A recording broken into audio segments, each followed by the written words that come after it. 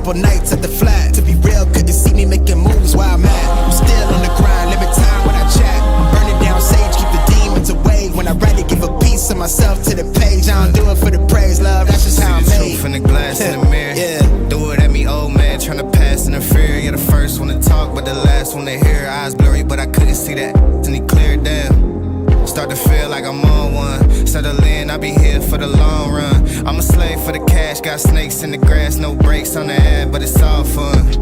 We done seen it all, heard it all. Heard enough, give me space before I murder y'all. 10 bad here, I'ma curve them all. 12 missed calls, and I still made a curtain call. Here to light it up, lighten up. Hear him talking, they ain't right enough, tighten up. Everything that I came for, I left with. I don't bang sets, I just bang on the set list. Going past supper when I came for the breakfast. Put me in your prayers, I might put you on the guest list. Young, tell me reckless. Gold in my soul, got the same on my necklace. Light it up, light it up. Light it up, light it up. Well, well. Oh, light it up, light it up. Light it up, light it up. Well,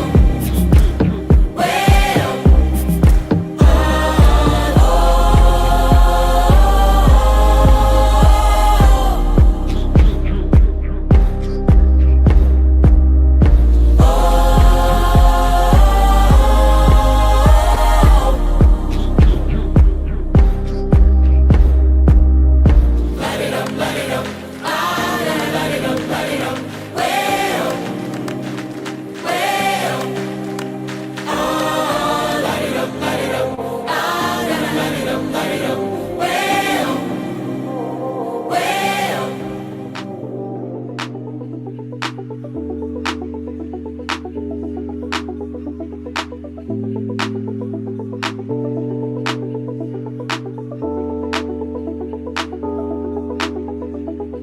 When I get you back, oh yeah.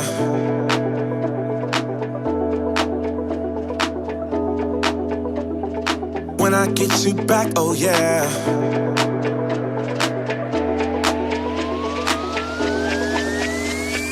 When I get you back, oh yeah.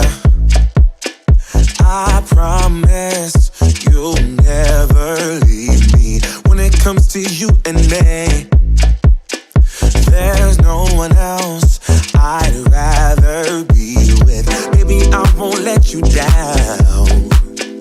I got it, I know you need it. Love is it when you're around. Oh, please say that you believe it. 'Cause I don't wanna lose you.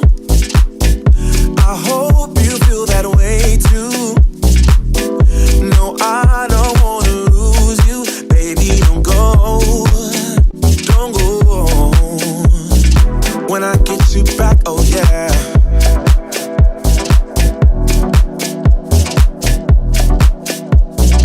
When I get you back, oh yeah.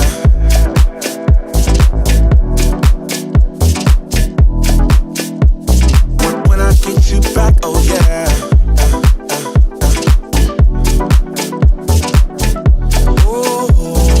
When I get you back, oh yeah.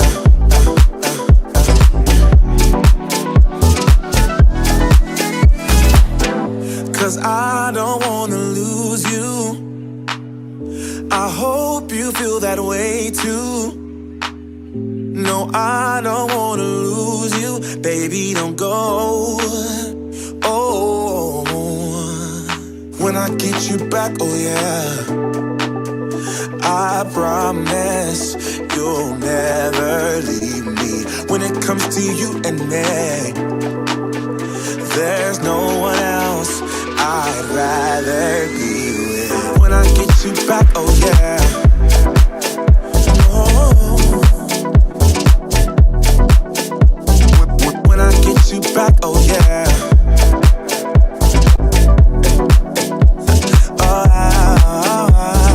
When I get you back, oh yeah.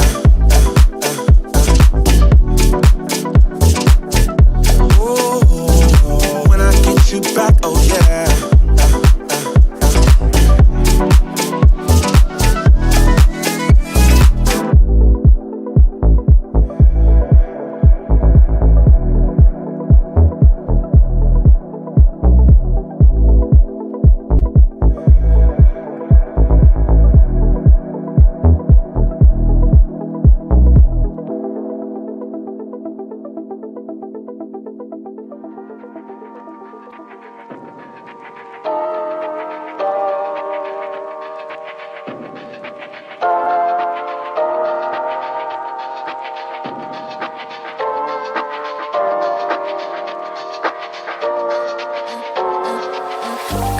little bit naughty.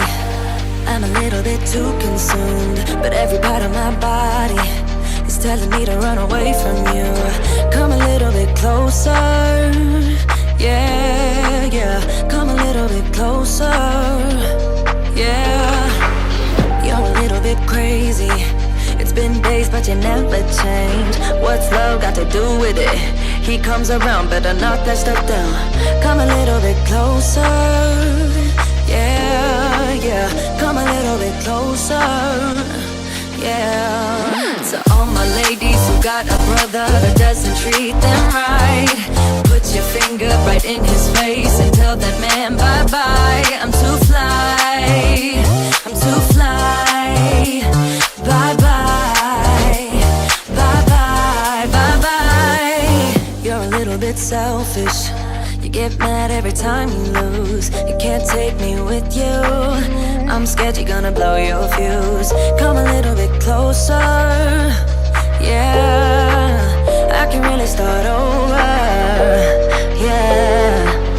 In the back of my mind, there's someone waiting on me. You're just wasting my time because you're scared and lonely.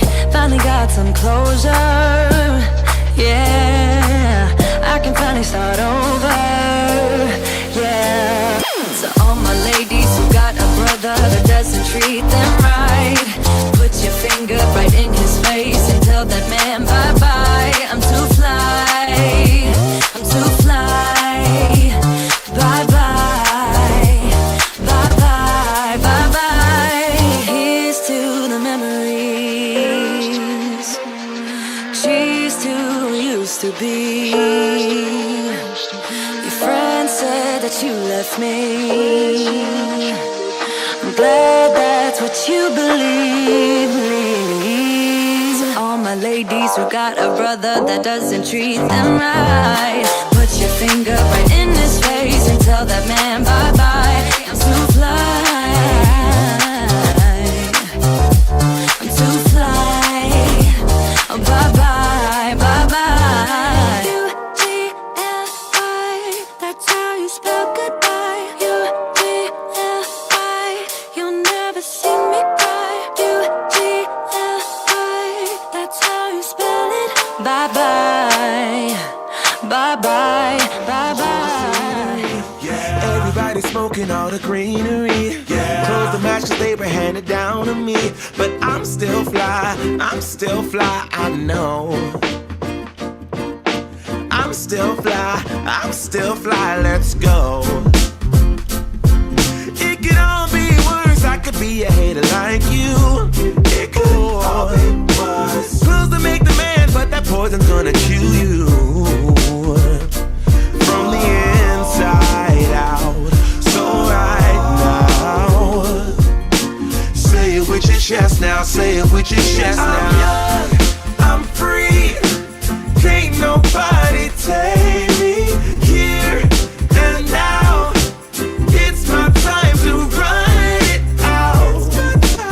It's my time, it's my time to ride it. I'm young, I'm free, can't nobody take me here and now.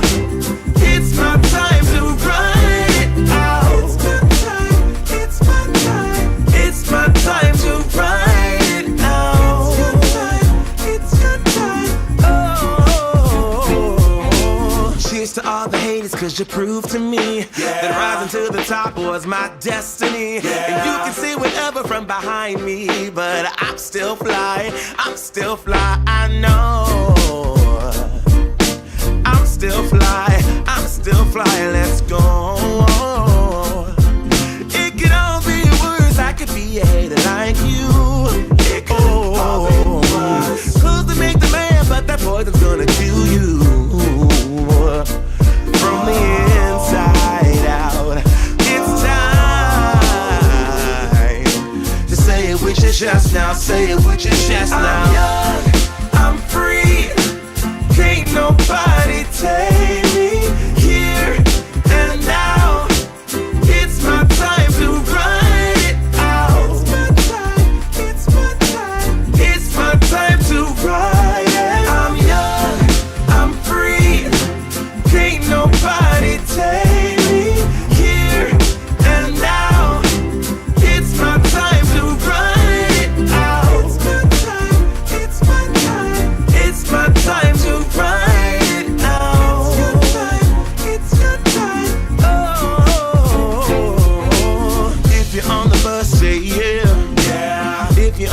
swing, say yeah. Yeah. If you gotta walk, say yeah. Yeah. Everybody's going somewhere. Yeah. Young or old, I really don't care. Yeah. Life has never really been fair. Yeah. So put your fist up in the air. Yeah. Say yeah. I'm young, I'm free.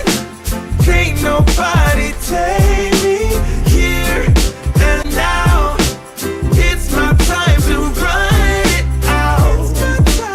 It's my time, it's my time to ride it. I'm young, I'm free.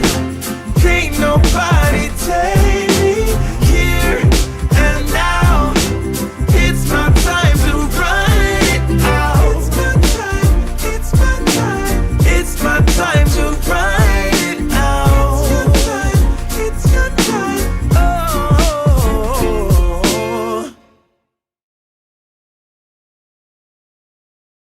Audio Jungle.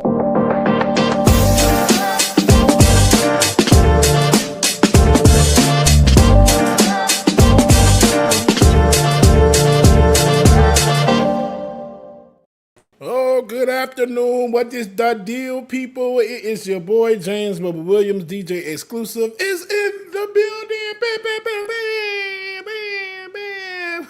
Happy Thursday, everybody. Glad to see all of your bright, smiling faces today. I hope everyone is doing well. Shout out to everybody that's here and joining us on this beautiful Thursday, gloomy afternoon, but still wonderful because we're here and alive to see it. So that's always a good thing. Y'all know what I like to do first. I got to share my streams. And if you haven't already, please like, share, subscribe, and all that other good stuff, man. Let's get these numbers up, okay? And make it do what it do. All right, let's do our audience check-in, y'all. Y'all know I like to check in with my people and see how they doing. Shout out to the Quadarius Bennett, who's in the building. Nat, hey, what up, Nat? Betty Veronica is here. Johnny Too Late. What's going on, Johnny? Sick Jim. What's going on, Sick Jim? Mycosis. He already know that every time I say that, I'm messing up. Mycosis, what's going on? Welcome to you. Boston Brown, welcome. Devil's Advocate Production is in the building as well. Close 22. Hey, Rico Hicks. What up, Rico? Good to see you, brother. Shout out to Mom and Daddy, who's in Alabama as well, too, with my uncle who's currently in the hospital, but getting released today. So that is some great news to hear. So shout out Mom and Daddy. Love y'all. And shout out to Uncle Sam. Love you, Uncle Sam. Hope you're doing all right. All right. Glad to see that. Got that out the way and everything is good to go. And in the meantime, in between time, what is your mental health rating for today? Let's drop those in the chat. I will say mine is about I'm going to say an 8. I'm getting to this good mental health era these days and keeping myself positive and motivated and doing what I need to do. By the way, I messed up my handle. Should read like, see,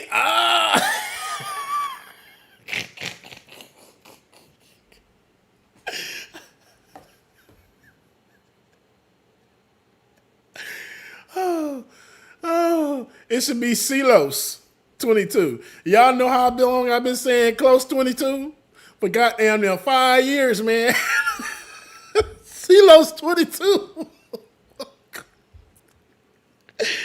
Bro, y'all know I ain't got no sense, bro. Y'all get me on Beyonce internet to act a fool all the time. It drives me crazy. But shout out to everybody that is here, that is in the building. Like I said, I'm about an 8 today. What's your rating?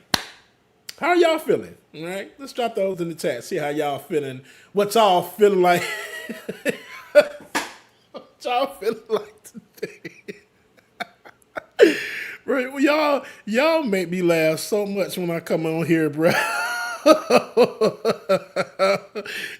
See, I hate it's on me, girl. It's on me. No, it's on me because Bubba gonna mess up Mycosis. I've been calling him Mike Osis or Magic Osis for the longest. And when he put the spelling in parentheses, that I got it right. Dog name is Ho Mycosis. I've been calling him Magic Isis.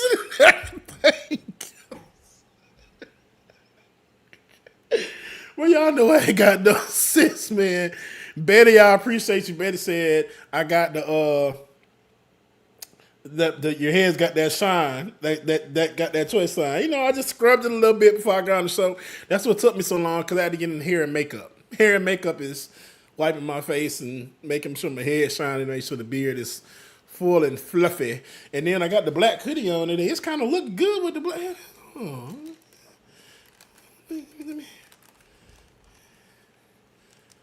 Okay. But not with the headphones on. It sucks. What's up, Pinkerbell? Glad to see you. Good that you're here. Thank y'all so much. All right. Let me get started because if not, I'm going to be rambling on the whole time. Devil Advocate, I appreciate you says nice big worm. Where they say big worm? Let's stand up a little bit. There you go.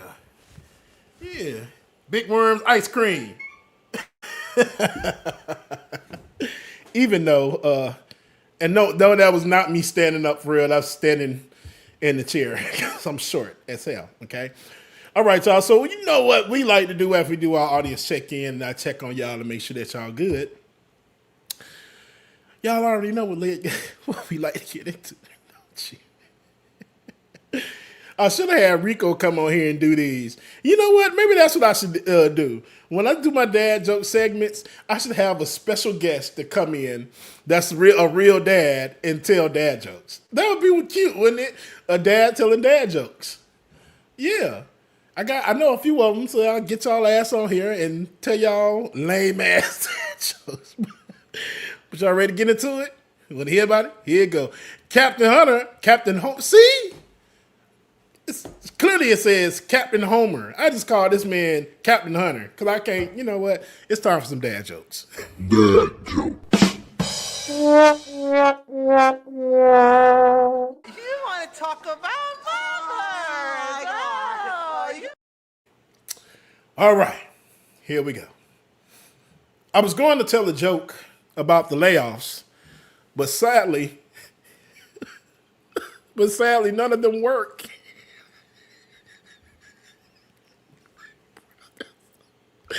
That's so freaking unhinged, man. That is unhinged. What's the hardest tea to swallow? What's the hardest tea to swallow? Reality.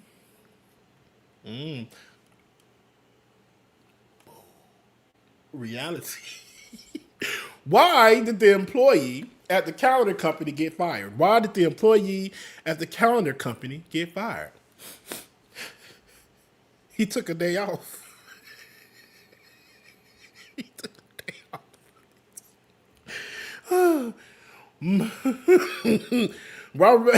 I can't.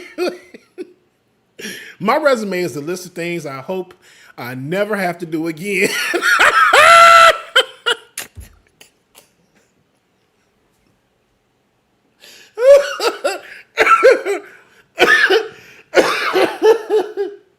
No, dead ass. If you really think about your resume, bro, it literally is a list of shit that you hope that you never have to do again. Yeah, y'all know I'm losing my job come November 21st. And I'm sending out resume all over the place. I'm looking at that resume like, I don't want to do that shit again. I don't want no. Keep scrolling because I don't want to do none of that shit again. If anything, looking at my resume, the only thing that I would do again that would bring me so much joy would be to go work back at Disney World. It would be so much fun. Okay. Excuse me. Here we go. What did the cow say to the leather chair? What did the cow say to the leather chair? Hi, Mom.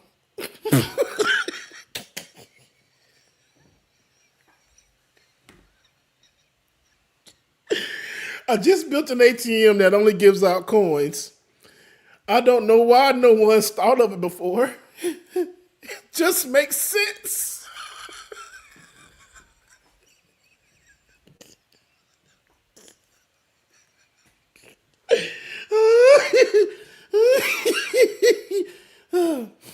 All right. This next joke is courtesy of my sister-in-law. And I'm so mad at her for sending me this. This is a coffee.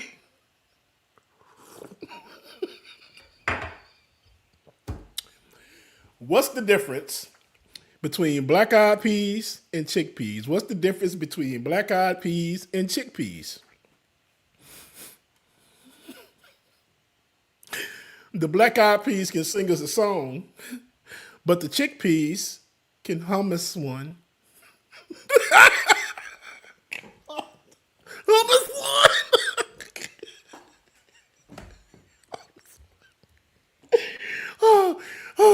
What's the best way to save your dad jokes? What's the best way to save your dad jokes? In a database. Database?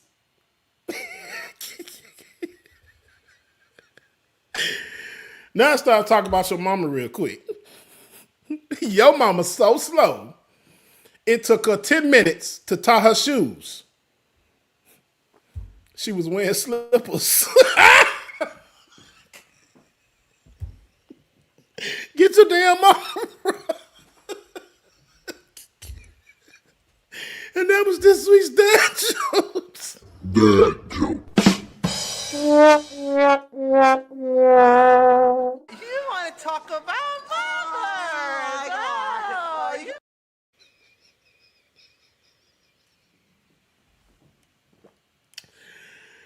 I'm going to hell, bro. I'm going right to hell. Oh, Lord Jesus. Okay. All right. This week on the top 10 according to ChatGPT, again, top 10 according to ChatGPT is something I came up with where see, this is what I said. Rico, who was a pappy,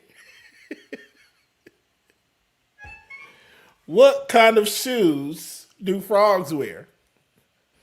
Open-toed sandals. Go do it, y'all, bro.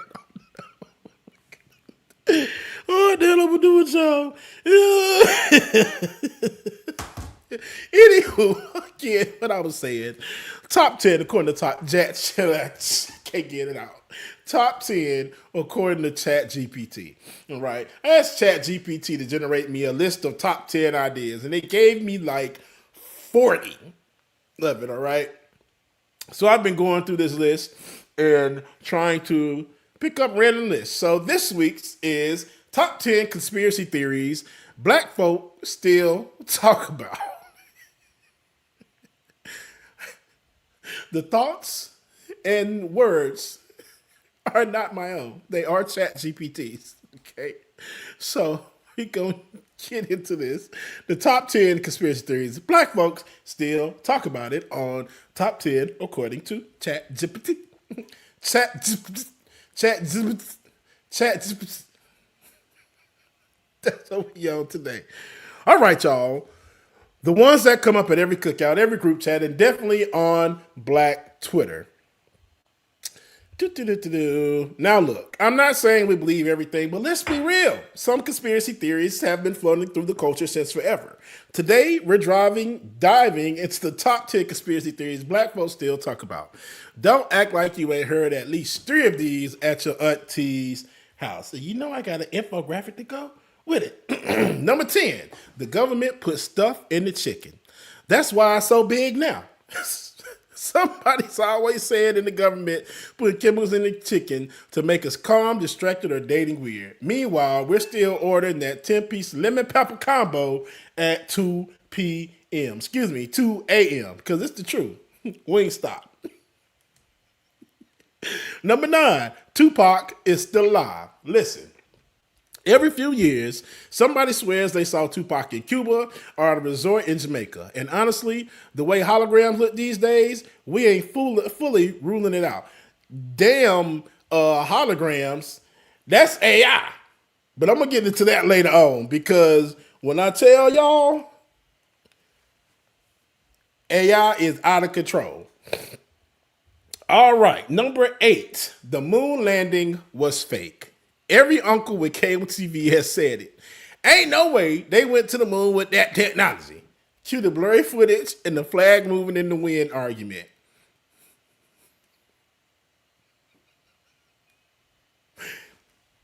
Number 7, the COVID vaccine got a microchip.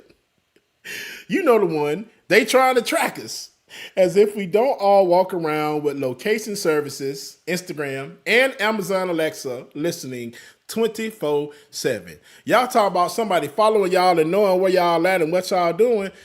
Y'all, this right here is tracking you right now, bro. You tagging your location on Instagram, Facebook, Twitter, everything. Blue Sky. What's Donald Trump shit? Y'all be on his shit too. Y'all just be passing that shit around. But y'all, the vaccine got a microchip and they tracking us. Anywho, here we go. Number 6. The earth is flat. Flat earthers are loud online, and every now and then, a cousin you thought was normal drops. See, they don't want you to know what's really out there, and you just stare at your round globe in silence. No, because what you mean the earth flat, bro? You don't see... Never mind. Excuse me. Number 5, the Illuminati runs the music industry. Beyonce, Jay-Z, Rihanna. Apparently, all of them signed that secret deal under the triangle. The receipts, 0. But the YouTube videos, millions. I'm like, y'all be on it. Like, they in the Illuminati. They in the Illuminati. I mean, that's true though. The water in certain cities is different on purpose. That's why folks in Flint still ain't right. Real talk. This one hits close. Because when it comes to environmental racism and government neglect, it ain't even conspiracy. It's just history repeating. Number 3, the real reason the Black Panthers were taken down. Some say it was about control, others say it was fear, but everyone agrees it was no coincidence. The movement fell right when it started feeding, protecting, and empowering the people. Come on now, y'all. Y'all know that the black folk can't have nothing. Come on, y'all know this. Number 2, the music frequencies are manipulated. Back in the day, music killed the soul. Now it's toxic on purpose. Folks swear 440 hertz music messes with your mind, and 432 hertz frees your spirit, opens your spirit. Honestly, play Before I Let Go and tell me you don't feel healed already. I agree with that. You know, I have been trying to get into the little musical hertz thing because I mean, like, it's so many different various types of music, band music, you got classical music, hip hop, R&B. Each one does make you feel some different type of way. But what I've been looking at on YouTube are those frequency things where you just play it and it's like white noise, but it's supposed to have like some frequencies underneath that stuff or so whatever. But I'll be honest, I don't feel nothing. I don't feel nothing but sleep. That's about it. I be trying, y'all. I be trying. I try I do, but it don't nothing happen. Okay. Number 1 today on our list. The secret cure for everything exists, but they're hiding it. Dr. Sebi, from Dr. Sebi to mystery cures for cancer, black folks been side-eyeing big pharma forever. You telling me y'all can't make you can make self-driving cars, but not a cure for diabetes? Make it make sense. You got to be in a different price bracket. That's what that is. Now, whether you believe these or not, now one thing's for sure, we question everything, and that's power. Keep your mind sharp, your Wi-Fi secure, and your lemon pepper hot. Till next time, stay woke, but not too woke. And that was this week's top 10, according to ChatGPT.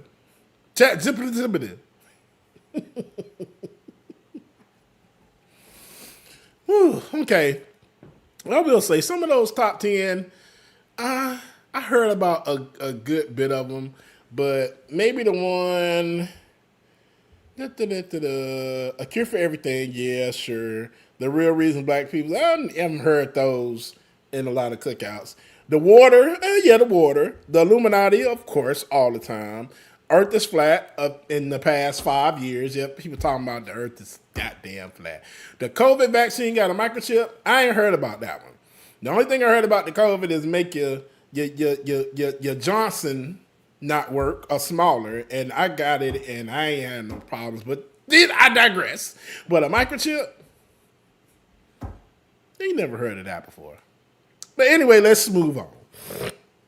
So, have y'all heard of 3-Eye Atlas?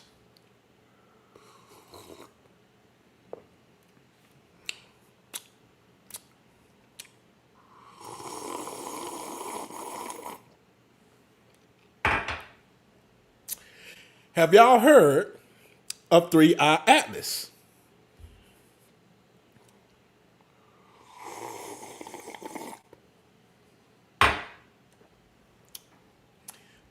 If you have not heard of 3-Eye Atlas, 3-Eye Atlas, hold on, I got to get to my script here. 3-Eye Atlas is the third confirmed interstellar object detected in our solar system, a comet discovered by the Atlas Survey Telescope in July 2025, which is passing through our solar system on a hyperbolic, unbound trajectory.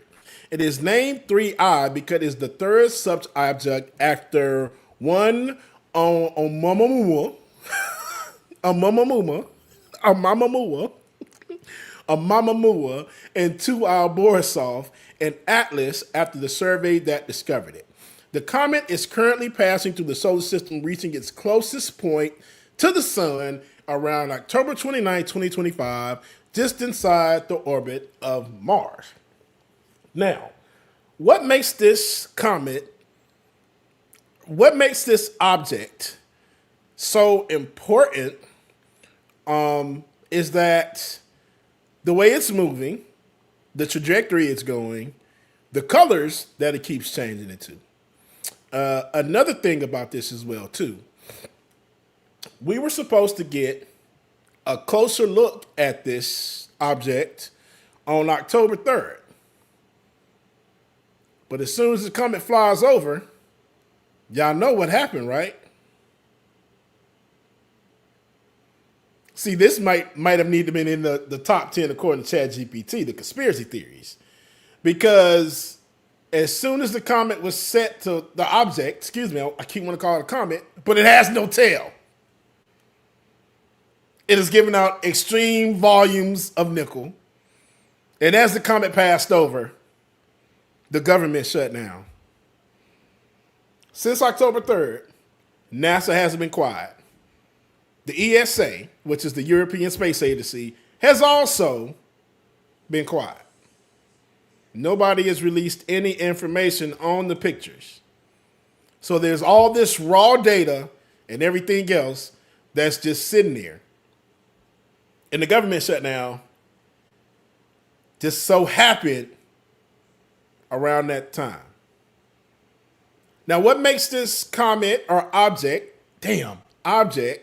so strange is that many people are speculating in the scientific community. One in particular, Avi Loeb, he's speculating that what if it's alien technology? It went even to the point that once they discovered it, he published a article, a journal entry, basically saying that let's use this as a case study, as if since we don't have all the specifics of the details of what's going on, excuse me, and the way that it's moving, what if let's assume that this is alien in a nutshell, right? Let's assume this is alien and base the case study off of the things that we know so far and why it would be considered alien. And of course, people ran with that. Alien, a hostile alien ship is coming to XYZ. And that's all that they want to say. Shout out to Q in the building. What up, suckers? About time you made it. God. But yeah, they were started speculating that it was a hostile alien ship. And the Avi Loeb only did this, like I said, as a hypothetical to wake some people up. But again, like I said, it came from the furthest reaches of the galaxy, the Milky Way galaxy, out there where the dust and everything at. And the trajectory of it has it coming around like, I don't know. It's weird. And it's almost like it changed direction some, too, okay? So now, after it passed Mars, it's now behind the sun, which means that we won't be able to see any more images of it. So they're saying November, December, I think is the closest, the time that'll be closer to here. When you do research on this stuff, it becomes a rabbit hole real bad. But I'm going to play some stuff that I found. And yeah, this is 3i Atlas. Let's get into it. 3i Atlas is coming. An interstellar comet that will approach the sun on October 29th, 2025. And although scientists call it a comet, there's something about this object that doesn't quite fit the explanation. It doesn't belong to our solar system. Its trajectory is hyperbolic, which means it came from somewhere else, from a distant point in the cosmos. And now, after a journey of millions of years, it's about to cross paths with the sun and with Earth. Coincidence, or part of something much bigger? The timing is curious. It'll approach the sun at the end of October, and then, just weeks later, in December, it'll make its closest pass by Earth. Too much of a coincidence, maybe. Some independent astronomers claim there's something strange about the glow and the tail of 3i Atlas. The James Webb Telescope has already detected unusual emissions, gases that don't behave like those of typical comets. There are reports of metallic traces, abnormal densities, and even components that seem artificial. Space agencies insist there's no danger. But that's exactly what they'd say, isn't it? 3i Atlas is only the third interstellar object ever detected. The first was the famous Oumuamua, the one with the that's how you say it, impossible shape that Oumuamua. accelerated as if it had a motor. Now, another visitor is crossing our Oumuamua looked like the turd flown in the, you know what? sky. Some believe these interstellar bodies could be ancient probes, messengers from civilizations that existed billions of years ago. Others say they're just lost fragments drifting through space. But there's something symbolic about it. In a time when humanity is looking to the heavens for answers, an object from the stars decides to visit. On October 29th, a messenger from another system will pass in front of the sun. And maybe, just maybe, it'll bring more than reflected light. And maybe, in another system, in another time, someone will look up at the sky and see the same light crossing the stars, and wonder the same thing we're wondering now. Who sent this messenger? I will say this, not your cat, right? Everything sounds so dramatic and so more appealing when it has a British accent and has a deep voice. Welcome to the Bed Bonnet Chronicles with James Bubba Williams. I am here today to tell you a dad joke. What has 3 ears, 4 eyes, and 1 mouth? Your mother. I'm sorry.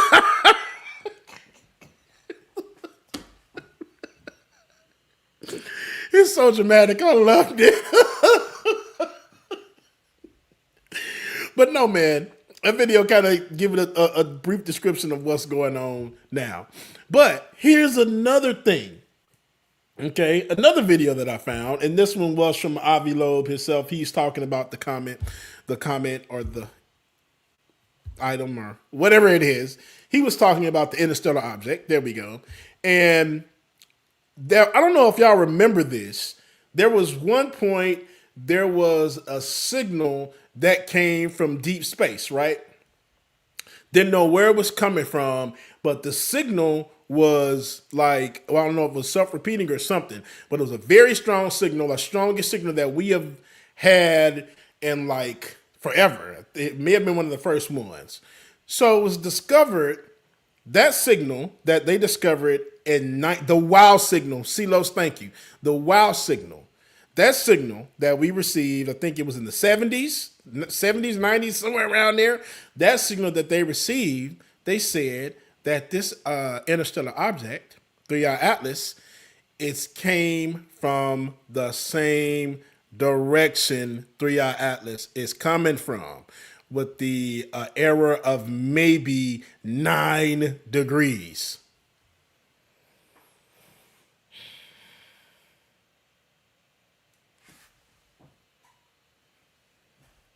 I'm gonna let the man talk about it. I ain't gonna say nothing else. That back on August 15th, 1977, there was a very famous flare in the radio signal that was given the name the wow signal because the observers that recorded it at Ohio State University was stunned at how powerful this signal was. And I checked it. Turns out that it came from about the same direction in the sky as 3i Atlas, within 9 degrees. And the chance for a random alignment of the 2 directions of 9 degrees or so is 0.6%. And there was no report on radio observations of 3i Atlas so far. So I'm encouraging radio astronomers around the world to check out whether there is any radio transmission from 3i Atlas. Catch the latest on this story at Fox 32 on Fox Local. I hate Q so much. Croissant.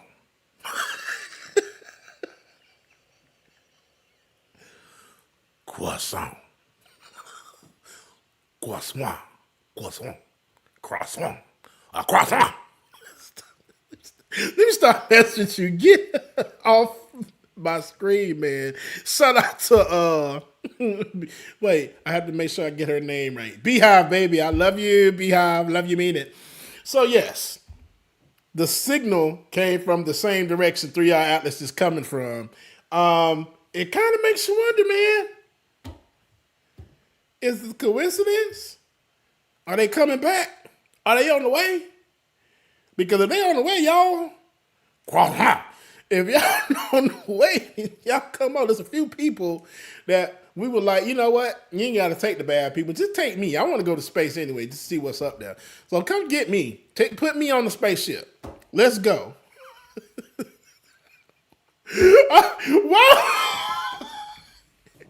We are talking about an interstellar object, y'all, not a croissant. It's just the different sayings.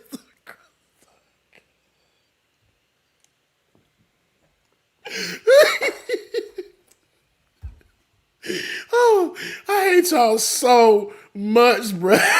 So much.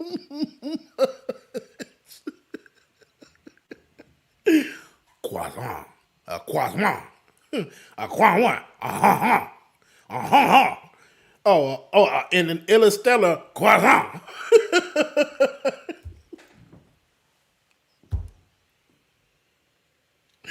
Bro, why y'all like this? Why are y'all like this?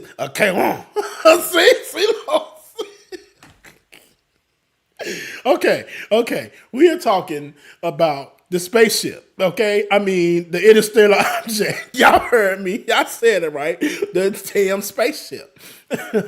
Right, Brandon. Shout out to Brandon Woods, y'all, too. That I'll be like, take me with you. I don't want to be on this planet anymore at all. Earth is ghetto. Earth is ghetto. I want to leave. Please, get me out of here. Because this shit ghetto as hell.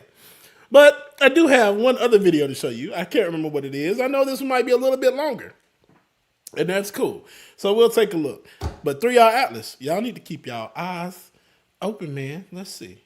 Is about to swing by, and a fleet of camera-ready rovers and orbiters are standing by to snap some pictures. Something extraordinary happened on October 3rd, 2025, when the mysterious interstellar object 3i Atlas made its closest approach to Mars, just 18 million miles away.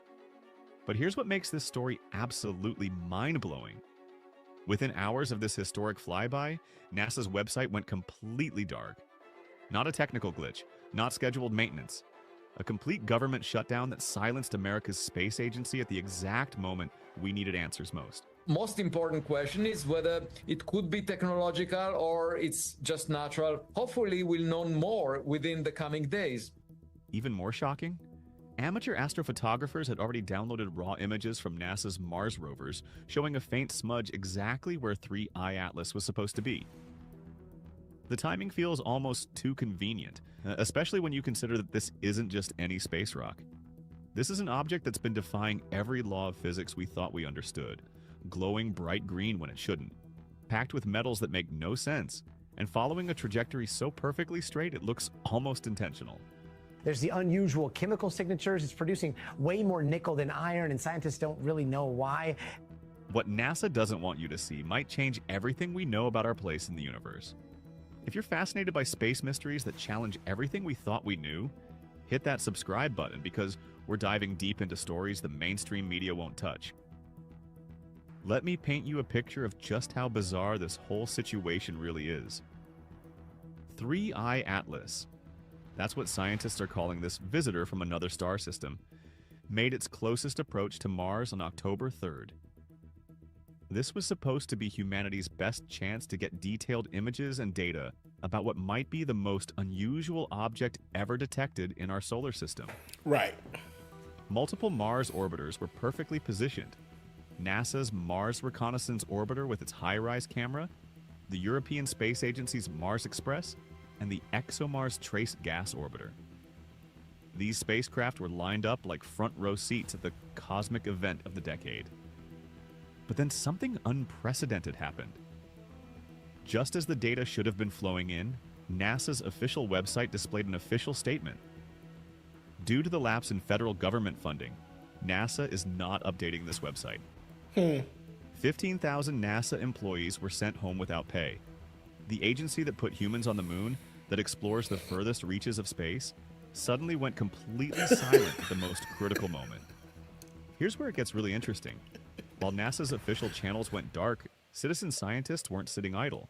An astrophotographer named Simeon Schmaus took matters into his own hands.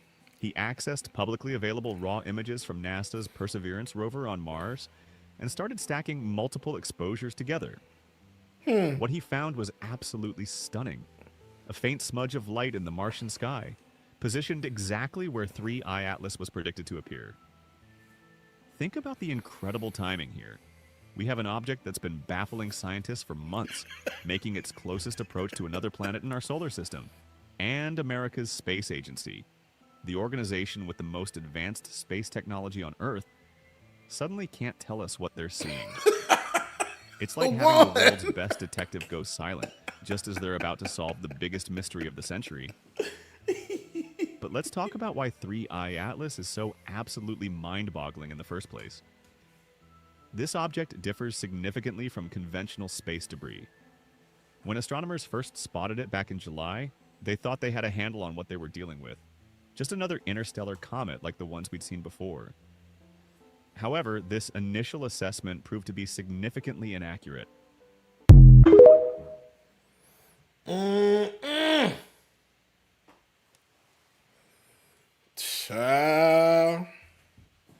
So again, I asked the question and sips the coffee. That was the last of it.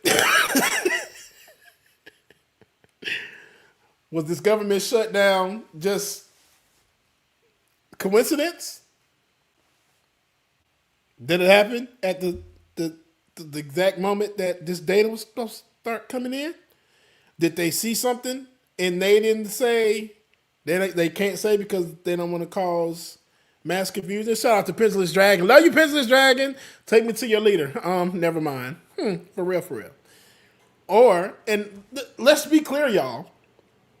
No other space agency has said anything. Everybody has been tracking this thing since July.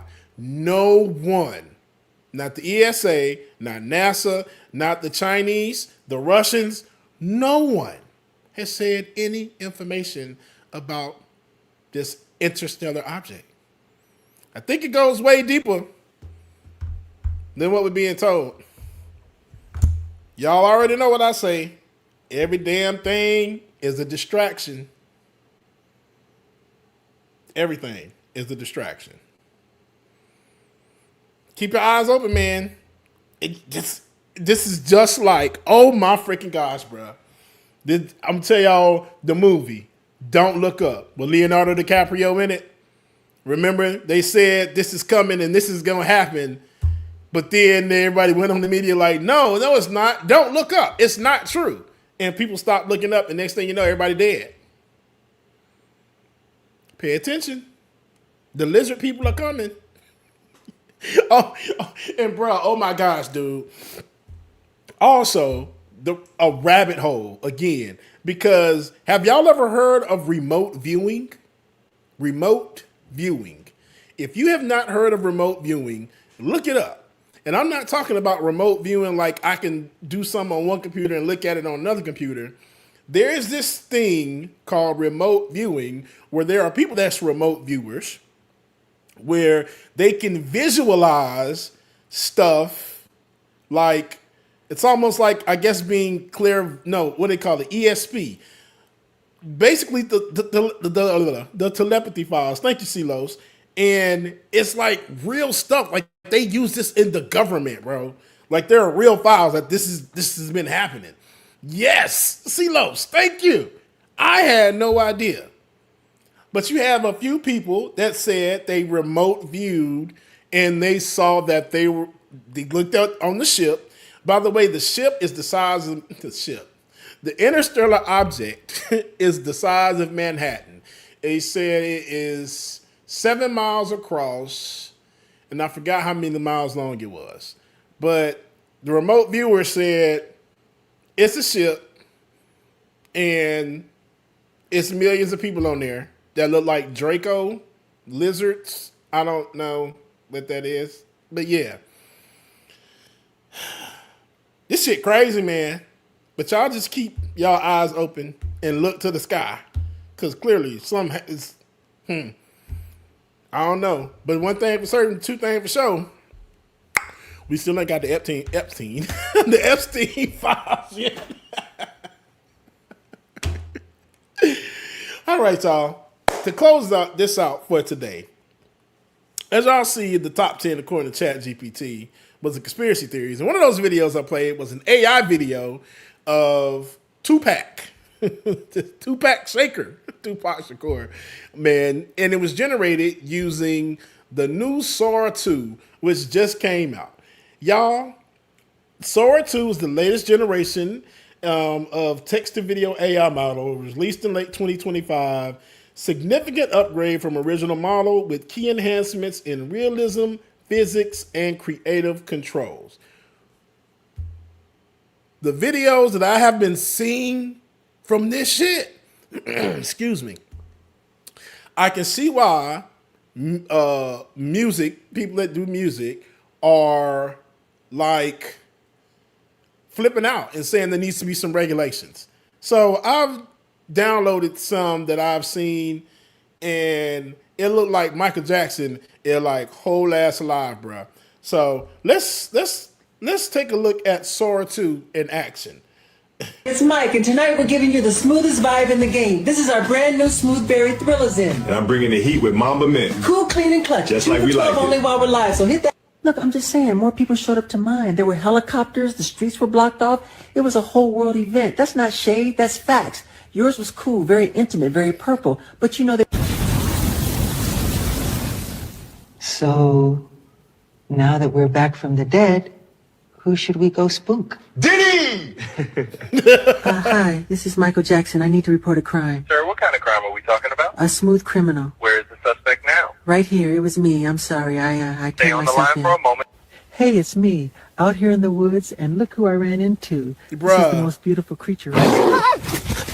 Whoa. Oh my gosh. Okay. He's leaving. I'm all right. Whew. You ever notice how a banana's like a phone from nature? Hello? Yeah, it's for you. Potassium's calling. Watch this. No, look. 3-point pill. Swish. I'm dangerous in the kitchen, baby. The soul steep back. I slide on the beat like a comet in flight. Smooth step, keep the rhythm on tight. I'm a spark in the dark of the night. Microphone glove, let the diamond gleam. Heartbeat boom like a drum machine. I like some fries with that. Oh yeah. Golden on the side. Love 'em hot. Love 'em fast. You got it, sir. Anything else for you today? That's all. Thank you. Bruh. So you got that one. Then they got Mike in the studio. Moonwalk on the timeline, yeah, I'm viral with it. Pocket full of sparkle, that's a diamond digit. Spin around the block like a DJ set, and the glove still lit like a B-Day jet. It's MJ in the cut, no filter, just vibes. I slide in the booth, moonwalk through the timeline. Here we go. I slid through the city like a moonwalk, concrete drip so cold I got snow on the beat. Pockets on swole, yeah, they doing Pilates. Yeah, light on my fit, wrist looking like moonlight. Slide in the booth and I cook like a midnight. Talk to him, Mike. Kiss cloudy, be chasing my shadow. Pop off clean, still bad to the bone marrow. Woo, hee hee, that. AI Mike got bars though. Y'all can't deny that. AI Mike got bars, bro. If that wasn't enough, they got Michael Jackson doing freaking stand-up comedy. When you tell people you're shy, they immediately say, no, you're not. Like they just hit the unshy button. If I had one, trust me, I'd have used it at prom. People ask me, Mike, why do you dance everywhere? Because if I moonwalk out of a conversation, nobody follows. You ever notice how people tell you to act natural? But that's if scary, I act natural, man. I'm spinning in a grocery store aisle, okay? Lady told me, sir, this is Whole Foods. So I downloaded this app, Grindr. Yeah, I thought it was a sandwich place, okay? I was hungry. I'm like, ooh, Italian footlong, let's go. Next thing I know, my phone's like, there's a bear 200 feet away. I said, in Los Angeles? I don't hike, man. I just wanted to... You know, growing up, my house was kind of tough because everybody said I was the favorite. My brothers be like, man, Mike got the best dance moves, the shiniest jackets. He gets all the mashed potatoes. And I'm like, well, what can I say? Mama liked me best because I did the moonwalk. You ever notice how your GPS says in 500 feet, turn left, but never says in 500 feet, there's a donut shop? Maybe think about your life decisions. I need that version. I tried to moonwalk past a salad bar once. Let it still suit me. You ever try to order an Uber and the driver cancels because he thinks you're a hologram? It's rude, man. My GPS be like, turn left. I'm like, hee hee. Spin 3 times, end up back in bed. That's not efficient. Bro, this is scary. So scary. Like, the character models that I've seen, they got the cop, the video footage cameras, what they call it, the body cam footage. And it just looked like, this looks real. Like, this is scary. Look, the last one I got. And I think this one shows more of like the stuff that is really capable or really possible to do. This is scary, man. Now I'm about to get bad. 3, 2, that. Yeah! Don't stop till you're done. Come on! Rolling. Let's launch it. Shimone! Oh my God! Send it, Mike. Right there. That's wild, man! Don't that shit look real?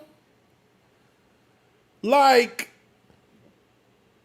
the amount of realism, and that's what got me started on this, because when I saw that video, I'm like, this must be a Michael Jackson impersonator doing this. This got to be what it is. Then I saw, I was like, wait, created using Sora 2 or AI? I'm like, are y'all freaking serious, dude? Like, for real. This stuff really could be used to Star Wars. But nah, that's all one. Give me a second. I think I got time. Let me see if I can get this, because I know exactly where it is. Okay. Saved. Yeah, boom. Where is it? Of course it's not on this one. Show clips. Of course my phone was smooth slow. Okay, well, while I'm still looking for this, y'all, they have it's one of Donald Trump that it's freaking hilarious, dude. Oh man, that's what it was. Is Donald Trump riding or being basically in love with damn Kamala. Let me see if I can get this video too, because if you saw it, it's like, bro, y'all tripping.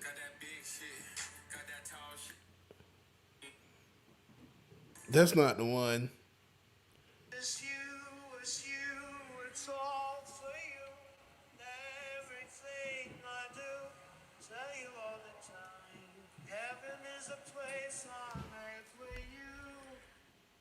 I had to show y'all that video next week when I can find it. But man, the stuff that they're able to do with this technology and how they are working with it, there are definitely going to have to be some real life restrictions and stuff that they have to impose on this, man. Because I've heard some of the AI songs. Like, I'm sure everybody is. You probably didn't, but Nicki and Cardi have reignited their beef, and they've been beefing a lot back and forth over the past week or two. So somebody put out a diss track aimed at Nicki that's like whole AI, bro, and you would really think that somebody made this song. Princess wants to see my shirt? Yeah, see, gotcha. Yay. Big worm, big perm. But yes, they have made a whole diss song toward Nicki. And I'm just like, bro, this shit sounds legit like a real song, man. So the AR regulations, yo, they gotta happen. Because at this point, you bringing Michael Jackson back to life. I've seen one with Biggie, seen one with Tupac. Next thing you know, there are going to be songs, there's going to be new music, it's going to be everything. So now it's like, who is going to protect the artist? Because the artist now, you're like, okay, you got to go ahead and protect yourself. I don't know about copyright, but man, this is going to be a whole shit. I see it. And you didn't know shit is the word for today. We got shit coming from space, and we got shit here on the planet. It's a lot of shit, ain't it? All right, y'all. It is time for me to vamoose and hit the road, Jack, and don't come back until next week. All right, and as always, let me give y'all a good old affirmation for today. Affirmation of a real man. Who.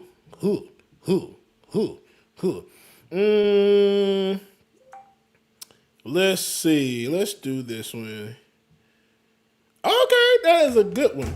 All right, y'all. Thank y'all so much for joining and watching and staying tuned in and engaged. I really love it. It was a space show today because I love space. I'm currently playing this space game called No Man's Sky. It's been out for years, but the updates that they have done to it have just made the life of the game so much better. And when I tell y'all I've been playing the crap out of it, I'll be in space, exploring, building ships and shit, discovering new planets and species. I love stuff like that. So it'll be Legos, space, music, Disney World. Maybe not in that order, but yeah, those are the tops, okay? So your affirmation for today, we get out of here, man, is good things are headed my way today. Good things are headed my way today. I love y'all, mean it. Thank you so much, Johnny Too Late, Devil's Advocate, good to see you. When I tell y'all love y'all, mean it, man. It's a great show. Y'all go do something for yourselves today. Have a great day. Y'all make sure y'all stay tuned. We got some great content coming up on this space. And hey, keep David and his family in your prayers still, y'all. Definitely need it right now, okay? Love y'all, mean it. And I will see y'all next Thursday. HBX, what's up? Deuces, love y'all, mean it. Audio Jungle.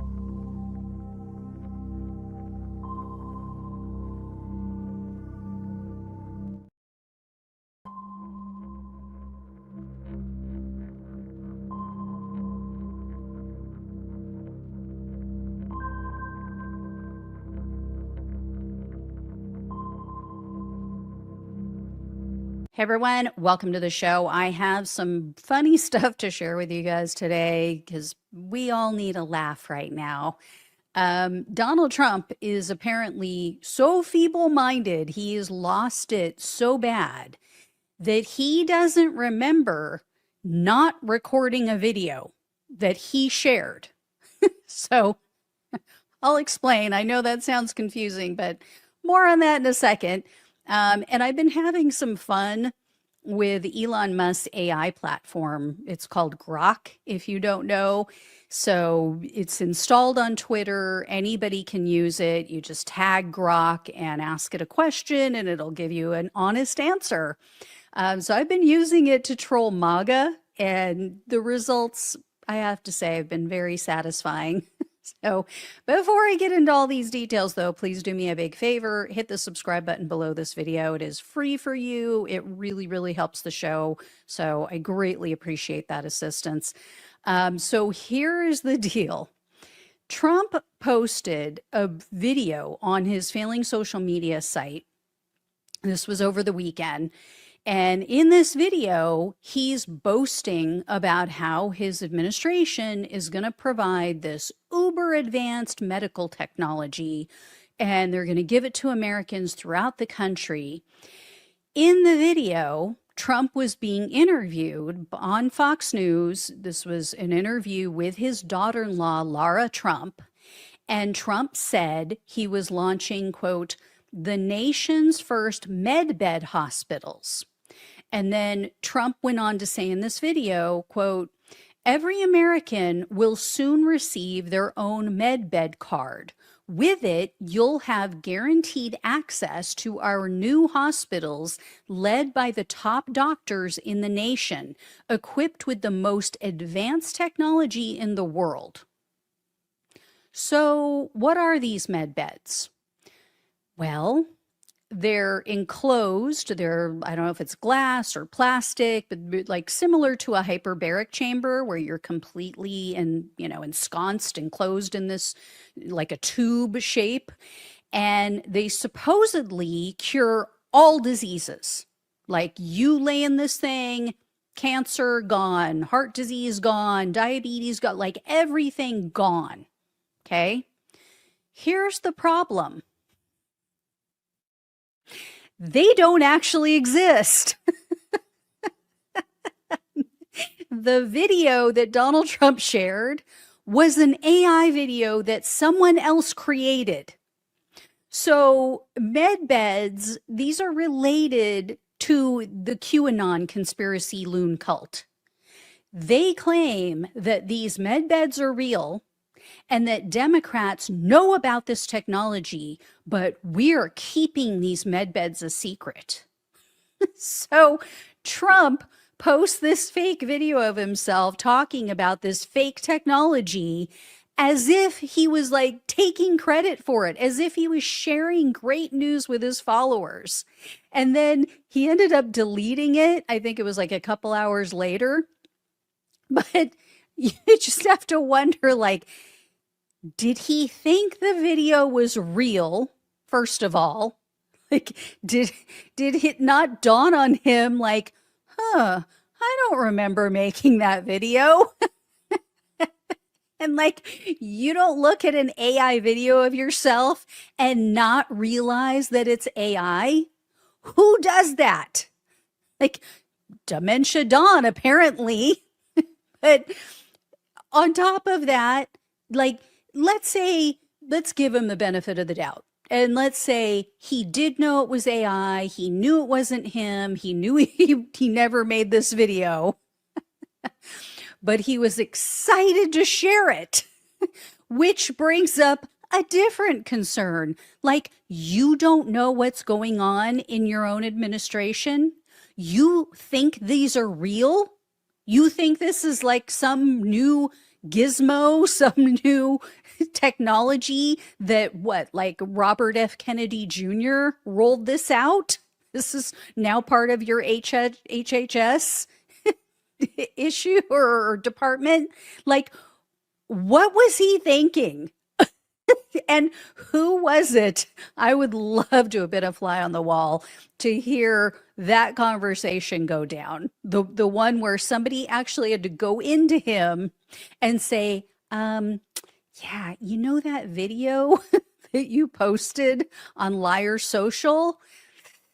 Yeah, that's not actually a thing. Like, that's fake.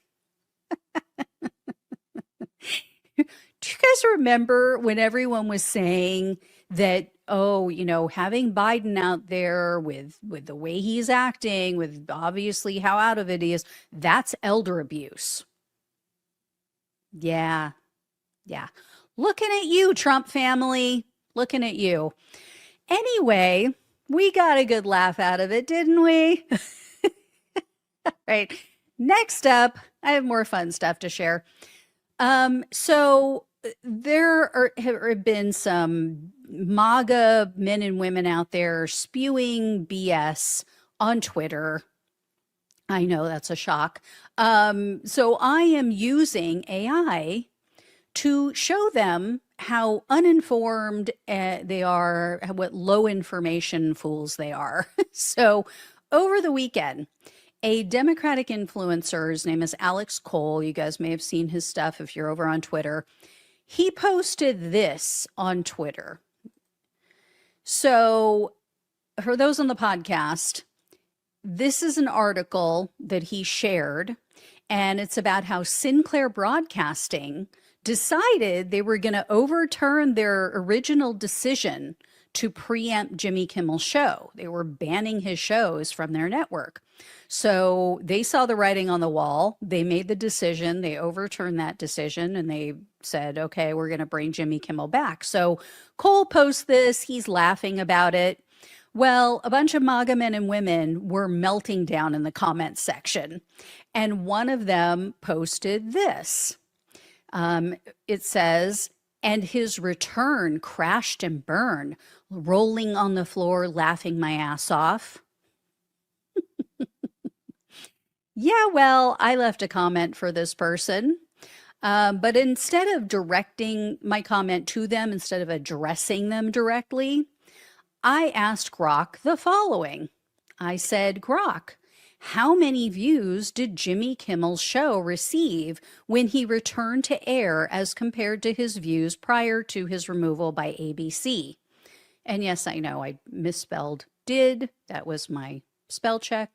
Why it turned did to Dodd, I don't know. But anyway, you can't make edits on Twitter still. So, all right. So I asked Grok this question.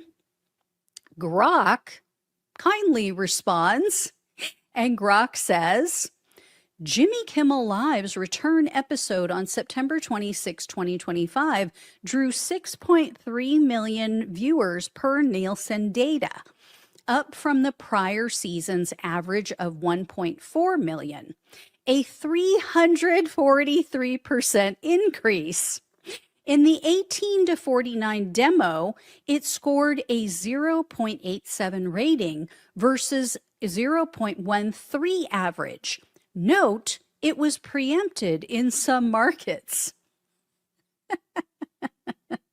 So completely annihilates that MAGA man's claim that, oh yeah, totally was a bomb, totally tanked.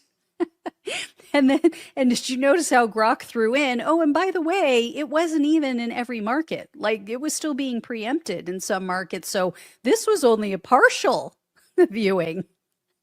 So I thanked Grok for the facts, and I added a bunch of crying emojis, because that's what you do when you troll people. And then Grok replied again and said, quote, "You're welcome. Glad to provide the data. Seems like the return was a hit."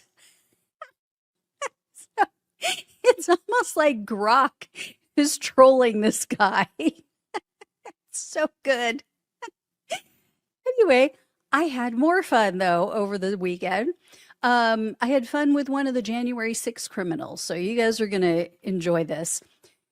Pardoned January 6th convict. Also, he was a former Republican candidate. His name is Derek Evans. He posted a video on Twitter, And he wrote along with it, quote, this is at Trump Tower in New York City. We are being conquered and no one wants to talk about it. So this video that he shared showed dozens of Muslim men, looks like all men, they're gathered in the street and they kneel down and they start praying. You know, really scary stuff, guys. Men praying. They're praying while brown. So I'm sure, you know, that's part of the reason why it scares this little January 6th man so much. You know, and they are in the middle of a street in broad daylight. So brown men praying in broad daylight. Oh my God. Terrifying. So anyway, I first asked Grok where this was recorded because I wanted to make sure that this actually was at Trump Tower. Grok responds and says, the video shows a pro-Palestine protest with group prayer on Wall Street in New York City, outside the Trump building at 40 Wall Street. Note, this is not Trump Tower, which is on Fifth Avenue. Nearby landmarks include Trinity Church and the New York Stock Exchange. So then I asked Grok. I thanked him, and then I said, I don't know, it could be a she, AI. Anyway, I said to Grok, can you please tell me if these men did anything violent, like what the Jan 6 criminals did at the U.S. Capitol? Let me tell you, Grok did not disappoint. Grok responded with, you're welcome. From reports and the video, the Wall Street pro-Palestine protest on September 26, 2025 featured a group prayer and remained nonviolent, with no arrests or incidents reported. This differs from January 6, 2021 at the U.S. Capitol, where participants stormed the building, clashed with police, and caused injuries and deaths. You don't say. Tell me more, Grok. So, yeah, you know, I'm sure Evans didn't appreciate that, but I did. Anyway, all right, guys. So this is how we should approach MAGA. You know, in marketing, they say, don't tell, show. So that's what I'm doing. I'm using AI to show them the error of their ways and how ridiculous they are and what hypocrites and low information voters they are. So anyway, I hope you enjoyed that as much as I did. All right. I will talk with you all soon. Please like, please share, and subscribe. Love you all. Take care. Hey everyone, welcome to the show. So polling is very clear, as you guys know, I've been sharing this with you, that Donald Trump's deportation policy was popular. It was very popular with some of his base, with the hardcore MAGA cult members, racists. It's still popular. But with other people, with swing voters, with independents who took a chance, rolled the dice, voted for him, it has lost a lot of popularity. Because the more people see, the more they see of the cruelty and how, you know, they just are picking people up for no reason, hunting down people who have no criminal history, you know, throwing them in foreign gulag prisons. People are not up for this. And I see it. You guys have seen it in the FAFO videos. You guys have seen it in the polling I've shared, the focus groups. Well, instead of toning it down, you know, instead of having a clue and going, hey, you know, yeah, we're kind of losing some favorability here. No, Donald Trump and his jackbooted Gestapo sociopaths, they're getting worse. They're getting more violent. They're violating more laws. all just to carry out Donald Trump's demented racist agenda. So I have some disturbing videos to share with you, also details, including their latest unconstitutional actions, which ended up with naked children being dragged out of an apartment building. And I'm not joking. I am not exaggerating. That is exactly what happened. So stay tuned for that story. But this is where we are now. This is where we are in America. We have an authoritarian, lawless regime. They're acting like freaking Nazis. That's what they are. And you know what? For now, we still have freedom of speech. So I'm going to use it. And no, Pam Bondi, calling you and your ilk Nazis is not a hate crime. It's a factual observation. When you just roll up and grab people off the streets because of the color of their skin or the fact that they're speaking a different language, you're acting like Nazis. So this first video was recorded by a journalist. So take a look at this, and I want you to keep an eye on the man in the hat he's approaching these cowardly losers called ICE agents, and watch him and what happens.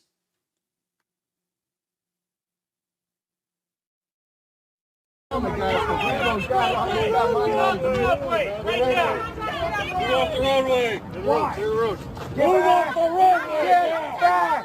Get out of the way! Get back! Don't push him! Get off!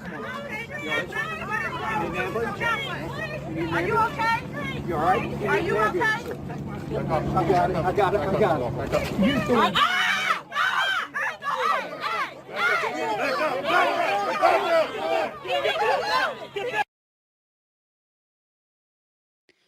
So the man in the hat that got knocked down, he is a 70-year-old Air Force veteran named Dana Briggs. As you saw there, Briggs was close to the Gestapo goon, but he did not touch him. He did not lay a finger on this idiot. In fact, the journalist who recorded this, she said that Briggs was just asking them, why are you asking us to back up? Because they were going behind the gate, and then all of a sudden they reversed course and they were like, oh, you guys need to back up and get away.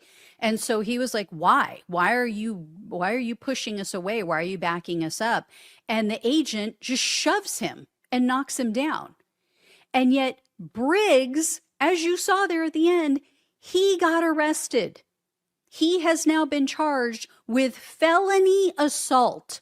I am not kidding, you guys. The Justice Department flat out fabricated the details, flat out lied in the charging documents, and said that Briggs, quote unquote, made physical contact with an agent's arm while the agent attempted to extend the safety perimeter around the facility.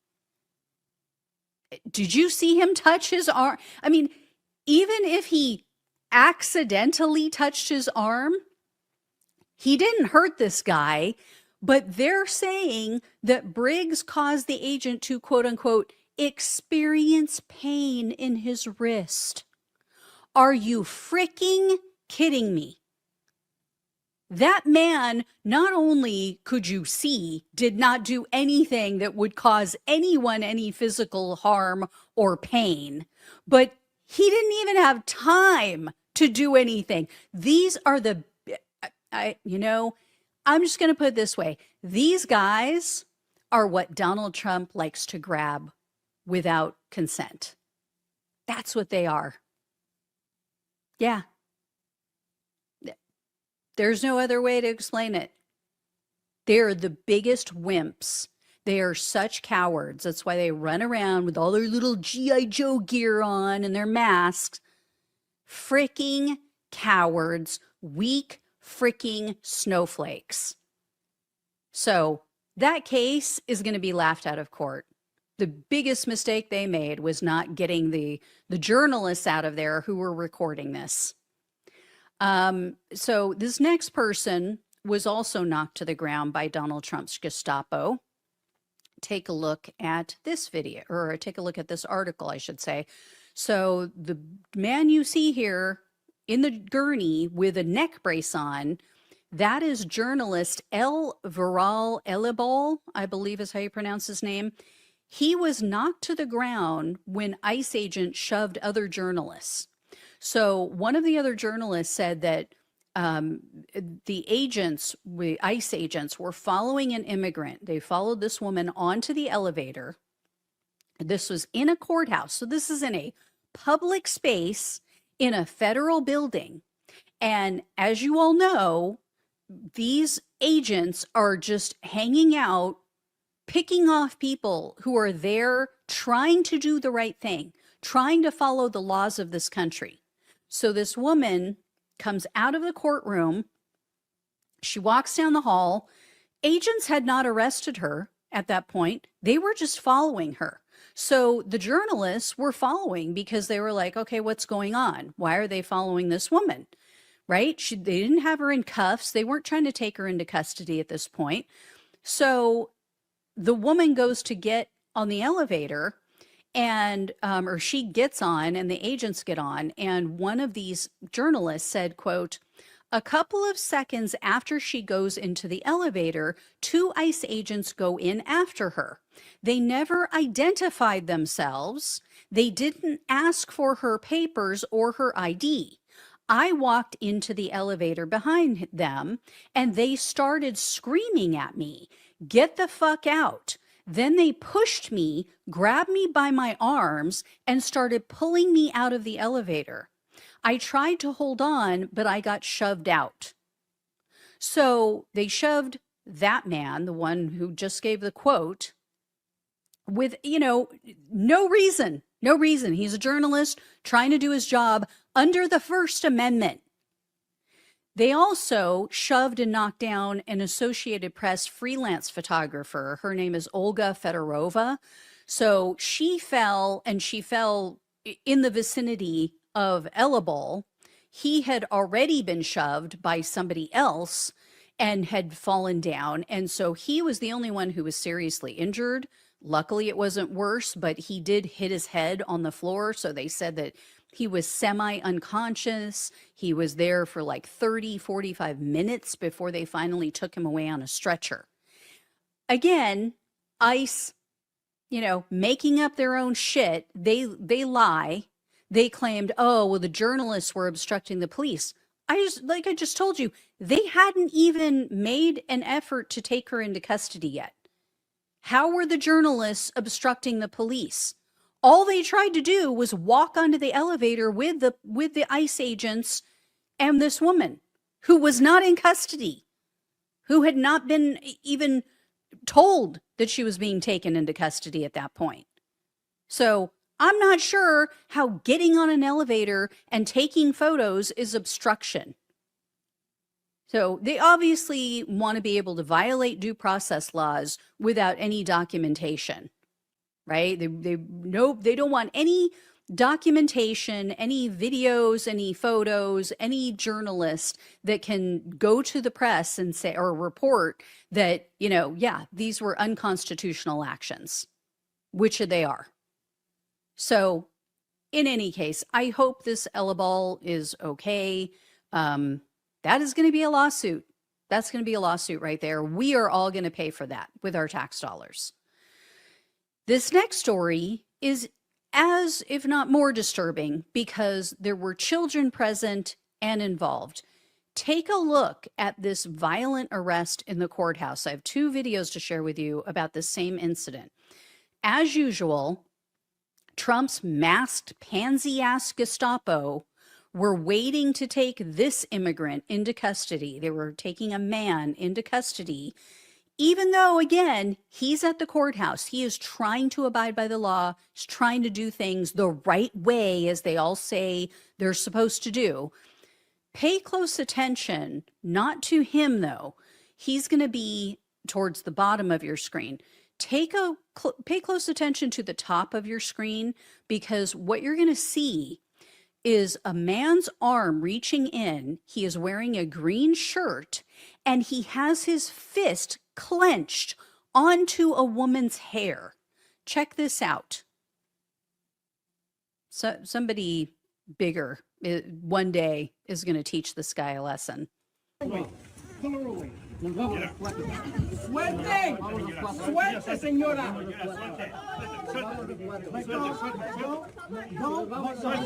Suelta a la niña, suelta a la niña, suelta a la niña, suelta a la niña, suelta a la niña, suelta a la niña, suelta a la niña. No estoy haciendo nada.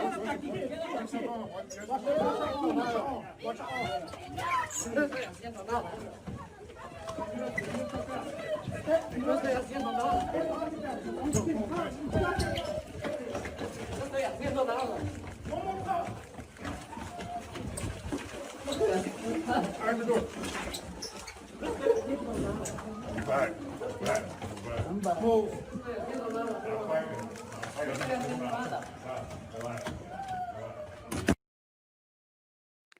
So, as you saw there, they drag a man away. That was her husband. Did you notice that asshole who had her by the hair? He had his fist just clenched on her hair. And then, so they take her husband away, and you could see the kids are like smashed up against the wall. They're being crushed against the wall as all of this is going on. And now check this out. So you're going to see this is after they took her husband away. You're going to see this same piece of shit, this so-called man, shove her to the ground with both hands. Check this out. Adiós. Adiós. Adiós. Adiós. Come on, man.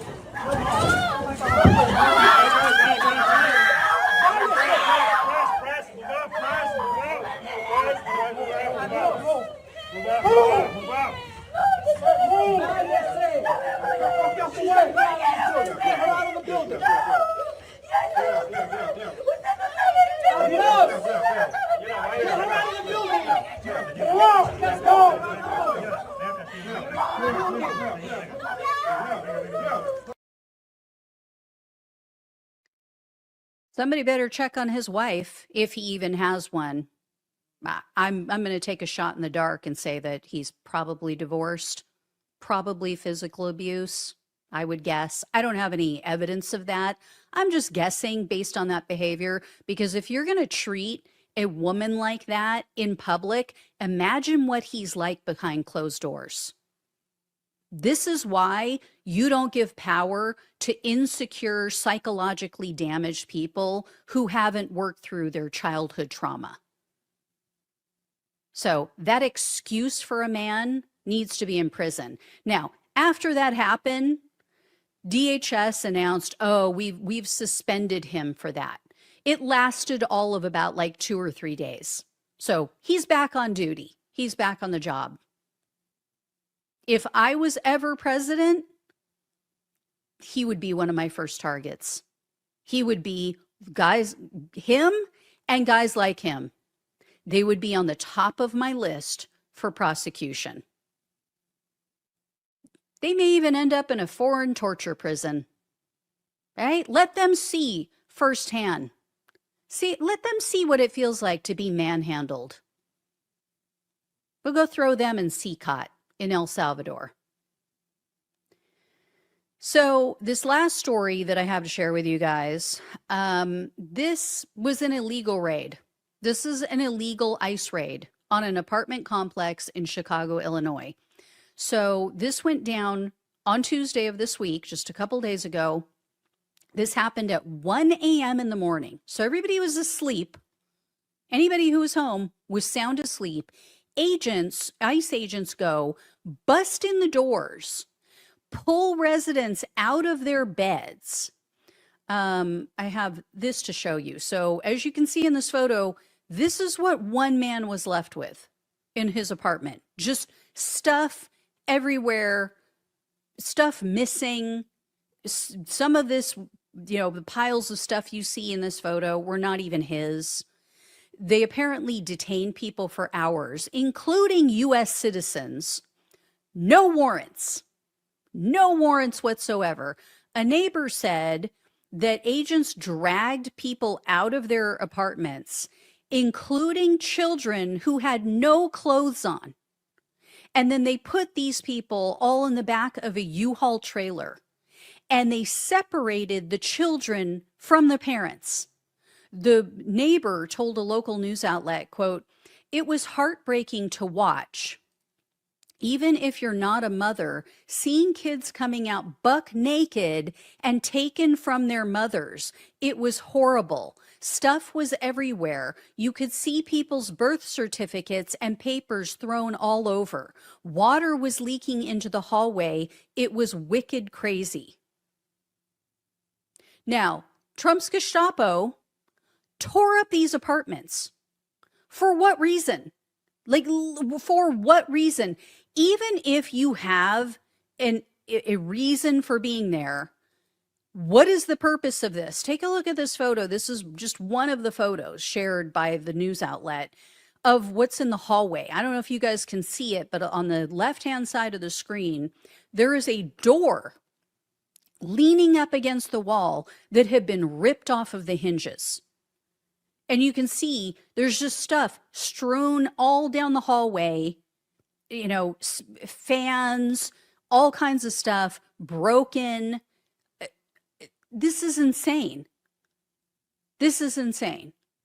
And so a 67-year-old resident, his name is Roderick Johnson, he said that agents busted in his door, zip-tied him, left him tied up outside for almost 3 hours.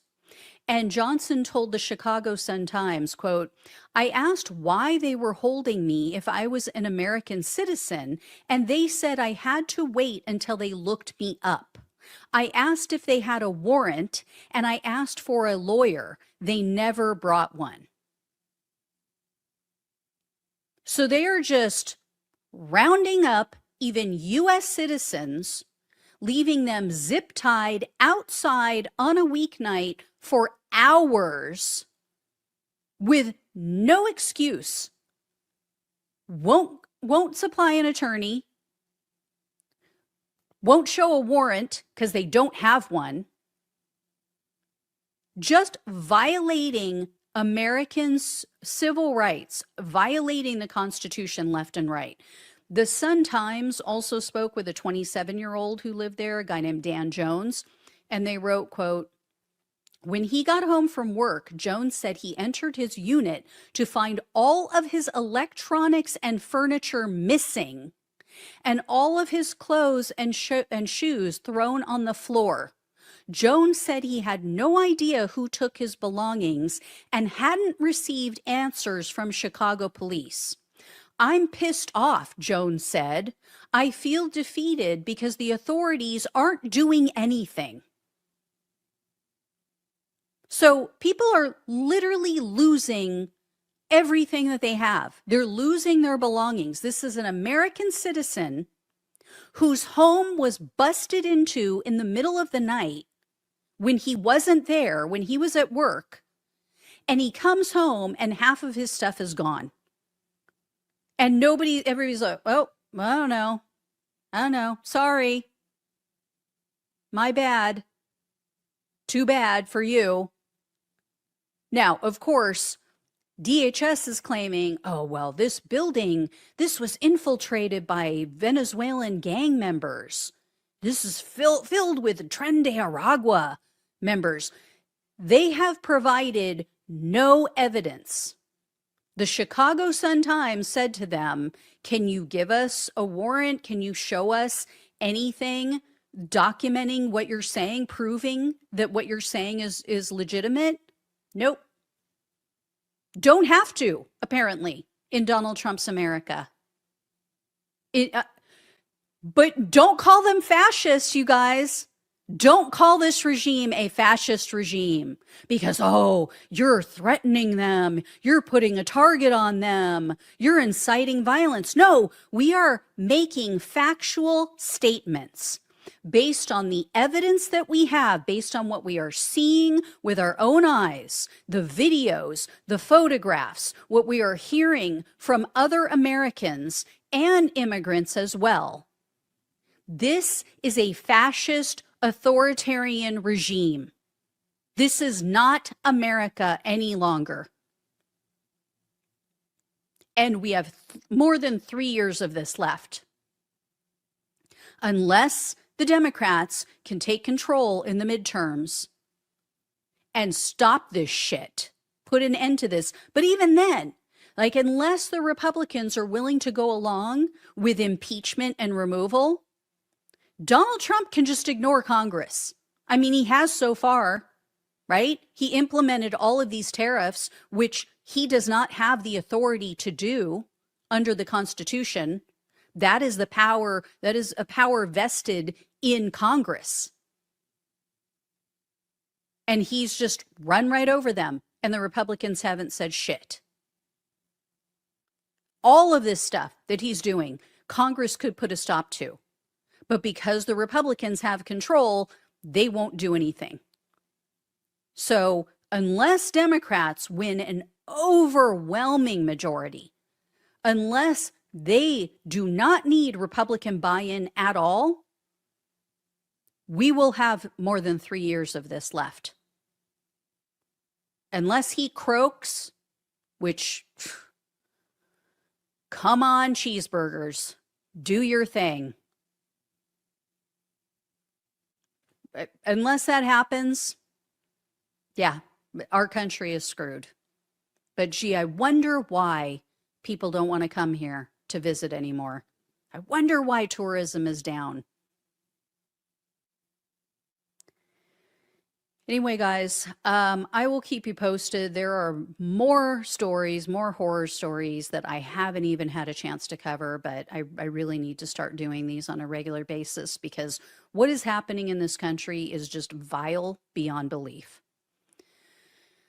All right. Thank you all so much for watching and listening. Please like this video. It really helps with the algorithm. Please share this with everyone. That also really, really helps to get more eyeballs on this. People need to understand what is going down and how this is in violation of our laws and our Constitution. So please, please share it. Even if you are not on other social media channels, you can share it via email. Just click on the share button below this video and you'll see a little icon for I think it looks like a little envelope. That is how you share it by email with anybody that you know. Please subscribe if you have not. That also helps with the algorithm and to get more eyeballs on this information. And donate if you possibly can. It truly helps to keep the show going. So love you all. Thank you all. Take care, and I'll talk with you soon. Hey, everyone. Welcome to the show. I have some pretty eyebrow-raising stories to share about the Jeffrey Epstein cover-up and the Epstein story in general. One of Donald Trump's cabinet members just made a liar out of his FBI director, Kash Patel. And one of Trump's personal attorneys has now been caught blaming Epstein victims for Epstein's depravity. I mean, way to go, right? You know, they talk all about the children, how much we care about the children, save the children. How many of them had that sign at the Capitol on January 6th? When it comes down to it, no, it's save the pedophiles. Speaking of which, I also have a video of a Republican senator calling for us to stop being so mean to child predators. Before I get into the details, please do me a big favor. Hit the subscribe button below this video. It is free. It really helps the show. So here's what's new. Here's what's going down in the Epstein-Trump cover-up scandal. Yesterday, a video went kind of viral, somewhat viral, after a Republican lawmaker said during a hearing, we should all lay off of pedophiles. Take a look at this. How about we all come together and say, let's stop murders? How about we all come together and say, let's stop rape? How about we all come together and say, let's stop attacking pedophiles?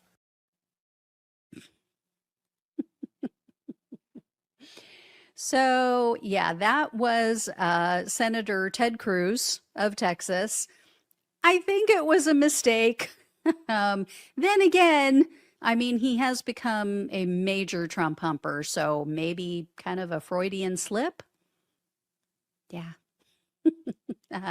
Next up is actual news, like, legitimately angering news. Next up is a Trump cabinet official who definitely did not make a mistake. So here's what he said about Epstein back when he knew him, back when he was a neighbor. Take a listen to this. His MO was, get a massage. And what happened in that massage room, I assume, was on video. This guy was the greatest blackmailer ever. Blackmailed people. That's how he had money. So what happened to those videos? Why is there now such a dearth of information when, Donald Trump's people are running the FBI and the DOJ? I assume way back when they traded those videos in exchange for him getting that 18-month sentence, which allowed him to have visits and be out of jail. I mean, he's a serial sex offender. How could he get 18 months and be able to go to his office during the day and have visitors and stuff? It must have been a trade. So my assumption, I have no knowledge, but my assumption is there was a trade for the video. Yeah. First of all, I don't even think it was 18 months. I think it was 13 months that he got on work release. So that man, as I'm sure you guys all know, that is Trump's Commerce Secretary, Howard Lutnick. So he made those statements on the New York Post podcast, and he may not have direct knowledge, but as I said, he was a neighbor. So he is not just speculating, because Lutnick, as a billionaire neighbor of Epstein, apparently got an invite one day, went over to Epstein's house with his wife, and Epstein is showing them around, and Epstein takes them into his massage room. So during this tour, walks them into the massage room, and Lutnick went on to tell this podcast host, quote, "I say to him, massage table in the middle of your house? How often do you have a massage?" And he says, "Every day." And then he gets like weirdly close to me and he says, "And the right kind of massage." So I would imagine Trump and his team are furious right now. They are probably so pissed off at Lutnick right now because this completely contradicts what Kash Patel said. You guys remember when he was before, I think it was the Senate, under oath, or no, excuse me, it was before the House. Well, I think he testified before both.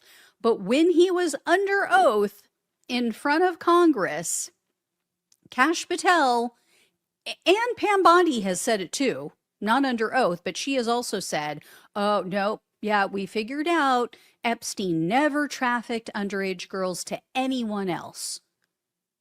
This was all him. The videos were all just, pornography, blah, blah, blah. Nothing to see here. Move along." So now you've got a Trump cabinet official who lived near or next to Epstein saying, "Yeah, I think he was videotaping people and blackmailed them and trafficked these girls to them." Oh, yeah. I mean, first of all, this isn't the first time that Lutnick would be in trouble with the Trump regime. There have been reports about Trump and his chief of staff, in particular, Susie Wiles, absolutely pissed off at him, totally losing patience with Lutnick because he tends to have loose lips. The guy lets a lot of things slip and not what they want. This one is worse than others, though, because, like I said, he just contradicted Trump's AG and his FBI director, but also because Trump's team is trying so hard right now to, deflect, defend, ignore, and just tamp down this Epstein story in any way possible. And basically, Lutnick is out here confirming that, yeah, the Trump administration isn't releasing the files because Epstein cut a deal with the people that he was blackmailing, or the government, and used those blackmail videos. So, I mean, it doesn't get any more explicit than this as a cover-up. So every time that it seems like this story is dying down, someone in Trump's orbit they go throw another log on the fire, right? Pour some gasoline on the embers, just light it back up again. So I guess we should thank them. Thank you, Howard Lutnick, or Netlick, as people call him. So we also just learned even more about what a low-life scumbag pedophile protector Alan Dershowitz is. And remember, as I show you this video, Dershowitz was not just one of Epstein's good friends, not just one of his defense attorneys. He is also a good friend and was a defense attorney for Donald Trump. So check this out. This was on the Lawrence O'Donnell show, but this is reporting that came from Bloomberg News. Alan Dershowitz's Harvard Law School student research assistant named Mitch Weber helped with the Epstein criminal defense. Bloomberg reports that Mitch Weber, quote, took shorthand notes during a February 2006 meeting with Epstein's legal defense team and two members of the Palm Beach County State Attorney's Office and a detective. These girls are self-described prostitutes. They don't feel harmed, and they're out for money, Alan Dershowitz said, according to a memo from Weber that said it paraphrased his notes. Alan Dershowitz went far beyond criminal defense and sent an email letter to Jeffrey Epstein's friends, who were also friends of Alan Dershowitz, to try to rehabilitate Jeffrey Epstein's reputation with his friends. Bloomberg News reports Alan Dershowitz wrote, I am writing this letter to Jeffrey's close friends as one of his close friends, not as a lawyer. Read a draft of a letter in September 2006.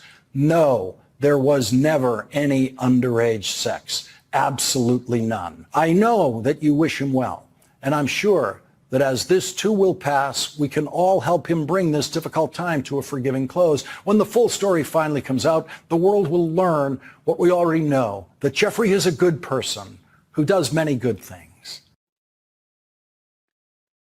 Just vile. Just absolutely vile. And keep in mind, 2006, so this is almost 20 years ago, Alan Dershowitz was a grown freaking man at that time. These girls were not.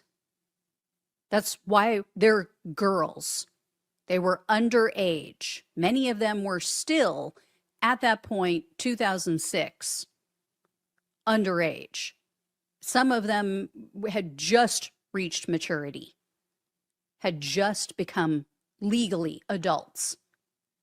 So, yeah, you have a very different perspective on things when you are a child or a young adult than you do when you get older and you are a full-grown adult with experience and decades under your belt and you have children. You see things very differently. So even if those girls did not see themselves necessarily as victims at the time, they were. They damn well were. And a grown-ass adult man like Alan Dershowitz should know that. So, just sickening. So, when we ask, oh, how did he get away with all of this for so long? I mean, the blackmail definitely explains it. I think Israel had a hand in it. No hard proof, but a lot of evidence pointing in that direction. But I also think it's summed up perfectly by that old quote, that the only thing necessary for evil to triumph is for good men to do nothing. In this case, I don't think anyone would mistake Alan Dershowitz for a good man, but there were plenty of good people who turned a blind eye. So these people are sick. They have no souls. They have no conscience. They're just monsters. They are fucking monsters. And remember, too, Alan Dershowitz admitted that, oh, yeah, I got a massage, but I kept my pants on. Oh, well, that makes it okay. Freaking dirty old man. Anyway, there's a place in hell for these people, and they will all be there someday, I have no doubt. So I will keep an eye on all of this. Thank you all so much for watching and listening. Please like, please share, and subscribe if you have not. If you can donate, truly appreciate it. Love you all. Take care. Talk with you soon. Hey everyone, welcome to the show. So I have some details to share with you from some focus groups that took place recently. The participants were all Gen Z, so these are all young voters. They were all from swing states. However, they weren't swing voters. All of these people voted for Trump in 2024, and it was a mix. A lot of them were too young to vote prior to that. Some of them had voted for Biden that were old enough, voted in 2020. Only a few, though. Most of them had not voted before, and so Donald Trump was their first vote. The groups were comprised, one was all women, it was 7 women.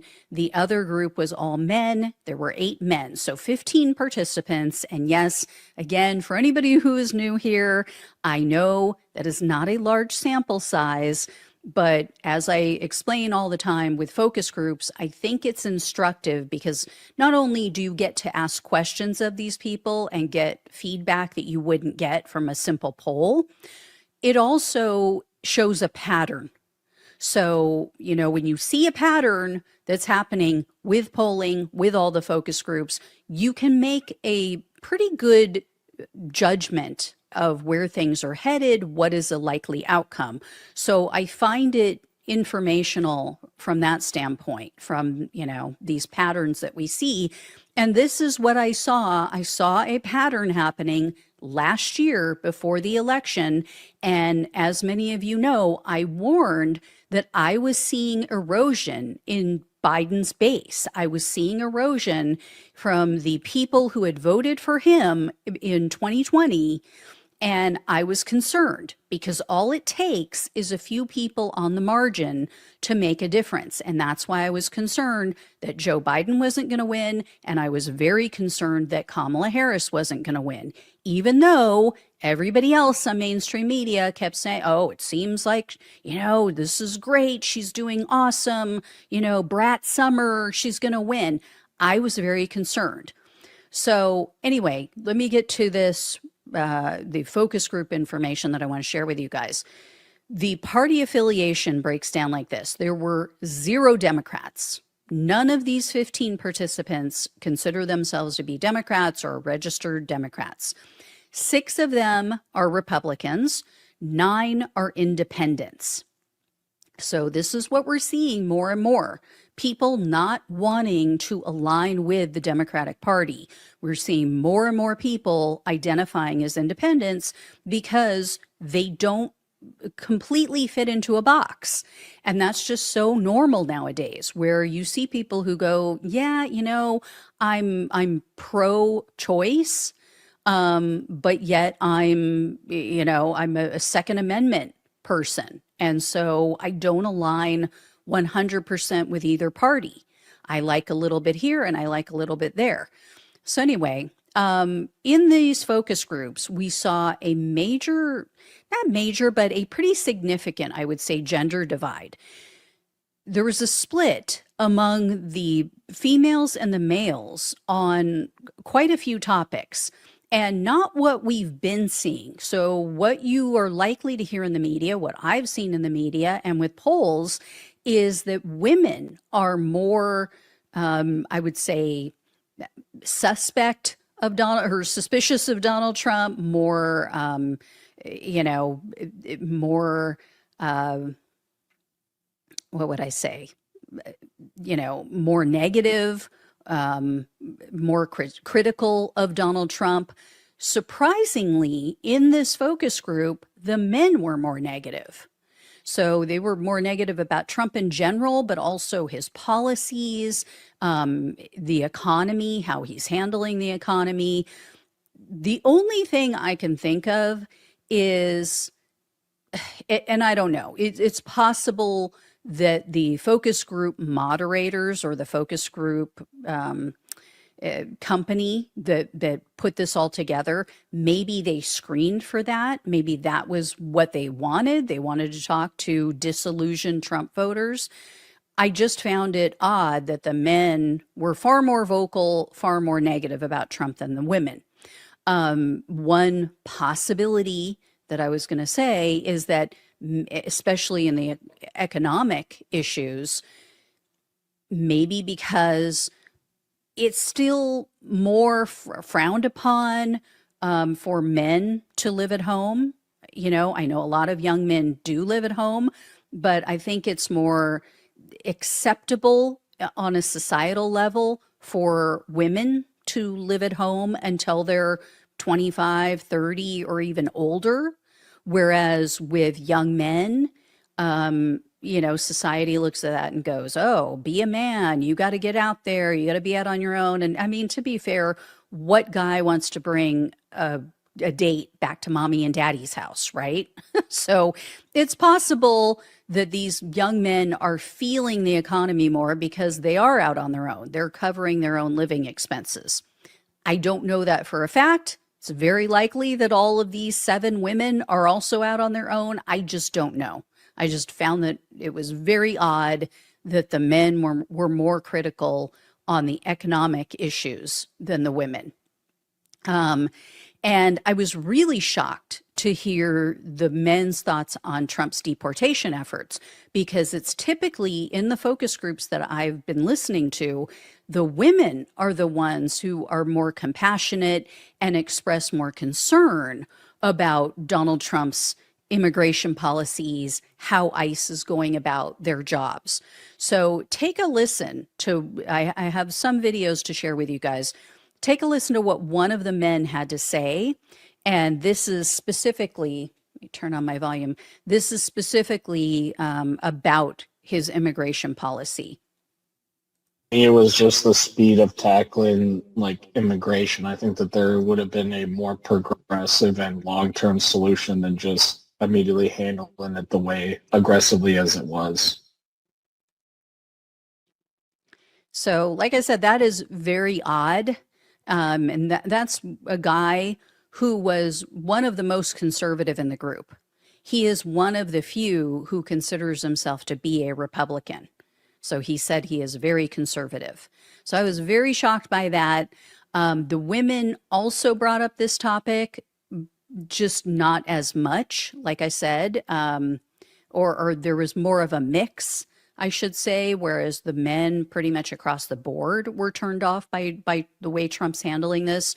So, for example, with the women, here's what one of the Gen Z voter females had to say, why she disapproves of Trump's presidency so far.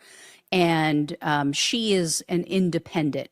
She is not a Republican. She considers herself to be an independent. So check this one out. Approve of how he's doing with the economy and things like that, but I don't approve of how certain situations are being handled with deportation. I don't feel like you could be pro-life for one thing but not pro-life for a different.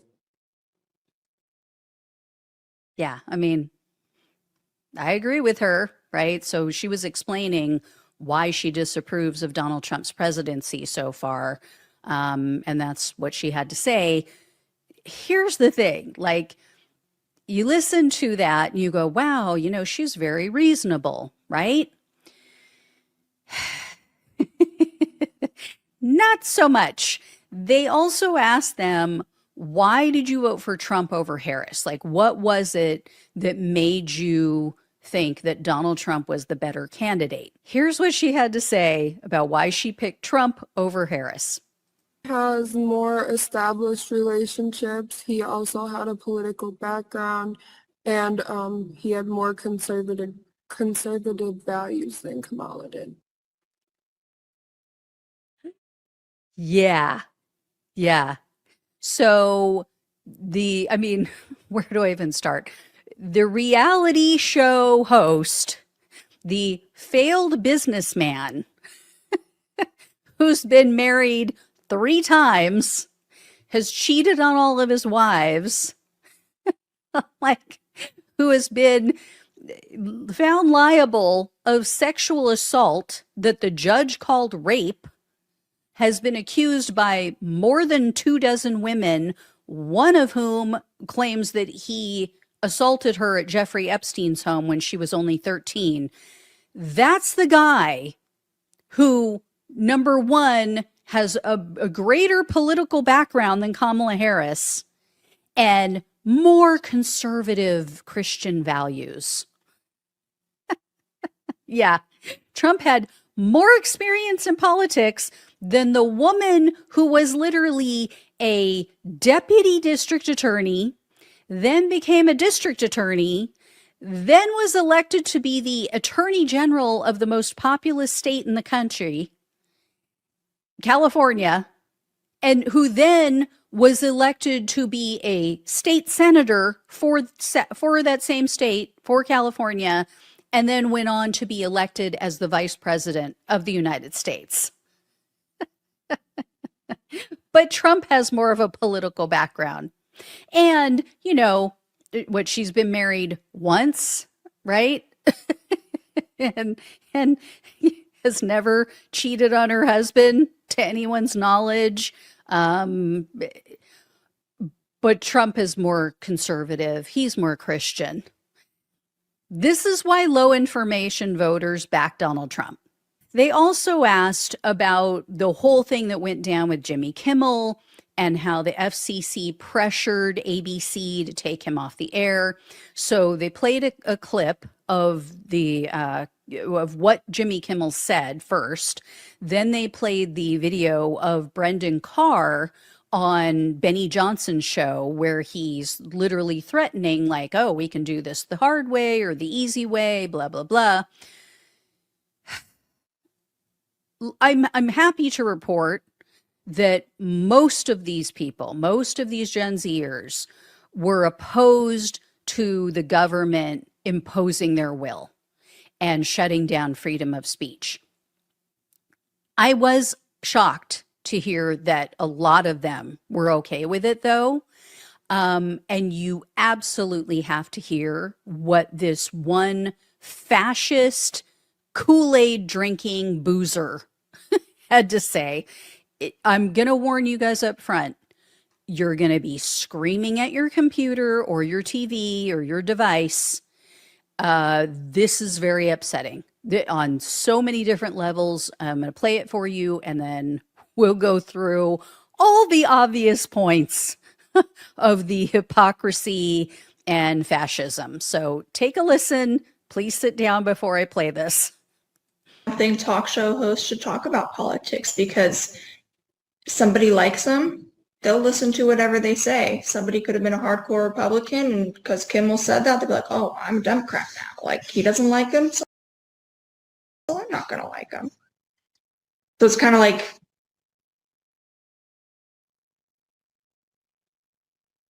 I don't know how to word it. Like, taking him off the air would help everybody think on their own. So you think that government should take every late night host off the air who talks about politics? Yeah.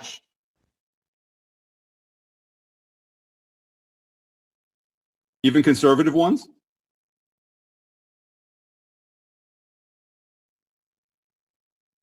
If it's a political show, like specifically geared towards politics, no. But if it's Jimmy Kimmel, Jimmy Fallon, all of them who were just there for more of entertainment, yes. Okay, and you're comfortable having presidents pushing people off of television? Yeah. Oh my fucking God. I mean, you heard the moderator push back on her a bit. Not nearly enough. I mean, let's go through this point by point. First of all, she says, she believes in free speech, but not if it's something that might take voters away from Trump. I mean, she literally says like, oh, could be a hardcore Republican. And then they listen to Jimmy Kimmel. And then they go, oh, well, I like him. So I'm going to vote for Democrats. I'm a Democrat now. Oh my God. Like, first of all, no hardcore Republicans are going to be watching Jimmy Kimmel's show. Okay. Second of all, so what? So what? I like how she goes on to say, oh, if you take him off the air, then people can think on their own. No, dumbass. Thinking on your own means you get information from everywhere, not just who the government will allow you to hear it from, and then you make your own decision. She's so oblivious, so ignorant to her own hypocrisy, her own lack of understanding of what fascism is and what freedom of speech means. I mean, I wish the moderator would have asked her, okay, well, what about Joe Rogan? Joe Rogan is not a political podcaster. He's just a podcaster. Should he be taken off the air when he talks about politics and political things? I mean, he helped to influence some people. He helped to influence some of the people in these focus groups, right? What about Theo Vaughn? He's a comedian. He's not a politics guy. Should he be taken off the air because he influenced some young people to vote for Trump? Should Andrew Schulz be taken off the air? I mean, she is so freaking clueless. It's scary. It is absolutely terrifying that there are people out there this ignorant and this biased, and they don't even see it. Like, freedom of speech means freedom of speech, period. End of story. I don't care what it is. And anybody on the right watching this, yeah, I mean you too. I mean, you are allowed to say whatever you want. I am a free speech absolutist. If a neo-Nazi wants to go out there and spew hate and just the most vile, heinous things that I find repugnant, that I personally would like never in a million years want anything to do with that person and might even wish harm on them, that is their right to do as an American under our First Amendment free speech rights. So no, you can't just gag people because a talk show host decides they want to talk about politics, bitch. That's not the way free speech works. Unbelievable. Absolutely unbelievable. Anyway, they also, as they normally do, they ask these people, do you overall, on the whole, do you approve of Donald Trump's presidency or do you disapprove? There might be some things that you don't like, but overall, approve or disapprove. Out of this entire group, only 4 approve. 4 out of the 15 approve. 11 out of the 15 disapprove. All 8 of the men disapprove, whereas only 3 of the 7 women disapproved. So, like I said, I'm pretty shocked by that. And here's what one of the men had to say. This is why he's saying he now disapproves of Trump's presidency and why he lost faith in Donald Trump's administration. So check this one out. Like the transparency as well as an issue, not just with terrorists, but also feeling like he switched positions when talking about the Epstein files, from saying it's a huge deal to saying that, oh, it's not really a big deal, to having a lot of weird questions. I just feel like there's not enough information, and even going out my way to find it, it's hard to find. So yeah, the Epstein stuff is not going away. And the fact that all of the men disapprove versus only some of the women, That tells me that the bro podcasters, the ones I just named, they have a ton of sway because that's who's listening to them is the male Gen Z voters more so than the women. Some of the women listen to them, but some, most of them do not. But that's where these men are getting their news. That's where they're forming their opinions. And they also ask these people, is there a podcaster that helped to persuade you to vote for Trump?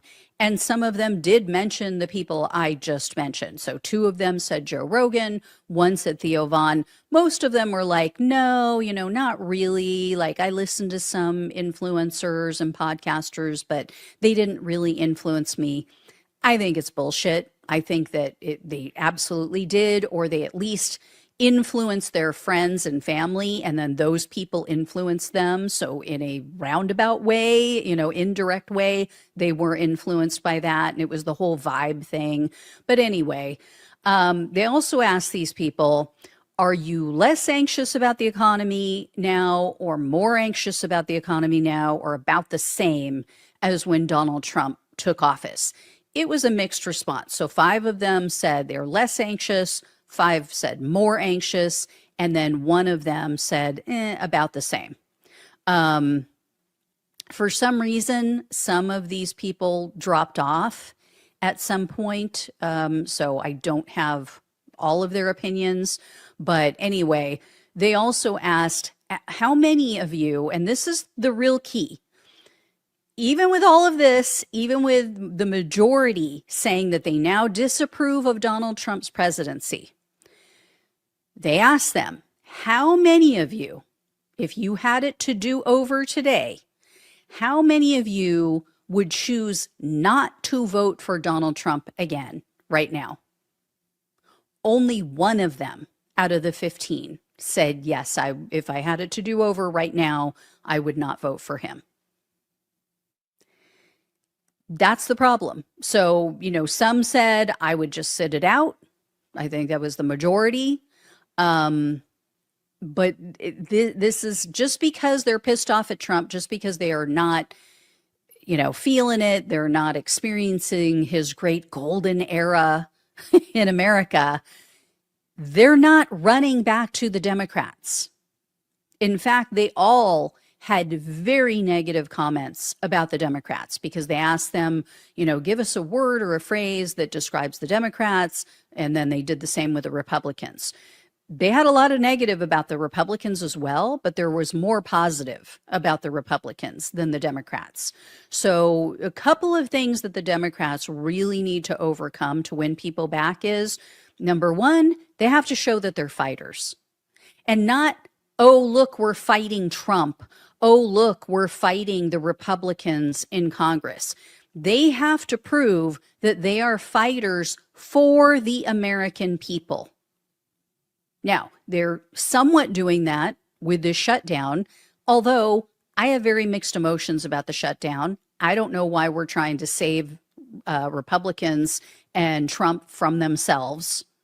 Why are we trying to get them? I get it. I get people are in danger of losing their health care, of, having their rates, double, triple, whatever the case may be. I think the average that the Kaiser Foundation came up with was something like an 18% increase year over year that people are going to get slapped with. I get it. I do not want that for the American people. I don't care what party they're part of. I don't care if you're left, right, center, whatever. I don't want to see people suffer. I don't want to see people struggle, lose their health care. At the same time, the Democrats are trying to save them from themselves. They chose this. The Republicans pushed through the big but ugly bill without any input from the Democrats. So at some point, you have to let people experience the consequences of their actions, meaning their votes. So anyway, yeah, I do think the Democrats have to put up somewhat of a fight to show, look, we care about this. We're trying to help you. And then at some point, they're going to have to back off and open the government back up, because that is also hurting people. And hopefully that will make a difference. I'm hoping that because people like Marjorie Taylor Greene are coming out and siding with the Democrats in a lot of ways, that it will show people on the right, it will show Trump voters that, hey, this isn't a partisan issue. This is going to affect everybody. And in fact, according to the Kaiser Foundation, it's going to affect Trump voters even more than Democrats, because the majority of hardworking Trump voters are the ones who are going to see their premiums skyrocket. They, more than Democrats, are on the Affordable Care Act. They have a plan through their state that is administered through the Affordable Care Act, whether they know it or not. So anyway, guys, like I said, Democrats are going to have to show that they're fighting for the American people on their behalf. They're also going to have to show that they are different than the Republicans, that they do not side with big money, that they are willing to buck that system and to go it alone and not take dark money and PAC money and all of the rest. They're also going to have to show that they are different than the Republicans when it comes to AIPAC and when it comes to Israel, which is kind of one and the same. So I don't know what it's going to take, but right now, like the Democrats just have this stink on them of being like, you know, the party of the weaklings, the party of the grifters, the party of the elites and of big money. And now I know a lot of you are sitting there like I am going, but that's the Republicans too. Like, I get it. The Republicans are just better messengers. They all have their talking points and they stick with them and they're better at it. Democrats, again, it goes back to not being wimps. It goes back to, yeah, sweep the leg, take the nut shot, go for it. Just do whatever you have to do. To hell with the norms, to hell with sounding proper and prim and, you know, having your talking points crafted for you by, you know, the political class and these groups that tell you, you know, what the focus groups say and what you should and shouldn't say and how to maneuver and how to frame things. Just talk, just speak from the heart, say what you have to say, be passionate if that's what you feel. If that's truly where your heart is, say it. And if you know, fuck comes out of your mouth because you are so passionate, let it fly.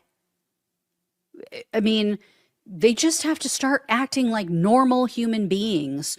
And if you don't care, if you honestly are a Democratic representative and you just don't have the passion to speak honestly and openly and advocate for the American people, then get the hell out of Congress. You don't belong there. We need actual human beings who give a damn. So anyway, I will have more for you guys because number one, there was another focus group that I still haven't had a chance to cover for you, but also I'm going to have more of the videos from this Gen Z focus group. I'll have more of their complaints about Trump in upcoming FAFO videos, so keep an eye out for those. All right, thank you all so much for watching and listening. Please like, please share, and subscribe. Please donate if you possibly can. It really helps to keep the show going. Greatly appreciate it. Love you all. Take care. Talk with you soon. Hey everyone, welcome to the show. I have some Jeffrey Epstein and Ghislaine Maxwell news to share with you guys, and this honestly could be a tipping point for some of Donald Trump's supporters. So during a Senate hearing, Trump's Attorney General Pam Bondi, She pulled a Kash Patel. She did what he did a couple weeks back that I shared with you guys. She essentially confirmed Trump's guilt. So check this out and what she had to say. Bondi, why did you publicly claim to have the Epstein client list waiting for your review and then produce nothing relevant to that claim? Senator Durbin, if you listen to my entire clip on that, I said I had not reviewed it yet, that it was sitting on my desk along with the JFK files, the Martin Luther King files, and I said I had not yet reviewed it.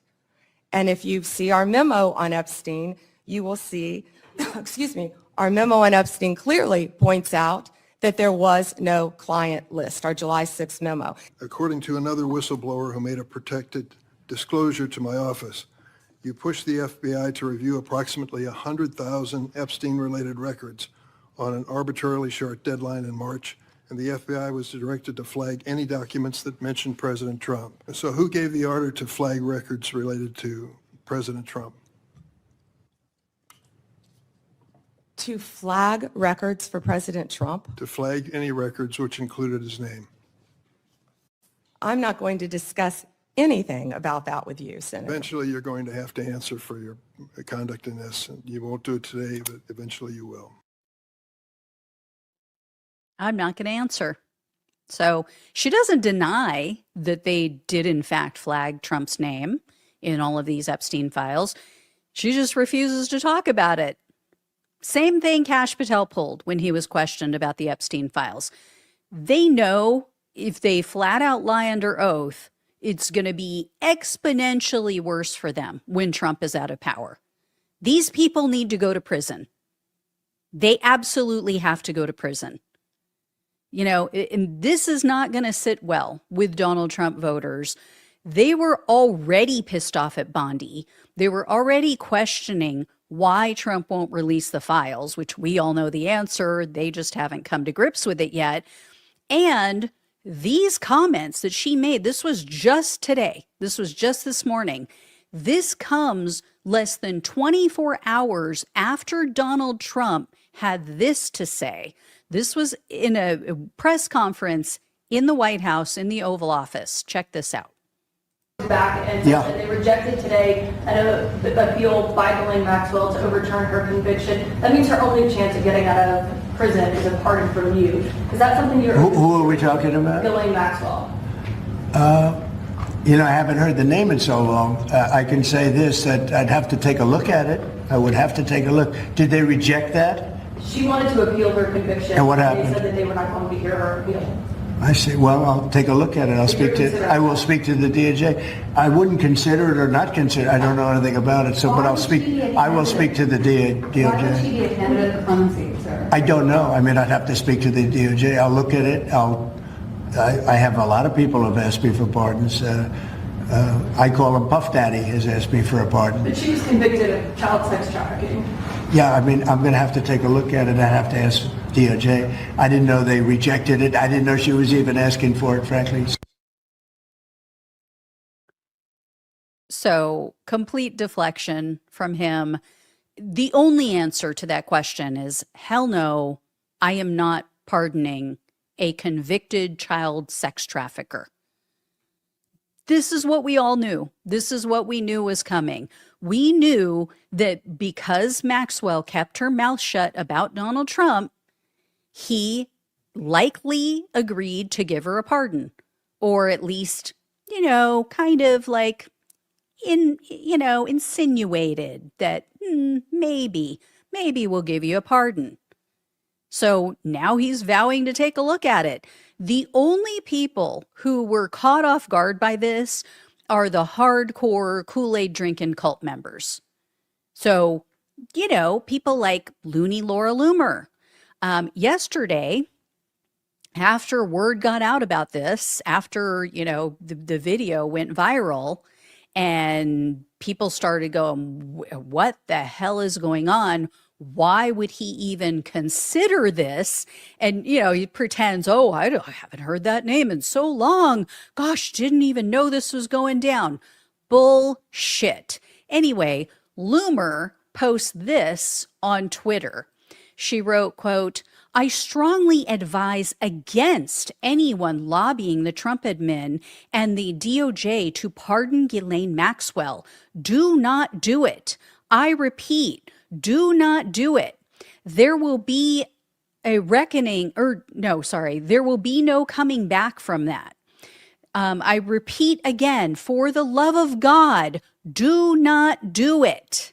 And then she tagged Donald Trump, JD Vance, and Pam Bondi in that tweet. So as you can imagine, Loomer got dragged. She got dragged from all sides, really. She got dragged by Democrats who were largely saying, like, you're going to forgive him. You're just going to make excuses. Even if he does do it, you will find a way. You're going to move the goalpost. You guys are just going to go along with it. You'll make an excuse.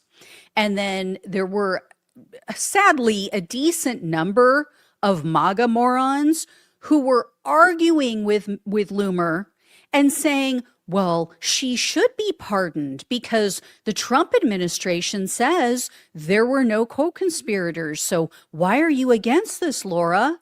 Why would we keep her in prison? I swear, they are the biggest idiots on the planet. They're so easily fooled. They have the cognitive skills of a toddler.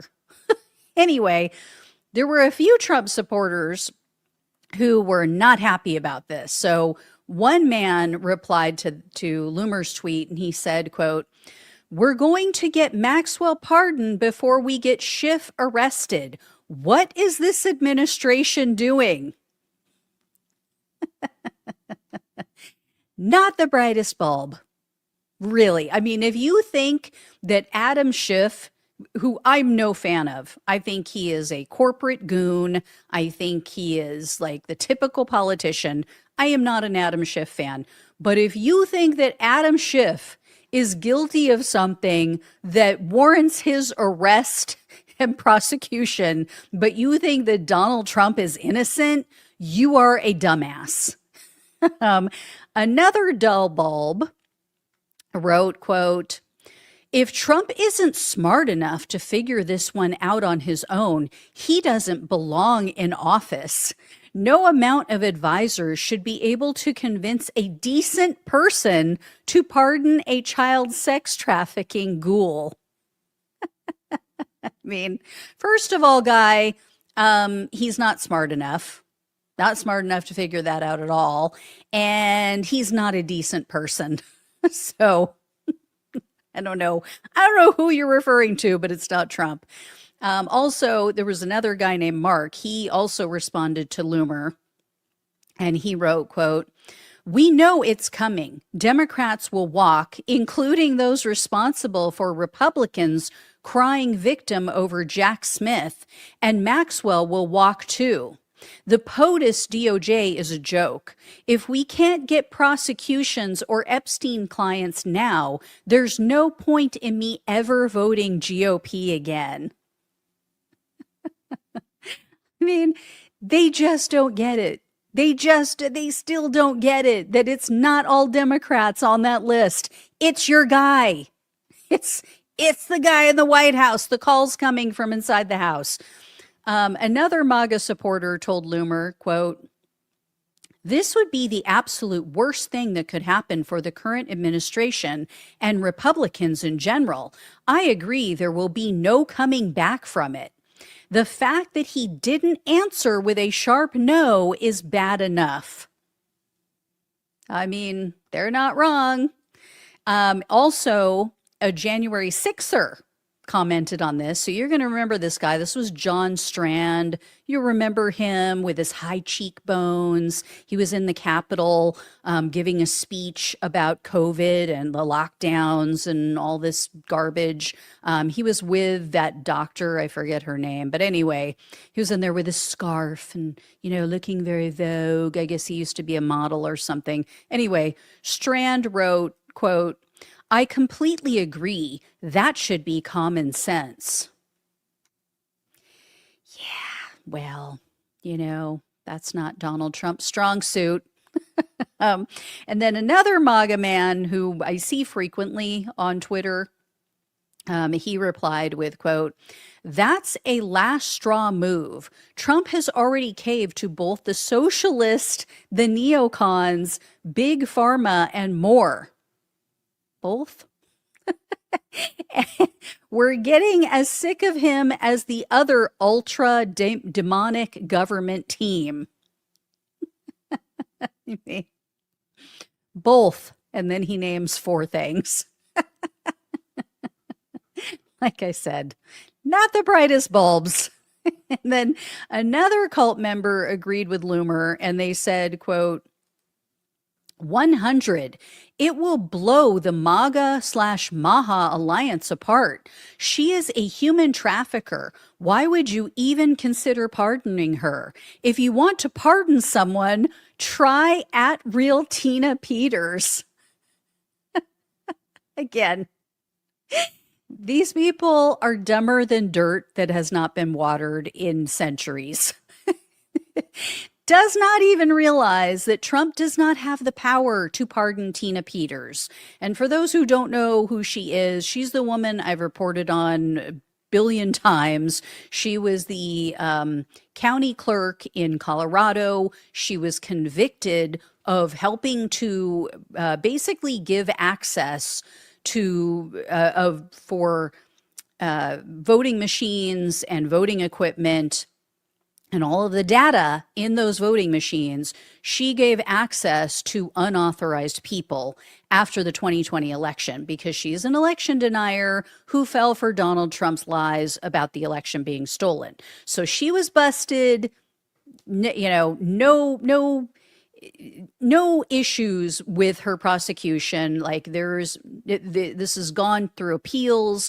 She is still in the process of appealing. She got convicted and sentenced to a total of 9 years behind bars for her crimes. She had people who were her friends who testified against her. They were co-conspirators. So they had her dead to rights. She is where she belongs, and these people are still trying to get her out. And this idiot thinks that Donald Trump can go and pardon her. So there you go. I mean, there's a reason they voted for him. But yeah, that whole, they both, that whole thing, and names 4 or 5 different entities. That one just cracked me up. Anyway, not going over well with the MAGA crowd. If not for the victims, if I was not concerned about the victims and them not seeing justice and how they would feel about it and the detrimental effects on them, I would say go for it, Trump. Let Ghislaine Maxwell out because, number one, I think somebody would take her out. So I don't think we'd have to deal with her, the type of scum that she is, out in the world for too long because she knows too much. And I think someone will eventually off her. The other reason is I really want to blow up his base. I'm not physically. I want to absolutely tear apart his base in any way possible. And this is the perfect way to do it. So anyway, there you go, guys. When I hear more, I'll let you know. But I have no doubt that Donald Trump will eventually pardon her, whether it's now, whether it's 6 months from now, on his way out the door. I think it's inevitable. All right. Thank you all so much for watching and listening. Please please share this with everyone you know. Please subscribe if you have not. If you can donate, truly appreciate it. Love you all. Take care. Talk with you soon.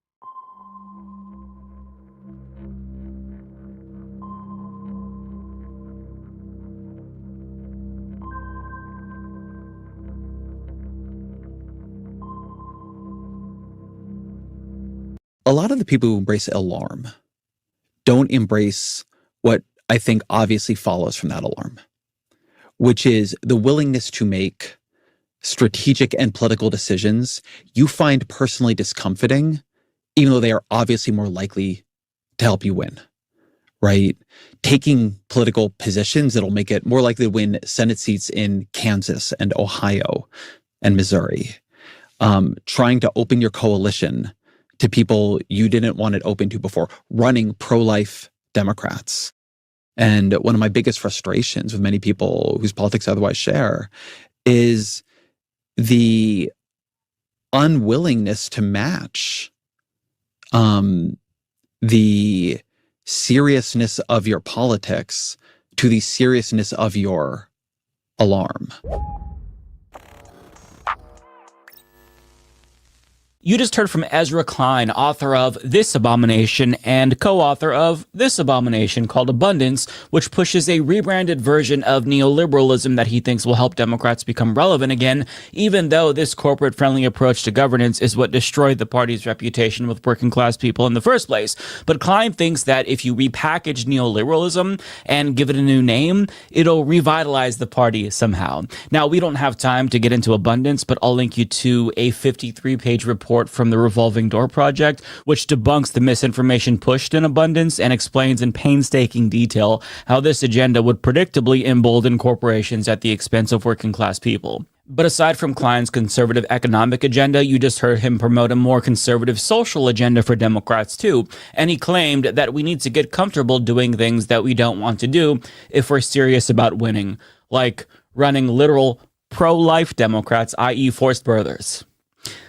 Yeah, I mean, while we're at it, maybe Democrats should also be more hawkish on immigration and adopt a pro-genocide platform and campaign with Republicans like, say, Liz Cheney in order to win over so-called moderates.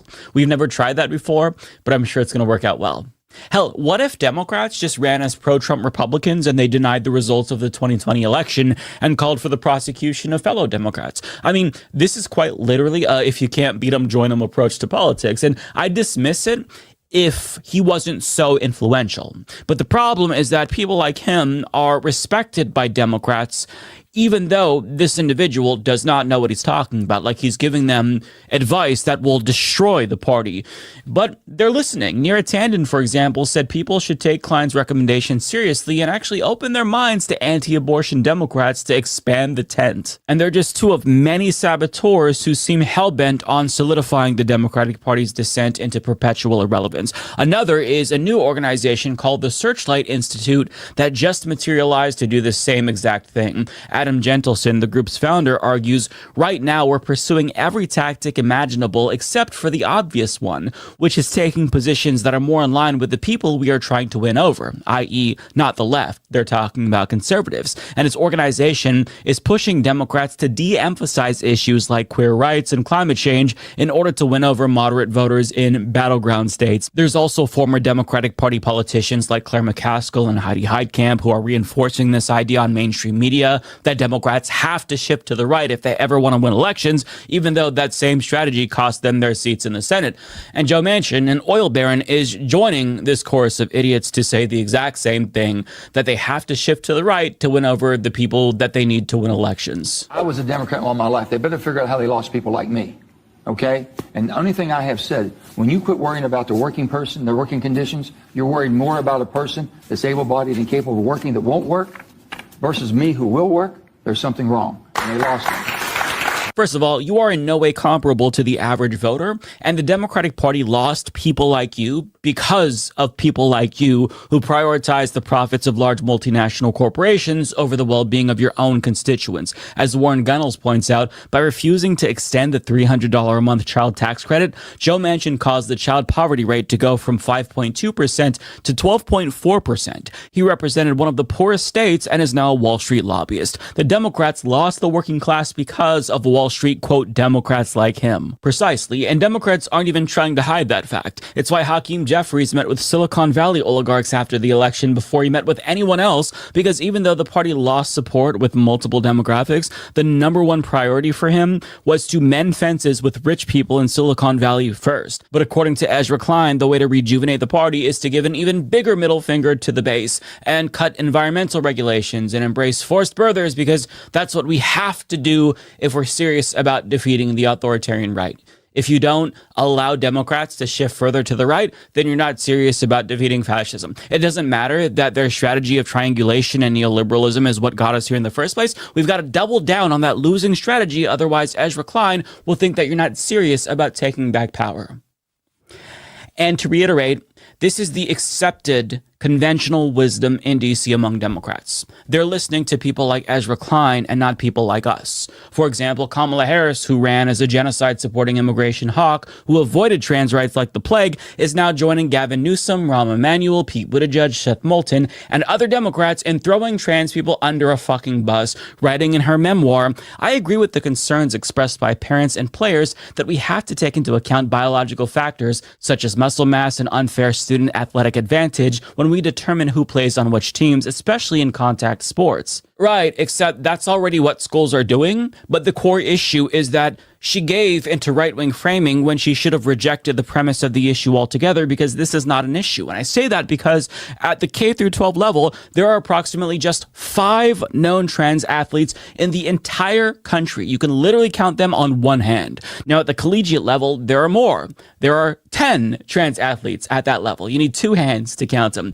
Nonetheless, it's a pretty small number of people given the total number of athletes that exist. Your children are statistically more likely to be eaten by a shark or struck by lightning than they are to encounter one of the 15 trans athletes in the entire country. This is a complete non-issue, and rather than capitulating, Democrats should explain that it is wrong to attack this already marginalized group of people for political gain. They should explain how Americans are focused on the wrong 1%. It's rich people who are the real threat to their families, not trans people. But it's easier to capitulate than it is to just make the case, I guess. Although I will say with regard to Kamala in particular, she at least did admit that Joe Biden's response to the Gaza genocide was, quote, inadequate. And she says that she pleaded with him to show more empathy for innocent Palestinians. But even though she's trying to placate us in the event she runs for office in the future, she's only further proving to us with this comment how out of touch she is, because we didn't want him to performatively show empathy. We wanted him to cut off the fucking weapons to Israel. Furthermore, she, as a candidate, could have done that herself, but she didn't. And her response, which was also inadequate, arguably cost her the election, seeing as how 29% of 2020 Biden voters didn't show up to vote for Harris in 2024, who said that ending the violence in Gaza was their number one issue. So if anybody's response was inadequate, it's Joe Biden, sure, but it's also yours, Kamala. But this is emblematic of a broader problem with the Democratic Party. They are extremely out of touch with their base. They've been supporting a genocide for almost 2 years now. They refuse to support policies like Medicare for all. They won't fight Republicans, and they seemingly never miss an opportunity to spit in the eyes of their own base. The most recent example is the 95 Democrats who voted for a resolution honoring white supremacist Charlie Kirk. Jasmine Crockett pointed out a really interesting fact about the particular Democrats who supported that measure. Is when I saw the no votes, there were only 2 Caucasians. For the most part, the only people that voted no were people of color, because the rhetoric that Charlie Kirk continuously put out there was rhetoric that specifically targeted people of color. And so it is unfortunate that even our colleagues could not see how harmful his rhetoric was. Sounds about white. Now, one of the non-white Democrats to vote in favor of that resolution was leader Hakeem Jeffries, which sends a very specific message to the Democratic Party base. As this TikToker put it, the problem that me and other people who think like me are having with this kind of shenanigans is it demonstrates to us that you're not in the fight for us. You're not in the fight for us. I don't know what you're doing over there, what you're thinking, why you're doing what you're doing. Only God knows. But it's not giving you're in the fight for us. Like, when all else fails and the things that they do don't make sense, I'm going to just be like, oh, AIPAC told them to do it.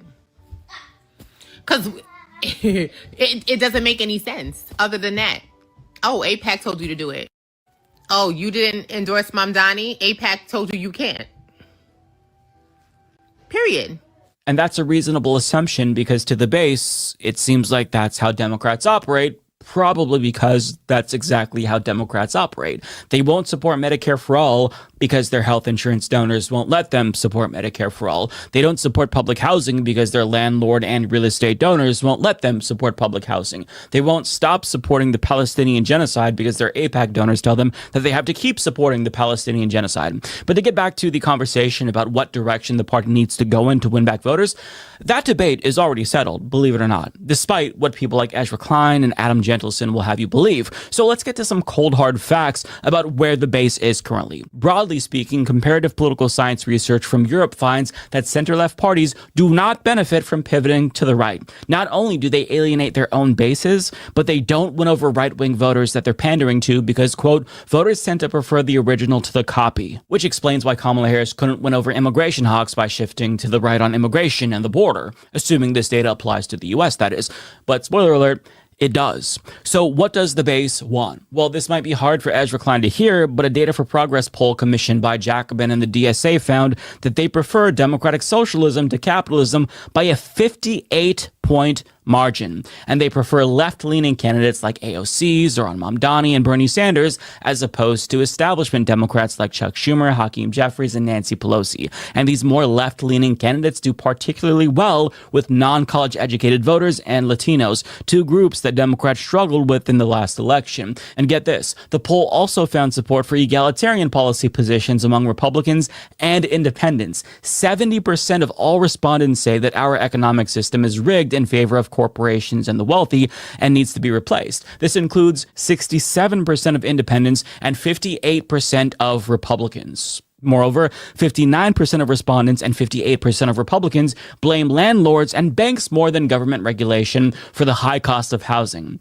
83% of respondents agree that social work and mental health are necessary parts of a public safety budget. This includes 81% of independents and 80% of Republicans. This is true across all partisan, racial, ethnic, geographic, and class groups. 15% of Donald Trump's own voters prefer democratic socialism to capitalism.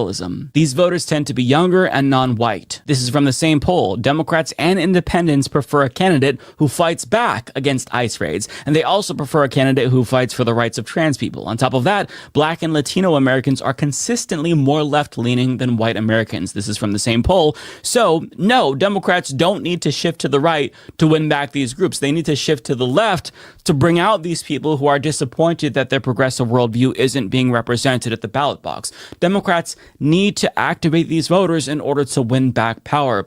But, don't take it from me. Take it from CNN data analyst Harry Enten, who explains where the base is at. Look at this. Net popularity of socialism among Democrats. You go back to 2010, it was plus 7 points. Look how high it is now, up like a rocket, up to plus 36 points. That's a jump of nearly 30 points on the net popularity scale among Democrats in just 15 years. And I was looking at the polling from New York City, and what you see is the clear plurality of New York City Democrats think the idea of having a socialist mayor is a good idea, matching what we see nationally. The bottom line is socialism isn't a dirty word among Democrats at this particular point.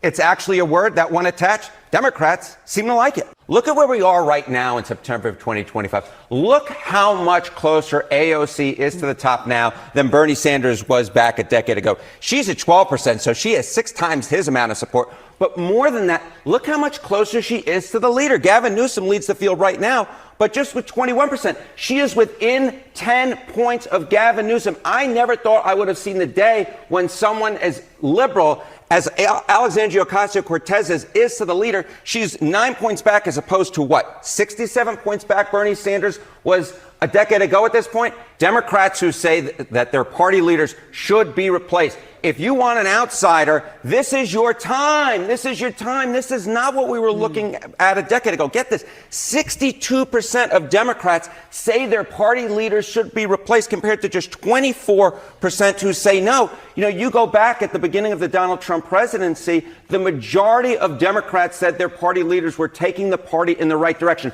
That is not the case anymore. We are dealing with a party base that wants to throw out the old and bring in the new and a party base that, as we've spoken about on this program before, is at its apex in terms of how liberal it is, with the majority of Democrats now saying that they are liberal, which is very different from where we were a decade ago when the majority of Democrats said that they were either moderate or conservative. Pretty conclusive. And even for the Democrats in polls who self-identify as more moderate or conservative, they still agree with progressive policies when you go issue by issue. Now, one caveat is that even though the popularity of socialism is at an all-time high among Democrats, it's still unpopular among the broader electorate. So Democrats like Ezra Klein would argue that that's more of a reason to double down on capitalism like he wants us to, when let me explain why that would be disastrous, okay? Most Americans don't like socialism, but they love the policies associated with socialism. That's a fact. Medicare, Social Security, other policies. So how you sell a policy matters. Furthermore, the reason why Democrats have been slipping is because their base is disillusioned with the party. To win an election, you have to have your base on lock. You can't just assume that they're going to show up for you every 4 years or 2 years.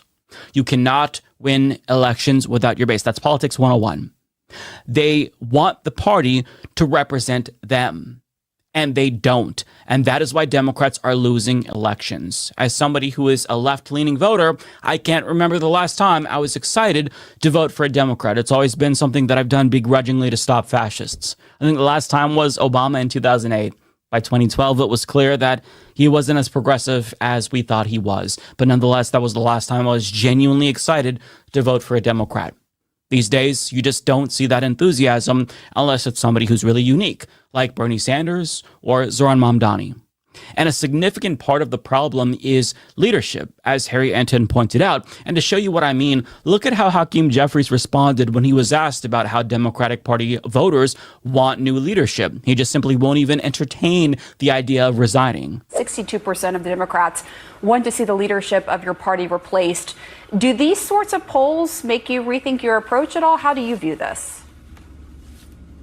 Well, I think I understand why people all across the country, not just Democrats, are disturbed by what has been happening in this country and the extremism that has been unleashed on the American people. And we are in what I have referred to often as a more is more environment. We just have to continue to do more, to aggressively push back against the Trump administration. We're in a more is more environment, and we have to continue to do more. What I will say is that in special election after special election after special election, we keep winning. That's fine. Just sidestep the question entirely and pretend as if you know what we want, because nobody's going to notice you doing that.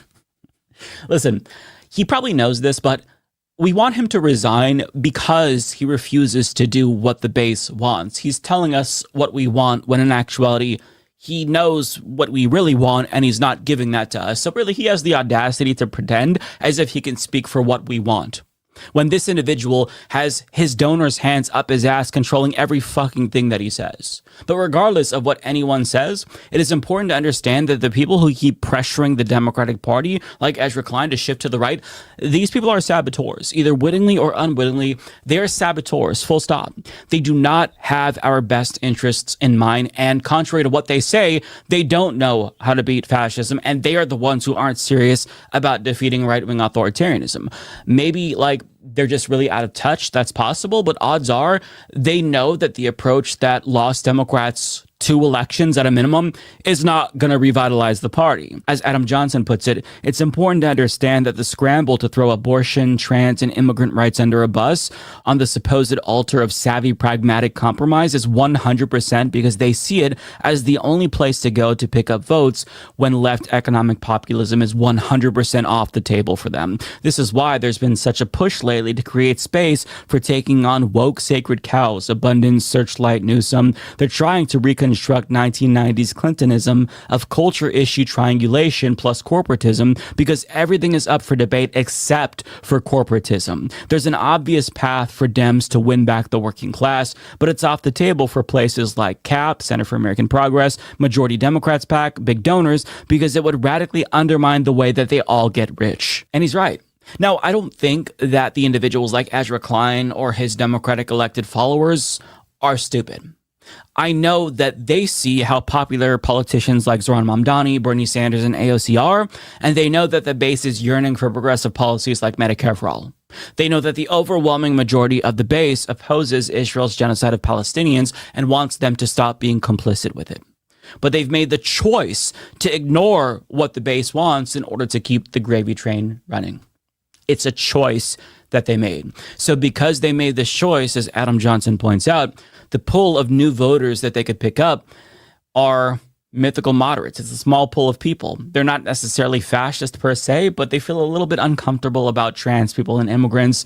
They're anti-Trump Republicans, basically. It's a small group, maybe like 12 or so people, but they'd rather try to pick up those people than their own base. In other words, they would rather lose with mythical moderates than win with the base. And this is a choice that the Democratic establishment has made for us. And it's part of the reason why we're in the predicament that we're in the first place. We didn't just lose our democracy because millions of Americans stupidly voted for a fascist. We lost our democracy because millions of Americans stopped believing in the system. So much so that they didn't even bother voting at all because their lives are already bad and they didn't feel like Democrats would make things much better. Democrats know it's not going to be popular for them to abandon abortion or to keep supporting this genocide, but it's a sacrifice that they're willing to make in order to maintain the status quo. So if you care about restoring American democracy, you have to understand we need a strong, progressive Democratic Party that is willing to do what it takes to create a majority coalition to beat the fascists at the ballot box, assuming that we have free and fair elections in 2026 and 2028. And I have to make this pronouncement because anytime I criticize Democrats, people are saying, well, fascists are in power right now, so it seems like you're trying to help them.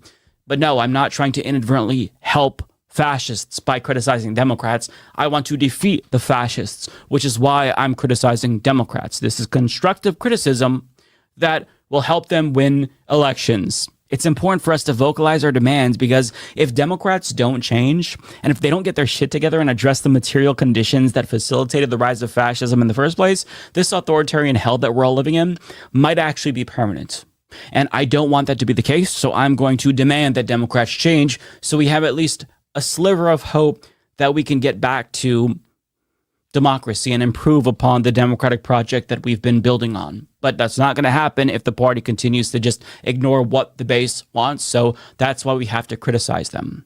If you care, you criticize them. You force them to do better. Otherwise, Republicans will continue to run roughshod over us for the foreseeable future, which is something I don't want. So let's make sure we push them to be better.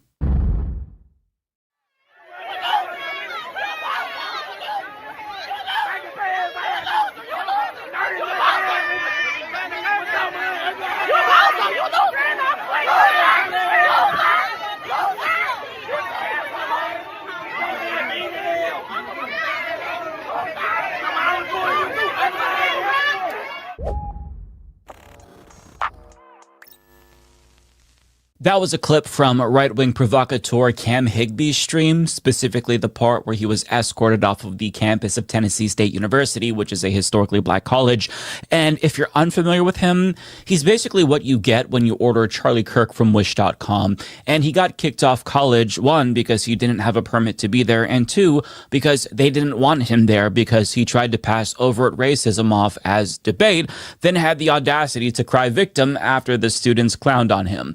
And I need to be clear when I say that he cried victim, because he cried victim. He retweeted someone who compared him to one of the Little Rock Nine who were being heckled by white students while they were being escorted to Little Rock High School in Arkansas back in 1958 after it had been desegregated. That's him, according to him. And in case you missed it, in the description of his stream, he described the response as a, quote, race riot, which it definitely was not. And if that wasn't melodramatic enough, his organization tweeted out a video which purports to show violence being committed against them on campus.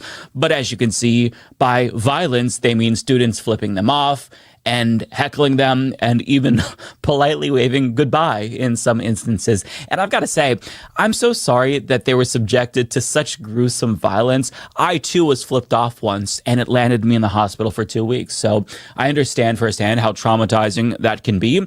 But I've got to say, I can't help but feel like this is exactly how they hope it would turn out. Not to victim blame, of course, because they are indeed victims, but when you show up to an HBCU and spew vile racist bullshit and deny the existence of racism, it's kind of hard to imagine anyone wanting to respectfully engage with you in the first place because you're antagonizing them. I mean, look at the topics that they were debating. Diversity, equity, and inclusion should be illegal, and deport all illegals now. Gee, I just can't figure out why nobody wanted to engage in a good faith conversation with these two dipshits. It's crazy, isn't it? I mean, just imagine for a moment if the shoe were on the other foot and I showed up to their church, for example, and I brought a sign saying God isn't real, or Jesus Christ was a fraud, or Satan was the good guy in the Bible since he killed less people. I wouldn't necessarily expect anyone to engage with me because I think that they would know my goal wasn't to engage. The goal was to get a reaction out of them given the inflammatory signs that I brought with me. Like, that's just not going to facilitate meaningful discourse. And they know that. But the goal wasn't to engage in respectful discourse because they don't respect the students that they wanted to talk to. The students are nothing more than content to them. They're there to help them produce slop for their YouTube channels. Here's some examples of the debates that they posted to their YouTube channel. Woman plays the race card on Cam Higbee. Instantly regrets it. Woman knows transgenderism is fake, but wants me to lie anyway.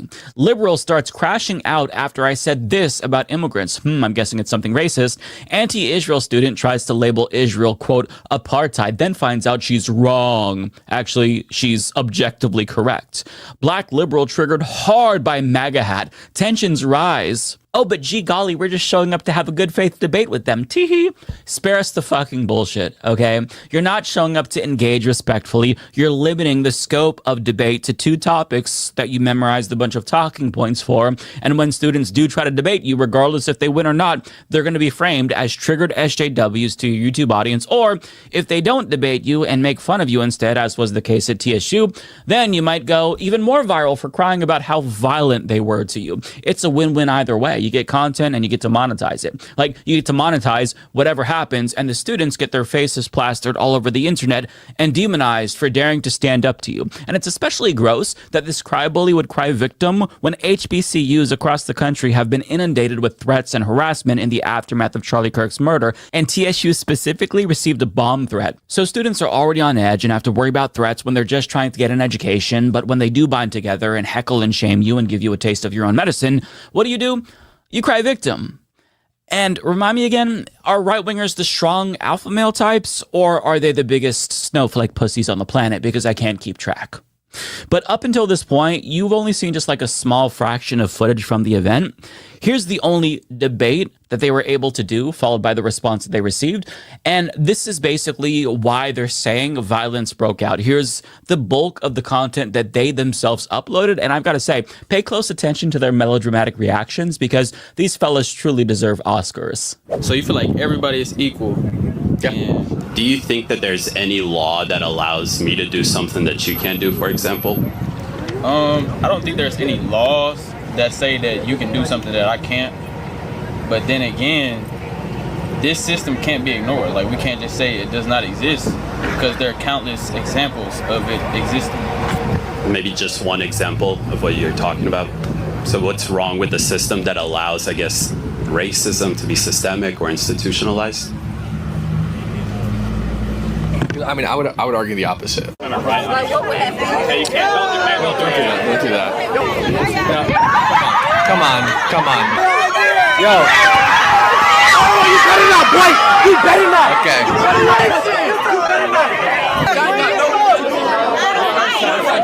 Bring the sign back.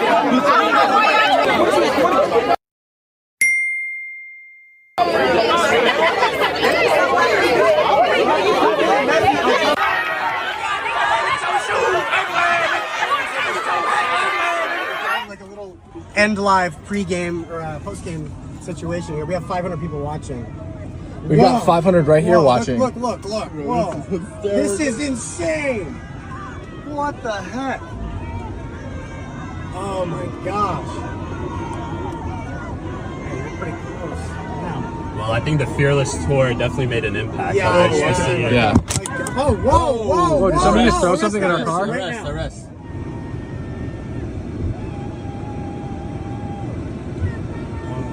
They're intentionally blocking us. They're blocking us. Here comes the cop. I'm not going to hit it now, I guess.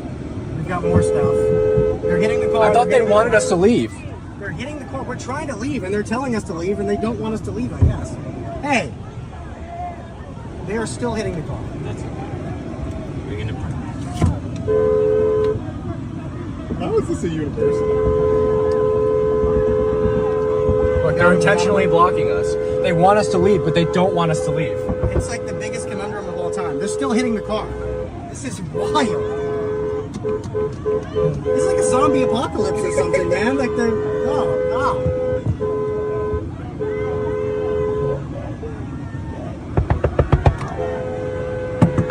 They're still hitting the car. Whoa! That was loud. They do not debate with their ideas, guys. They just... Oh, whoa. Yeah, we're gone now. We are gone now. They don't want to debate their ideas, as if denying racism is some sort of rigorous intellectual exercise. Shut the fuck up. Like, maybe if you tried to debate them on healthcare policy or the economy or tax rates, they would have engaged. But you went to a historically black college and denied racism. I don't know why they think anybody is going to take them seriously. And I love how when the woman put the sign up to the car, somebody started saying, arrest, arrest, arrest, as if she had just assaulted them.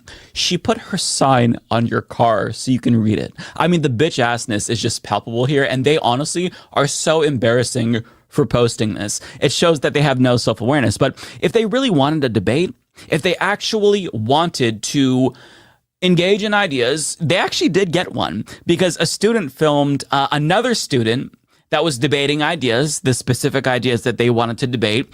And these are the kinds of clips that you're never going to see them post online, because it shows them getting owned.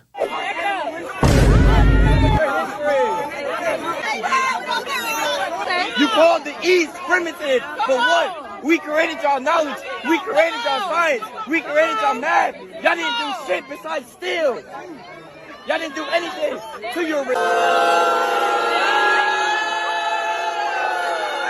You guys didn't make shit.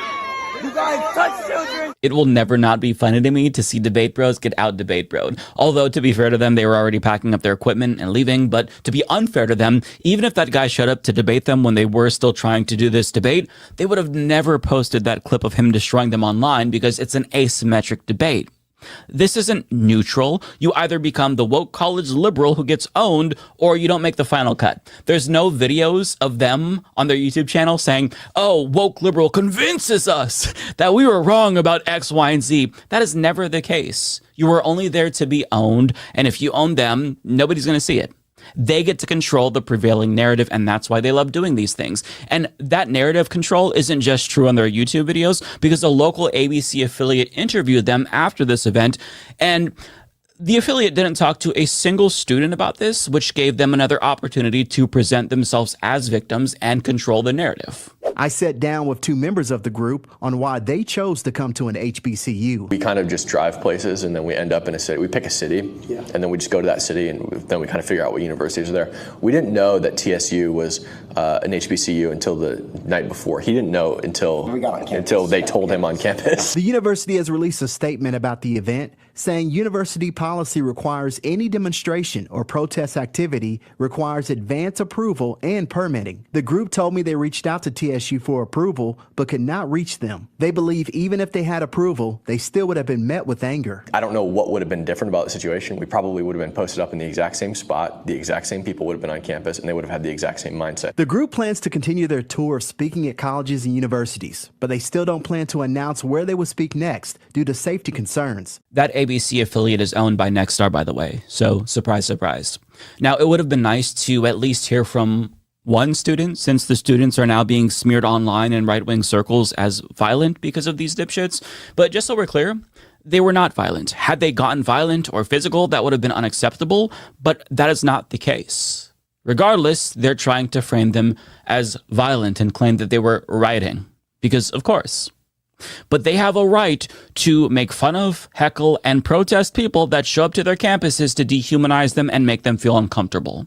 This is what happens at all college campuses whenever conservative saboteurs show up to make fun of the students and make them feel uncomfortable and intimidate them. This is what I did when I was in college as well, which was always targeted by evangelicals because it was a very diverse, queer-affirming campus. But whenever somebody would show up to talk shit, they would get clowned on themselves. As a matter of fact, here's a selfie that I took with this guy who showed up to our campus on the day that Oregon overturned its gay marriage ban with a sign that said homosexuality is sin. And as you can see, like, I'm not really taking it seriously. Nobody was really there at the time that I took the picture, but within a couple of hours, there was an entire group of people around him heckling him and making fun of him because a drag queen had come out and performed in front of him, and he got so uncomfortable that he ended up leaving. This is what happens all the time at universities. They target universities and then they get the same response every single time.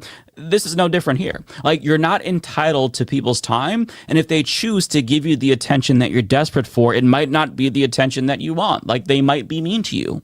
Nonetheless, the internet and local news is just letting these melodramatic, provocateur drama queens, I almost called them drag queens, drama queens, get away with pretending as if they were somehow victimized by these students when they were not. That's obvious. The students were just giving them a taste of their own medicine. They were returning the disrespect that was brought to their campus. And since most of Twitter has only seen Cam Higby's perspective, I do want to take some time to share the other side's perspective, which responded in the replies to the videos that were posted by him that are now going viral. Quote, "You didn't come to speak, you came to create this video. A white man shot Charlie Kirk on a predominantly white campus in one of the white states in America, and as a result, racist white conservatives decide to antagonize black students at an HBCU over a policy that benefits majority white women, DEI. Imagine lying about them using violence when they never touched either of y'all and only told you to rightfully get the fuck off their campuses. Bunch of grown-ass pussies. Unpopular opinion, you aren't owed a debate.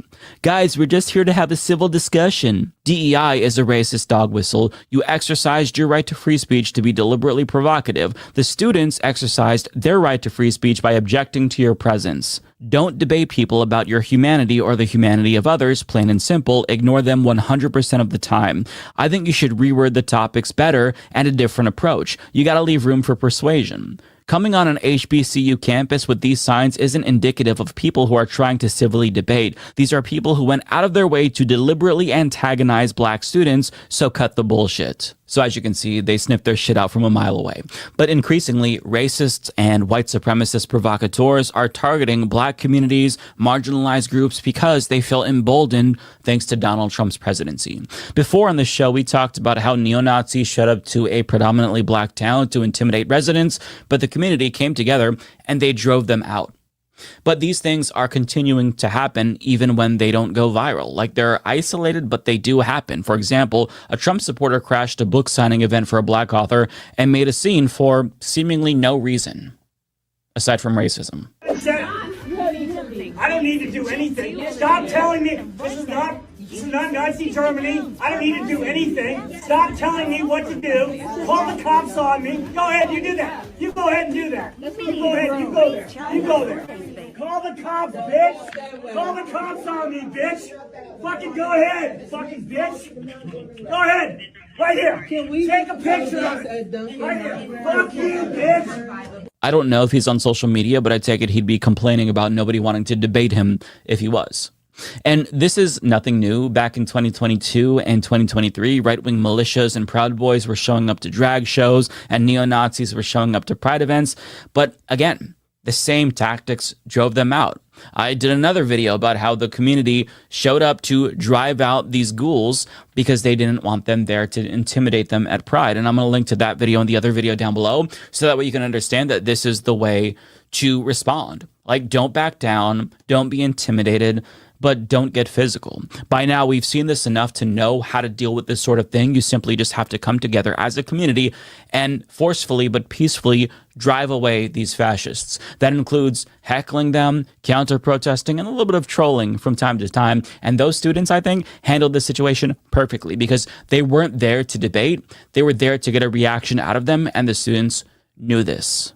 And even though none of the students got physical, it didn't stop them from trying to claim that they were violent, even though their own videos debunked that narrative. So, regardless of what you do or don't do, they're going to say that you are absolutely violent regardless, and you're uncivilized and yada, yada, yada. But the way that you respond is the most important. And the result is that now these idiots look unserious to most people. Sure, their MAGA buddies in their right-wing circles are buying into the false narrative that this was a riot and that the students were violent, but nobody else does. So if they're trying to persuade people, they're losing that battle. So, I would say that's a win for the students and a loss for them in the end.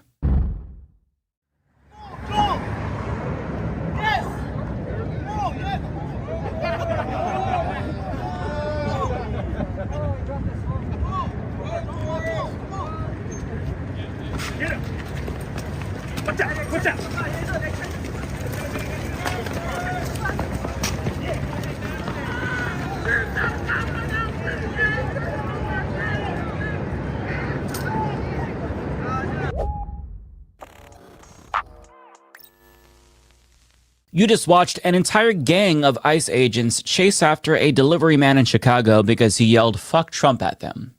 Now, you might not like what he said. You might think that he was being impolite. You could even say that it was a dickish thing to do. But guess what? He has a First Amendment right to express discontent with his government.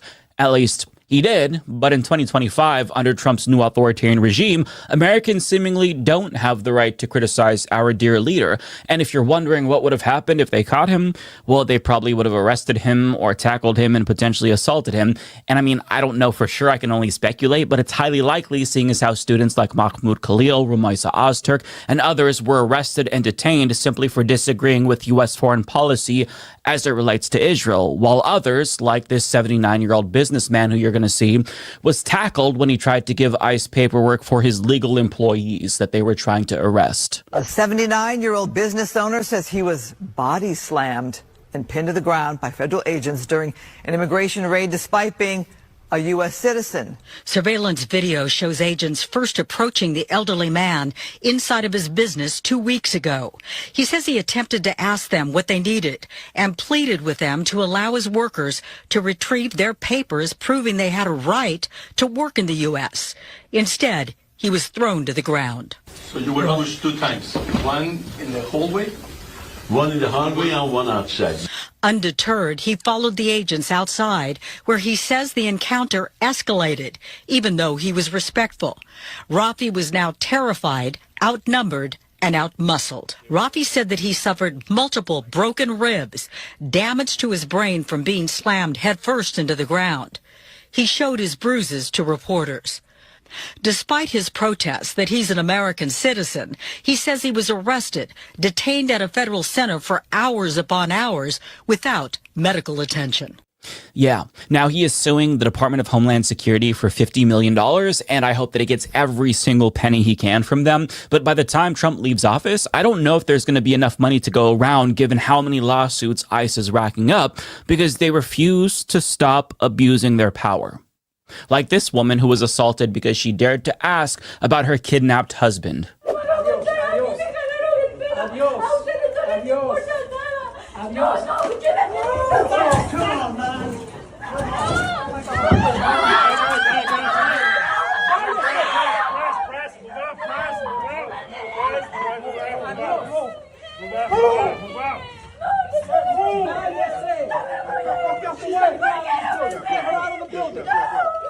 Now, if you did that to someone, you would go to jail. No questions asked. But since that man is a member of Trump's ICE Gestapo, he gets to physically assault people with impunity because our authoritarian leader explicitly gives these thugs that privilege. Trump shared a video of militarized Border Patrol agents terrorizing citizens in Chicago, exercising their First Amendment rights, and declared that they will take no nonsense. And by nonsense, he means the free exercise of protected speech. He also authorized, quote, full force against residents of my, quote, war-ravaged city of Portland, Oregon, because of peaceful protests outside of an ICE detention facility in South Portland. It doesn't matter that the people who live near that building say that the protesters are peaceful and that they're more concerned about the federal authorities than the protesters. The problem is that these demonstrators dared to vocalize opposition to the presence of Trump's Gestapo in our city in the first place. And because dissent is no longer tolerated in America, our dictator president is declaring war on our entire city to violently crush protesters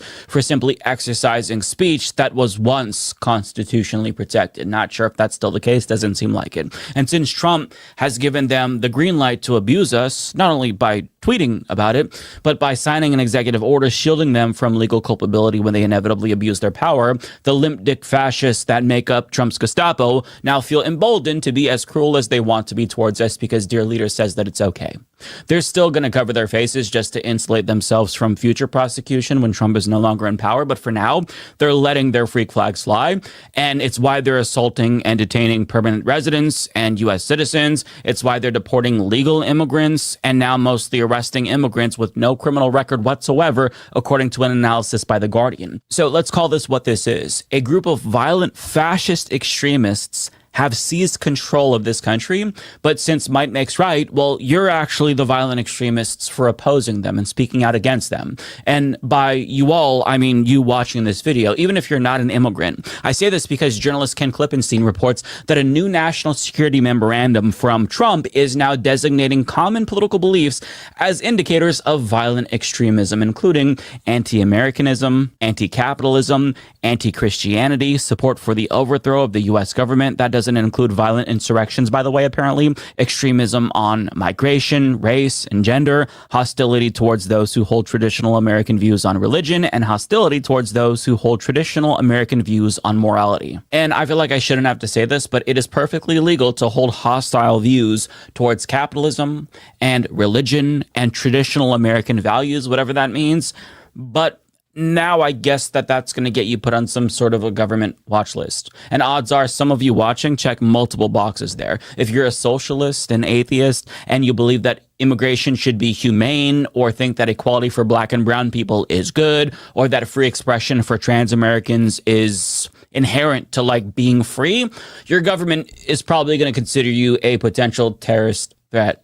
But here's what that means. Ken Klippenstein explains, this means monitoring political activity or speech as an investigative method to discover, quote, radicalism. To give a sense of how broad this formulation is, Trump's earlier designation of Antifa as a domestic terrorist group was accompanied by a White House fact sheet signaling out people who, quote, celebrated Luigi Mangione, the alleged killer of United Healthcare CEO Brian Thompson last December. As I wrote at the time, this described a lot of Americans. He concludes, I don't want to sound hyperbolic, but the plain truth is that NSPM 7 is a declaration of war on anyone who does not support the Trump administration and its agenda. Yes, it repeats the word violent over and over to purport only to go after citizens who are moved to take up arms, but it also directs monitoring and intelligence collection to map and target the new evildoers, to borrow a Bush label he took from the Bible just days after 9/11. The partisan focus couldn't be more obvious. So if you dare to engage in wrongthink on social media, Big Brother is watching you. And this is in addition to your employers scrubbing through your social media feed to see if you didn't express enough sympathy for Charlie Kirk. But now, the FBI's Joint Terrorism Task Forces are literally focused on rooting out all dissent online as a result of this memorandum. See, for his regular political opponents like James Comey and Zoran Mamdani, he'll indict and cut off federal funding respectively to punish them for not being in support of him. But if you're a regular person, you're expected to pay fealty as well to the new fascist regime in order to avoid their wrath. So if you said anything negative about Trump on social media, well, now that's grounds for them to track your activity. If you tweet about how gross it is that you can't afford groceries, yet the regime is boasting about how they're decking out the Oval Office in 24-karat gold after they just voted to take away food stamps and healthcare from poor people, well, that means that you're suspicious if you object to that, according to the new regime, because you might be promoting socialism or anti-Americanism or some other bullshit that they make up. If you refuse to join the mass psychosis that's plagued this nation and don't go along with this idea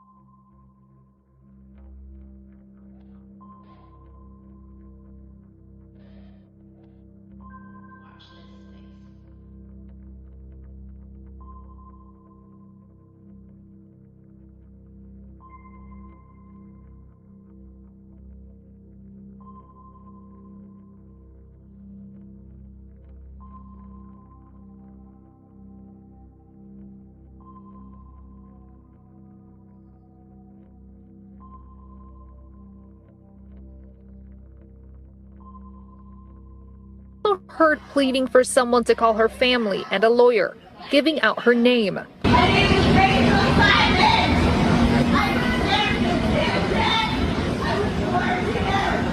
It's still unclear what led up to the confrontation.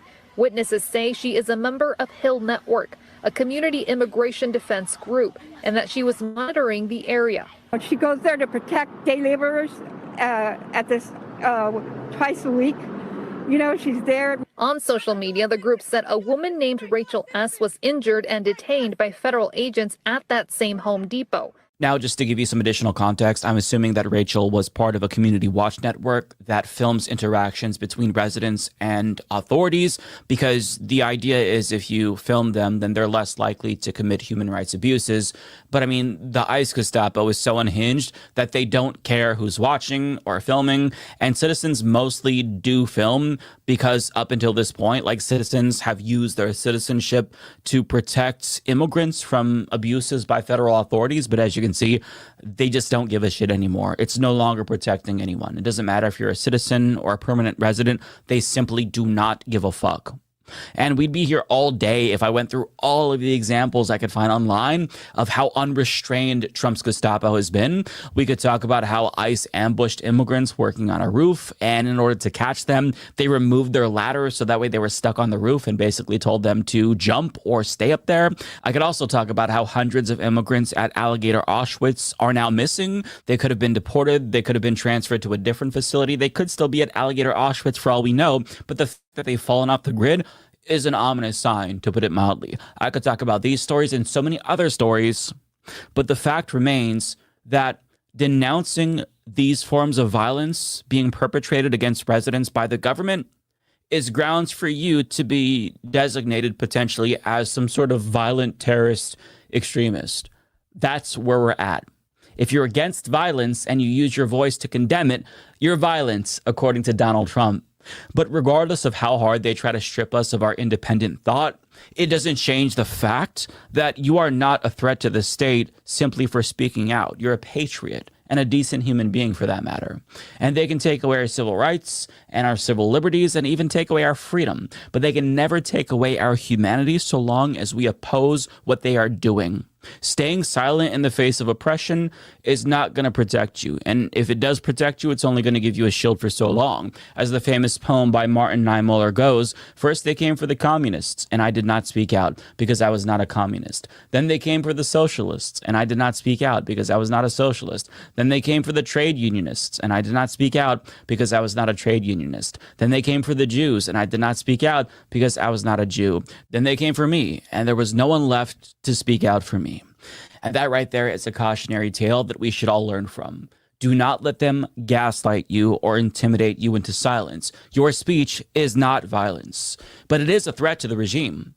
And it's a threat because they're worried that your words could cause a ripple effect, which is why they're doing everything they can to get you to shut the fuck up. And the one thing that gives me hope is that as bad as things are right now, I still see Americans speaking out every single day. And as long as they continue to do that and keep protesting and using their voices, not all hope is lost.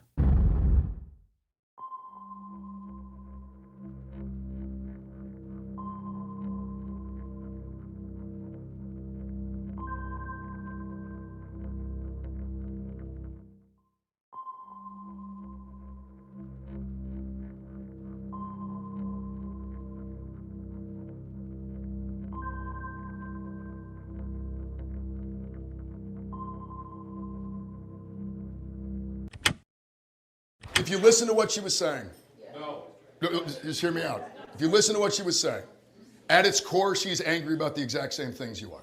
There's a viral clip going around from Graham Plattner, the Democratic candidate for U.S. Senate in Maine, that I think is deserving of its own conversation, as there are two distinct reactions coming out of what Graham Plattner does here that I think is really worth diving into. So I'm going to get to two other examples of types of communication that are different from what Graham Plattner is doing here, but are equally effective.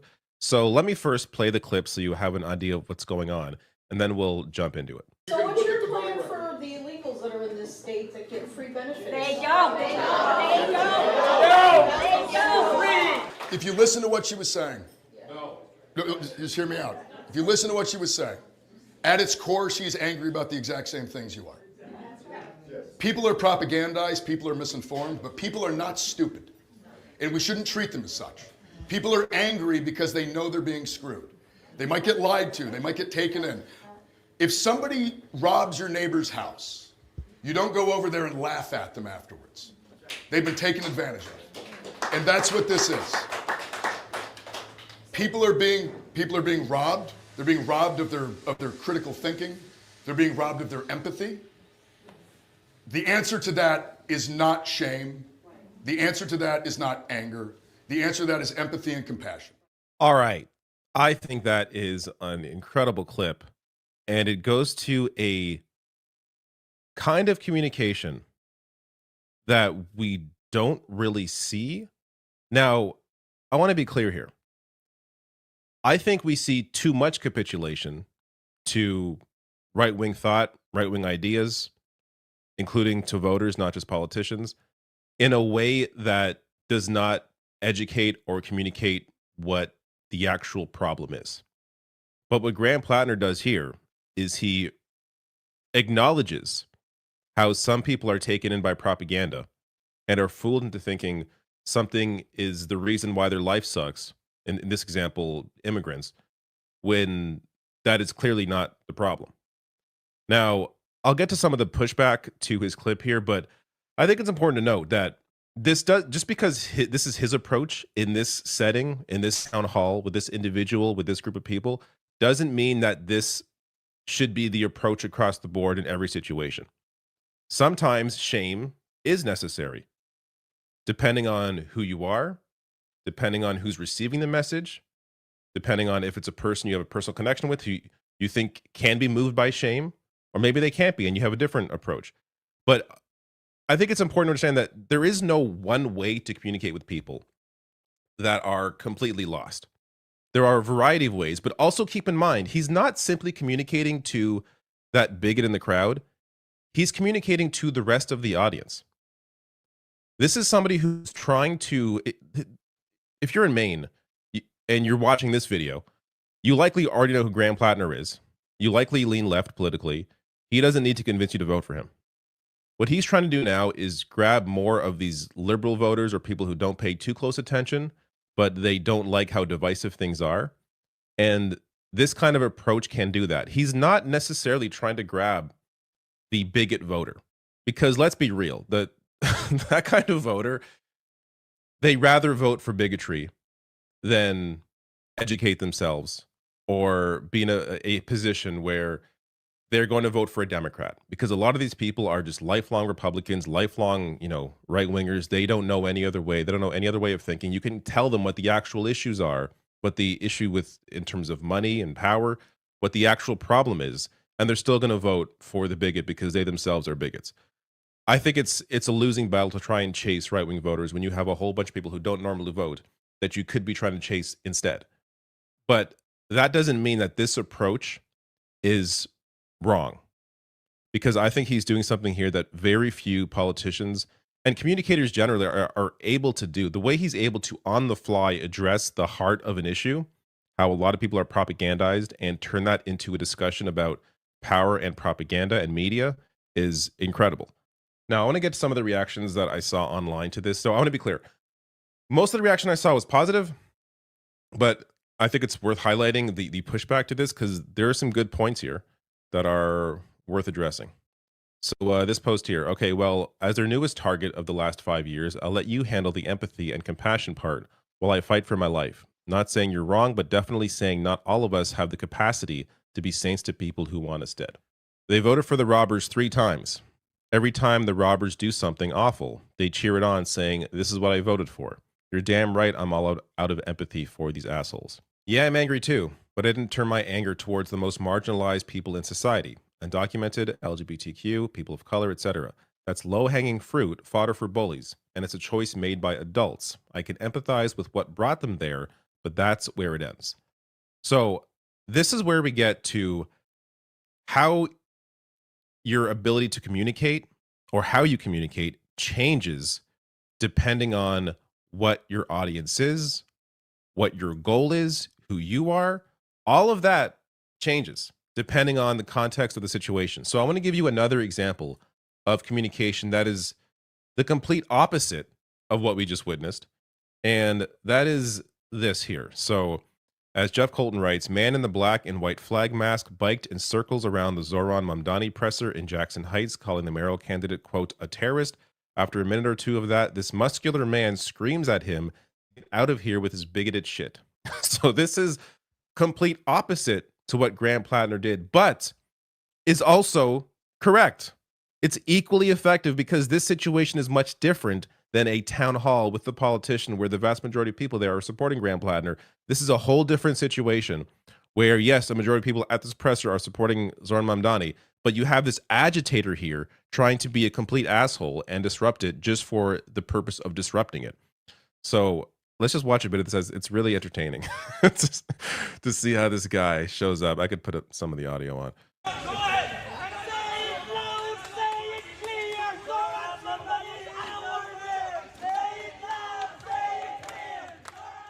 So you can't hear much of their conversation, but this is where this guy is aware of his power, of what he can do in this moment. Like this absolute loser with the mask on here, trying to disrupt this presser, calling Zohran a terrorist.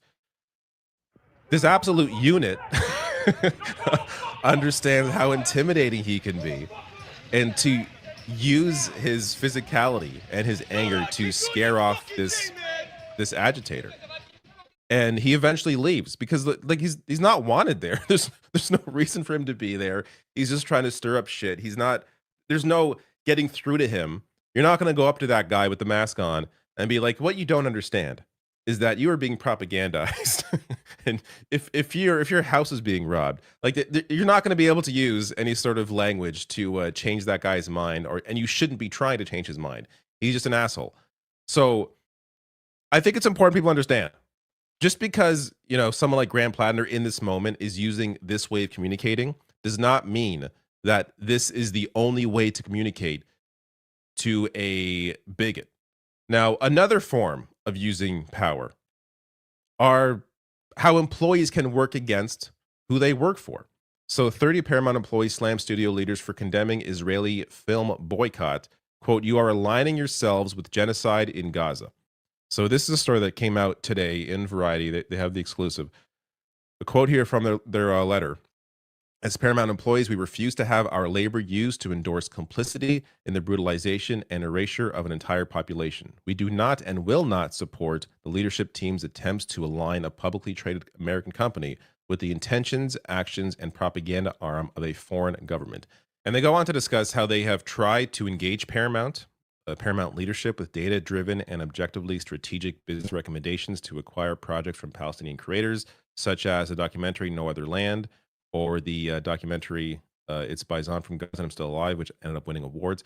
So, and instead they have, Paramount has only taken on what they claim as one-sided stories, just, you know, stories in support, if not directly, then indirectly supporting Israel.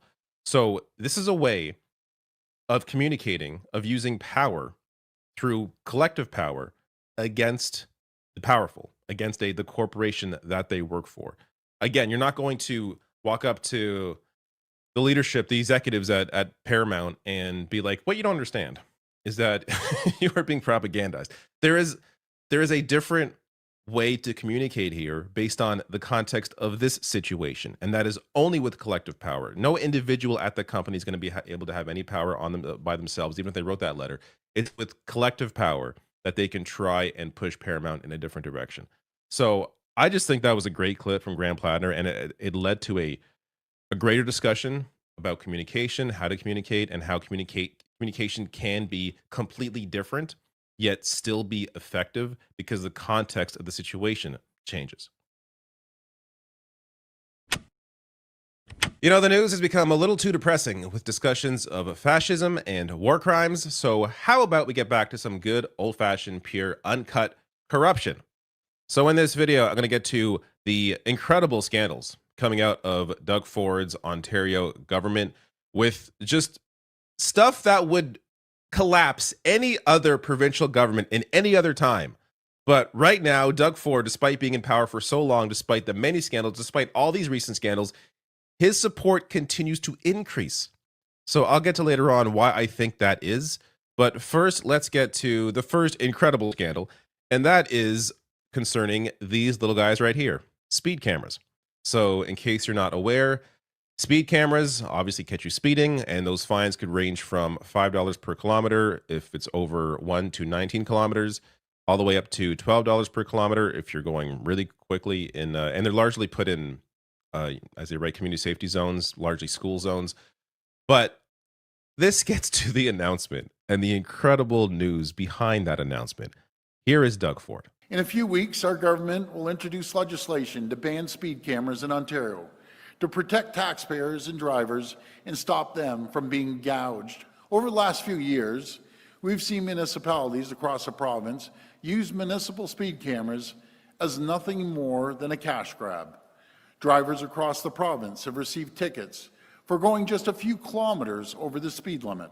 Now, if you have not been following this story, you will be amazed, or maybe not amazed, as to what is behind this. But I want to be clear. I think there's a worthwhile discussion around should people receive tickets for going, a couple kilometers over the limit, especially if it's not in a school zone. But that is not what he's doing here. He wants to eliminate all speed cameras. This had to have led to this decision. Vehicles registered to Ford cabinet ministers caught by speed cameras more than 20 times, and a lot of them in school zones. So a vehicle registered to one of Doug Ford's cabinet ministers blew past an automated speed camera going 70 kilometers an hour in a 40. A 40 is a school zone. Another vehicle registered to a cabinet minister was snapped going 65 kilometers an hour in a 40 zone. Another one, 57 in a 40. In fact, documents obtained by Global News using the Freedom of Information laws reveal that over 3 years, vehicles registered to Ford's cabinet minister received more than $3,300 in fines for speeding. This obviously had to have played a part in this decision. And on top of that, you have Ontario school boards. All of them are urging Ford to halt the plan to scrap speed cameras because the data supports that they do, in fact, reduce speeding. So Colin DeMello putting this out. Premier Doug Ford shoots down a proposal from 20 municipalities to keep speed cameras in school zones only. Again, this approach would make a hell of a lot more sense than eliminating all of them. At least keep them in school zones where they are proven to actually be effective. But Doug Ford, in his reply, goes on to say, clearly, if the point of speed cameras is to slow down traffic or slow down drivers, they are failing miserably. They're cash grabs, pure and simple, going on, citing the fact that there's been 55,000 tickets in one area, 17,000 in another city, and 32 in another city. So, yeah, people are obviously caught speeding by these speed cameras. I'm trying to find the words here. This is like arguing, hey, we shouldn't have any gun laws because people are getting shot. Clearly, these gun laws aren't working because people are getting shot. The idea isn't to eliminate the instance of something happening ever. You're never going to eliminate all speeding. You're never going to eliminate all shootings. But these sorts of laws absolutely reduce how many times it happens. That is why they are supported by, for example, sick kids. Automated speed enforcement significantly reduces speeding in Toronto school zones. A new study led by researchers at the Hospital for Sick Kids and Toronto Metropolitan University have found that automated speed enforcement cameras reduce the number of speeding vehicles by 45% in urban school zones. They work. But because Doug Ford's cabinet ministers keep getting caught speeding by these speed cameras, all of a sudden they're a big issue that he wants to eliminate. And like, you take a look at this is posted by Isaac Callan. How many of these speeding tickets were caught in school zones? Look at all these 40s here. It is insane to speed in a school zone at all, let alone going 70, going 65. Like, this is crazy stuff. Let's get to the next scandal. Clients of lobby firms connected to Premier and his nephew given tens of millions in training funds. This one, again, any other government, if this was the Liberal government that had this alone forget, the Greenbelt, forget every other scam that Ford has been involved in over the past 8 years. This alone would have collapsed any other government. This is an absolutely wild story. Groups representing lobbying firm owned by the premier's campaign manager got more than $100 million in grant money. This is insane. So clients of a single firm, Rubicon Strategy, have received more than $100 million from the Skills Development Fund, according to Trillium's analysis. Rubicon is owned by Corey Tanaik, who you may remember, as I did a video covering Doug Ford's campaign manager discussing Pierre Poilievre, or criticizing Pierre Poilievre. So if you go back in my videos, you'll find that. But Corey Tanaik's clients received more than $100 million, nearly 3 times the amount received by clients of the second most successful lobbying firm. These are obviously connected. This is an absolutely insane story that would have collapsed any other government. Not to mention the others that received money. 2 clients of Upstream Strategy, there's On Point Strategy, Atlas Strategy. All of these also connected to Doug Ford. So Nico Fidani-Diker, the premier's former executive assistant, is one of On Point's principals. So their clients receive money. Atlas is led by Amin Moussoudi, Ford's former longtime right-hand man, and Cody Millett is another Atlas lobbyist who used to work in Ford's office as well. Their company or their clients receive money. Upstream, their president or their founding principal is Progressive Conservative Party President Michael Diamond, who directed Ford's 2018 leadership bid. His clients receive money. I'm laughing because it is just so out there, obvious, open. This would take down anybody else, but this is barely a story right now. I mean, it's being reported on they're doing. Let's be clear, journalists in Ontario, local news, all doing great jobs reporting this. Nobody seems to be paying attention or seems to care. Also, worth mentioning here, 2 former chiefs of staff to Michael Ford, the premier's nephew, had clients that got millions of dollars as well, even though both are relatively new to the lobbying scene. Connections clearly playing a part here. Doug Ford claiming, I care. The taxpayers are getting screwed. Yeah, by you, because of the connections you have to these people who are taking all this money from taxpayers. It's insane. And on top of that, this is another piece of this story. So Ontario's auditor said lobbyists' role securing training grants raises concerns of possible preferential treatment. Days later, the ministers whose office picks recipients was in Paris for the wedding of a lobbyist whose clients got $8.5 million in funds. So the full story here in Trillium.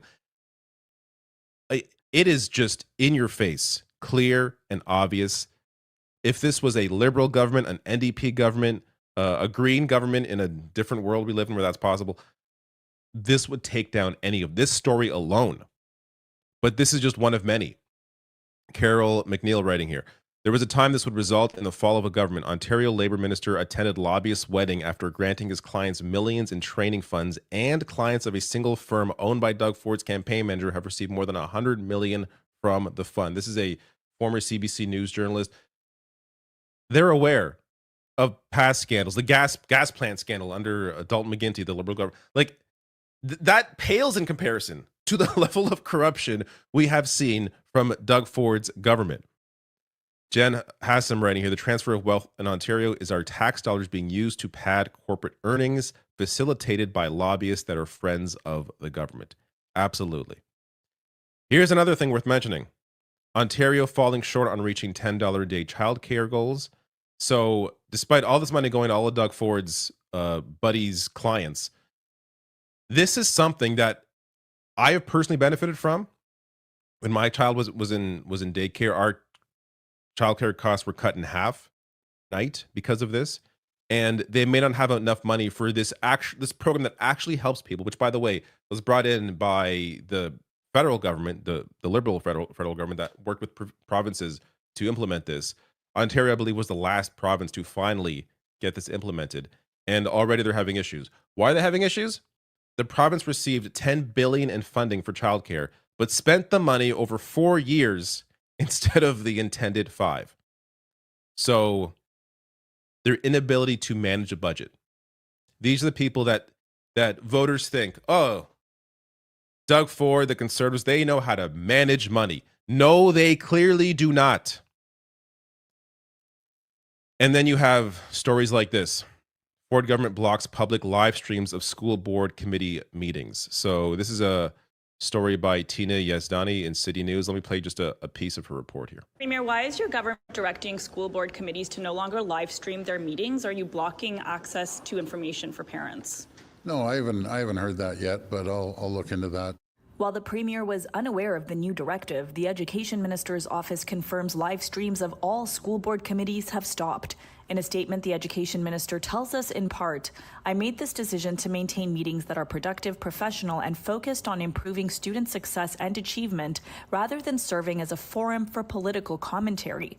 At the same time, I ordered all meetings to remain open to the public with hybrid participation options with public posting of agendas, minutes, and decisions. Parents have drawn their own conclusions.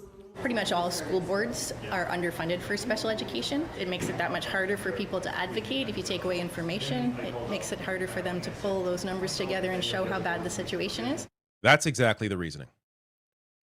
The Doug Ford government doesn't want people to be aware of their failures. So by limiting the ability for the information to get out to more people, by limiting it to the people that are in that room, they cut down on how many people are aware of what they are doing. I mean, it's in their reasoning. The education minister says, we don't want these forums to be a place for political commentary, which tells me they don't want people to be aware of what is happening. They don't want to be criticized in a place that more people are aware of those criticisms. It's a complete shutdown on information.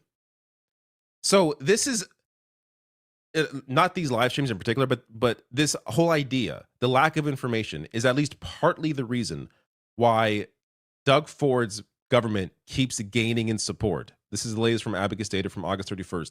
Ford PCs climbed to 53%, widen the lead over Liberals to 26 points.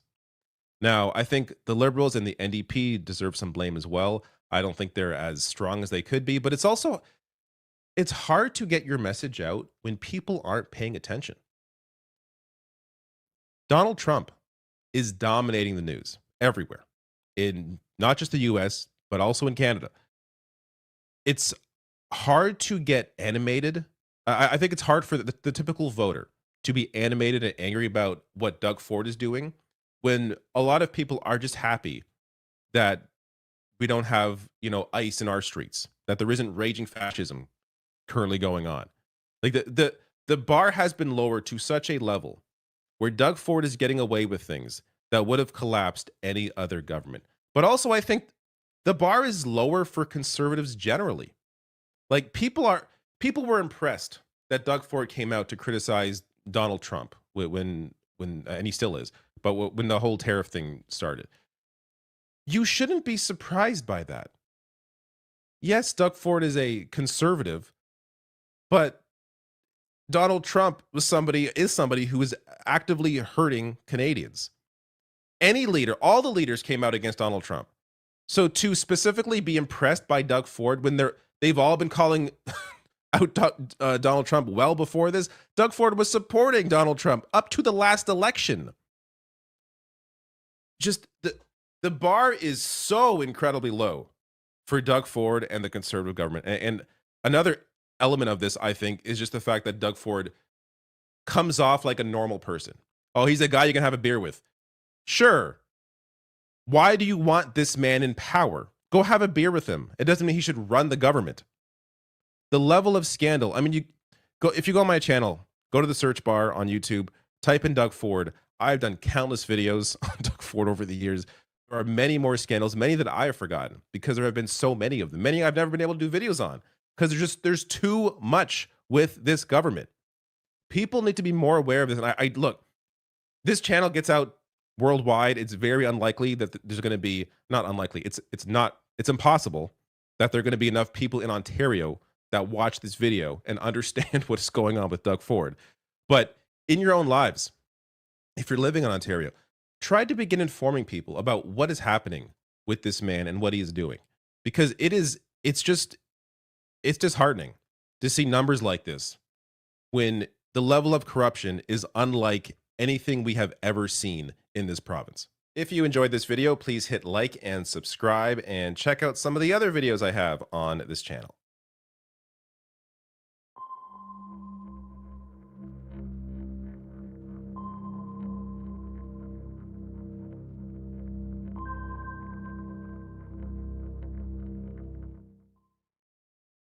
All right, hey ho, let's go. My name is Dr. MARKALAIN DERY, and this is Noise Filter. And for decades, scientists have rigorously documented how structural racism, the deeply embedded racial inequities in society's laws, policies, and institutions, harm health, shapes healthcare access, and influence scientific knowledge itself.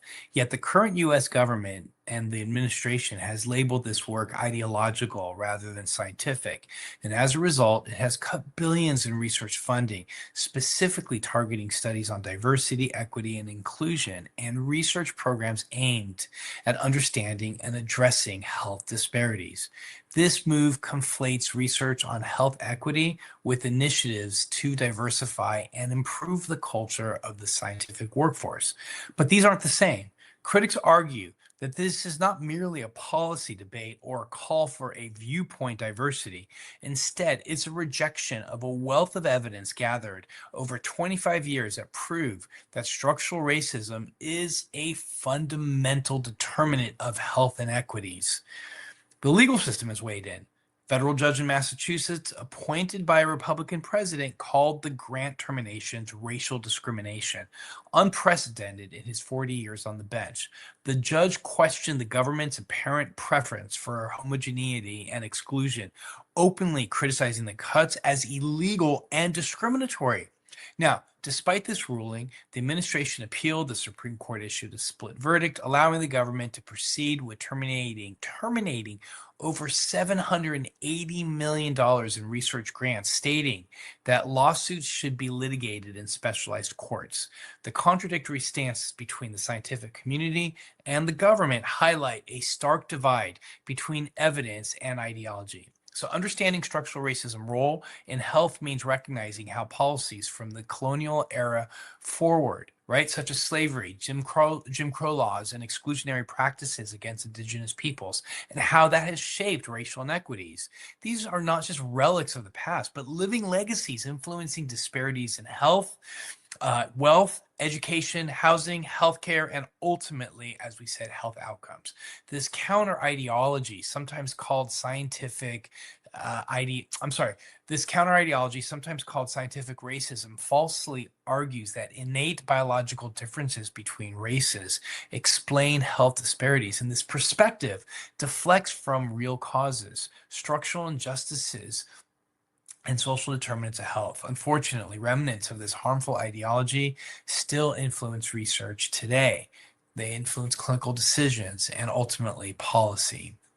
So encouragingly, however, research using rigorous methods is advancing our understanding of how discrimination and segregation cause health disparities. Innovative public health programs informed by this science, such as New York City's neighborhood health action centers, demonstrate how integrated equity-focused care can improve outcomes in marginalized communities. Similarly, targeted interventions in cancer care that directly address systemic racism have successfully closed racial gaps in treatment competition. In treatment completion. This evidence-based approach is now expanding to maternal health and other areas, showing the power of confronting racism head-on within healthcare institutions. At its core, research addressing structural racism is more than just statistics. It's about acknowledging history and confronting injustice and empowering all communities to thrive. Ignoring or rejecting this work is itself a political stance, one that endangers health equity and scientific integrity. So, science is our collective tool to understand, heal, and progress.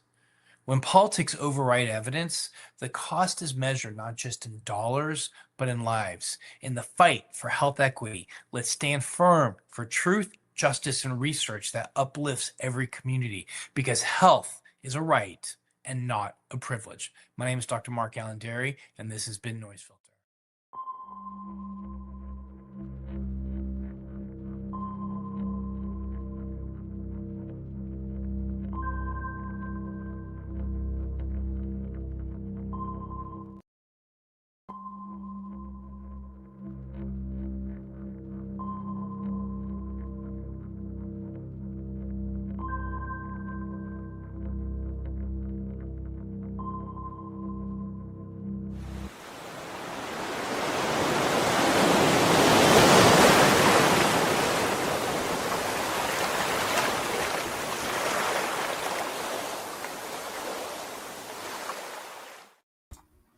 All right. Good afternoon. This is Sandy Shallis, and I am with Environmental Coffeehouse, Political Coffeehouse today well, we've got a really I've got a bang up show, but today it's a little bit, it could be seen as a little frightening, especially to YouTube and online climate and environment commentators, nonprofit NGOs, everything under the NSPM 7. We're going to talk about what that is today.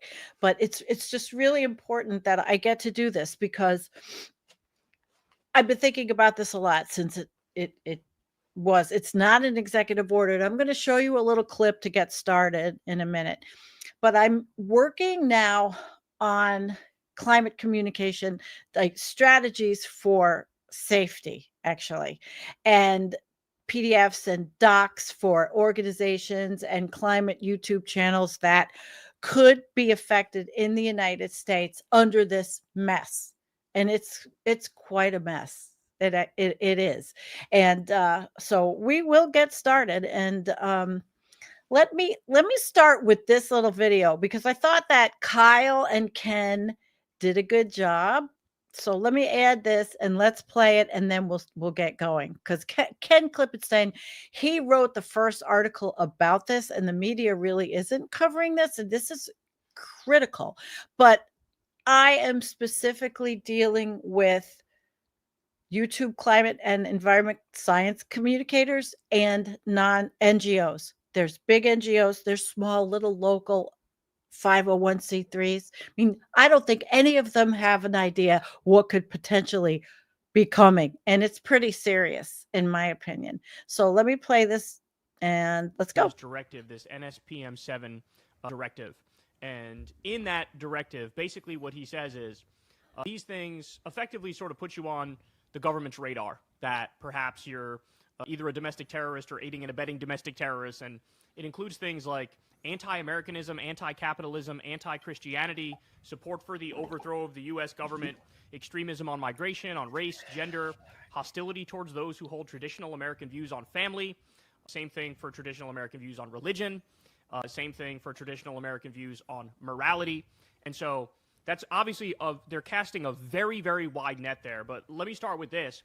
As you point out in your piece, the NSPM 7 directive, it's not the same thing as an executive order. So tell everybody the difference between the NSPM 7 and an executive order and why this actually makes it way more serious than if it was an executive order. Yeah, so unlike executive orders, of which there are over 200 at this point, by nature are kind of more micro level, sort of do this, in the case of presidential memoranda on national security, which this was, the 7 at the end refers to the number that, like, there's only 7 of them.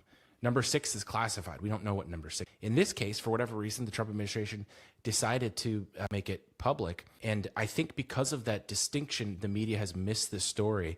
In fact, I've seen it inaccurately reported as an executive order, even by places that I appreciate, like C-SPAN, mainstream media organizations, several of them getting this wrong. And it's already out of the public's mind, and it's just beginning. So, what is it? We got a little bit from Kyle, but should we be concerned? And I started to, I talked a little bit about it on Left Past 10 last night, but I started to get extremely agitated, paranoid. I don't know. A bunch of feelings went through me because I talk about a lot of things that could be seen as any of those anti-capitalist, anti-Christianity, which I'm not anti-Christianity. I don't like anything that is evangelical. I don't like anything that is cult-like. That's not the point. It's the environmental things that I talk about, science and climate, but all of those of the above could be considered under NSPM 7. And it is scary. And there is a reason to be concerned because there are a lot of people that could be targeted as climate communicators. Lots of people. And there are those that are working at this like intersection of activism and policy and funding it and dissent. You know, there's other channels that cover all these things like Jordan Chariton Status Quo. I mean, he's much bigger than me, but he's out there doing this. And I don't know if it's caught up with people that they could be in jeopardy for what they do. Basically, just by maybe protesting against a fossil fuel depot or processing plant near where you live. Any of these things, anything can be twisted and manipulated. It was September 25th written already, and today is what, October 9th? Yeah, October 9th.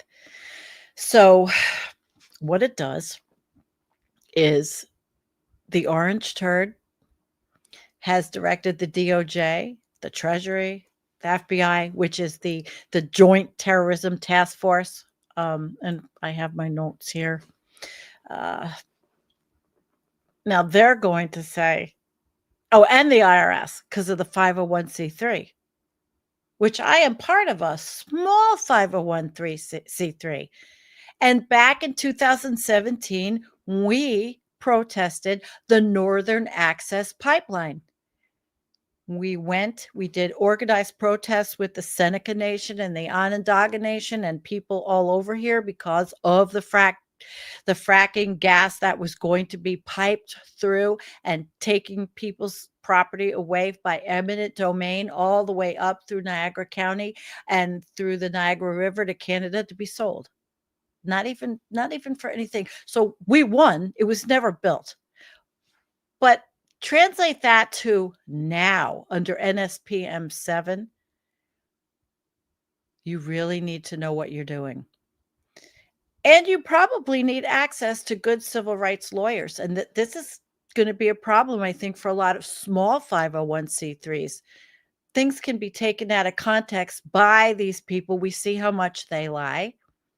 So they're going to direct all these, I'll say it again, DOJ, Treasury, FBI, Joint Terrorism Task Force, IRS to investigate, disrupt, and dismantle entities and individuals now, they say, tied to political violence, intimidation, radicalization, and funding networks. So what is radicalization?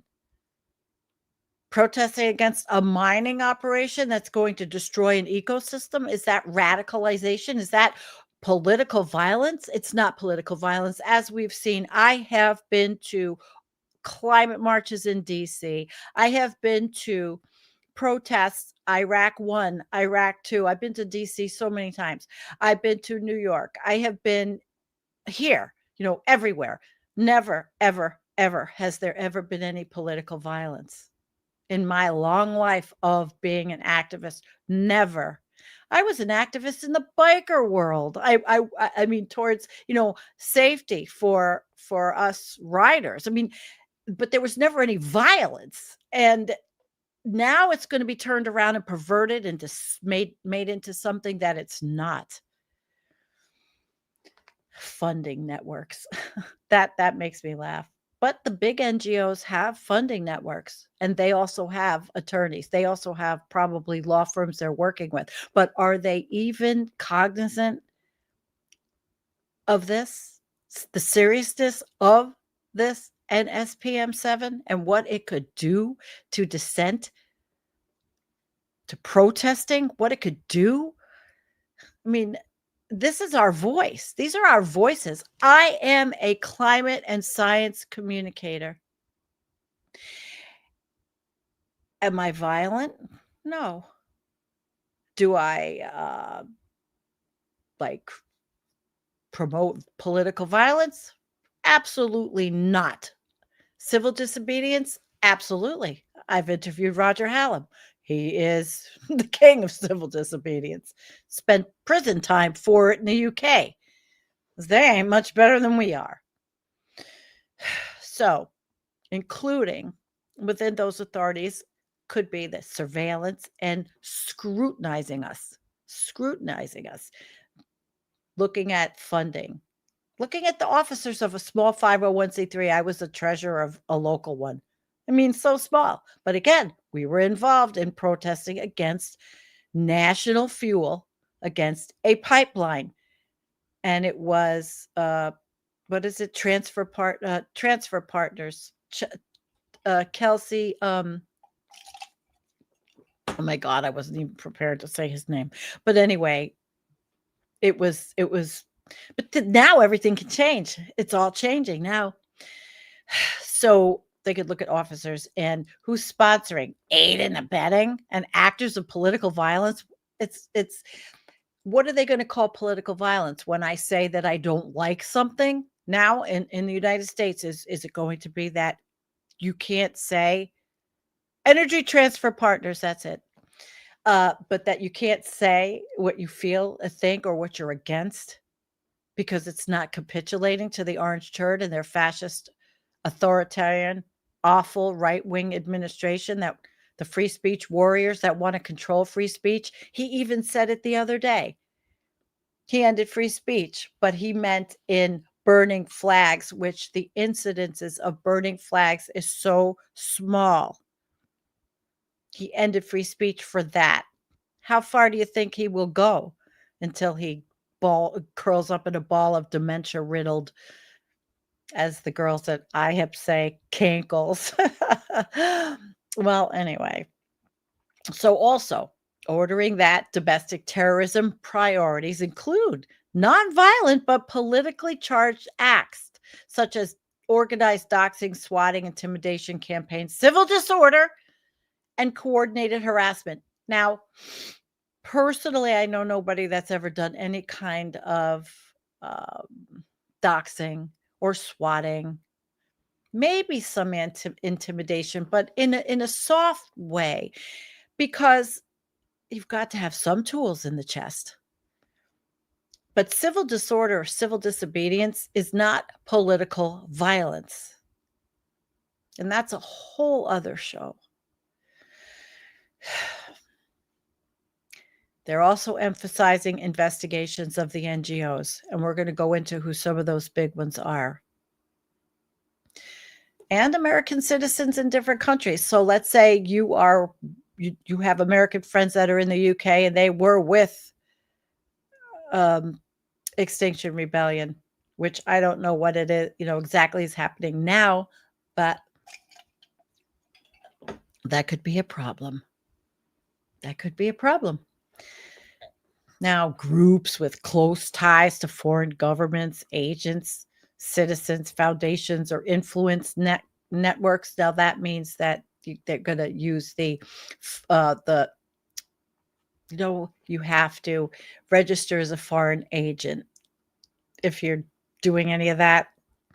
Is everybody in the Orange Turd administration a foreign agent? Because they should be. But it's not really funny.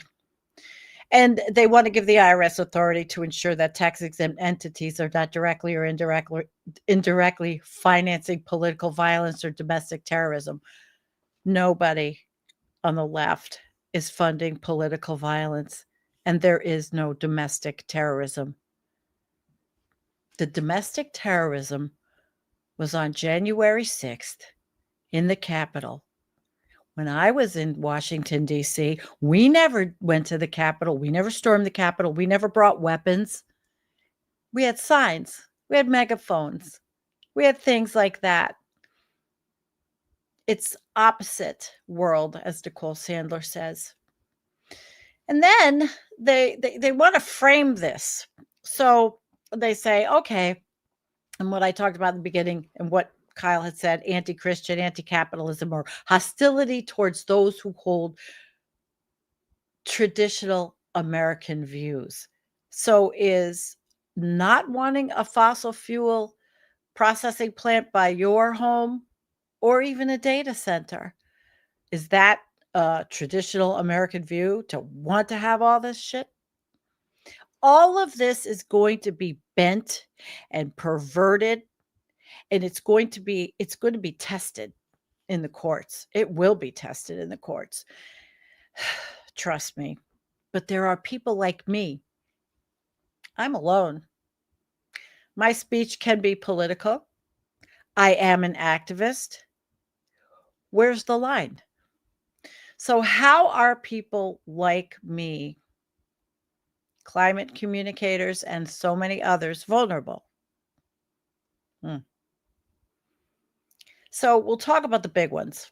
The big ones, they could have the foreign ties, and many of the climate NGOs, they receive grants from international bodies, philanthropic foundations abroad, or they partner with foreign counterparts. Now, NSPM7 explicitly targets NGOs with foreign ties or funding, but it's usually pretty innocent. It's a global effort to try to clean up the planet. It's a global effort to try to get off fossil fuels. It's a global effort to try to help people live better lives without burning the planet and warming the atmosphere any more than it already is, or adding any more CO2 to the atmosphere. But all this can be bent, twisted, and misshapen into whatever this administration wants it to be. And that's where we have to watch ourselves. And messaging and narrative framing as extremism. So look at any of the things I've done on my channel. And I could be looked at as an extremist because I've made anti-Nazi videos for years. I've made Antifa videos. I am an Antifa. I am anti-fascist. My father was in World War II. He fought the fascists. How can you not be in the United States? We are all anti-fascist. Except for who? The people that voted for the orange turd? I can't even stand saying his name. So what's going to be, what is going to be extremism? So the ideological categories, which we already talked about, I'd love to know what the traditional views are. Is it going to be more like the Handmaid's Tale? Mar-a-Lago edition? So in other words, you can be a handmaid, but you have to have fake boobs, plastic surgery, big lips, all kinds of shit. That's the Handmaid's Tale of Mar-a-Lago. Somebody ought to write that book. But, these are, we could be tagged with this as a climate activist or as an environmental activist. This is big. I am absolutely working on checklists for organizations and for YouTube channels. I want to help my fellow climate communicators in the US, and it's going to happen. I think this is going to be something because I don't hear anybody else talking about this. Okay, so harassment, intimidation, doxing. I want to know, this is what my notes took from several different areas, several different articles I read. Climate communicators may engage in campaigns, social media calls, or naming entities complicit in climate damage. I have, goddamn, for how long? There's Exxon. Everybody's talked about that in the community for years. Is that now going to be illegal to talk about Exxon? Talk about against Exxon? Talk about getting off of fossil fuels that are damaging the climate? Come on. These could be construed by a hostile administration as organized intimidation campaigns or political harassment. So you're telling me that these small organizations, these little 501c3s, or just these loosely thrown together marches or whatever you have it, are organized intimidation campaigns? Okay. We're politically harassing a billions of dollars company, fossil industry, small. I mean, it's basically small potatoes. Small potatoes. And a lot of them are nonprofits, and very small. When I was the treasurer, it was a very small little, what was I, a treasurer over $5,000, maybe? We did fundraisers because where I live, we had a huge civil disobedience against a radioactive dump, and we won in the 80s. And there is a video on my channel I repurposed about what happened here, and it is really well done, and it's good for civil disobedience learning. And I'll probably put the link in the show notes when I get a chance to do the show notes, because I haven't put them all together yet. So that's, can you imagine? I can't imagine these little organizations, and there's so many of them. Can you imagine audits and feeling even criminal exposure just because you participated in wanting to keep a data center out of your community? Seriously, because of the wetlands that would be disturbed. Audits, taking away the tax exempt status. They won't do that for the mega churches that take their parishioners' last $5 so the pastor could fly around in a private jet. And these people say, well, look, God gave it to him. God gave it to him because he's doing the Lord's work. So he has to have that jet. That pollutes exponentially. So anyway, this is potentially really, really broad, very powerful. And the lines between the advocacy and incitement, they're going to be blurred in the directive. They're very blurry. Make sectors like us, climate communication, and involving what I do, structural critique, and working with organizations like the Climate Mobilization, for example, public mobilization, partnerships, funding across borders, especially, again, like I said, they're very, hostile. They're going to find with a person like Stephen Miller.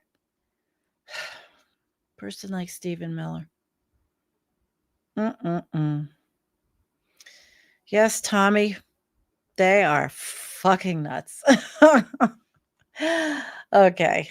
I am also on This Space TV, so I'm trying to be a little, cool here, because this is very serious, and I'm dead serious about creating materials to have PDFs for all these organizations, anybody that wants it. I don't know where this is going to go. I honestly don't. I just started doing this. Because I realized nobody's talking about this. I did a search for videos. I did a search for anybody talking about climate communication, environment communication, science communication under an SPM7. Nothing. Everybody's talking. It's all more political, but not about this. I'm taking the mantle. I'm going to wear the crown. So anyway, we have First Amendment rights in this country, although you wouldn't think so anymore. And we have due process. But you wouldn't think so anymore after what we've seen with ICE. Well, how would you feel if you were at a small local protest, such as what just happened here with the Great Lakes Cheese Company, who, by the way, has now been fined almost $500,000 for polluting the Issawa Creek? What happens if now you can't do that? And it's okay. Great Lakes could say, well, screw you. We're going to kill all the fish, and it doesn't matter because you can't protest. Nobody could say anything because it might be seen as challenging capitalism. I mean, seriously, this is how insane this could be. It really could be. And who is really equipped to face court challenges? I couldn't afford a lawyer. I can't even afford the channel. So, I mean, really. But of course, there probably will be pro bono lawyers that might help. And I have written to one firm. They may not be the firm, but there's going to be somebody that I hope will work with me on this, because I think that this is so important. And I'm not going to keep quiet. I thought about it. You know, there was a few minutes there I thought, I'm getting off of everything. I mean, I did deactivate X, but that's toxic. But I did think. And then last night on Left Past 10, Matt said, what are you going to do? Hide? What are you going to do? Hide? And, you know, I did the cost benefit analysis. Yeah, I could hide. I could read books, play with my cats, do canning videos, and never do anything controversial again. But is that me? No. So we're going to do these things. So, you know, the criminal laws, terrorism, conspiracy, there's so many things on the books that already exist for these statutes. So really NSPM 7, it's bullshit. Actually, it's really bullshit. All it is just, if you don't agree with me, then you don't have the right. And I can see it coming because I said this months ago that things like this were going to start happening, and they are. And I'm not a prognosticator. I don't have a crystal ball. I just see it happening. So there has been backlash, and it's not like I'm the only one doing anything. I'm just looking at this arena that I happen to speak in, political and public backlash. So thousands, I think it was 3,500 nonprofits have signed a letter opposing the directive. And there is a good Newsweek article on this, and that'll be in the show notes. Congress members are pushing letters demanding its rescission. So we'll see. I don't know what Congress members. I didn't get a whole list. I probably could pull it up, but I'm not going to do that now in the interest of time. And how has the DOJ, FBI, the Treasury, and the IRS, how are they really going to implement all this? I mean, it's all going to be overreach. It's all going to be conjecture. It's all going to be bullshit. But we probably then have to say, well, we are going to fight for the free speech rights we have to criticize, to bring to light, to discuss, to advocate, and to protest. So this NSPM 7, it gives some infrastructure, some authority for targeting. How aggressively it's used against people like me, climate communicators, even Nate Hagans, even Sam Mitchell, the biggest doomer on the planet, who's actually coming here today for a couple days. Collapse Chronicles, I'll give him a shout out.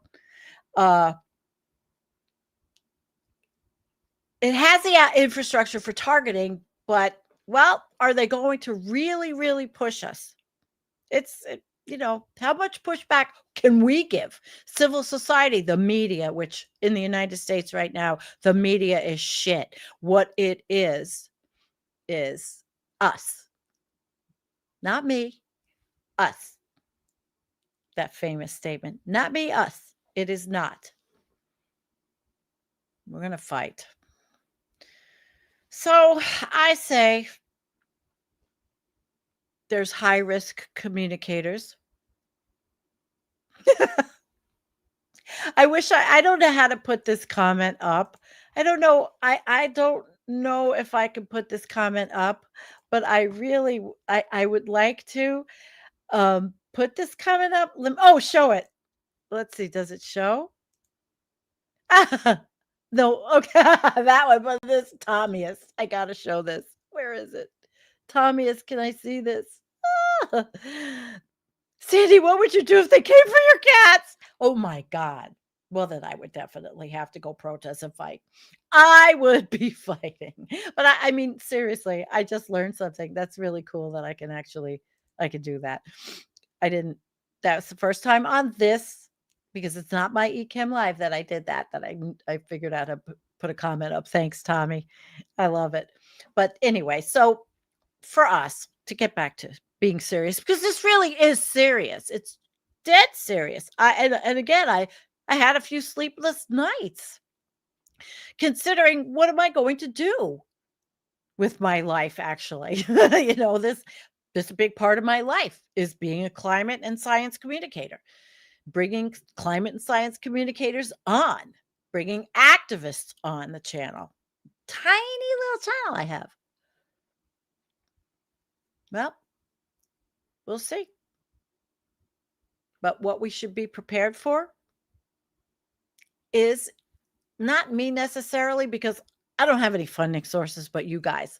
Buy me a coffee, super chats, PayPals, whatever. And it's not much. And since I had lost my channel, I got it back. It's very slow at building up. And I did monetize the channel. So, you do have to look at obnoxious commercials, which actually I have to tell you, I know this is an aside.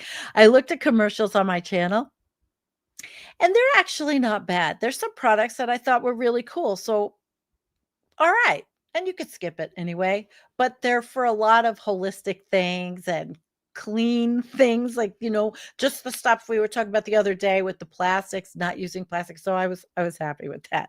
Okay. I digress. Legal counseling to scrutinize funding sources, partnerships, foreign ties, and messaging for exposure too far for IRS rules or even conspiracy statutes. Can you imagine? Look at the shit on Rumble. There's no conspiracy in the climate arena when you're dealing with science, facts, and peer-reviewed studies.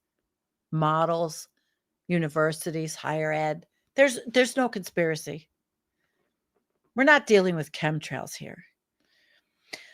And documentation of all activities to separate advocacy from any claims of coercion, intimidation, or violence. We need to stay away from that.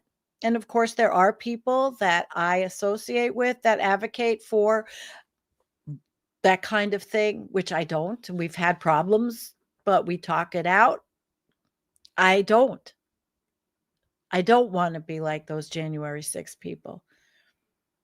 And then, public transparency and alliances, coalition building, which is what we're going to have to do more of, civil liberties and press freedom organizations, because this is what it's about. It's now almost like we have to get into a union of climate communicators and science communicators. We all have to join together to protect ourselves.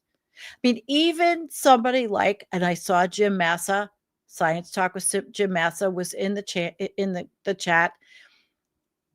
He is absolutely not intimidating anyone. He's bringing science facts, but could his material be looked at as some kind of anti-capitalist because he's talking about the science of how screwed up everything is? Who knows? But we have to be ready. We have to be ready for a legal defense strategy, which does scare me. I'm not an attorney. I know all about it from my career, but I'm not an attorney. That was last week's show. So what I think is that, I wanted to bring this up too. One of the things I read in this was, and let me see if I can find it in my notes. Oh, what a mess. Oh, okay.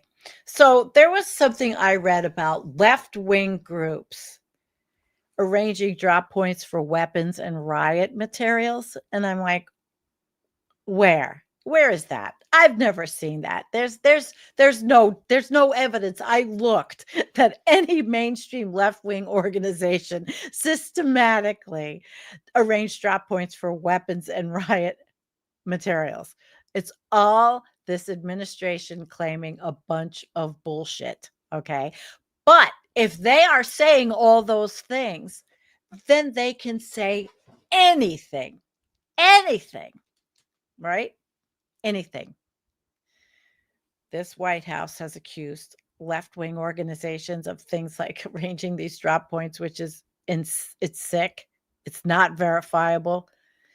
And there is an article that Reuters has out, and that's where I got this idea from, that that the Trump administration wants to investigate liberal groups. So, but they can't find anything on this. And we all absolutely know that the violence in the United States is overwhelmingly, by the studies, the numbers are the right-wing, patriotic militias, just right-wing radicalized groups. I saw the most radicalized I've seen is, and if you want to call it radicalized, to protest against a genocide. I don't think that's radicalized. I think that's humanity. I think that's being on the right side of humanity. But then that was perverted.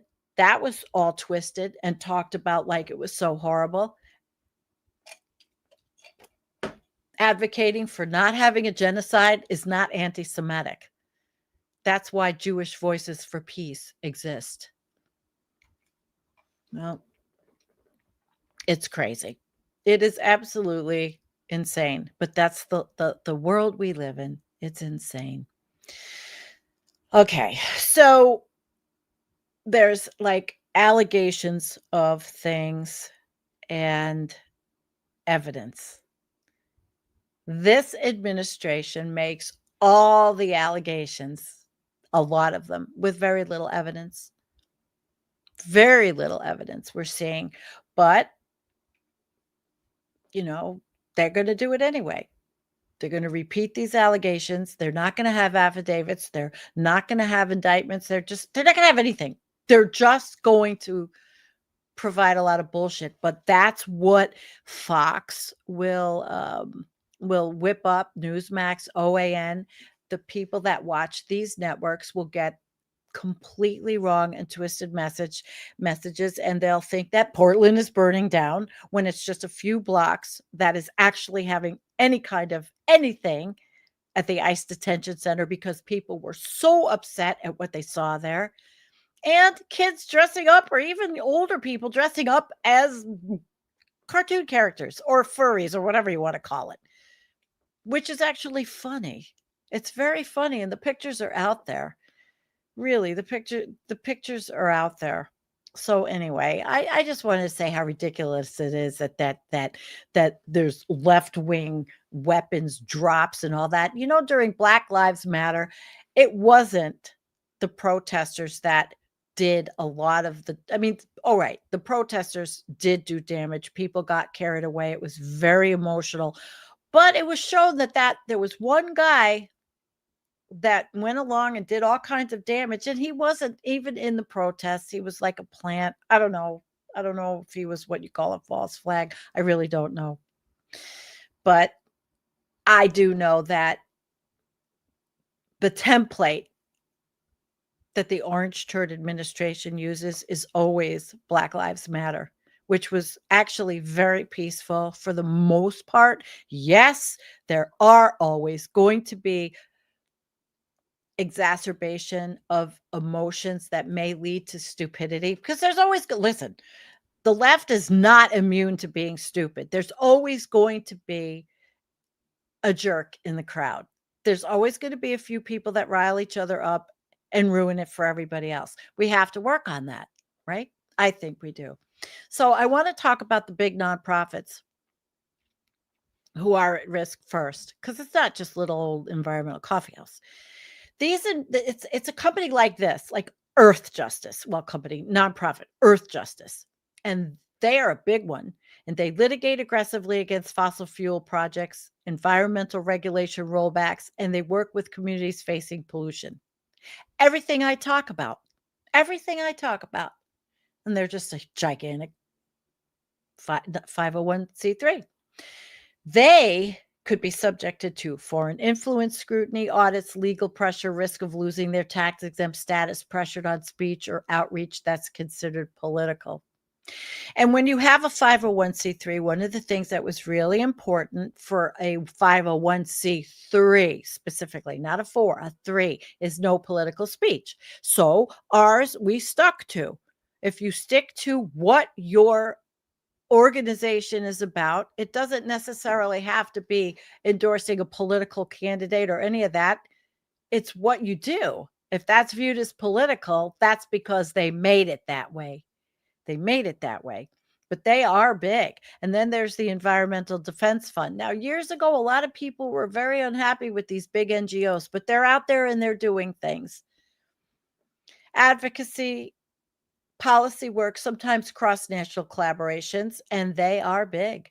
But being big, having high visibility does make them a possible target, and they could, and they most likely will. And these are the organizations that already have their whole legal team. They have that kind of backup, whereas little people like me, we have nothing. But they could also, same thing, they run the risk of being accused by their critics because they have a lot of critics. The right is great at whipping up hatred for these organizations, which actually, if I was to look at Earth Justice or the Environmental Defense Fund, I sure as shit would rather be aligned with them than the NRA. The NRA, and I'm going to do a show on this, they should lose their 501c3 tax status. They don't need it. They are whipping up political violence. I have the proof in every single magazine I've gotten for all these years from them because I'm a member, as I've told you,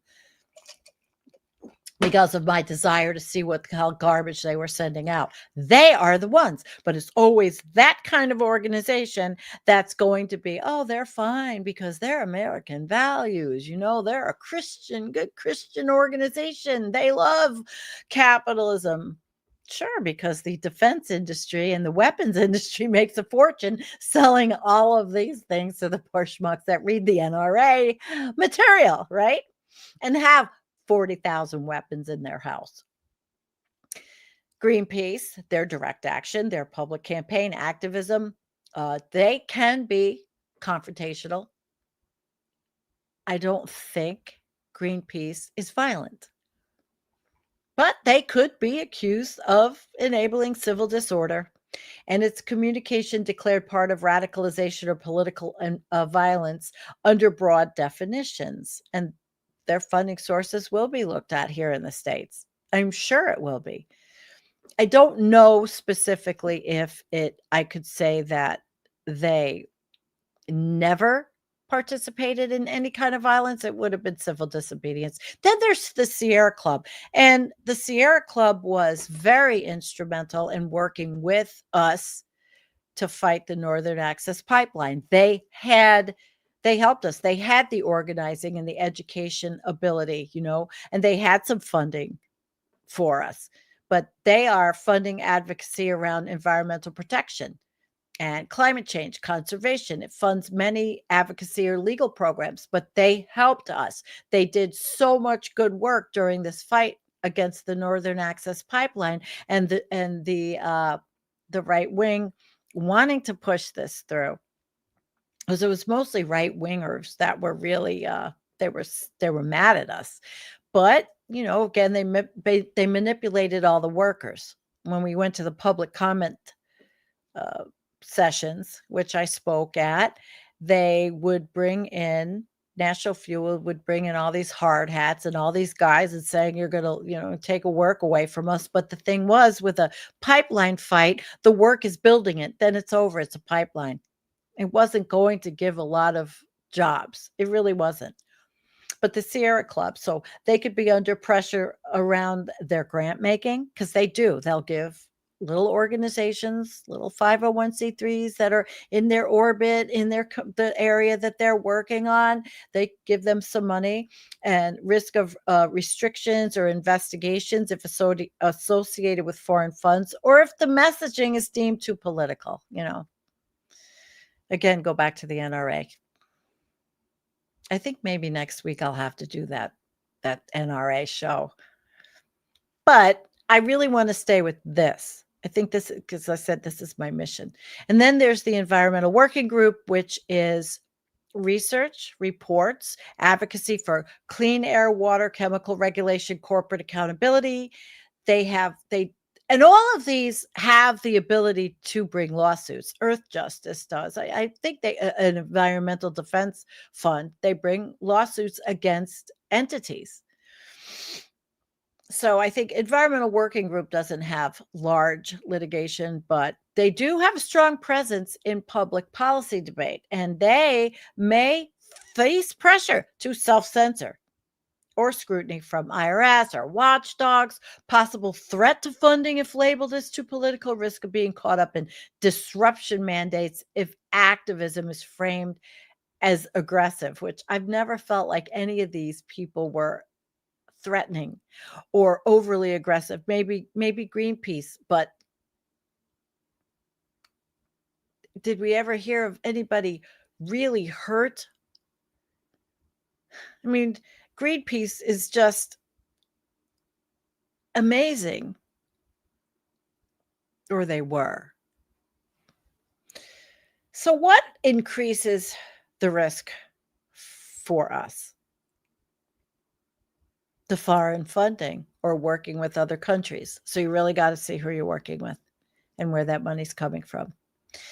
And the legal work against government and corporations. That's going to be a big thing because these NGOs use the litigation or strong advocacy to challenge government policies, especially environmental deregulation, permitting, climate mitigation obligations. And so it's more exposure. And that's what I do.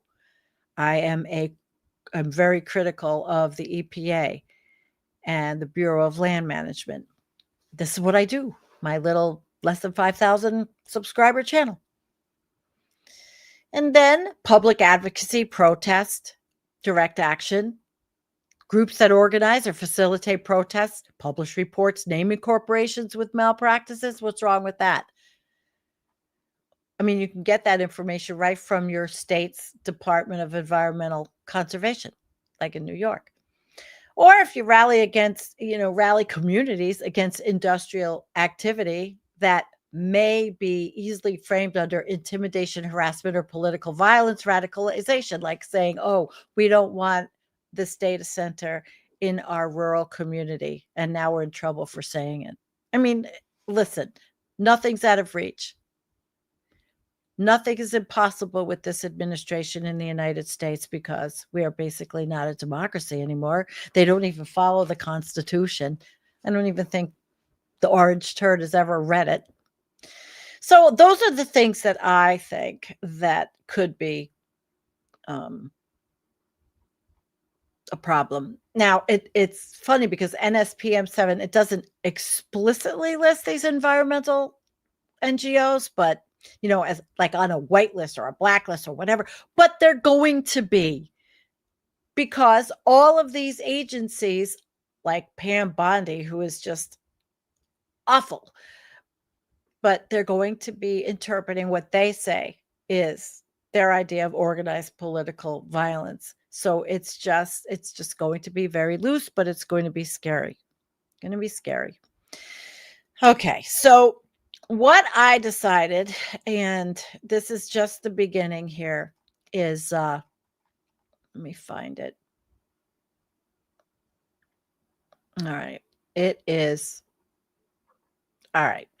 So we're going to have to come up with communications playbooks between all these organizations.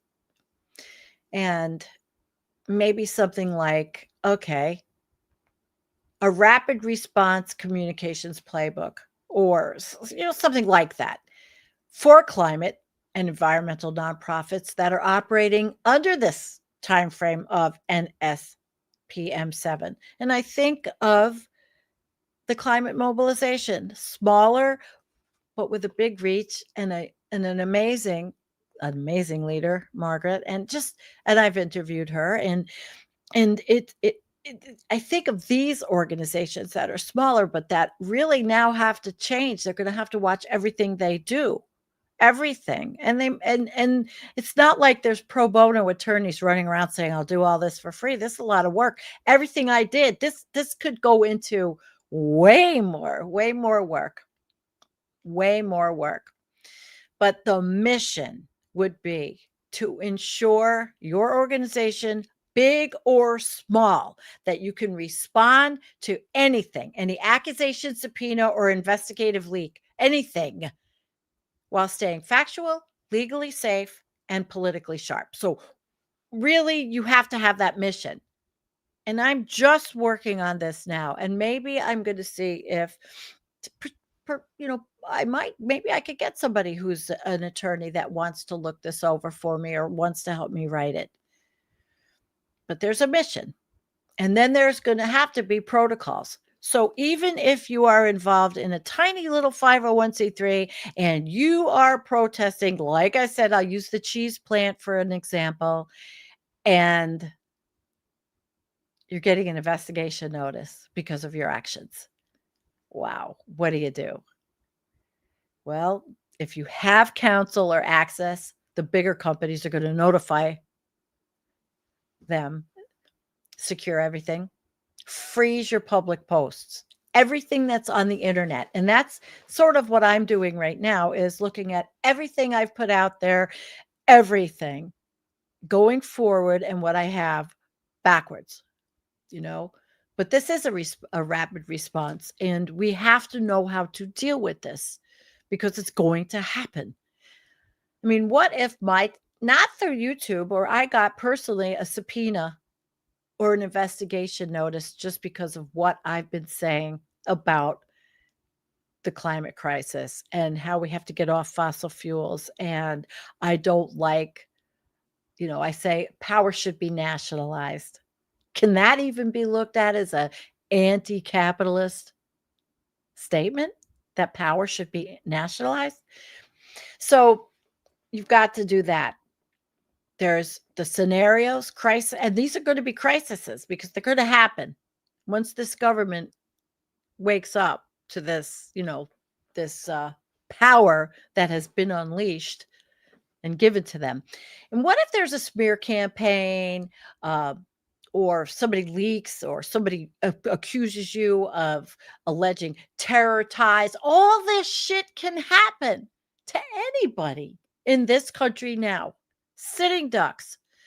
You have to have a crisis communication team. So no matter how big your organization or how small it is, you have to have a team that's specifically ready for this shit. I'm serious. And a fact sheet with all of your funding, everything has to be within reach, and you have to have a statement out there. You have to be able to have a statement out there. Now, I remember doing all this kind of stuff under the human resources thing. Of course, it wasn't anything like this, but it's still the same kind of developing responses. Developing, if I got sued by a whistleblower, we would have to have an immediate response. We'd have to do these things.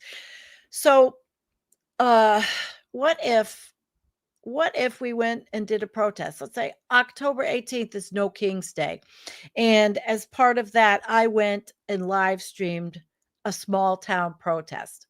And and somebody, some whack job decides to say, oh, it's a riot, it's disrupted, then you have to start getting people. You have to get the evidence that it was peaceful. You have to activate like legal observers, not lawyers. I mean, just people that saw it.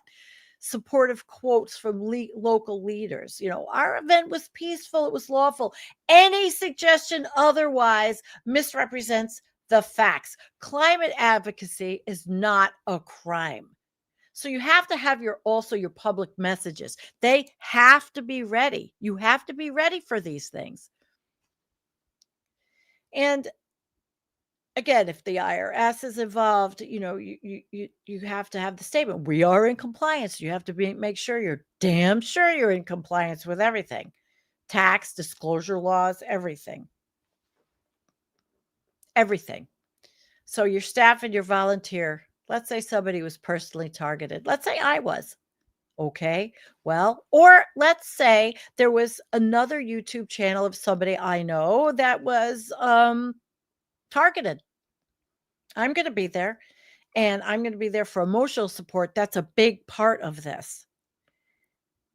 And no one should face harassment for speaking up about climate reality. We protect and stand with our people. You have these statements, these messages, they have to be ready to go. We have to do this like yesterday, because the trickle down effect is going to happen fast.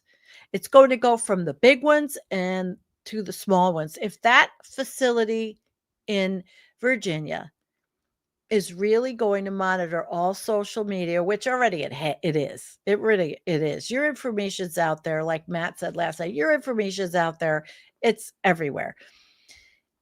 you have to have a framework for your message, and you have to repeat this, the theme, and then a message and a bigger message. So legitimacy, we are a lawful nonprofit doing public interest work. We operate under the U.S. law. We disclose every single dollar. We use peaceful advocacy to protect communities and the planet. Democracy and accountability.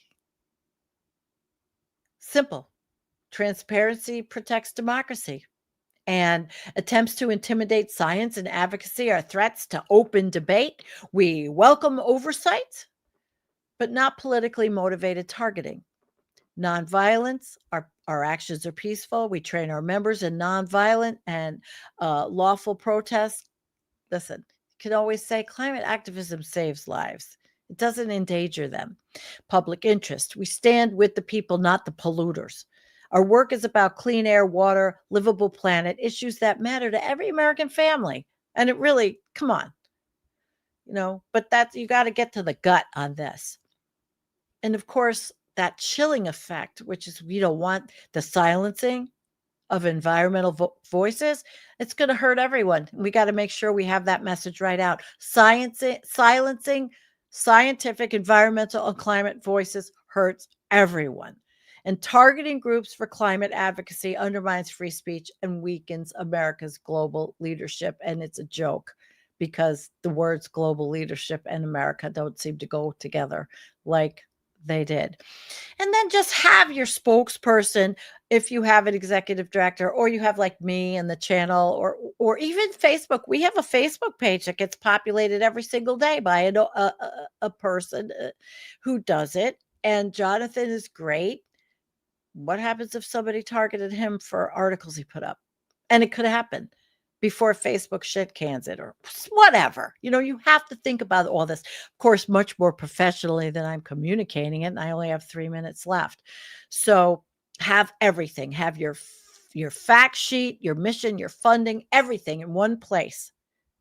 You have a press statement. You have your frequently asked questions list. So you know that people are going to ask you, where do you get your money? Do you have any foreign ties, legal compliance? And then you have a list of allies. So like when I lost my channel, I had my allies that wrote to YouTube, scientists, clergy, local office, frontline communities, people that will issue supportive quotes, write letters, do things.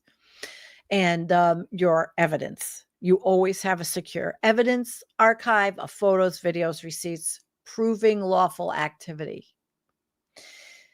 And you have, in the interest of time, a long-term narrative strategy, and internal safety and digital hygiene, all this stuff. That's making sure you're, which is what I'm doing now, looking at everything that I have online, my social media presence, internal safety, media allies. And there's a lot of good ones. The Guardian Environmental Desk, Inside Climate News is excellent. Intercept, Ken Klippenstein, have your allies. Start setting up your allies. Really, that's basically, you have a 24-hour response. You get in trouble, you have something happen, precluding you're not in jail. You have to do things. So there's things you have to do within 24 hours. And then, well, pretty much this kind of thing, what you set up for your company is going to be a PDF or spreadsheet or whatever, and everybody's going to have one. So that's it. So we have the threat. And that's NSPM 7. We know what's going to happen. IRS has auditing powers over nonprofit. It expands terrorism indicators, including all anti-capitalist or anti-Christian sentiment. They're going to investigate, aiding political violence. And it's going to hit us. And we are global. And this is going to hit us. Not to make you paranoid. This is proactive. I've been an hour. This show could have been 2 hours. There's so much here.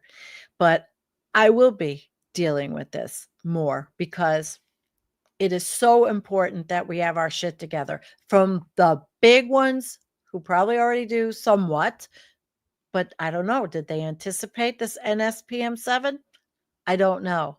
I haven't had enough time to do everything. But I did start to make a communication rapid response guide in PDF because I remembered this from my job where I had a rapid response guide for what to do if this happens with an employee, this happens, any number of things. So it's rapid response, quick. What are we doing? So we'll have more of this. I'll definitely have more of this. And because there's a lot to do to protect yourself. I think about the legal preparedness all the time. And then, you think of privacy and anonymity. Well, there's no way I'm private or anonymous. And the big companies, corporations aren't. But, I'll just say for YouTube communicators, the bottom line for us is we need the same protections as traditional nonprofit communicators. We absolutely do. But it's, amplify in a way for like all this digital first stuff, risks, account security, legal readiness, clear messaging, privacy, and network support. And channels that combine investigative reporting, protest coverage, or corporate criticism. Protest coverage, like I said, it was status quo. Corporate criticism are especially exposed. And even a small channel like me could be watched. So I'm late. It's 6:02. So much more. I'm going to have to do a part 2 on this because it is just it's overwhelming. But again, it got me proactive to think about this, to protect me, my friends, and see what the big organizations are doing. So thank you so much for coming. I hope it got everybody thinking about how much work we have to do, how we have to protect ourselves, really protect ourselves. And hopefully I'll have something if people want to use what I come up with as a, as a template and get started from there. If someone wants to take it over, that's fine. I'm just one person. Just got me thinking about my experience from my job, what I do now, and how to protect myself because I don't want to stop doing this. I want to afford the channel and I want to keep going. So thank you for letting me go over. And wow. Love you guys. I hope I got my point across. This thing is not funny. NSPM 7 is not funny. Read Ken Klippenstein's article. Peace. It is Thursday. I will be Sunday night. We're changing to Sunday night. Antonio, Reed, and myself. Oh, trust me, we'll have a good show. Sunday night. See ya.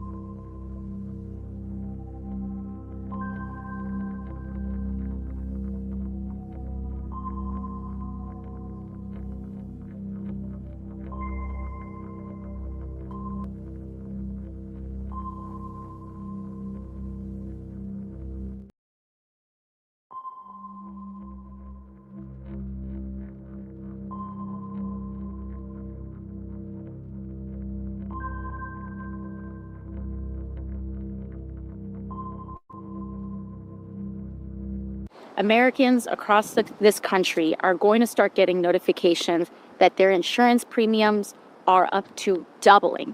We're talking about... Say that again.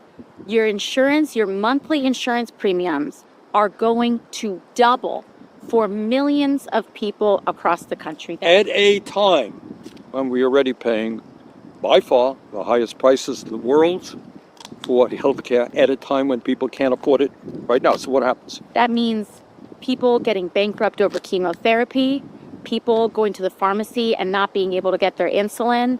And frankly, it means a lot of Americans are going to be in danger. And Republicans want us to rubber stamp that. So what are we going to say to that, Bernie? Well, I'll tell you, it's not only be in danger. Let's be clear. And doesn't make me happy to have to say this, but there have been studies out there that when you combine doubling premiums for the ACA and then throwing 15 million people off of Medicaid and the ACA, the result is, according to studies at Yale and the University of Pennsylvania, 50,000 low-income, working-class Americans will die every single year.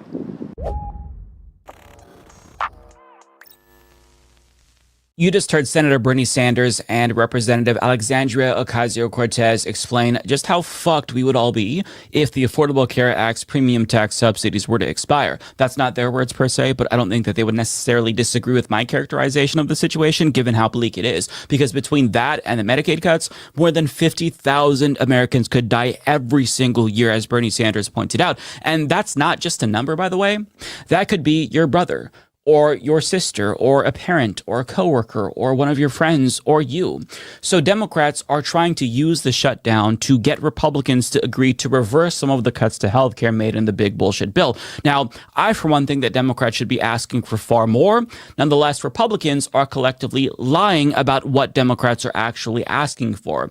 They're claiming that Democrats are demanding free healthcare specifically for undocumented immigrants, and that's why they won't agree to this continuing resolution to keep the government open. It's all about immigrants. But that is a huge lie. That is not what Democrats are asking for. They're not that cool. Democrats don't even support free healthcare for Americans, let alone undocumented immigrants. They're simply trying to stop healthcare costs from skyrocketing within the next couple of months. And I'll tell you how much that cost is going to go up in a couple of moments. But first, I have to address this idea that immigrants shouldn't have healthcare. I think it's so disgusting that Republicans are trying to dupe Americans into supporting a rise in the cost of their own healthcare simply to prevent undesirables from getting it. That drives me insane. That is demented, immoral, ghoulish behavior, because immigrants should be getting free healthcare. In fact, we all should be getting free healthcare. This is why I supported Medicare for all. But if you don't think that undocumented immigrants should have healthcare, one, you're a bad person. And two, them not having healthcare is actually bad for you as well, monetarily speaking. See, undocumented immigrants, they pay into our healthcare system through their taxes, yet they're not eligible to buy plans on the ACA exchanges that they're subsidizing. That's pretty fucked up. Some states have set up plans for undocumented immigrants, but that's few and far between. The fact is that immigrants are simply not eligible for federal healthcare programs. Republicans are lying to you about this. If you go on Twitter, they are pointing out how in the Democratic Party's demands, it says alien, and therefore that's evidence that they support undocumented people getting healthcare. Alien does not refer to undocumented immigrants, but since all they have are lies, they're trying to push this narrative that it's all about immigrants, again, because they want you to blame immigrants. But ask yourself, what happens when an undocumented worker falls off of a ladder and has to go to the hospital? Well, thankfully, because of a law signed by Ronald Reagan, of all people, they can go to an emergency room and they would be seen. In fact, this is what happens for all Americans, including if they don't have health insurance, right? But if an immigrant or uninsured American goes to the emergency room, they get seen, but they're unable to pay the bill, what do you think happens? Prices go up for everyone. Hence why a single-payer healthcare system is so crucial. Because when we're all in one big risk pool, it keeps prices down, and more importantly, it saves lives. Short of that, we have to keep pumping money into our predatory private system to offset the exorbitant costs. But it's better than the alternative, so that's what we have to do right now. But I say all this to say that it would be a net benefit to Americans if undocumented immigrants had healthcare too. But they don't.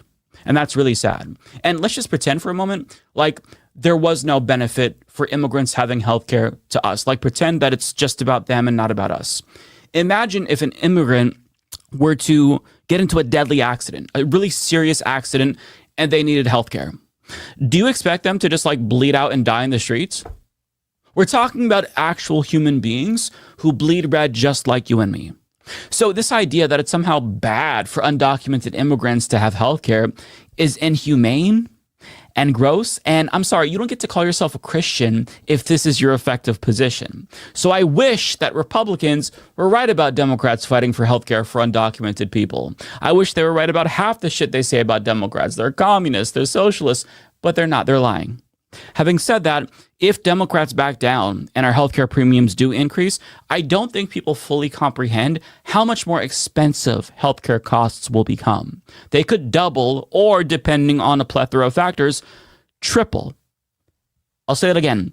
Healthcare costs could triple if this subsidy goes away. So if you look at this graph with data from the Kaiser Family Foundation, courtesy of a guest column by Steve Ratner for the New York Times, you can see that the average 55-year-old couple making $85,000 a year pays $7,225 for their annual healthcare premium that they bought on the Affordable Care Act exchanges. That amounts to about $600 per month thanks to the enhanced tax credit. Now, the premium enhanced tax credit that we're referring to here, this was introduced under Biden in 2021, and they were expanded under the Inflation Reduction Act. And without it, the same couple's premium would cost $20,792 annually, which amounts to $1,732 per month, meaning that their healthcare plan would triple without that enhanced tax credit. And this is what Democrats are trying to stop from happening, but we're not done yet, because when you factor in the proposed increase in their annual premium as well, which happens every single year, that adds another $3,742 to this particular couple's annual bill, bringing the total to $2,044 per month. So like it or not, this couple will still be paying more for health insurance, around $900 a month when it's all said and done. But that's variable, because when you bring in the second portion of the graph, you can see that the distribution of proposed premium rates among the 300 companies offering insurance on the Obamacare exchanges, they're all raising prices, basically, most of them. The average is 18%, which is extremely high, but it surpasses 50% in some states like Arkansas. But this varies from state to state and based on your household income. So I'm going to link you to a tool from the Kaiser Family Foundation where you can input your information and get an estimate as to how much more you'll be paying without the enhanced premium tax credit.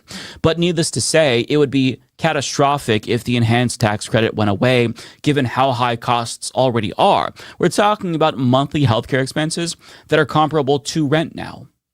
But the reality is that most Americans simply wouldn't be able to afford that, and they would just end up losing their healthcare coverage, meaning that they faced bankruptcy if they end up having a medical emergency, which is still a possibility, even if you have insurance, because God forbid you ride an ambulance and they take you to a hospital that's out of network, or you undergo a procedure and your health insurance company chooses to not cover it. But I mean, without insurance, a medical emergency would definitely financially ruin so many Americans. And it's already the case that medical debt is usually the number one cause of bankruptcy in this country every single year. But without that shitty overpriced insurance that we can still buy through the exchanges, things would be so much worse. And the enhanced premium tax credit was so successful that it doubled the rate of Obamacare enrollees. You can see from this graph, also courtesy of the New York Times, that it did a fairly good job at stabilizing healthcare costs overall, while leading to an explosion in new enrollees, which benefits all of us because more Americans having healthcare keeps costs lower for everyone. But if you look at the next graph, you can see why 50,000 more Americans are going to die every single year, because with the combined cuts to Medicaid and changes to tax law in the big bullshit bill and the death of the enhanced tax credit, you can see that around 17 million Americans in total will lose their healthcare by 2035. And it's death by 1,000 cuts. There's the arbitrary work requirements, as if it's good to deny life-saving healthcare to somebody that doesn't work. There's the repeal of rules simplifying eligibility and renewal, so less people are able to get it. Not to mention the Americans who would lose Medicaid due to a lack of state funding, and a whole host of other small changes that amount to the Affordable Care Act effectively being gutted. And Ratner argues that that's what this is really about. Republicans couldn't repeal Obamacare outright, so they found a million different ways to undermine it and make it useless. It's what they always do. They gut government programs, make them less effective, and then they point to that as evidence that government-run programs don't work, because they don't think that the government should work for the people. And they want you to think that the government can't work for the people. But the truth is that the government can be effective and work for the people. It's just a matter of fine-tuning it to represent the people and not oligarchs. Trump and his cronies reworked the government to be even more favorable to the rich. So government works. It's just a matter of like who you're making it work for. But did you know that in Trump's big bullshit bill, they actually provided a provision in there that lets rich people write off yachts, racehorses, and private jets? Do you think that's going to benefit the average, mom in Tuscaloosa working a 9-to-5? Do you think she's going to benefit much from that? Of course not. They did that shit. It is straight up class warfare. And while they're robbing you blind, they're trying to convince you that it's immigrants and trans people who are the real problem, because they know that if you're still fixated on the wrong 1%, you'll be too busy fighting each other to take on the crooks at the top. And Americans fall for it every single time. Think about that. Republicans got Americans to think that the combined 5 trans athletes in K through 12 schools across the entire country, that's the actual number, by the way, look it up, is more of a threat to their children than poverty and income and wealth inequality. We're told that immigrants are taking all of our jobs while we're being replaced with robots as we speak, and you can see it. It's embarrassing. Like, an immigrant isn't the one at the grocery store who checks you out. You do that yourself now with robots. Like, why do you think they're cutting education? Because if they can keep you too stupid and illiterate to see what's really happening, they can keep taking advantage of you. That's how they maintain and reinforce the capitalist status quo that served them all so well. So Bernie Sanders and AOC are 1,000% right. Things are about to get a whole lot worse if our health insurance ends up doubling or tripling, because odds are your rent is also going to go up too. The cost of living is going to continue to rise as well. Your electricity is going to go up because of these AI data centers. And, if things keep getting more expensive and you end up falling through the cracks and become homeless, the cantankerous cunt dictator in the White House is just going to send in the troops to push you out of society entirely. And they'll repeat this process again and again and again until there's no one left except for rich, white Christian nationalists. But you should know that they're turning this into a conversation about immigrants specifically because they want to distract you from the fact that they're bleeding you dry. If the government frees up more resources by paying less to subsidize healthcare, well, think of all the other things that they can use that money for. They could fund more tax cuts for the rich or bombs for their defense contractor donors, right? They could buy more from them, bomb children. Like, they don't want to use that money to help us. They want to use that money to help themselves. And if you fall for their anti-immigrant class warfare bullshit again, you're not just a bad person. You're a useful idiot for the oligarchs who are robbing you blind. So wake up.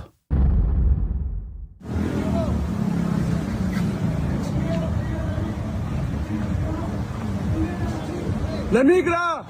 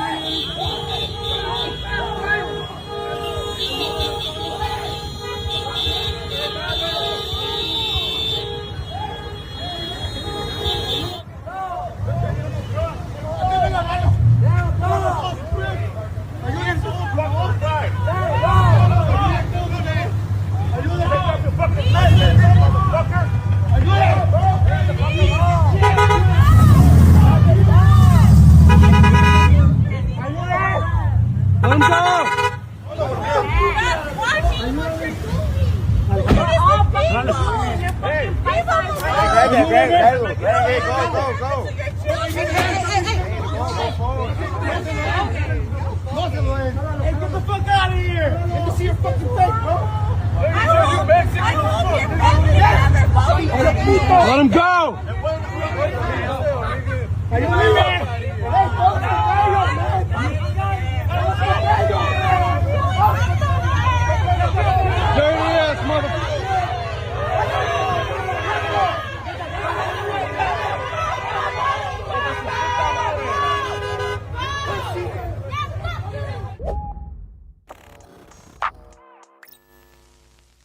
You just watched a community come together to save a man from an attempted kidnapping by the ICE Gestapo, and that video demonstrates the importance of solidarity because one by one, they came out and they put more and more pressure on them to leave him alone. Cars were honking at them while they were going by, people were filming the incident, others were confronting them more directly, as you saw, and collectively, they drove away those fascist pigs.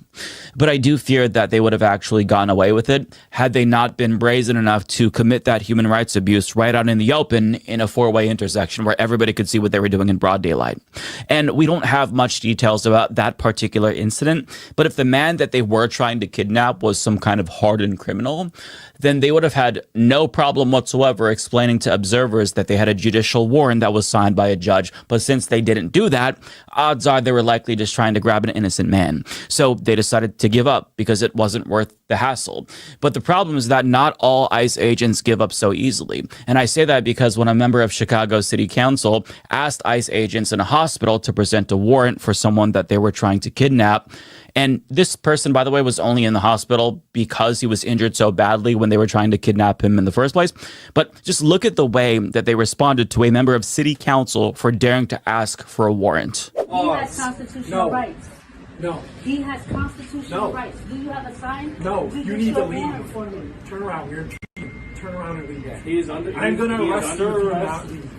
Do You are going have to be a placed sign? under arrest. Turn around. Do you have a sign? You need to Judicial leave. warrant for him?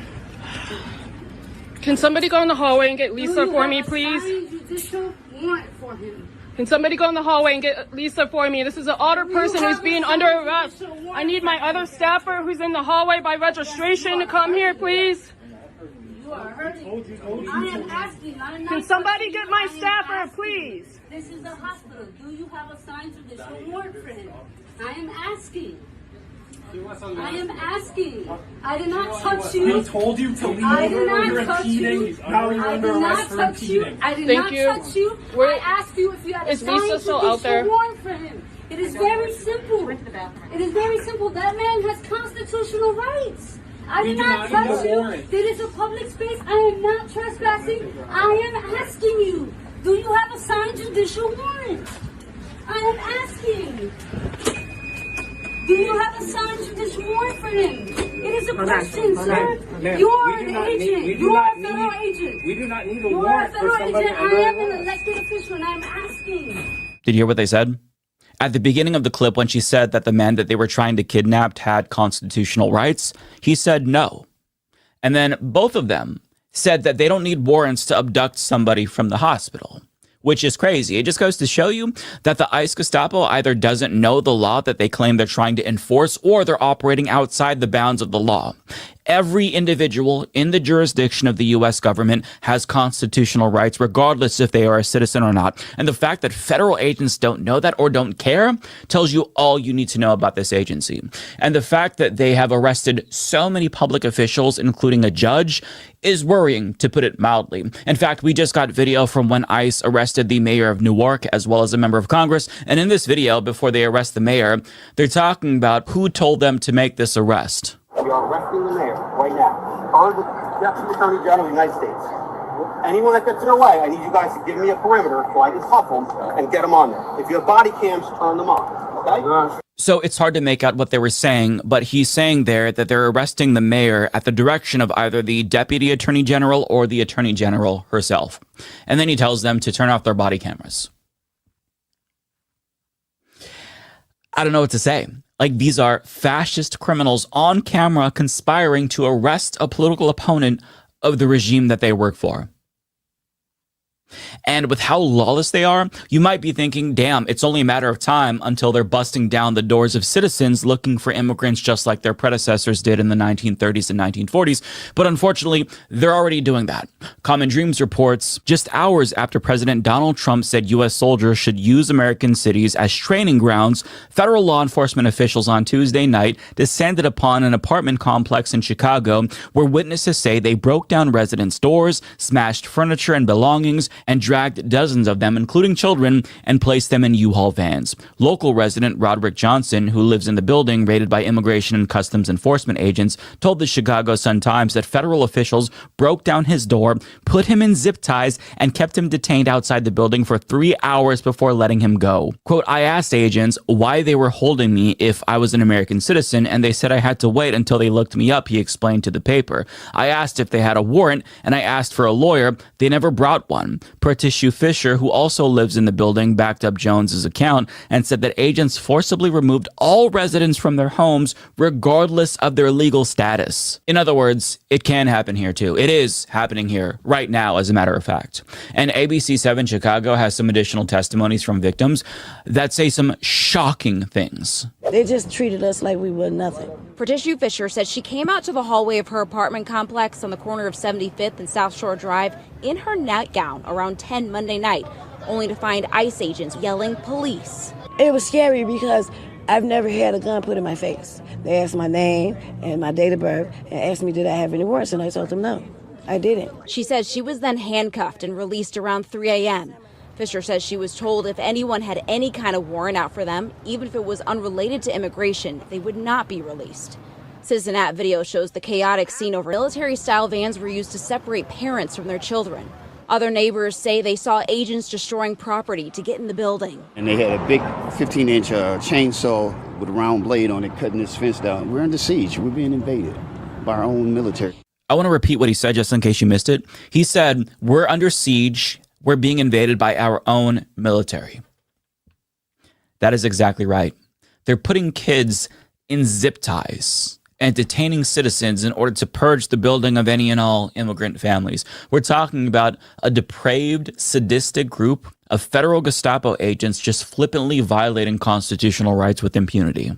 And to make matters even worse, the regime is bragging about this particular incident. On Twitter, the official DHS account shared a video about this and called it Operation Midnight Blitz, and says to every criminal illegal alien, darkness is no longer your ally, we will find you. And they showcase how they had the entire building surrounded with helicopters and militarized agents, and later showcase the humans that they abducted from the building. And it really should send a chill down everyone's spine that the federal government is Nazi posting on their main Twitter account. And I don't say that lightly. Like, if there was social media during the Holocaust, this is the kind of propaganda that the Nazis would be putting out.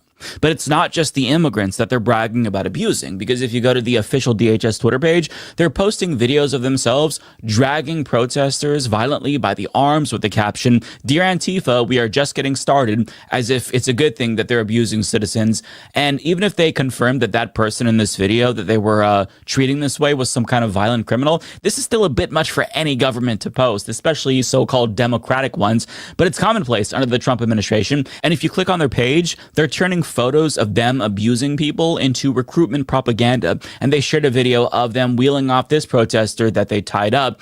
And if this is the kind of behavior that we're seeing from people at the top, it's no wonder why the institution is attracting people who do shit like this.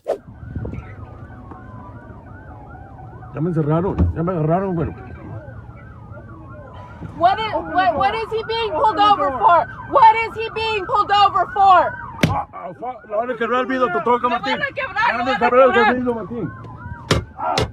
There's a child! There's a baby!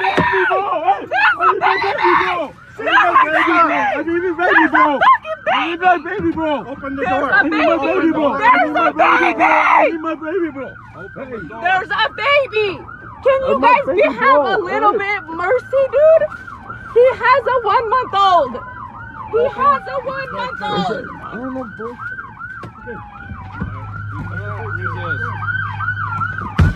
Oh, motherfucker. Can I ask why he's being detained? Can I ask why he's being detained? Can I ask why he's being detained? He has an immigration warrant. He has an immigration. Can I see the warrant signed? Can I see the warrant signed? Come to the office. No, I need to see the warrant. This is illegal. You guys do not have the warrant signed. This is not illegal. I've watched dozens of videos by now of people asking the ICE Gestapo for a signed judicial warrant, and not a single one of them have actually presented them with a warrant. Most of them don't even pretend to have one, but for the ones that do, notice how they never show the warrant to the people who are questioning them. Isn't that interesting? We know why they never show it. It's because, as The Guardian reports, immigrants with no criminal records now make up the largest proportion of people in ICE detention because to them, simply being undocumented is a crime worthy of abuse. And they think it's justified to hold a family at gunpoint and break the window of a car with a 1-month-old in it because, as the one ICE officer put it, fuck those kids, right? It doesn't matter because if they are the child of an immigrant, then they're not real human like our kids. That's what they think. They are completely unrestrained. And here's another example.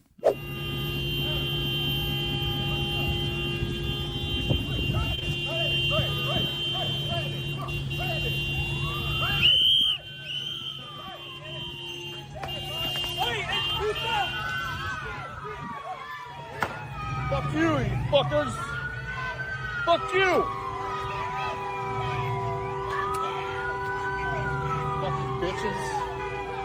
Just casually throwing chemical weapons out of their vehicles like it's nothing, as if that's not extremely fucking dangerous. And they were probably pissed off because the guy on the motorcycle was blocking them, presumably because he knew that they were in his city to commit crimes and he wanted to stop them from doing that. But what do? They take it out on everyone else, including a 2-year-old who inhaled whatever chemical they threw out of their car. And according to News Nation, that 2-year-old had to be treated because they ended up inhaling the chemicals and it harmed them, obviously. But soon their abuse won't only be contained to the streets because their campaign to hunt down every last immigrant will be extended to the online realm as well. I say this because, as 404 Media reports, ICE is buying a tool that lets them harvest location data from millions of phones. And this news coincides with an article from Wired about how they are building a surveillance team of 30 contractors to hunt down immigrants on TikTok, Twitter, and Facebook. So if you share a post about your status or the status of a loved one, they might use that against you because the goal is to make you feel as though nowhere is safe.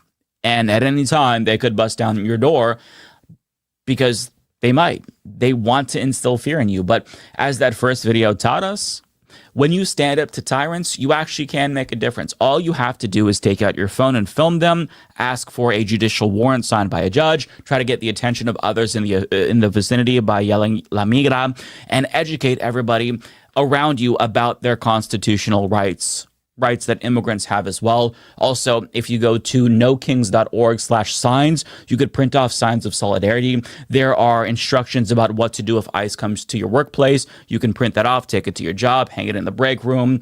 These are things that you have to do because not only is it important, but it actually does make a meaningful difference. If everybody knows their rights, ICE will be deterred. It's not going to work every single time, obviously, and if you try to confront them in person, you might get harmed yourself. But solidarity is our best defense against these fascist pigs, and they have to know that their illegal tyranny is not going to be tolerated by communities. So things like that, the things we saw in that first video, is how you effectively stop ICE from harming people. And when this is all said and done, every single one of these criminals needs to be tried and brought to justice because this is not okay. They don't get to just violate the Constitution and civil rights and civil liberties because they're part of some federal agency. No, these are illegal actions that we are seeing, and they have to be held accountable. Stephen, AOC is you're her favorite target apparently on Instagram. Check this out. He looks like he is angry about the fact that he's 4'10". And he looks like he is so mad that he is 4'10", that he's taking that anger out at any other population possible. Like, laugh at them. Laugh at them. Like, laugh at them. Laugh at them. I wish I had a hoodie on. I mean, are we trying to play sorority sister as elected official? I don't know. I was at a sorority over the weekend over in Texas. I felt like I was back at the sorority house, except they had more sense. Stephen, quick response. Well, we knew that her brain didn't work. Now we know that her eyes don't work. So I mean, she is a mess, right? What a train wreck. What a train wreck. I think you should just get a hoodie. It's great. You should just wear a hoodie from now on and respond to her in a hoodie. It should be hoodie to hoodie. It's, Stephen, yes, thank you so much. Yeah, go ahead. I think the important point is that every time she's on TV, Republican approval ratings go up, Democrat approval ratings go down. That lady is a walking nightmare. You're about, I know you for 20 years. You're about 5'10", 11. About 5'10", Yes. so 4'10". I Yes. don't know what she can't say. All right, Stephen, thank you very much.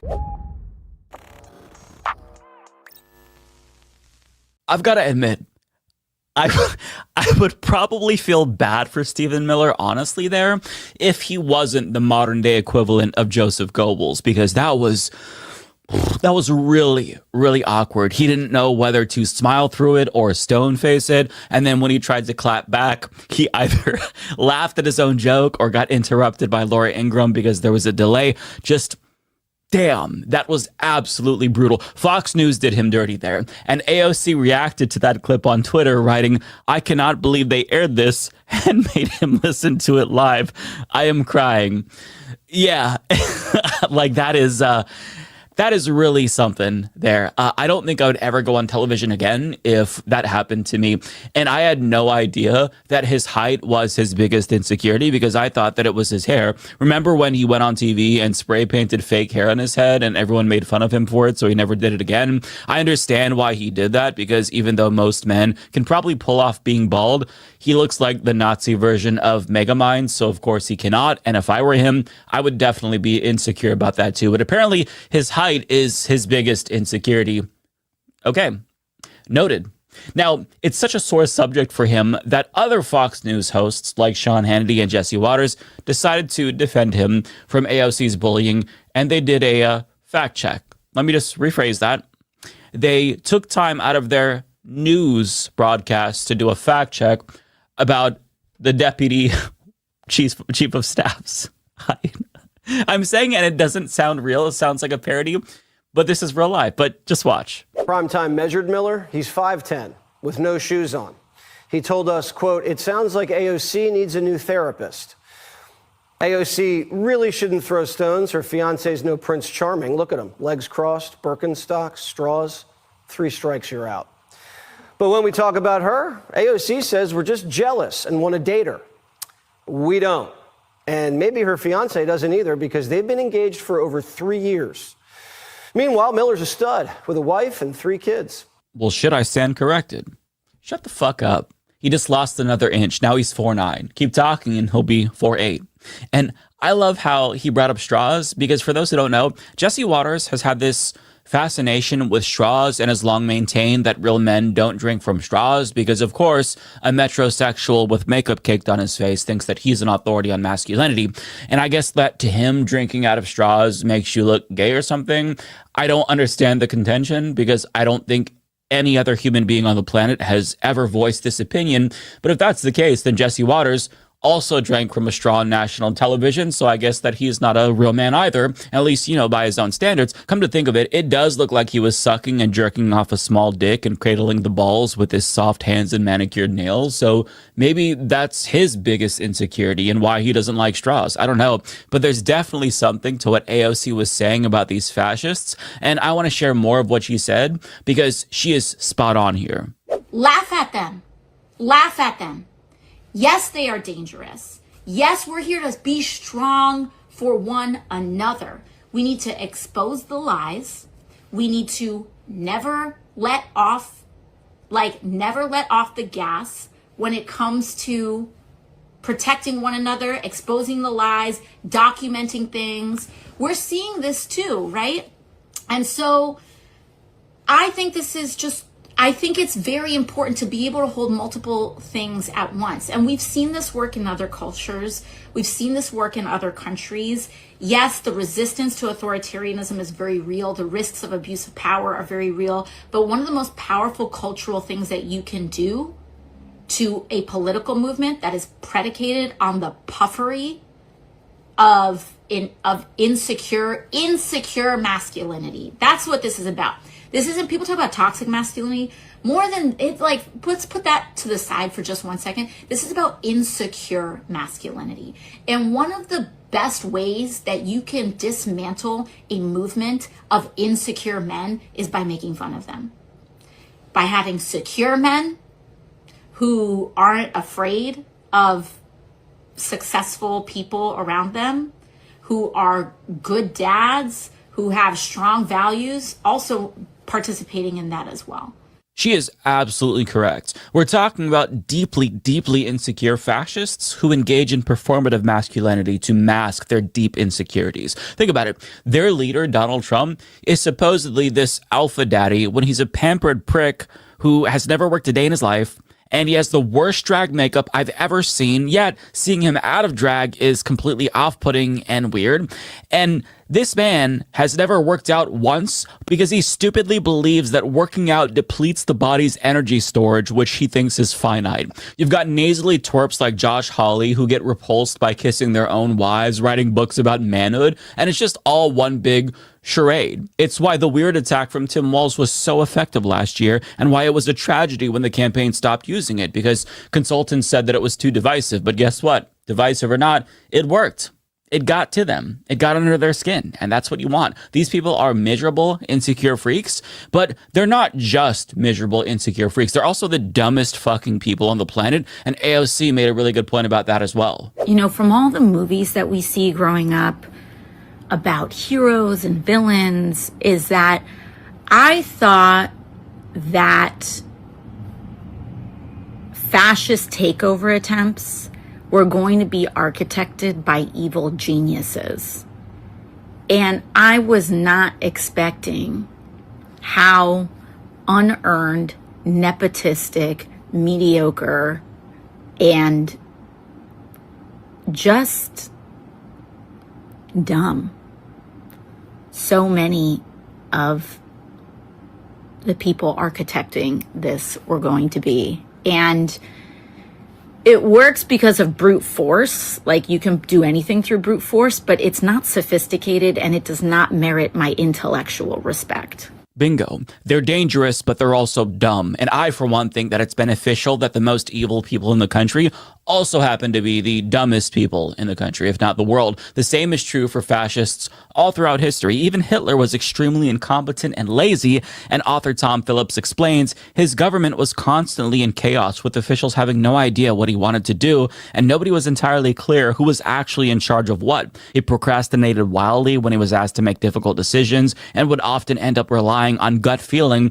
leaving even close allies in the dark about his plans. This meant that rather than carrying out the duties of the state, they spent most of their time infighting and backstabbing each other in an attempt to either win his approval or avoid his attention altogether, depending on what mood he was in that day. He was obsessed with the media and celebrity and often seems to have viewed himself through that lens. He was deeply insecure about his own lack of knowledge, preferring to either ignore information that contradicted his preconceptions or to lash out at the expertise of others. He hated being laughed at, but enjoyed it when other people were the butt of the joke. He would perform mocking impressions of people he disliked. But he also craved the approval of those he disdained, and his mood would quickly improve if a newspaper wrote something complimentary about him. Tell me this doesn't describe Donald Trump to a T. Sounds exactly like him. But here's the thing. Their stupidity and incompetence is what helped these fascists ascend to power, because nobody took Hitler seriously because they all thought he was stupid, because he was. And the same thing is true for Donald Trump. Everybody has been underestimating him since 2016 because there's no way a buffoon like that could Mr. Magoo himself into the White House. But he did. And then he did it again after he tried to overthrow the U.S. government as a felon, mind you. So the unseriousness of fascist demagogues has always worked to their advantage. But AOC's point is that we're smarter than them, and we have the ability to use their unintelligence and insecurity against them.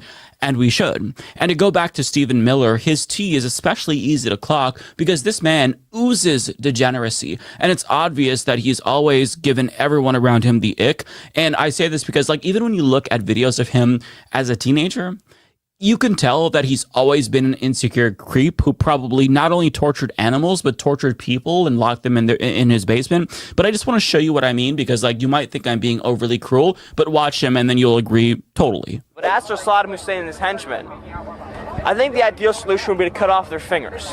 I don't think it's necessary to kill them entirely. We're not a barbaric people. We respect life. Therefore, torture is the way to go. Because tortured people can live. Torture is a celebration of life and human dignity.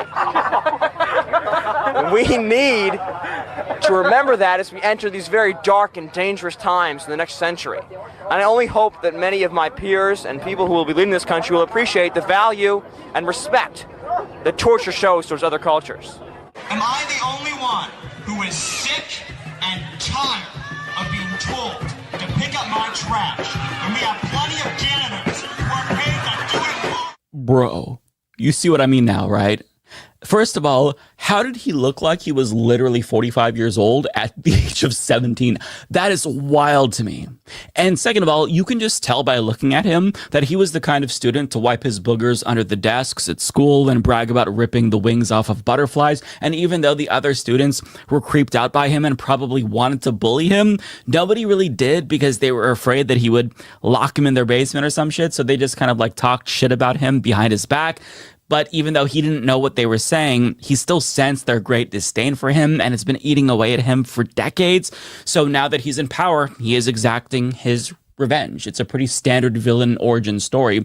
And by villain, I mean Nazi. And if you think that that's like too much and that I shouldn't call him a Nazi, his own family thinks that he is part of a modern-day Nazi movement, like his cousin Elisa, who made a Facebook post back in July describing him as the face of evil, her words not mine, while comparing what he's doing to the Nazis, writing, "We were raised Jewish, Stephen. You and I both know what that means. We were raised with stories of survival. We learned about pogroms, ghettos, the Holocaust, not just as history, but as part of our identity. We carry the trauma of generations who were hunted, hated, expelled, murdered just for existing. We were taught to remember. We celebrated holidays each year with the reminder to stand up and say never again. But what you are doing breaks that sacred promise. It breaks everything we were taught. How can you do to others what has been done to us? How can you wake up each day and repeat the cruelty that our people barely escaped from? We were taught to never forget where we came from, but you seem to have erased it all. And it devastates me. To be this close to the cruelty through you has left me ashamed and shattered." And I feel really bad for her, because she seems like a good person who's in mental anguish over what her own cousin is doing. And it's not just that he's complicit with what the Trump regime is doing. He is steering Trump's immigration policy and seems to genuinely relish in the pain and suffering that he's causing. But even though he's going on television and puffing out his chest like a big strong guy, calling everybody who opposes them terrorists and whatnot, you have to remember that it's all an act. It's all one big act. These are weak, insecure beta males who melt down like snowflakes at the mildest criticism, as we saw.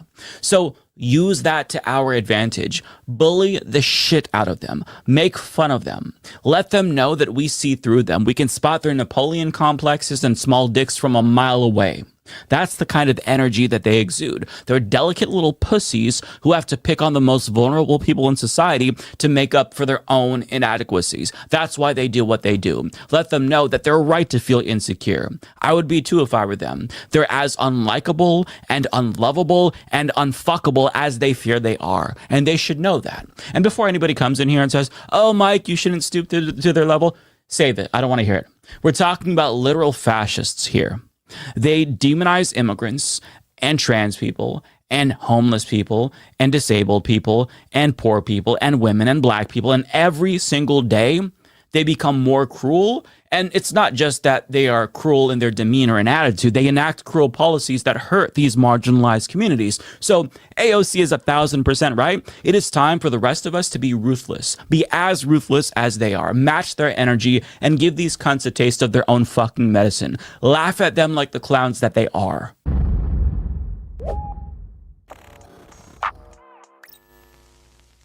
If you're not plugged into gaming news, which I suspect is most of my audience, these last couple of weeks have been wild because Xbox, which is owned by Microsoft, for those who don't know, they are currently imploding because they announced a 50% price hike for their monthly game subscription service, Game Pass Ultimate. Now, every streaming service has raised prices at this point, but usually it's by $1 or $2, which is still bad, but it's incremental. Game Pass Ultimate, however, went from being $20 a month to $30 a month, which is sad because it used to actually be a really great deal. In fact, it was once cheaper than Netflix, and you were able to download and play as many games as you wanted to from their catalog, and it was really cool. So it was a consumer-friendly option for gamers who couldn't afford to cough up $60 to $70 for new release games.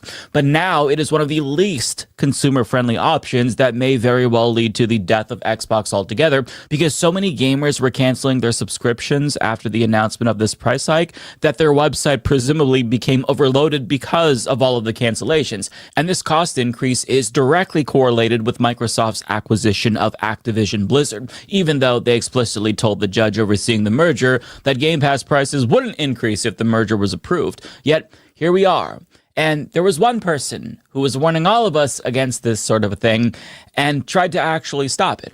I'm talking about former FTC Chair Lina Khan, and back in 2021, here's what she said in general about the effects of corporate consolidation on consumers and workers. Significant market consolidation deprives consumers, workers, and independent businesses of choice, further enabling dominant firms to engage in unfair practices.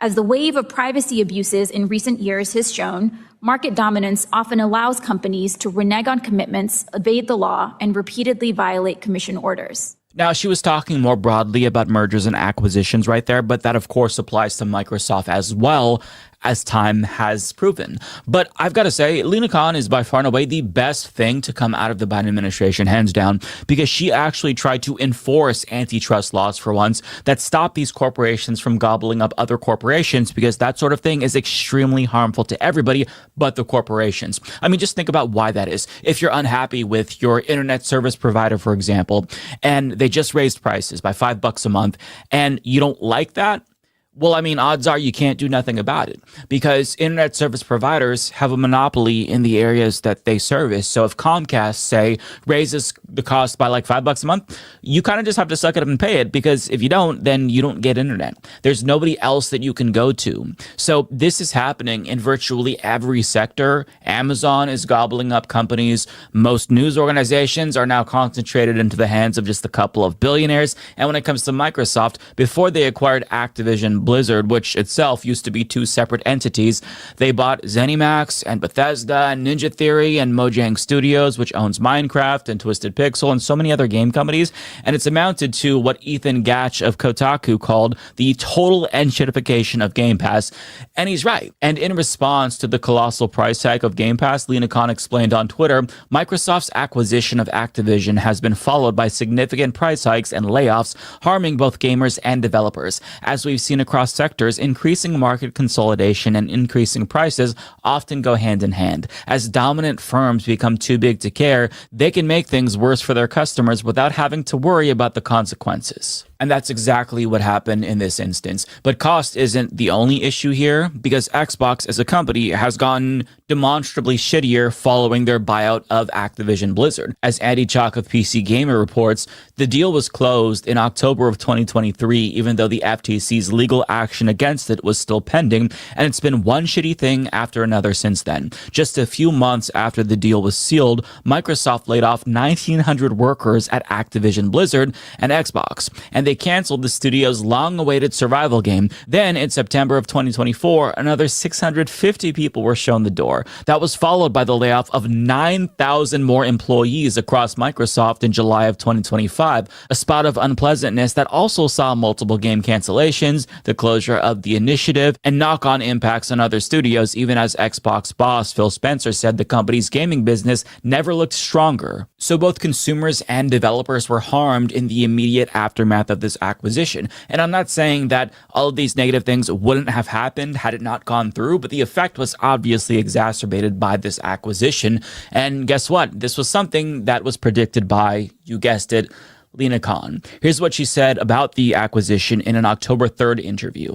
I mean, we talked about the impact on game developers as well, right? One of the arguments in the case that we made was that Activision had been a platform neutral company. And as a result, game developers also had more pathways to kind of get to market. And one thing we argued was that if you allowed this merger to go through, it would basically allow Microsoft to become more of a walled garden.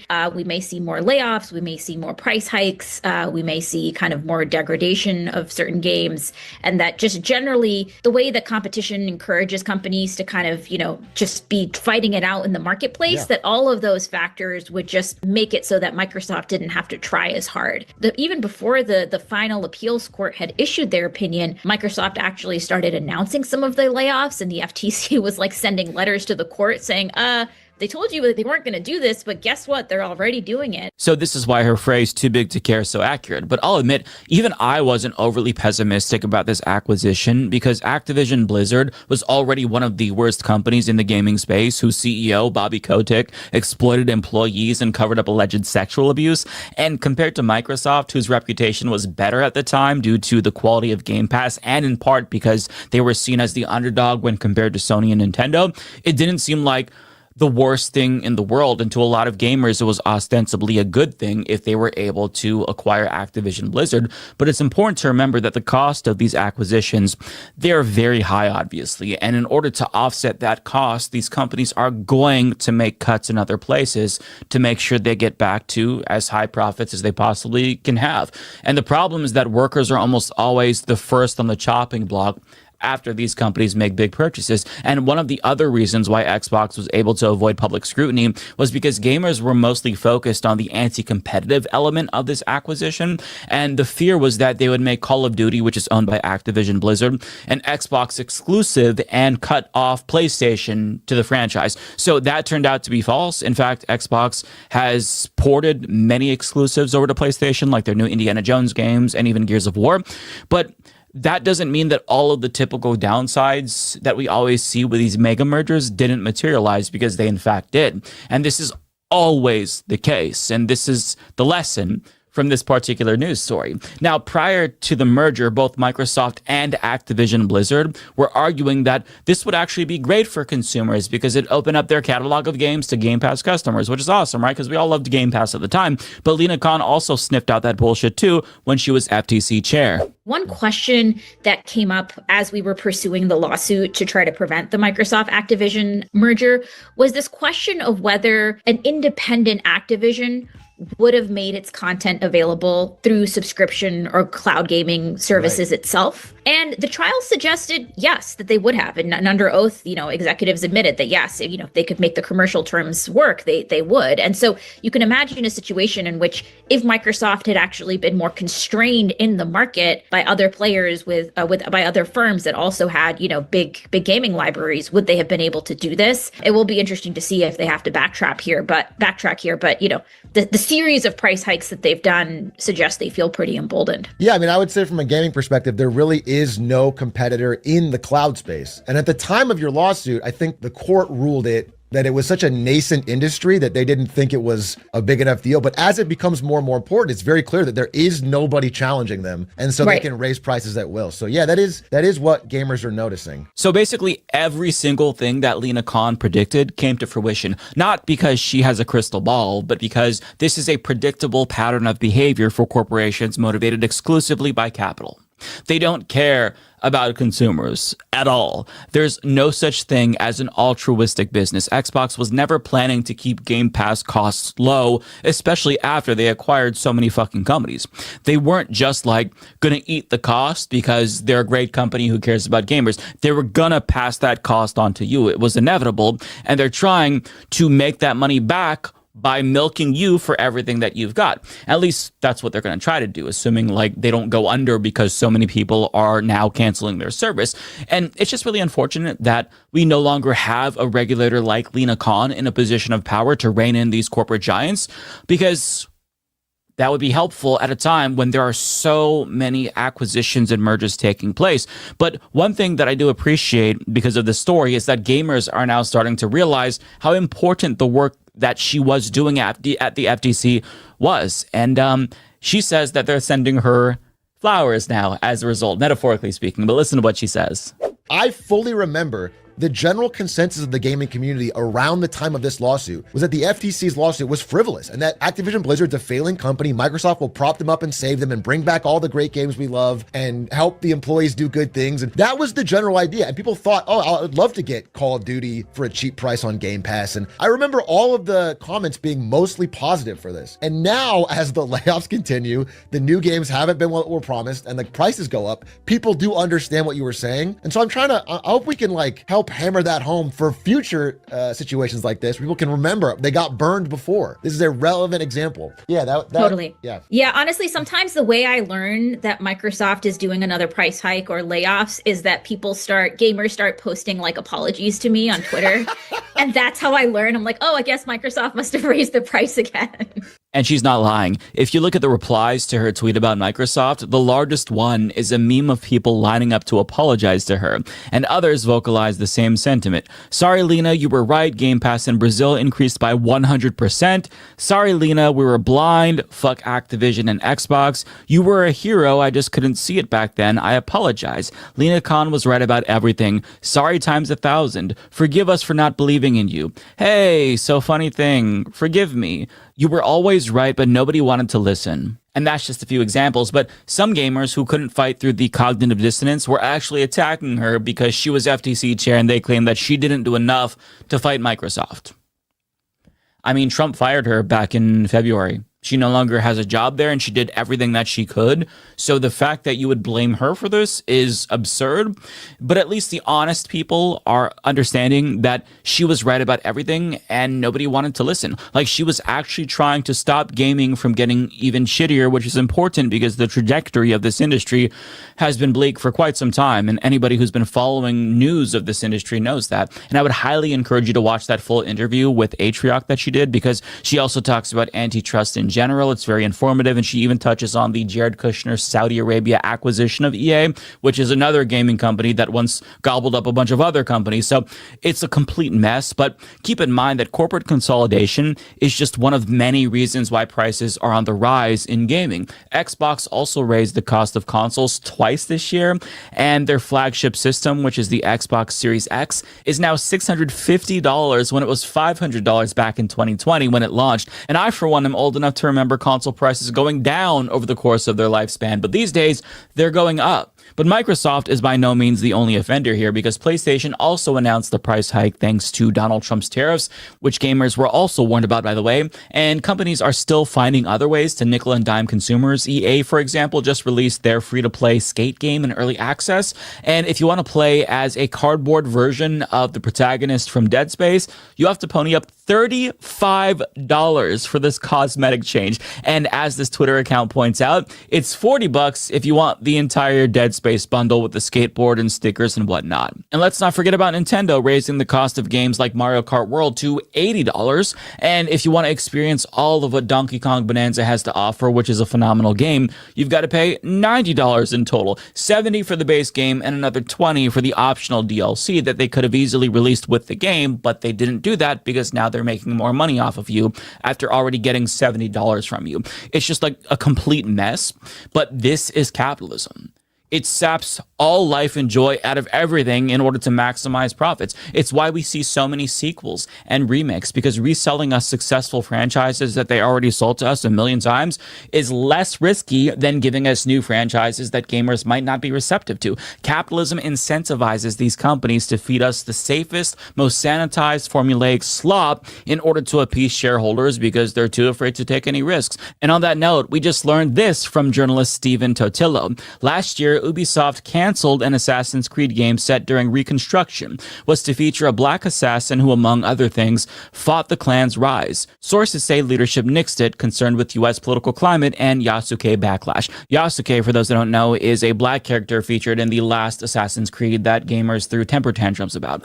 So, so much for DEI killing art, right? Turns out racism is what's really killing art. But me saying that is blasphemy to gamers, because a lot of them are reactionary and anti-representation and pro-Trump, and they don't understand how their political philosophy is killing the hobby that we all enjoy so much. But with regard to Assassin's Creed, it's actually really sad that they canceled that project, because I actually would have been interested in that. I used to enjoy Assassin's Creed games, but just kind of lost interest over time because they all started to feel like soulless cash grabs after a while.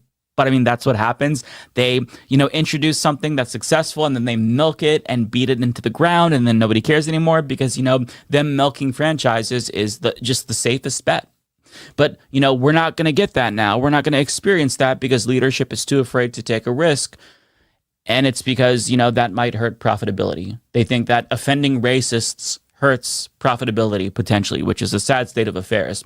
But I mean, it speaks to how art and creativity are stifled under capitalism. But reactionary gamers, they're never going to acknowledge that, which is so frustrating to me. I wish that they would acknowledge how their own ideology is undermining the thing that they love so much, the thing that we all love so much. You know, they're probably going to keep blaming industry woes on representation and DEI instead of the main culprit, which is capitalism.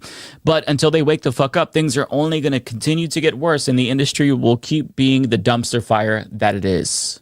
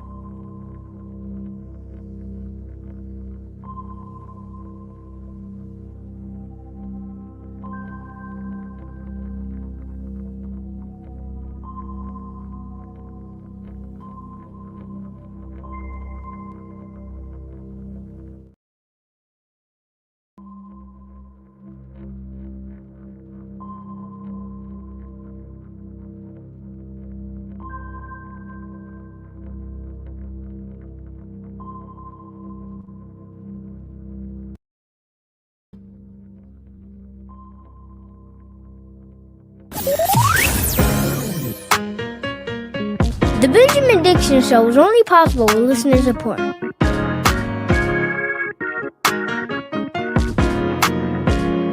Go to patreon.com/BPD Show and support the Benjamin Dixon Show. And gender non-conforming individuals to another episode of the Benjamin Dixon Show. We are live both on the Benjamin Dixon Show channel, but we are also live on thisspace.tv. Be sure to log in and to come over and to support over here on thisspace.tv. Also, This Space, just search up This Space on YouTube. Good afternoon to everyone in the chat. It's good to see you. And to Brother Jackson White, thank you so much for what you do, brother. I always enjoy listening to you in the last 10 minutes that I get to listen to the show. And as we get ready to come into our show, I really, Donald Trump, one thing that's going to stay in my mind is the fact that I know Donald Trump would have been so much happier. He let his ego. Jackson White said in the last hour that Donald Trump doesn't want to be president. The biggest mistake he ever made was to run for president because now he's had just a lifetime of sorrows and his legacy is ruined. And the fact that he is a pedophile is now being exposed. But he let his ego get ahead of him. When President oftentimes blamed Barack Obama for Donald Trump as well because of how he humiliated him at the correspondence dinner. And that was the moment. That was Donald Trump. Not that he needed any additional fuel to become the villain, but he certainly, that certainly was a Joker moment in his life, a transformation where he said, I'm going to prove him wrong and I'm going to run for president of the United States. Now, we've all been suffering because of it, right? And at times I think back and wish that President Obama had not humiliated him so. But here we are. Folks, I have, I need to jump into something that's pretty pertinent and always the time for us to talk about it. But I want to talk about what's going on in Gaza from just the lens of how downright evil Zionism is. And I want to start, I know that this audience, I don't have to give this caveat for. So I'm not giving a caveat, but I want to make a distinction and a delineation right at the beginning. Because as you'll see on a graphic that I'll be sharing with you, the number one tactic of Zionism is to use the sorrow and the trauma of the Jewish people in order to cause harm to others. and they hide behind the veil of anti-Semitism. And so any criticism of Zionism has been lumped together as anti-Semitism. And as we sit back and we observe, because there's not much that we have been able to do, we shouted to the top of our lungs. Many of us went out and protested. On my end, I've done as much.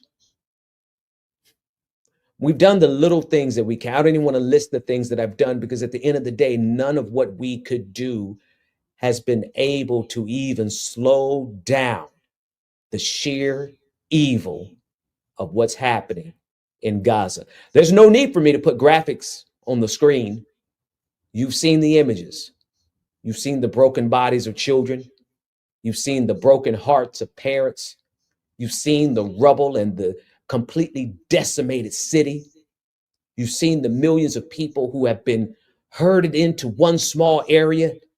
You know how Israel has been bombing refugee camps and hospitals and schools, killing doctors and journalists. And that's the thing I think that they don't care or believe that they are so powerful as to be able to change. The memory that all of us have of what they did to Gaza.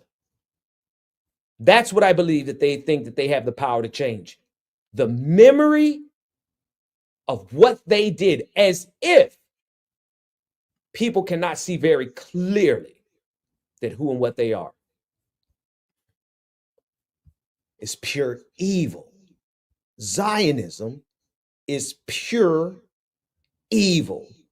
Can I say it just one more time? Not for dramatic effect, but for clarity.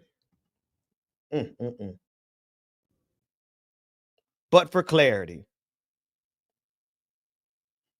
Zionism is pure evil.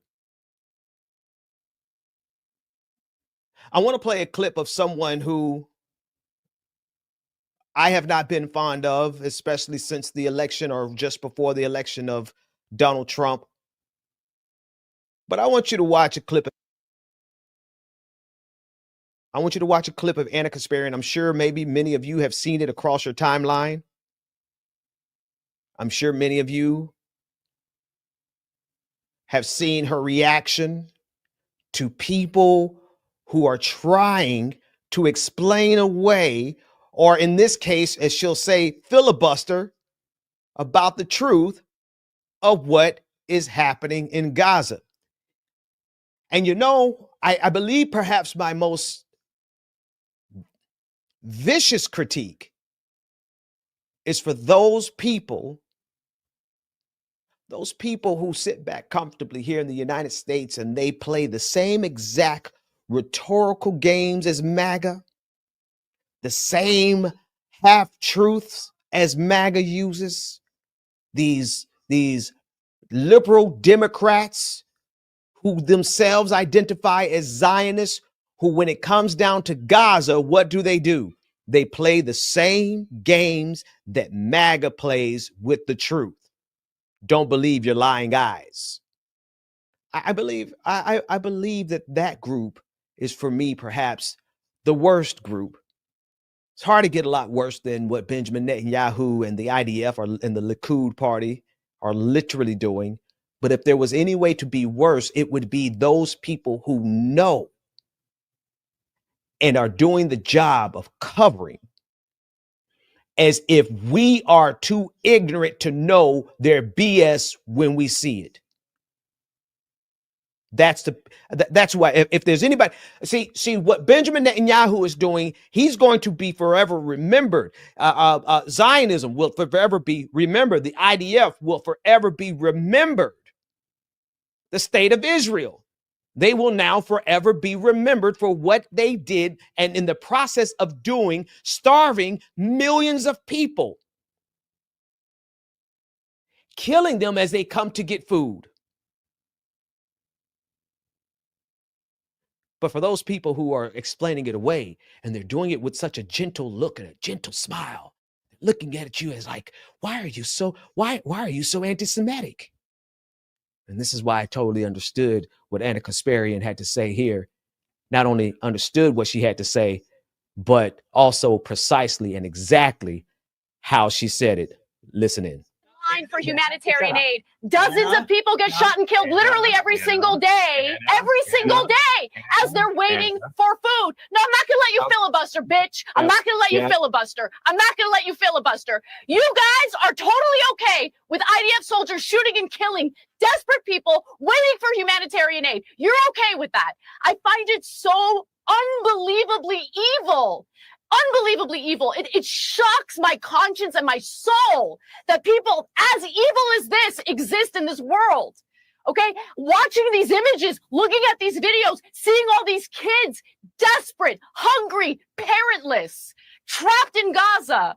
And you're sitting here and you're defending it. I can't stand it. I can't listen to it. The filibustering is unbearable. It's unbearable. Absolutely. Absolutely. And then the look on his face. I don't even know who this guy is. But he's like, I'm going to be so peaceful about it. I'm going to hold my hands together and I'm going to express so much patience because I think by you yelling at me, you're demonstrating to the world just how off kilter you really are. No. What we see here is a person, Anna Kasparian, with righteous indignation flowing through her veins. Side note, this Anna. Bring this Anna to everything that you do, Anna Kasparian. I'll go back and delete every video that I ever made. If you bring this truth, this level of truth to everything, because every word that you said to this demon as he tried to look like he was so peaceful, everything that you said was true. He sat there and tried to look like so calm. Like, what's wrong with her? What's wrong with us is that you bastards are out here killing indiscriminately and genociding indiscriminately and committing a Holocaust so atrocious that we would be less than human beings if we don't recognize what you all are doing, what Zionism is doing, what Zionism is equivalent to. Zionism is equivalent to Nazism. And you all made that happen. You all are erasing, Zionists are erasing from our memory through force. You are making us forget your Holocaust. No, let me stop. Let me correct that. That wasn't even your Holocaust. That was the Holocaust of the Jewish people. You Zionists are a demon. You are something different. You've taken the identity, even rabbis, Jewish rabbis have identified the pure evil of Zionism. Okay? Even the rabbis have made it clear that what they are doing, what Zionists are doing, is godless. Why does that matter? Because Zionism tries to hide behind Judaism when it doesn't even adhere to Judaism. Zionism tries to hide behind the Jewish people when it goes against the religious beliefs of Jewish people. And so Zionists are dislodging from our hearts and our memory the atrocities done to the Jewish people because of the atrocities that they're doing. It's going to be hard. People are going to say, what do you think about the Holocaust? Yes, horrific, tragic, should never have been done. Never deny it, right? But immediately after, you are going to have to say, but what about what Zionism did to Palestine? Never forget. No, I will never forget, but I'll never forget what you did to Palestine. I'll never forget what you did to all of those families. Entire families erased off the registry. Dead 30 at a time. Entire lineages completely erased. Over some damn land. Imagine, folks, imagine genociding an entire group of people so you can go put up some settlements and some condominiums. The level of evil that you have to be. The pure evil. And you know, I'm not done with that. Let me put this clip right back up because I need people to see the evil guised in calmness. and such a meek appearance.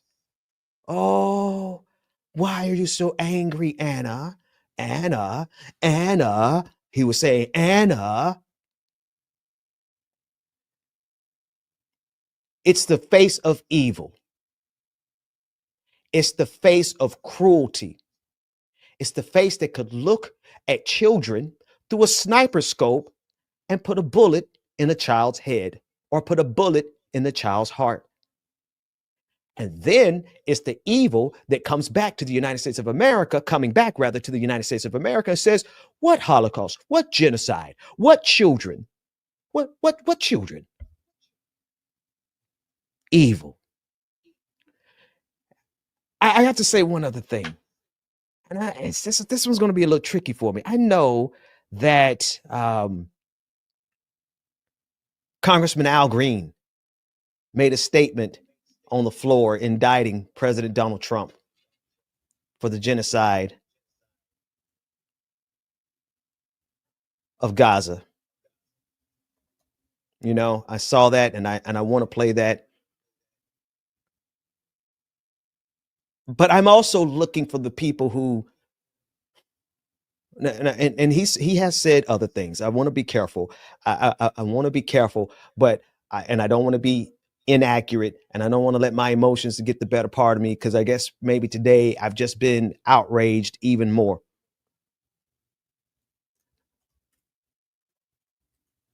But I'm not interested.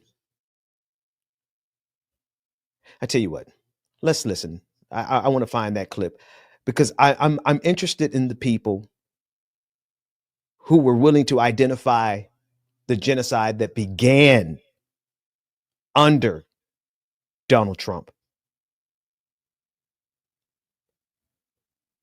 Rather, Joe Biden. You know, I've seen more Democrats speak out now.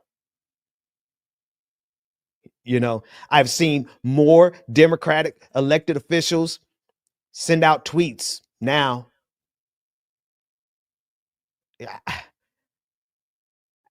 Okay, and I get it.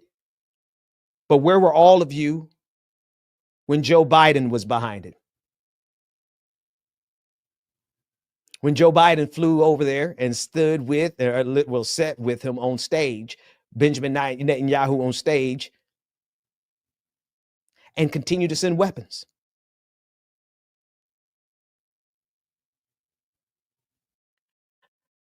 Now, Al Green was one who spoke out. But I want you to listen to this. Listen to this clip. And then we'll talk on the other side of this clip. Let's listen in. I rise to ask, what do you call it when you have a group of people who are being denied food, denied the very essence and necessities of life, when you're destroying their homes, when you're destroying their schools, when you're destroying their churches, their infrastructure? What do you call it when you do this to them as a group? Collective punishment. It is called collective punishment, Mr. Speaker. And what do you call it when you have a group of people who are being pushed around, pushed from one end of Gaza to the other, when they are literally being slaughtered as they are seeking food? What do you call it when people say that they ought to be removed from their land? You call it ethnic cleansing, Mr. Speaker. And what do you call it when it appears to me that there is a deliberate, systemic effort to destroy in whole or in part the Palestinian people, to destroy them in whole or in part? We are witnessing before our very eyes, Mr. Speaker, genocide in Gaza, and we say nothing. I am amazed at how this country that stands for liberty and justice for all, this country that has a Statue of Liberty, how this country can see what's happening in Gaza and not call it what it is. That part. Agree with him 110%. Thank you for saying this. However, I have yet to find him making this type of statement about Joe Biden. And y'all know, see, I'm a loyal dude. Sometimes I'm loyal to a fault. Al Green is one of those guys that I ride for. I ride for Al Green. If he was my age, I would say that's my dog. You know what I mean? However, it breaks my heart that I couldn't find any such statement against Joe Biden. It was as much a genocide underneath Joe Biden as it is right now under Donald Trump. I need to say that again because my integrity, my soul is grieved, and I can't move past the fact that as much as I appreciate what he said here, as much as I cherish what he said here, I have to recognize that he made no such statement about Joe Biden. And that bothers me. That bothers me deeply. Doesn't change the truth of what he's saying now. But it certainly begs the question, was it just a genocide after January 20th, 2025? No. It was a genocide long before that. It was a genocide that began on Joe Biden's watch with the blessing of Joe Biden, with the blessing of the United States of America, with the blessing of the entirety of the West, with the blessing and the silence, oh, the strategic silence of a whole bunch of black folk related and connected to AIPAC. Now, I'm not going to litigate that one here because we're in mixed company. This is as far as I'm going to go, calling out the long list of names of black folk who were silent about this because that's internal housekeeping. I got it. I'm going to do it. I'm just going to do it on more,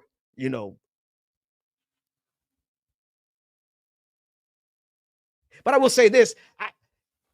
No, I'm not even going to say that. Some stuff got to stay in-house. But as for the Democrats, generally speaking, especially for those people who can't understand for the life of them why somebody would not have voted for the administration, whether it was Joe Biden or Kamala Harris, in the election. People like to play that game. How could you expect people with any ties? See, I did an evil thing, me personally. In context of Gaza, none of us should have voted at all. None of us. But I voted. Why? Because I knew Donald Trump was just as bad and going to be worse. I knew that this was a consensus of the West.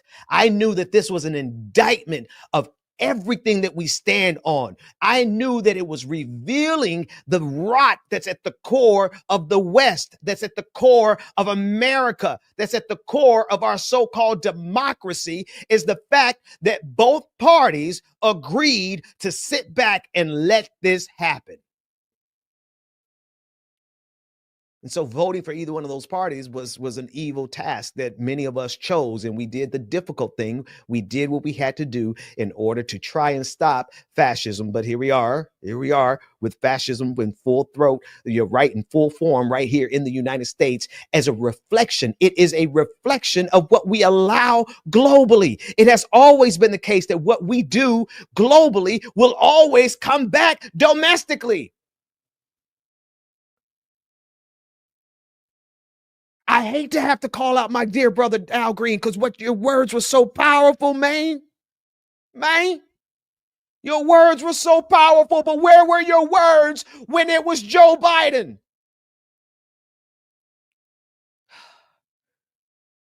And I'm still going to ride for that brother. Don't y'all talk too bad about him in the chat room. I have a thing. I have an affinity for older black men because I want to become an older black man one day. I want to be able to walk around in a cane as pimped out as his. But damn it, if I don't say the truth, no matter who's doing what's wrong. Same thing with the Jeffrey Epstein list. I don't care who's on that list. I don't care if Barack Obama, which I doubt he is very seriously, but let him be on that list. I want his head too. We all kind of figured that Bill Clinton's on the list. Get him too. Who are my favorite artists? So I don't even know if I have a favorite musician anymore. Get them too. We got to be able to hold a standard and draw the line on something. Genocide, child predation. Is there nothing where we would not stand up and speak out and hold the line? When our party is in power and they're the ones doing it.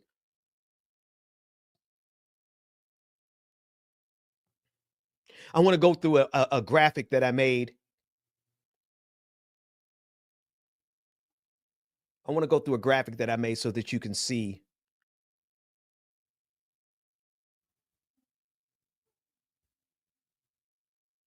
what Zionism says versus what Zionism does. I've been sharing this all over the internet over the last couple of days because I need people to really, number one, understand very clearly.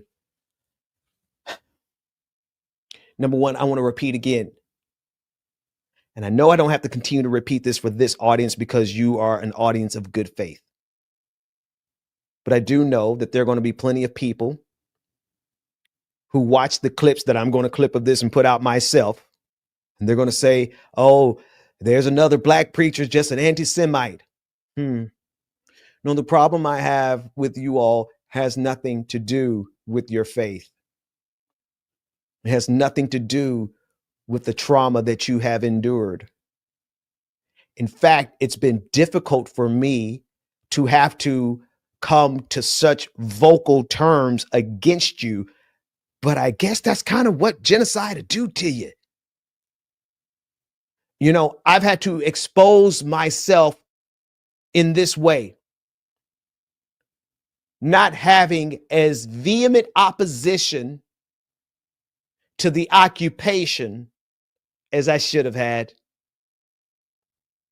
You know, sometimes we look at a status quo and we just let the status quo be for the sake of peace in our lives. Never forget, I'm sitting around with, am I going to say the name? Yeah, David Pakman in Boston.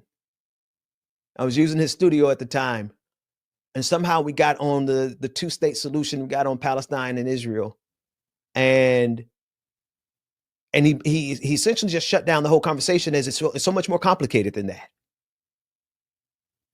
Now, truthfully, at the time, I did not have the intellectual ammunition to let him know, no, bitch, it's not more complicated than that.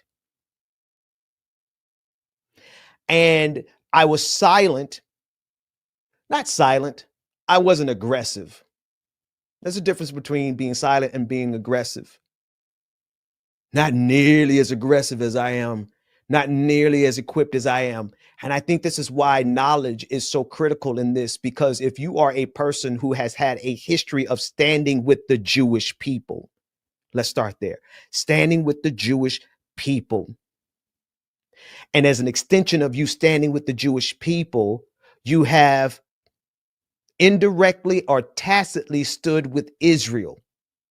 Never been a Zionist, never been one to ignore the plight of the Palestinian people. But because your position was standing up for Jewish people because of the history of what they had been through, you allowed ambiguity to exist in relation to the occupation of Palestine.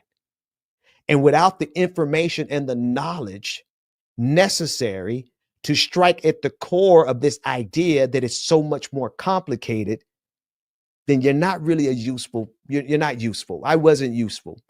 It wasn't useful in the conversations I used to try to have with David Pacman over Israel and Palestine. Wasn't useful when with several other people who turned out to be Zionists in my life. Yeah, not all of them Jewish people. I've had some Black Zionists who have been in my life, and I'm looking back in retrospect, and I'm like, oh, that's why you were there. That's why you were paying attention to me. That's why you used to make calls to me. And every time we had a call, it ended up being something. So just kind of retrospectively looking through my life, I realized, wait a minute.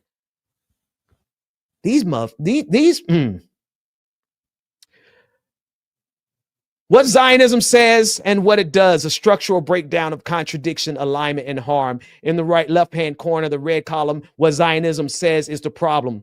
What Zionism, and what I did last week was I took a tweet from Benjamin Netanyahu as he was pointing to USAID, and he was looking at the funds from USAID, and he was pointing to how USAID ends up helping all of these factions that are left-leaning that are a problem from his perspective for Israel. It was a little simple chart, and from that simple chart, I deconstructed it, and I, do what I do, and then I threw in my formulations and my calculus into AI, and I 5 minutes later, I had this chart, beautifully made.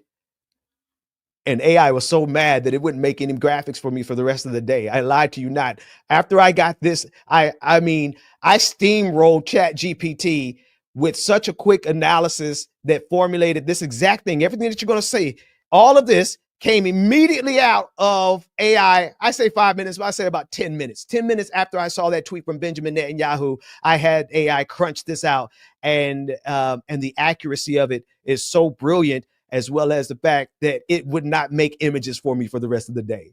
I said, okay, fine. You did this one, and this is good enough. And so the premise was, here are human rights organizations. Look at this left-hand column, right? Here are human rights organizations that are doing things that they are now defining, they being Zionists, are defining as a problem for Zionism, for Israel.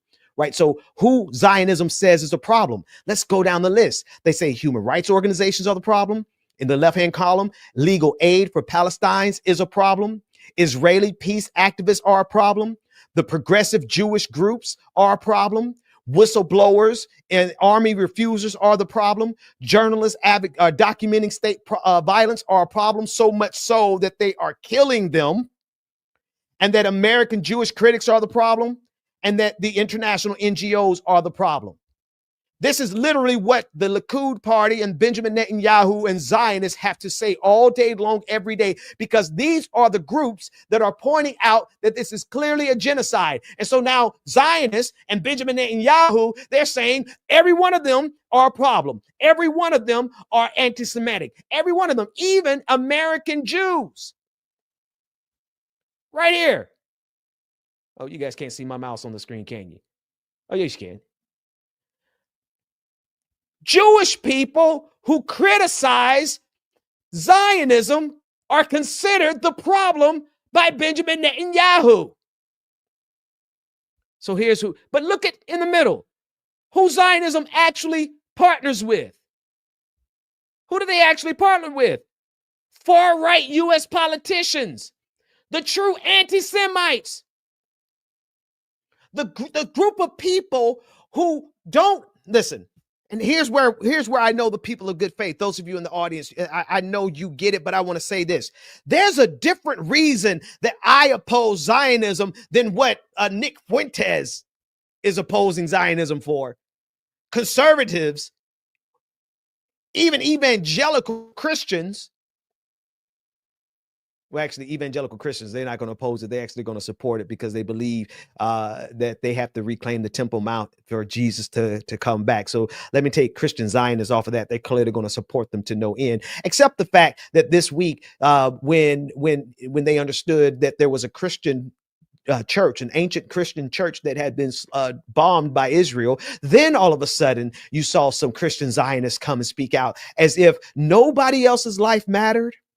Mike Huckabee, ambassador to Israel, Nothing else mattered before then. You only got upset, Mike Huckabee, when they bombed a church, when Israel bombed a church. But I digress. Let me stay focused. In the middle column, who Zionism actually partners with. Far-right U.S. politicians. The MAGA movement, full of true anti-Semites who hate Jews just because they're Jews. But here is who Benjamin Netanyahu and Zionists are aligning with right now. Christian Zionists, we already went over that. Authoritarian leaders across the globe, Hungary, India, and Brazil. Settler movements. Of course, they're going to align with settler movements because they are themselves a settler movement. The military industrial actors. Of course, they need the weapons. Of course, they're going to align with these institutions. White nationalists who, quote unquote, like Israel. I love that this came out with quotes on it because the only reason they like Israel is because they might hate Muslims just a bit more. And when I say Muslims, they're not going to count the fact that Gaza has millions, or rather hundreds of thousands of Arab Christians there, Palestinian Christians there.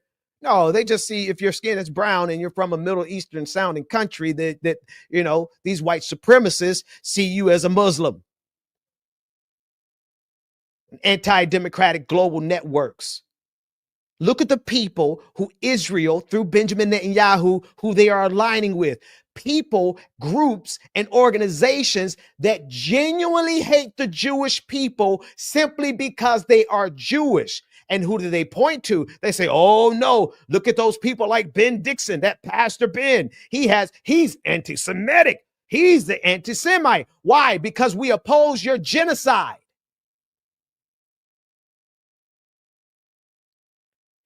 Last column, how Zionism justifies itself. Number one, bullet one, it equates any criticism with anti-Semitism. It doesn't matter if it's a baby. Oh, Lord, the video we saw, that child who half the body was missing this week. The entire bottom half of the body of that child was missing, and the parent was carrying that child, trying to get some dignity for that child in death. And when we speak out against that, we're anti-Semitic. This second bullet was so important. Uses Jewish trauma to excuse state violence. Column 3, bullet 2. This is on my timeline. I have it on my timeline multiple times. If you want to get this, please do go get it and feel free to use it. But that second bullet there, uses Jewish trauma to excuse state violence. Isn't that what Benjamin Netanyahu, isn't that what Zionism is doing? Isn't that exactly the core of Zionism? From the beginning. See, when I used to try to politely have these conversations with my friend, I'm sure we probably don't refer to each other as friends right now, but David Packman. See, I didn't really know what the Nakba was,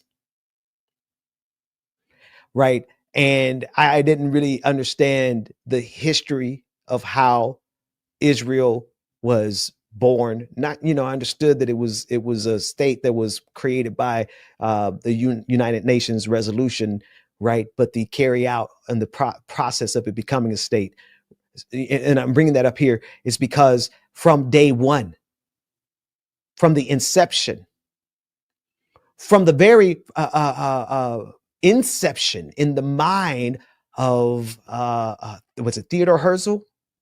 His first name escapes me, but his last name is certainly Herzl. In the late 19th century, it utilized the precarious position of Jews distributed around the globe as a diaspora as a justification for an ideology that will later come into fruition as a full state violence of Zionism. Bullet 3 says defending power equals defending Jews. That's the one. There's no level of violence that has not been used to say, but we're defending Jews. No, you're not. You're not defending the Jewish people. If anything, you are putting the Jewish people in a far more dangerous situation. Why? Because now when we remember the Holocaust, we can't remember the Holocaust without going right to the Holocaust of Palestine. All for what? A new settlement? Some new condominiums? Some beach property? They have put the Jewish people globally in a far worse position because Zionism has equated the state of Israel with Jewish people. Not us. We're trying to do our best to let people know, hey, the Jewish people are not the state of Israel. The state of Israel is not the Jewish people. But Zionists have to conflate that in order to justify their violence and to justify their use of power, because they want you to think that defending their power is defending the Jews. They label disagreement as disloyalty. Have you seen the way? Have you seen the way they've gone out after Katie Halper, Max Blumenthal? Jewish people in the United States of America who are speaking out vehemently against the state of Israel, they mark them. They say they can't even come back to Israel. Well, I'm sure they don't want to go back there. But if you are not a Zionist, then you are labeled as disloyal. Portrays aid and activism as foreign threats. The food that's necessary to keep the children and the parents in Gaza alive is right at the border. But they blockaded it because they consider that a threat. Claim security while fueling conflict. You know, who was that did an interview? Some podcasters did an interview with Benjamin Netanyahu. Could I do an interview with you, Benjamin Netanyahu? Can we just? I just want to talk with you. I just want to ask you questions. I couldn't possibly be a threat to you. I'm too small. I'm too peaceful. Claim security while fueling conflict. Their actions, the actions of the Likud party, the actions of Benjamin Netanyahu, the actions of the regime in control of Israel, the many wars that they have started, the fronts, Syria, just recently bombing Damascus. Benjamin Netanyahu is truly on this campaign that he believes is going to be the birth of the Greater Israel Project. If you haven't seen that, I'm sorry I don't have those graphics for you, but the Greater Israel Project requires the decimation of several nations, mostly Muslim nations, Arabic nations. It is the hope of every imperialist to grow their empire. Let's keep going because I want to end. I want to end with something very, very clear. Builds alliances with enemies of the Jewish. This is the one that gets me. They build alliances with enemies of Jewish safety. When you align with the far right, with every nation across this globe, let me say that better. When you align with the far right movements in every nation across this globe, you are aligning with the people who want to harm Jewish people simply because they are Jewish.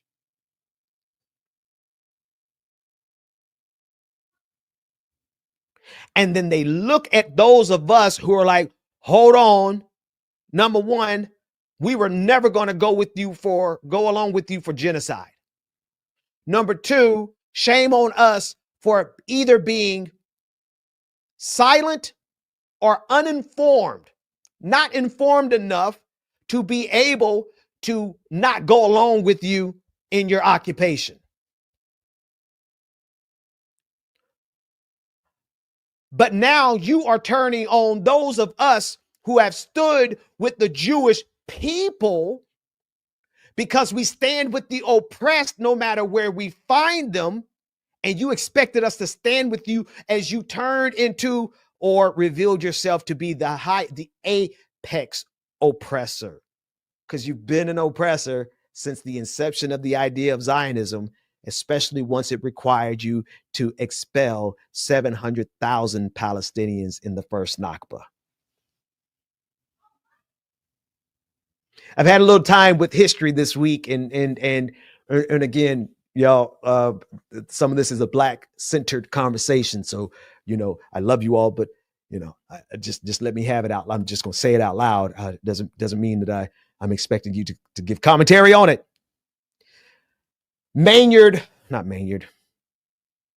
Let's start with the ones that Coretta Scott King, Dr. Martin Luther King, Bayard Rustin. That's the name.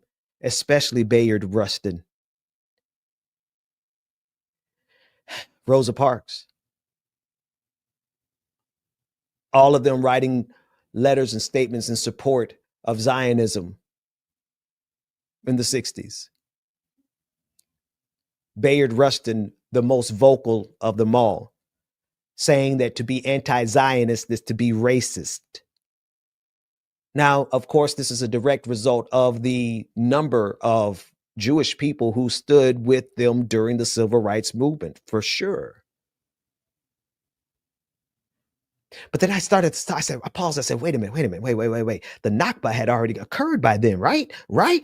So I'm Googling, I'm AI, and I was like, God dog it. Yeah. How you could be so right on so much and then so wrong on that last piece.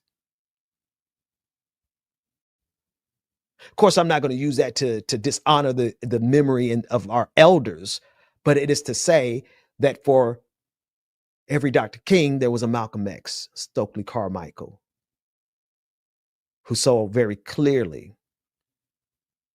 that the fight here in the United States for civil rights could not be divorced or be silent on what was happening in Palestine even then. But now a whole new generation of us have been born, and with clear eyes of knowledge. What do I mean? That once we learned what the hell was going on, you can't play that game with me. Somebody said, well, Dr. King was a Zionist. Dr. King was wrong. What are we doing here? What you think I can't? There are no sacred cows. There are no venerated ancestors so much that we can't identify what they got wrong. Oh, you're anti-Semitic because Bayard Rustin. No, Bayard Rustin was wrong. He was loud and wrong. Oh, you're dishonoring Coretta Scott King. No, I'm not, because later on in Coretta Scott King's life, she corrected herself. She wrote another letter making it clear that what was happening to the Palestinian people. You just want us to remember when she spoke in support of Zionism. You don't want us to remember when she came full circle and said, wait a minute, now I can't ride with y'all.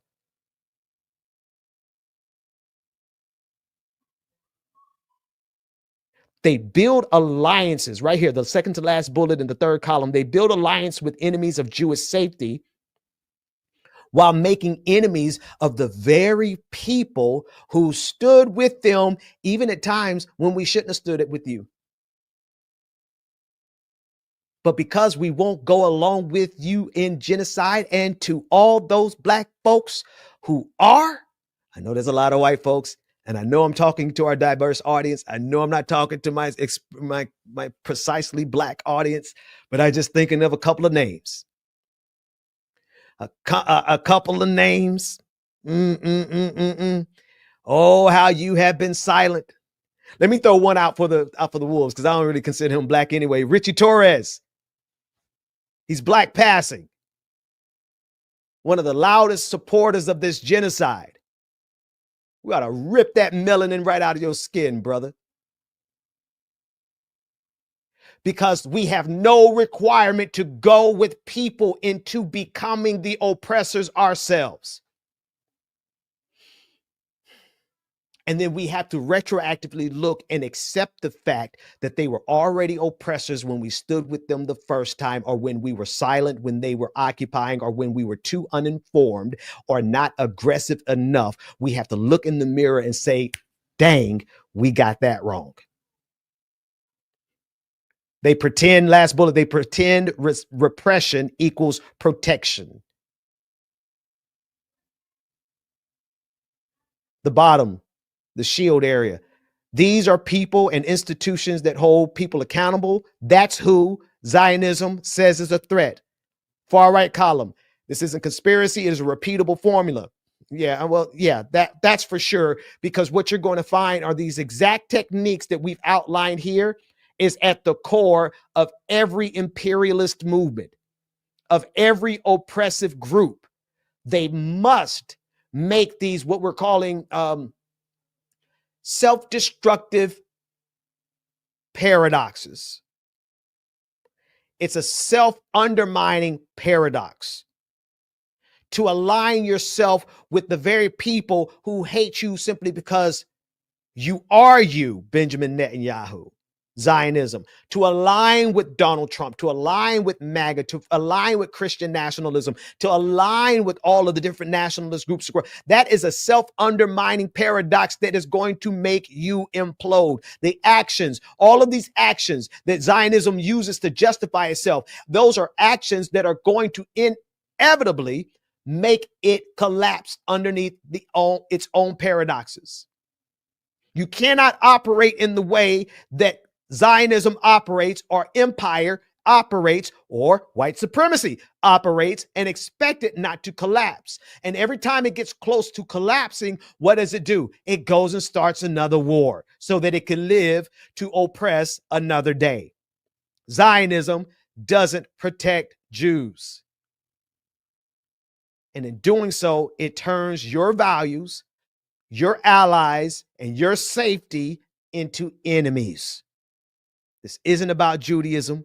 It's about a political system that now uses Jewish fear to serve authoritarian goals. It calls justice dangerous. It silences dissent, and it shakes hands with those who hate Jews so long as they allow for and praise the power of Zionism.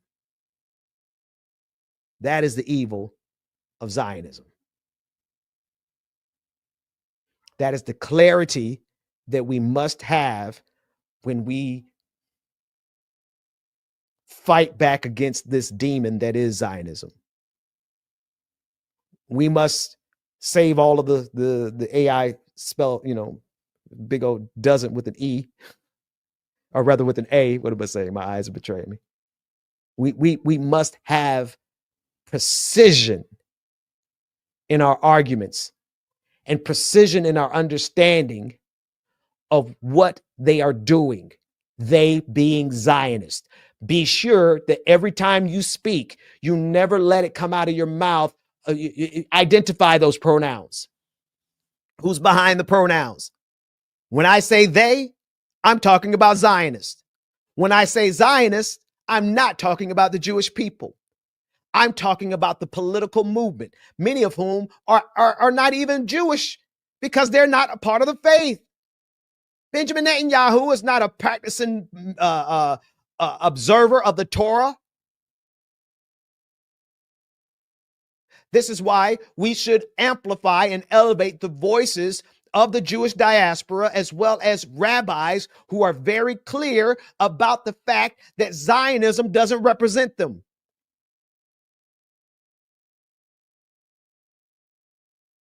We must speak with precision. Why? Because every word that we say will be used against us. Do you understand what I'm saying? We must speak with precision because every word that we say will be used against us. And so as we continue to speak out against the horrors that we see,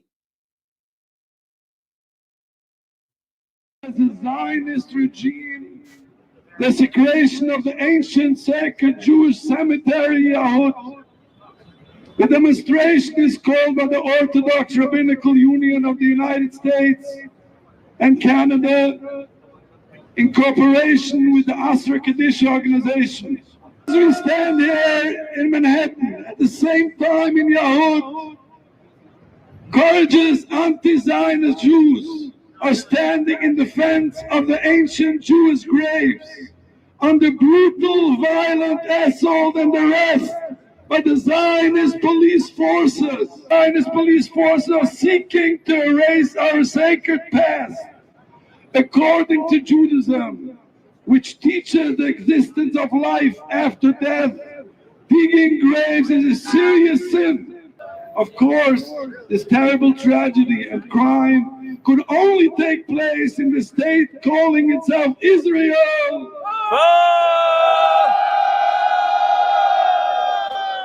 Which was established by heretics against the will of all leading Torah authorities, since the Torah expressly forbids the existence of a Jewish state during our divinely decreed exile. Throughout its existence, the Zionist state has trampled on every law of the Torah with impunity and viciously oppressed all those who stood in its way. And today, as many Jews protested, today, Tuesday, July 22, as many Jews protested at the site of the grave digging in Yahud, the Zionist police violently arrested many among them 3 young boys who proudly refused to serve in the Zionist army. Precision in our speech, amplifying and elevating the voices of Jewish people who are doing this fight themselves, ensuring that we educate ourselves both in terms of our own education, but it's our history, because our history will be used against us. Oh, the civil rights leaders were Zionists. Yeah, and they were wrong.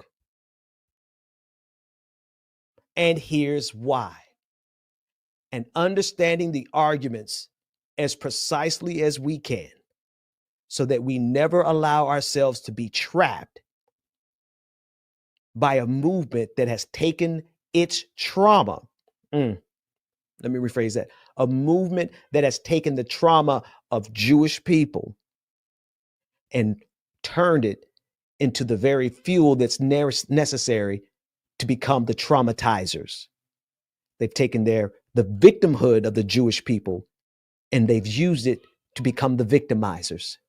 They've taken the oppression of the Jewish people and used it to justify becoming oppressors. That's the evil of Zionism. And that's what we must stand against. And I'm afraid that we're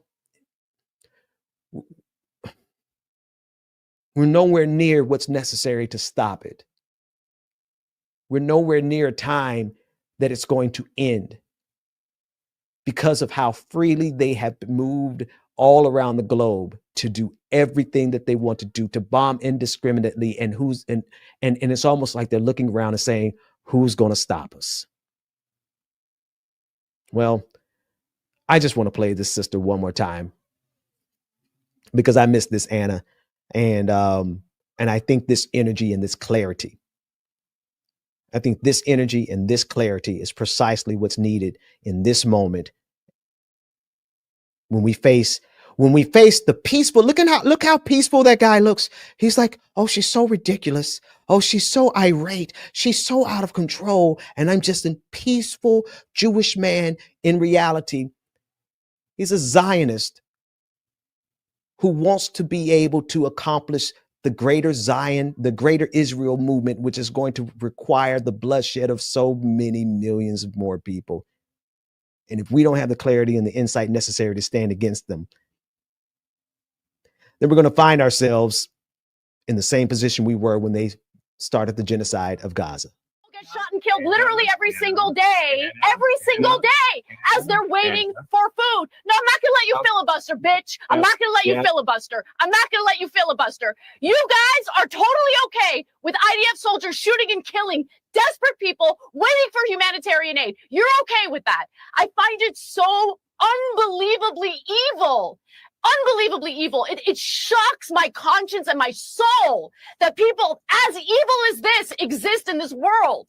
Okay, watching these images, looking at these videos, seeing all these kids desperate, hungry, parentless, trapped in Gaza, and you're sitting here and you're defending it. I can't stand it. I can't listen to it. The filibustering is unbearable. It's unbearable. The Benjamin Dixon Show is only possible with listener support.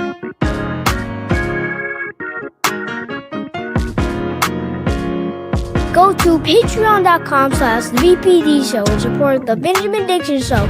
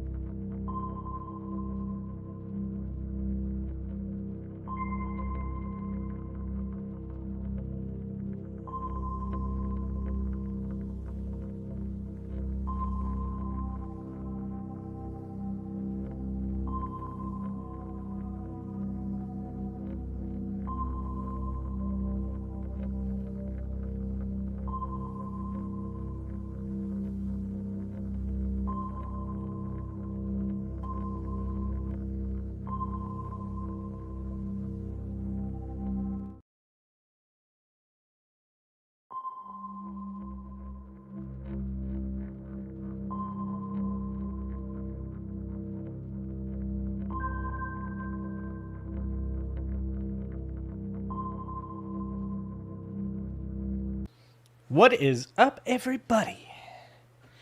Tis Wednesday. Tis Wednesday. It is, right? I said that with so much confidence, and then I was like, wait a minute, I don't know. I'm pretty sure it's Wednesday. I can tell you this: it's been a tough week so far. The Eagles lost.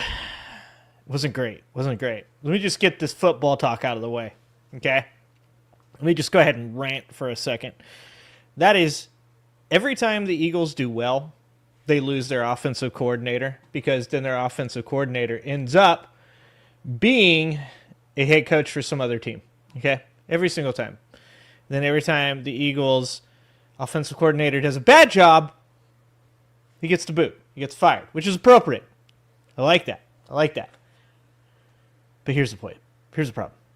Every time the Eagles have to get a new offensive coordinator, I go through the same problem every time. Run the goddamn football. Just run the goddamn football. It shouldn't be hard.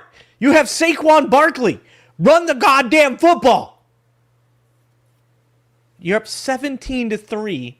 Your defense is playing well. And Saquon Barkley has 5 fucking carries. Run the fucking football!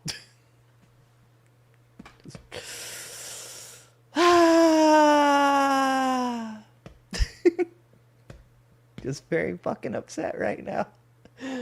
I don't understand. Eagles are playing the Giants tomorrow. So Saquon could go for 200 tomorrow. But that's only if they fucking run the football. It's not hard! You have the best offensive line in football. You have a fucking mobile quarterback, and you have a fucking running back with quads bigger than most people's bodies. Run the goddamn football. All right. I had to get that out. Guys. It's been inside of me for a while here. It's tough to watch. Anyways. I woke up today, and I was looking at the news, and I was like, it's kind of weird because it's like a slower week with news. And then I realized, when the government's shut down, it's kind of quiet. Not totally quiet. This is never actually quiet during a Trump administration, but it's quieter. It's like we went from 100 to 85. And that was, I was like, wow, this is almost like I can almost keep up with this news cycle.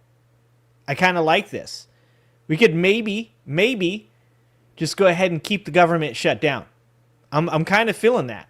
And I heard that ICE people don't get paid during this time. So I'm pretty good with that too. Most of these fucking ICE agents probably can't go more than a week or two without being paid. So I think this is going to be really good. I say shut it down. Keep it shut down. Let's do it. That's what I say. All right. I was just saying, there is some stuff to cover. We got plenty of stuff. There's always plenty of stuff to cover. I will not be on this space tomorrow. No, Mike, I will not be on this space tomorrow. I am going to my buddy's wife's birthday. I cannot miss the personal interactions. The people, number one. Always number one, the people. Good job, the people. Woke Mike, number two. What's happening, Woke Mike? Alan, what's going on? Silent Siren and Bucket, two of the best moderators on YouTube. What's up, guys? Let's see, who else? You didn't get a notification. I don't know what that is, Alan. I think YouTube messes with stuff. I swear they do. What's happening, Tammy? I did see Miller pulling a Mitch. That was pretty good. That's pretty good. Let's see. Who else is here? Nightbot. Nightbot's always putting in work. Good job, Nightbot. Mountain bike. We did start with sports. It was a very rough week for the fans. The Saints did win. That was a good win by the Saints. I think I said, I would like to say that I think I told Tammy that the Seahawks, maybe it wasn't Tammy, it was probably somebody else. I told somebody that the Seahawks would beat the Cardinals. That happened. And I did tell Cajun last week that the Saints would beat the Giants. I'm 2 for 2. I'm doing pretty good. I feel pretty good about my picks so far this year. Oh, Jesus, what did I do? I pushed the buttons. Okay, let's see. Who else is here? Got to say hi to everybody. It's tough thinking about your team when they lose. I know that feeling till next game. Till next game. Sorry, I don't mean to yell at you over football, but it makes me angry. Paul! What's going on, Paul? What's going on, buddy? You saw a cartoon about ICE not being paid? That's amazing. Good. Liz! What's happening, Liz?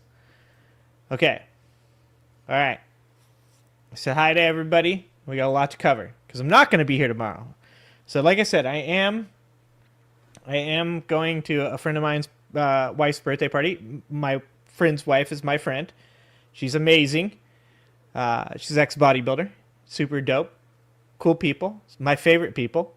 And they were nice enough to invite me to go hang out with them. So I will not be here tomorrow for this space, but I'm sure they'll play some kind of content or something to take my place. They always have somebody that's ready to go. So I won't be here tomorrow. The only shows this week will be tonight's show and then Saturday's show. And then, all of the videos that normally get cut up and put out on the channel, this channel, on the Angry Ginger Live Clips channel. So you guys can always check out those videos as well and, drop a comment, hit the like button, make fun of a MAGA supporter. Super fun times. Coffee is hot and delicious, and we are raring to go. So let's get this party started. Oh, wait, we got to get all the books in. Okay. Yeah, make sure George Marshall's in there. America is failing George Marshall right now. Okay.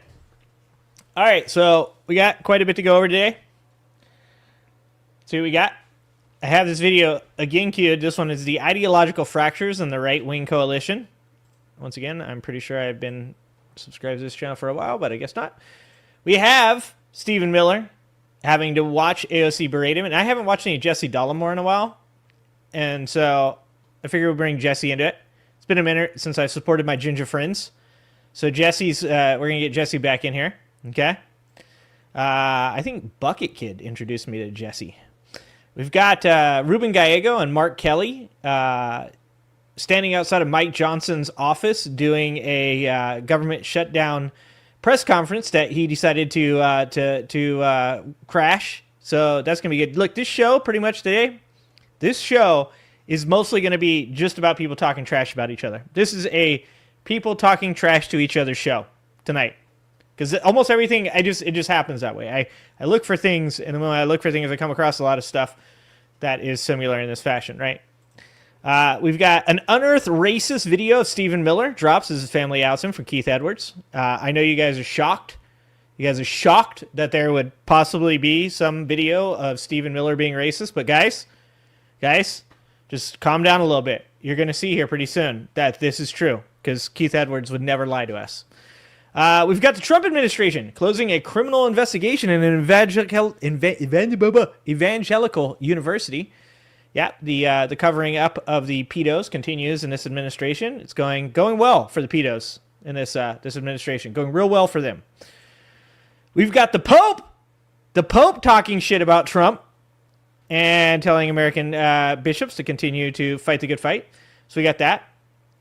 We got this garbage pastor from MAGA calling for the execution of rebellious black youth, citing death by stoning in the Old Testament.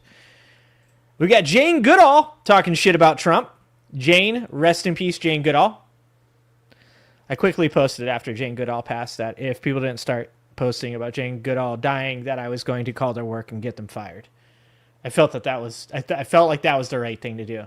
Speaking of, we've got infighting as Charlie Kirk's text messages get leaked.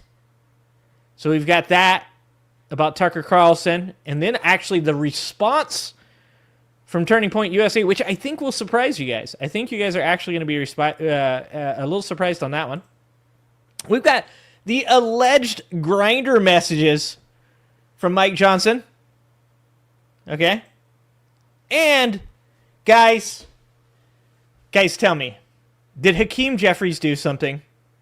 Did Hakeem Jeffries, did he stand up for himself, guys? Did it happen? Because I heard rumors. I got home from work. I heard rumors that Hakeem Jeffries may have told a Republican to shut their mouth. Did Hakeem Jeffries stand up for himself, guys? Are we watching this young man grow into a real adult human being? Is that what's going on right now? So we got a lot to cover. Hope you guys are ready for this. There's a lot of talking shit on this episode. So much talking shit. No, I'm not bringing Roscoe. What's happening, Redung? No way am I bringing Roscoe on stream. Silence says he did? Is it true? Did he do it? All right, we're going to start with that. I'm excited. I am so excited, guys. We raised him well. He told someone to shut up. Oh. All right, so let's start then. We got Adam Mockler here watching the Hakeem Jeffries battle. I don't know if you guys saw Adam Mockler call a bunch of drunk Trump fans a bunch of retards, but that was not on my bingo card. That wasn't on my bingo card at all. Okay, to be 100 on it, I believe he said, "You guys are all retarded." Okay, I don't want to put any words in Adam Mockler's mouth, but I believe he was trying to debate a bunch of drunk Trump supporters, and he lost his shit. It was amazing. Absolutely amazing. Hey, what's happening, 5 Alarm Fire? Status Coup. Oh, I knew who the Status Coup. I did a video on Status Coup a long time ago. Oh, Mike Lawler, who I like to call Jerry Lawler. I like to call him Jerry Lawler. Okay. Well, hopefully Pep can come on over. Come on over, Pep Talks. I have not seen one restream message. I wonder if my restream's working today. It might not be. I haven't really looked into the Bill Burr stuff, Golf. I mean, I've watched Aziz Ansari talk about the Saudi Arabian stuff. I've watched some girl talk about it. I haven't seen Bill Burr's response to it. I don't know how I feel about that yet, because watching Aziz Ansari talk about it, he made some good points. It's hard to keep up with all of this shit, and I don't like to talk there's so many people that get on YouTube that they just fire off. They're just like, I'm just gonna tell you whatever the fuck I think about all this shit, and they've either barely seen it or read a headline, and I don't want to be that person. So I haven't looked into it enough. I know that my most basic opinion of it is that don't go to Saudi Arabia and do comedy, because fucking human rights and shit and billionaires and all that shit feels gross. But like I said, I did see Aziz Ansari talking a little bit about it, and as much as maybe I'm biased towards saying that they shouldn't be doing it, he did make a couple good points, and I was like, I'm just one of those people. I try not to get so fucking overhyped with my own opinion and emotional bias on shit that I only talk shit. From the facts, Bill officially sucks now. You're going to be hard to convince me that Bill Burr sucks. You have to remember that my show is a show of giving people paths to redemption, and if anybody has earned a path to redemption, it's Bill Burr. So you guys are going to have a very hard time convincing me to just throw Bill Burr out the window. It's going to be tough. He's also my ginger people. He gets a second path to redemption if necessary. That's how I roll. That's how I roll. Hate me if you want. That's how I roll. Pep raid. Well, welcome to the chat, guys. Welcome to the chat. We're gonna have to have pep talks come on this show because I have figured out, I think, how to get the restream to work. I think I could do it. I think I can bring somebody on and my internet not completely take a shit. I think that's a possibility, so we might make that happen. I will look into the Bill Burr thing, Golf Marine. All right, I'll look into it. And I'm telling you now, don't hold your breath. All right, there's a very low chance that Bill Burr could possibly say anything that would make me disown him. Look, everybody's wrong. Okay, everybody's wrong. Everybody makes bad choices. We are all flawed, imperfect human beings, and Bill Burr has never been a perfect human being. So I'm gonna look at it. I'm gonna watch it. But I'm not one of these people, Golf. I'm not one of these people. Who is it? Who the fuck came in and fucking AOC, bro? She voted present during the giving guns to Israel. I'm not fucking throwing AOC out because she fucking voted present, guys. I told you guys before, I don't make any money off this shit, so all you're gonna hear is my actual opinion on stuff. I have no audience capture. I'm not disowning AOC because she voted present on fucking weapons to Israel. I'm not disowning Bill Burr. Well, I can't say I'm not disowning Bill Burr yet because I haven't seen it. I don't want to have to come back on here and make an apology video of my own. I don't do that. I just don't do it. I just don't do that. I'm not willing to. But we'll see. We'll see. All right. I've waxed poetically long enough. I will look at the Bill Burr video as soon as I have a chance, Golf Marine. All right, I'll watch it. I swear to God. But let's talk about good things, because God damn it, why does the left always do this? I'm like, we're having a good day. Hakeem Jeffries told somebody to shut up, and the left's like, did you know that somebody on our side actually did something wrong? We can't possibly have like a good thing happen. We need to fucking eat our own every day. It's important. God damn it. I told I was doing something the other day. My boss. We'll get to the video in a minute. Here, let's go big me so I can rant. I was saying the perfect example happened the other day. So I was in a meeting. I think it was actually yesterday. I was in a meeting. And my boss is a pretty liberal guy. Probably more liberal than I am. Smarter guy than I'll ever be. But we were in a meeting.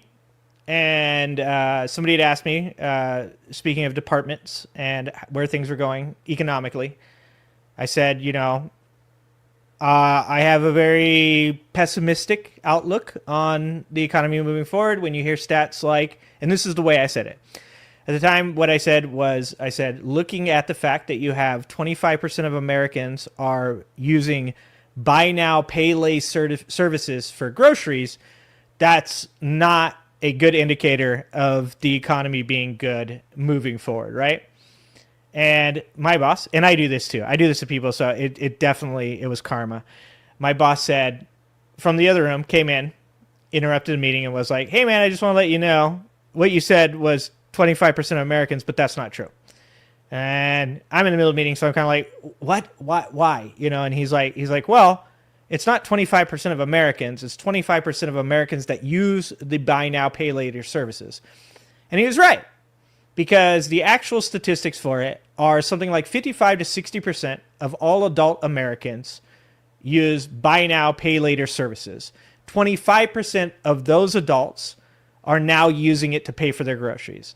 Now, my reasoning behind what I was doing was somebody was asking me what my economic outlook was, and I was making the point, obviously, that America's not in a good place, and specifically when we have to buy now, pay later on our groceries, that really speaks to it.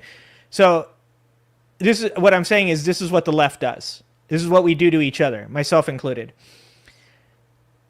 Is the gist of what I'm saying is correct. But because on the left we're so self-critical and we want to be so on point with what we believe as being correct and within the right context and with the right facts, that we can't help but jump in and go, you know that thing you said? Overall, emotionally, I agree with it, but actually the facts are wrong. And like I said, there's in this situation, it's nothing wrong with him correcting me because we're talking to each other. And you know, he's telling me that the way I said it was incorrect and that was the right thing to do.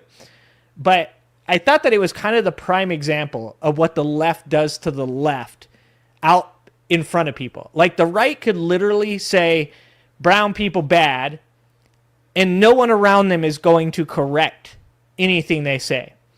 But the left, knowing that what you're trying to say is that we're in a poor economic situation, agreeing with the fact that you're in a poor economic situation, and recognizing that you're not trying to be misleading but may have misspoken, will still jump in and tell you, you know, actually, you said 6 people, but it was only 5. Because we love to eat our own. And it's not, like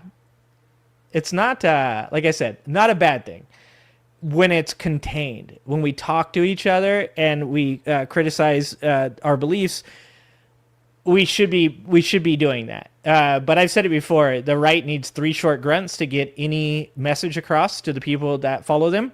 You know, lock her up 4 more years, stop the steal, like whatever you want, like that's all they need. Meanwhile, if you ask me anything about my beliefs, I need 9 paragraphs to explain to you because I've existed in the sphere of having people question any little small thing about something that I believe that actually agrees with me. So, I mean, you guys have literally seen me do it before. I'm sitting up here and I start saying something and I go, and I know what you fuckers are going to say right now. Yeah, man, but... And then I start fucking going on like I'm having the argument with you. Technically. Yeah, exactly. Earl Grey. Welcome to the chat, Earl. All right. I actually, my boss probably disowned Bill Burr. I think he brought it up. He probably did bring it up. I think I interrupted him while he was talking. I interrupt people way too much, to be honest with you. Okay. I've ranted long enough. Thank you, Golf, for giving me a reason to bring up that story, though. I appreciate you. I needed to have a reason, and I forgot to bring it up, so good job. By the way, those statistics are true. 60% of adult Americans have said they have used a pay now or buy now, pay later service. So the opposite of layaway, right? Like you get your product and then you pay payments on it. So the reason they're doing this is because people have maxed out their credit cards, right? So there's no more credit cards, and yet these grocery stores still want you to buy stuff from them. So now they're allowing you to buy groceries now and then pay it in installments. So 60% of adult Americans claim that they have used buy now, pay later services. Last year, I think 13% of those people, once again, speak correctly, I have been corrected, 13% of those people that use those services said that they used it to buy groceries. You can use it to buy, like, you know, technology. You can use it to buy apparel, other things as well. Obviously, like cars, houses, things like that too. But that number has increased to 25% of those people now say they have used buy now, pay later services for groceries. That's fucking insane. That's insane. We should go into the statistics on that sometime. I love statistics. I do. I love them too much. I love them way too much. Yes, in DDAG, I deal with these people often, and it drives me bananas. If you use one generalization about people or anything remotely discriminatory about the 2% that aren't in that category. Yes, exactly. I mean, I just used the R word a minute ago. I don't use the R word very often, Sometimes I use it in describing what somebody said, and sometimes I use it in describing Republicans. I love the joke where people go, there's a guy and he goes, you know, it's really funny. They call people on the left libtards. Libtards, you know, it's liberal and tard, you know. He goes, and they think they're really, really funny. Really funny. He goes, the funny thing about that is if you were to use that for Republicans, it would just be retards. And I was like, that's good. That's good. That's funny. Like I said, you have to be good at what you do. You got to be good at it. Anyways, before I get canceled, all right, we better get to these fucking videos. I think I just lost like 87 subscribers. All right. So this is our boy Hakeem Jeffries standing up for his fucking self. I can't believe it. Hakeem Jeffries, guys, allegedly has stood up for himself, guys. And I will need to see this to believe it, guys. He's got his hands in his pockets. He looks like he's ready. It looks like I said, when we saw the Hakeem Jeffries with the baseball bat thing, I was like, that's not you, dog. Like, don't do that. But this right here, this stance from Hakeem Jeffries makes it look like he has had enough of both the right making fun of him, the left making fun of him. He has had enough. So let's watch our boy Adam Ockler talk about this. And let's hope that Hakeem, I want to see it. I need to see it, Hakeem Jeffries. Let's see it. And talk over me because you don't want to hear what I have to say. Oh, I'm listening. So why don't you just keep your mouth shut? Oh! Because you showed up. Boy, it is heating up in...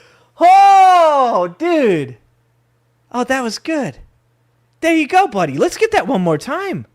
That felt good. You know why? Because it looked like he was trying to do his Hakeem Jeffries. He was trying to do the, like, I'm just talking. And then it looked like he actually got pissed off. And that's what you should be. You should be pissed off.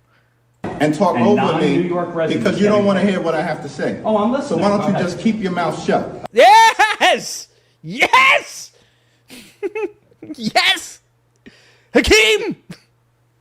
That's what I'm talking about. One more time. I need one more time. And talk over me because you don't want to hear what I have to say. Oh, I'm listening. So why don't you just keep your mouth shut? Oh, because you showed up. You showed up. Boy, it is. Oh, and you got just right here. Can you guys see? Look at who's the little guy in the back? Who's the little guy? Everybody looks like, dude, they look like it's like a high school. Everybody's surrounded, waiting for the fight to happen.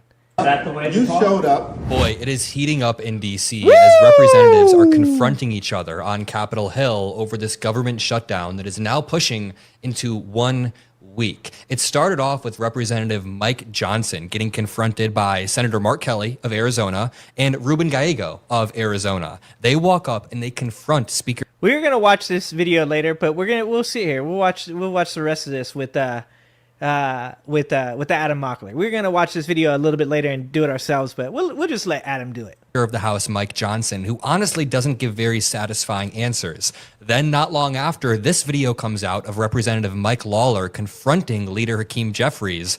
And honestly, Jeffries really sticks the landing in this video. I think he does a great job of combating the talking points, the BS coming from MAGA. On top of that, he's convincing. He's confident. He's quick on his feet, and he kind of just rolls over the other person. I'm going to play this interaction in 1 second, but let's start off with this interaction of Senator Gallego and Senator Kelly confronting Mike Johnson over his refusal to swear. Dude, you got an astronaut, an ex-Marine, and a pedo protector. Like, just think about that for 1 second, what you have right there. You have an astronaut and an ex-Marine on the Democrat side. And on the other side, you got little Moses Mike Johnson. Little Johnson. In represent. What's happening, Suzanne? Good to see you. Representative Grijalva from Arizona. This representative just won a special election after her father passed away. She is supposed to be sworn in. She was supposed to be sworn in weeks ago. This is the longest delay in American history. And actually, a couple people asked me right before the government shut down whether or not I thought that he would swear in on time. And I believe my answer to them was that, like, he says he's going to. We'll see what happens. I kind of knew that if the shutdown happened, that they would use it as a reason to not actually get her into office. And it's for a few reasons. First of all, the Epstein files could be released if she is sworn in. She would be the 218th vote. Secondly, it gives Republicans less leverage overall. And overall, they're just kind of breaking the system to try to get ahead, as they do over and over and over. And by the way, I think it was Jim Jordan was asked by Caitlin Collins on CNN why they hadn't sworn her in yet. And Jim Jordan tried to hide behind tradition and say, oh, like, we have to have everybody there, and that's how this works. And Caitlin Collins actually called him out directly to his face that Randy Fine and one other Republican have both been sworn in during this Congress without the entire Congress being present. So, you know, this is just, they're full of shit. And this is what I'm saying. This is why Hakeem Jeffries needs to stay 10 toes down on this and tell people on the other side when they're talking over him to shut their fucking mouth. Because they don't have any respect for Democrats. They have zero respect for Democrats. And they're just going to talk shit. And then they're gonna criticize them because they know that the left will then go and self-criticize. Recently, you had the Jay Jones text come out in the race in Virginia, where a text where Jay Jones said something along the lines of about some Republican. It was like you got Hitler, Pol Pot, and this Republican guy in the same room. You got 2 bullets, and he said 2 for the Republican speaker.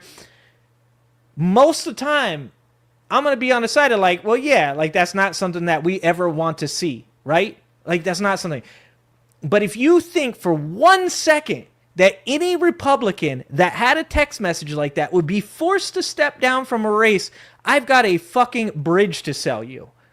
And the left needs to recognize that. There's so many people on the left right now that are like, well, maybe Jones should actually, you know, step out, actually, like, you know. And it's like they waited to release those texts until the race was happening, until the voting was happening, because they know that if he's forced to remove himself, there's no way that whoever replaces him is going to win. The left needs to grow a fucking backbone, and they need to be smarter, and they need to fight fire with fire, and they need to shut their mouth. Over. This time, they're not swearing in someone who won an election. So this clip is long, but I'm going to let it play out. It just keeps on moving. Yeah, no, it's not great if you want representation. Last week, there's 750. Wait, let me address the answer the question. Stephen Colbert's gay little bro. Golf Marine. Long, but I'm going to let it play out. It just keeps on moving. Yeah, no, it's not great if you want representation. Last week, there's 750. Wait, let me address the answer the question. We're happy that she got elected. She's filling her father's seat. That's fantastic. We have a long tradition here and a process of how we administer the oath to a member. You know, he served here for a while. We're going to... Like I said, 2 people, 2 Republicans, they've already subverted that tradition. That as soon as we get back to work, but we need the lights turned back on, so we encourage both of you to go open the government. Didn't we so don't do it? Virginia Republican swore the person in under the same circumstance? The exception is there were 2 Floridians who were elected in a special election. This happened a couple months back. They were here on a day, they had their families here, they had a scheduled day for the oath of office, and the House was called out of session that day. They had all their family and friends here, so we went ahead and went through the process. Mr. Speaker, with all due respect, let me finish. Wait, let me answer the question if you're going to ask it. And so that... Dude, see? You need Hakeem Jeffries right now. That was the exception we did because the family was here. Ms. Grijalva, Rep-elect Grijalva, has not yet had a scheduled date because she was elected after the House was out of session. So I am anxious to administer the oath to her. How much is this as soon as you guys vote to open the government. Be on the Epstein. You don't want to be on the Epstein discharge. How much? It's totally absurd. You guys are experts at red herrings and distraction. No, no. It has nothing to do with Epstein. The House Oversight Committee is working on the Epstein files right now, releasing 34,000 pages and more on the way. You know she's key to that Let me finish. The House Oversight Committee. You just come up with excuses. This is an excuse, so she doesn't sign on to that. This is absurd. This is the longest time the House. Do you want me to answer the question? You know what he should say there? He should say, "You're right. This is absurd. It is absurd.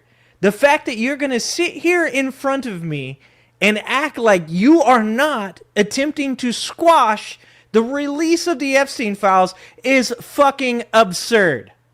Because you're not actually answering the question. This entirely has to do with the Epstein. You see, this is a publicity stunt. Let me tell you what's happening. The House Oversight Committee is working on the release of the Epstein files. There are some of the biggest bulldogs in Congress and the Republican and Democrat side who are working on that aggressively. By the way, the Epstein files are getting released by Republicans right after they released the Matt Gaetz files from a year or two back. Remember? Yeah, remember Speaker that? of the House Mike Johnson was the person who intentionally covered up whatever the DOJ was alleging Matt Gaetz did. We know that he sent Venmo payments, but there was allegedly a deeper investigation into Matt Gaetz' actions. It was covered up by Speaker of the House Mike Johnson. Solid call by Adam Mockler. Because like I said before, it's hard to remember all the crazy shit that has been going on in this administration. I myself did not remember what he's talking about right there. Good job, Adam Mockler. It was so bad, Matt Gaetz literally resigned from his seat. Why isn't this talked about more? That we had a high-profile mainstream Republican resign due to sex allegations that were being investigated. Why isn't this talked about more? The reason I'm looping this back is because now it seems like they're covering up more stuff. I met with the victims before they went out and did the press conference, and the House Oversight is doing its job. Did you know? You might not, because we haven't been in session. The House Oversight has its lawyers in New York City combing through the Epstein estate files. None of that had been anticipated by discharge petitions or anything else. They have subpoenas that are being supplied, they're being followed through on by the Department of Justice. We have more subpoenas that are outstanding for big-name persons, Democrats and Republicans, and there are more documents coming through. They're doing the work, they're doing it methodically, they're doing it with subpoena power, and you don't need an act of Congress for that to happen because they're already on it. So I was in the room with all of them. Why are you blocking her then? I'm not blocking her, I just told you. So why are you blocking her?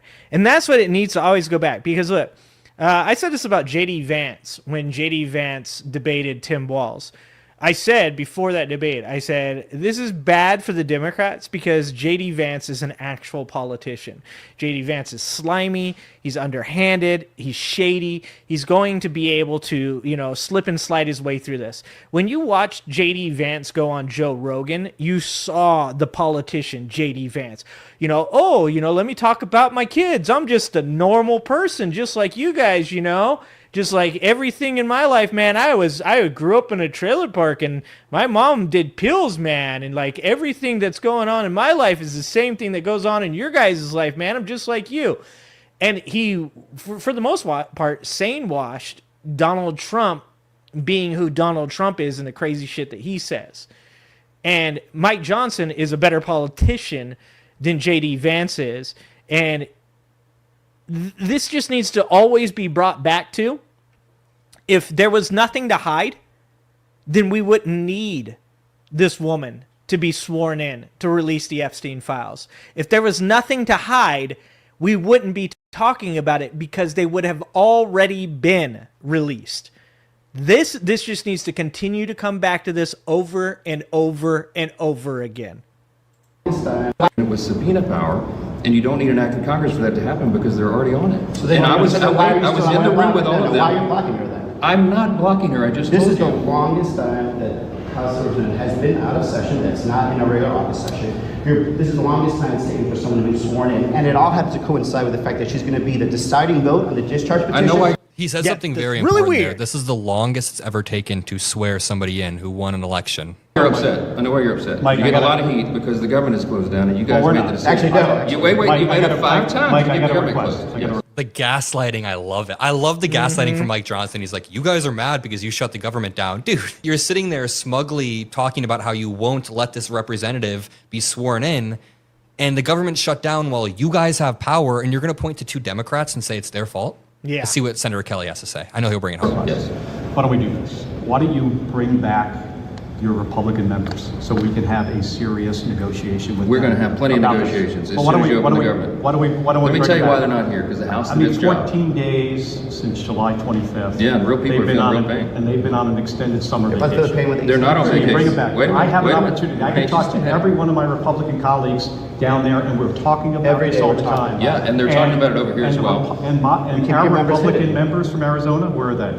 They're in their Arizona. district. They're in their districts working. They're sitting. Oh, hey, Mike Lawler. They did their They're job. sitting in their base. Come here, Mike Lawler from New York. Tell With them. all due respect, you voted multiple times to keep the government shut down, okay? The Republican members from Arizona voted to keep the government open. They did. So don't sit here and try to lecture us about whether or not we did. Dude, don't tell me Hakeem Jeffries is going to do a better job than Mark Kelly.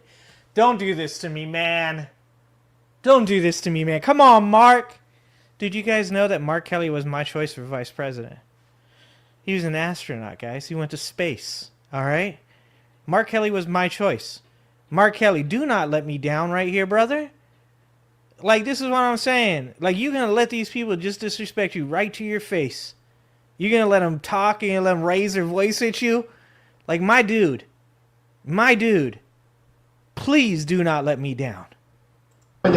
Multiple times to keep the government shut down, okay? The Republican members from Arizona voted to keep the government open. They did. So don't sit here and try to lecture us about whether or not we did our job. We did our job. You did not. What's going to happen with your job right now? Oh, you mean the bill that I'm signed on to extend it? Oh, yeah, cute, right? Because you know what? We actually have put forth legislation to do it. You guys just keep pontificating. How about you go down the hall and go vote to open the government up? It continues to get heated. Then Mike Lawler goes, Dude, I am sad. I'm sad that Mark Kelly didn't fucking...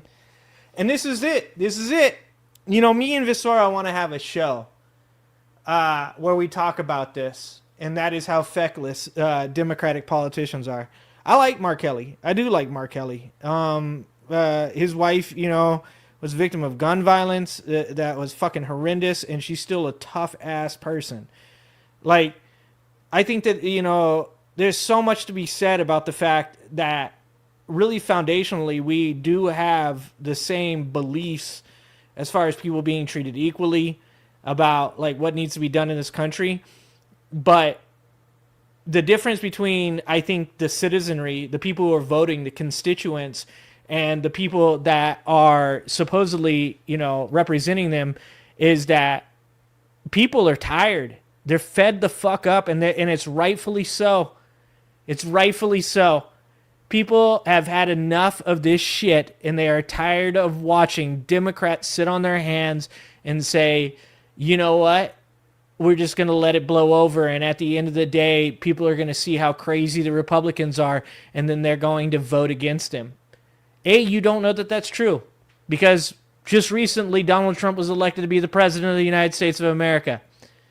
And B, that shouldn't be your fucking plan in the first place.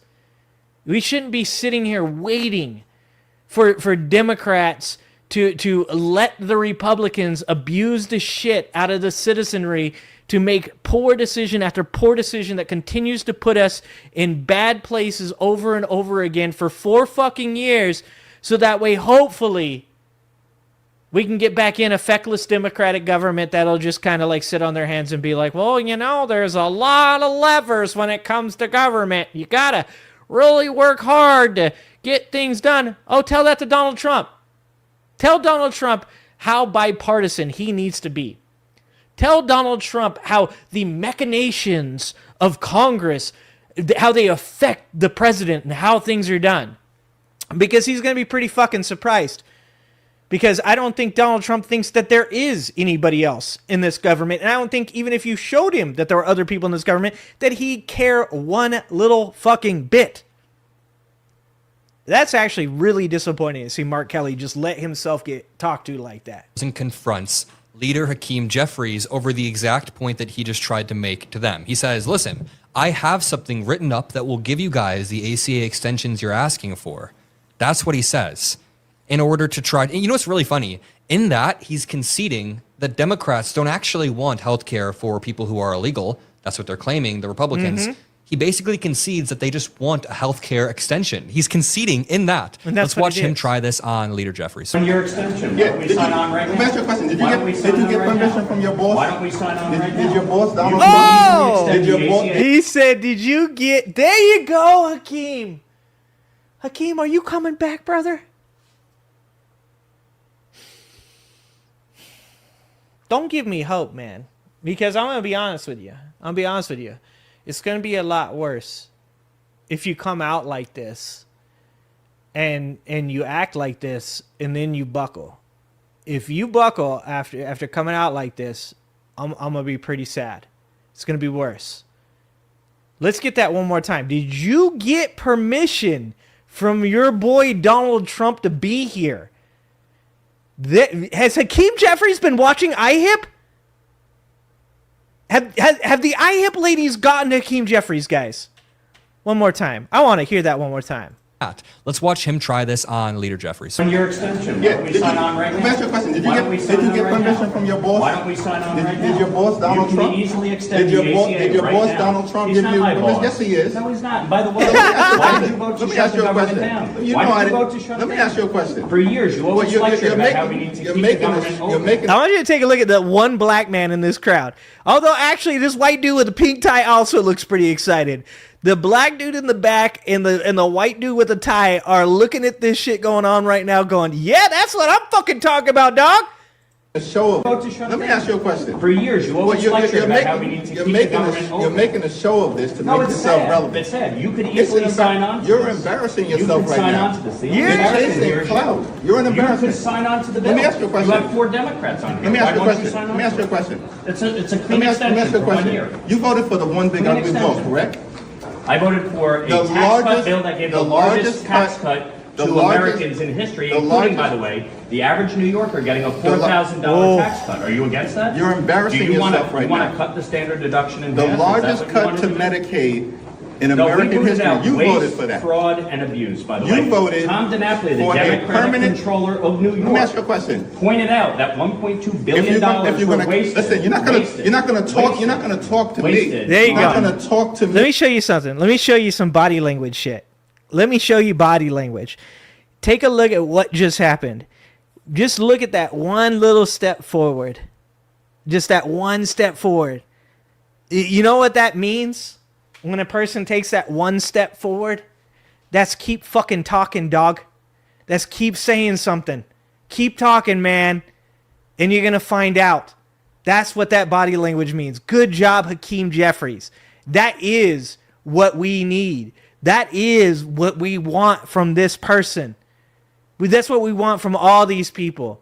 Don't let that man talk to you like that. Don't let him speak in your face and talk over you. Take that step forward. Get your grill in his grill and let this motherfucker know that you ain't his bitch. That is what we need. The Democratic controller of New York. Let me ask you a question. Pointed out that $1.2 billion were wasted. Listen, you're not gonna talk. There it is, right there. You're not gonna talk to me. Step closer. Over me because you don't want to hear what I have to say. Oh, I'm listening. So why don't you just keep your mouth shut? Oh, because you showed up. Is that the way to talk? You showed up, Yeah. and so you voted for this one big ugly bill. This. You can extend it right A now. permanent extension of massive tax breaks. Yep. For your billionaire donors. So 90% of Americans. So they can get a permanent. There you So go. there's a moment there Good job. where Leader Jeffries goes, you can There shut you your go. mouth. It's a forceful Notice moment. he It's shut good. down. Someone in the, I don't know who it says it, someone off camera, I believe, goes, is that the way you're supposed to speak? Are you joking right now? You're not okay with the minority leader of the House using firm language at somebody who keeps cutting him off, but the president of the United States can, I don't know, threaten to invade Chicago, threaten to arrest governors like Pritzker just today, threaten to go after people over and over, political opponents like Comey and Bolton. Yeah, I'm sorry, but Leader Hakeem Jeffries can say what he wants at this point. We're going to leave it there. If you appreciate this, drop a like, subscribe. I'll see you all in the next one. Yeah, don't forget to subscribe to Adam Mockler. That's my dude right there. He did it. You give credit where credit is due. He did it. Like, that doesn't mean that the dude's never going to make another mistake. It doesn't mean Hakeem Jeffries has all of a sudden woken up and became the strongest man in the Democratic Party, and he's going to, you know, from this point on, be the leader that we hoped he was. Human beings are flawed. We're imperfect. And I hope that this is a moment that he can build off of. I hope that he can take this somewhere. Because that's the energy right there. That's the energy that you need. Those 2 steps forward to get close to that dude, get in his face, and not let him talk you down to talk over you. Like, that has to happen. That is what Democrats need to see from the people that represent them. You cannot put this on the voters and just always say like, oh, voters have to get out and protest and voters have to call and voters have to do this. You have been voted in and you need to speak with your chest. You need to speak with confidence and you need to speak with strength. And when this man comes to you, talking to you like that man came to Hakeem Jeffries, talking to him like he talked to Mark Kelly, that means he does not respect you and you have one job. And that job is to make that motherfucker respect you. That's it. I like that energy. I like that. Speaking of, since we're talking about fucking Lil Magic Mike. Let's talk about it. Let's keep it up. Let's keep going that route. What's happening, Jeremy? Since we're talking about Magic Mike Johnson. Since we're talking about Magic Mike Johnson, let's go ahead and talk about the alleged Grindr message. And I'm glad this is Jair, because there's a couple people I still like on TYT. I don't know if you guys have seen TYT recently, but there's a video out by the Vanguard right now making fun of Jank for his big announcement, because Jank's trying to play the centrist now, and he got clowned. He continues to get, Jank just continues to get clowned over and over and over again. I really wish dude would bring it back. I really wish, this Jank of old that I've never seen, by the way, because I came into this later than everybody else, but people have told me that there was a mythical beast of old named Cenk Uygur that used to debate Republicans and just used to absolutely shit on them. And I've never seen that Cenk because, unfortunately, he don't exist now. But there's a Vanguard video about his recent big announcement, and it's some sad shit. It looks like Anna Kasparian is getting stolen from Cenk by PBD over there. It's sad to watch, dog. It's sad to watch. Speaking of fucking people that are allegedly on the left that want to, to talk and be somebody, like, find that fire, Cenk. Get your shit together. Get a backbone, dog. You want to be a part of this. This ain't no time for people to be playing the games that Cenk's playing. Anyways, I'm saying that because I like Jair Jackson. I like what he does, so I'm glad this video is Jair. Let's watch it. Let me remind you guys what we last talked about with Razzle Dazzle. I'm not going to play his whole video. He had a couple long ones, but he was afraid. His videos about how he's going to expose Mike Johnson. I had provided this information to my legal team, and it was then provided to a trusted media outlet. Okay, first of all, do you guys think this is real? Later, Bucket. Appreciate you, Bucket. What do you guys think? Do you guys think this is real? Because, like I've said before, Grifton ain't just on the right. Do you guys think this guy is a real dude that really has information, or do you think this is bullshit? Because we've been hurt before. I no longer have this information in my possession. I know this is not what you were hoping to hear today, but rest assured this information will be out. I haven't stopped shaking in 3 days. Razzle Dazzle Mo was shaken after he had those declarations and threats. I'm not going to lie. I thought when he said Razzle Dazzle, I thought he was talking about Magic Mike. My bad. To go ahead and expose Mike Johnson. As I went to the weekend, I was it's real. That's what you guys saying? Okay. All right. This particular streamers and podcasters page, Reese Waters. I'm sure many of you guys know. Yeah, he seems I like to have Reese. a pretty popular page. I'd seen him before, but I'd forgotten his name. And I went through his discussion about this. And he had a couple of instances of more things that I hadn't seen before. One of those folks that Reese Waters, by the way, you guys check out his whole thing. He talked extensively about it. I went to a guy's page that he referenced real quick. And I said, wait a second, I saw a TikTok handle there. Let me go find who CJ Baker Fitness is. And this is one of the things I found on this page. Wait. We gotta go back. You're going too fast.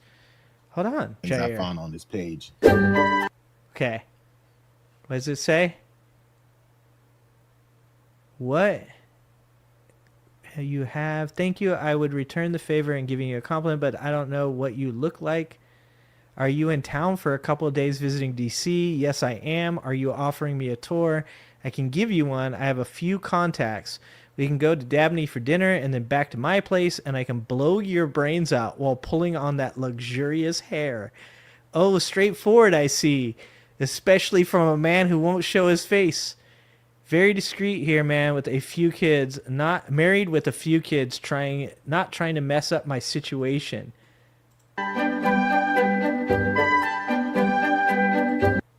Oh, dog!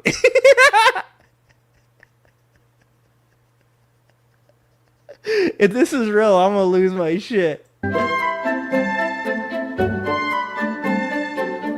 Oh, man. I'm gonna go ahead and freeze it on one of these frames. Oh, okay, both of easy. them, actually, I to should show let you him do guys it.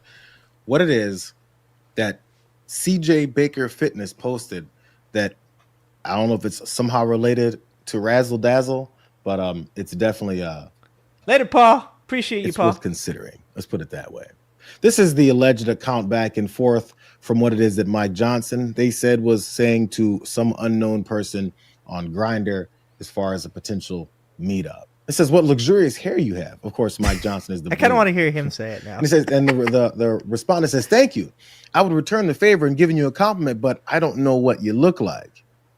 And then he says, are you in town for a couple of days visiting DC? He said, yes, I am. Are you offering me a tour? To which allegedly Mike Johnson says, I can give you one. Here's where it gets, pretty salacious. I have a few contacts. We can go to the Dabney for dinner, and then back to my place, and I can blow your brains out while pulling on that luxurious hair. Jesus. Response back to, oh, straightforward, I see, LOL, especially from a man who won't show his face. He says, very discreet man with a few kids, not trying to mess up my situation. And then to which, as I just moved to this next slide, again posted by this back and forth, as you heard with that music behind it, what time should I pick you up from your hotel with Mike Johnson's face there, looking that you probably don't want to look at. Again, nah. I saw this from another third party, but then I went directly to his page to see where that came from. Let's hear from CJ Baker Fitness himself, because he said he got calls and maybe in some point some threats. But let's start with this one explanation that he had for what it is, the information that he had. So PolitiFact messaged me inquiring about the Mike Johnson Grindr conversation. And they wanted to verify that this was a true story. And they asked to speak directly to the person who was making these claims. And so I messaged the person and I said, PolitiFact wants to message you. Do you want to talk to them? Well, he said no. Obviously, he wants to remain anonymous. The only reason why he shared it with me is because he's been following me and he trusts me. So I told them that he said he's not willing to do that. And PolitiFact went through with the story and claimed that there's no truth to it and it's a false story because the picture that he shared was from March 5th, 2025. And so then I reached back out to the person and I said, hey, they're saying that this picture was from March 5th, 2025. What gives? And he responded and said, no. This picture was from 2023. And he sent me an uncropped version of the conversation with the date. And it checks out. That picture was sent in 2023. Oh, shit. He was having this conversation on Grindr with Mike Johnson, allegedly, in 2023, which was before Mike Johnson became Speaker of the House. This is another argument that PolitiFact is making, that why would the Speaker of the House be sharing his picture and be meeting at a public place and blah, blah, blah. This was before. Wait, but also, I love that, PolitiFact's trying to, figure this out. Bro, this is how dumb this timeline is. They're trying to, PolitiFact, instead of, trying to figure out whether or not, certain, political things are true, they're trying to figure out whether or not the rumors of Mike Johnson being super duper gay are true. That's how dumb this timeline has gotten. But, what do you mean? How many times have we seen this? How many times have we seen Republicans get outed for doing gay shit on apps. Like, there was that dude that was like, what was he? Is for counsel or something like that, and he used his fucking profile with his name and shit, and they actually linked it to the dude, and he had to fucking step down because of it. Like, what do you mean? Oh, he wouldn't want to be seen out in public. You think these people are like fucking 007? Does Mike Johnson strike you as some kind of fucking Secret Service fucking agent? Like, no. These dudes are hard up. They haven't gotten any because they be behind closed doors shitting on LGBT people, trying to keep their Republican conservative base, which are also all probably in the closet, happy because he's hating on the same people because they hate themselves. He can't get out there and do it, but he hasn't gotten any good dick. Allegedly. What do you mean? These people get caught all the time doing shit in public that you're like, dude, that was not smooth. Before he was Speaker of the House. I don't know, bro. So now we're left trusting 70 CJ Mana Baker tomorrow. Fitness, who apparently is bringing further receipts than even that we saw not much from Razzle Dazzle Mo there. But even a PolitiFact check asked all these questions and didn't maybe get all the information that they needed to confirm it, so they went to denying it. Maybe he should have given them that extra level of evidence, with the date at the top being from 2023, which also goes to, which was my first question. Why would Mike Johnson put his face in front of a photo and send it over Grindr when he's the Speaker of the House and we know all of his stances? But before, how many of you guys heard of Mike Johnson before he became Speaker of the House? Nobody. Only people in Louisiana. But allegedly all this is happening. And here's more from CJ Baker. I just received a call from the FBI that I need to take down the Mike Johnson. Bro, I'm getting a fucking call from the FBI soon. Allegedly. Oh, what a weird fucking timeline this is, man. Can you imagine getting a phone call from the fucking FBI and they're like, hey, we have information that you said Mike Johnson allegedly was trying to get some good dick. We're going to need you to take down that video, my dude. And photo. I guess it's making Mike not feel good, and I guess he's having a really bad day. But I was sent that by someone on Instagram. Ow, my neck. Oh, he's down. And he said that it's true, and he said that this is something that had taken place in DC, and that if I wouldn't mind sharing it, he would really appreciate that. And so that's what happened. And but unfortunately, I probably should delete it because I don't want Mike to have a bad day. FBI contacts. Again, this is all coming from his own personal account where he's talking about all these things, but it does go further back than any of this discussion happening just now. That makes this a lot more intriguing. The last thing that makes this intriguing is I'm sure you guys have heard of this guy. His name is Tizzy Int. Oh, yeah. I see him all over the place all the time. The guy with the long beard who always ends up getting the internet to help him find folks that do nefarious, crazy, and a lot of times racist and bigoted and misogynistic online. Tizzy Int jumped on this story as well, too, and he had a bit of an explanation as to what happened to him and his stories on TikTok. So a user here on TikTok named Razzle Dazzle Mo made a video about having information about that guy that he was going to release if that guy didn't swear in the new duly elected official who could be the deciding signature to release the Epstein files. And then that video got taken down. His video and anyone who duetted it, including myself, and I got a strike for it.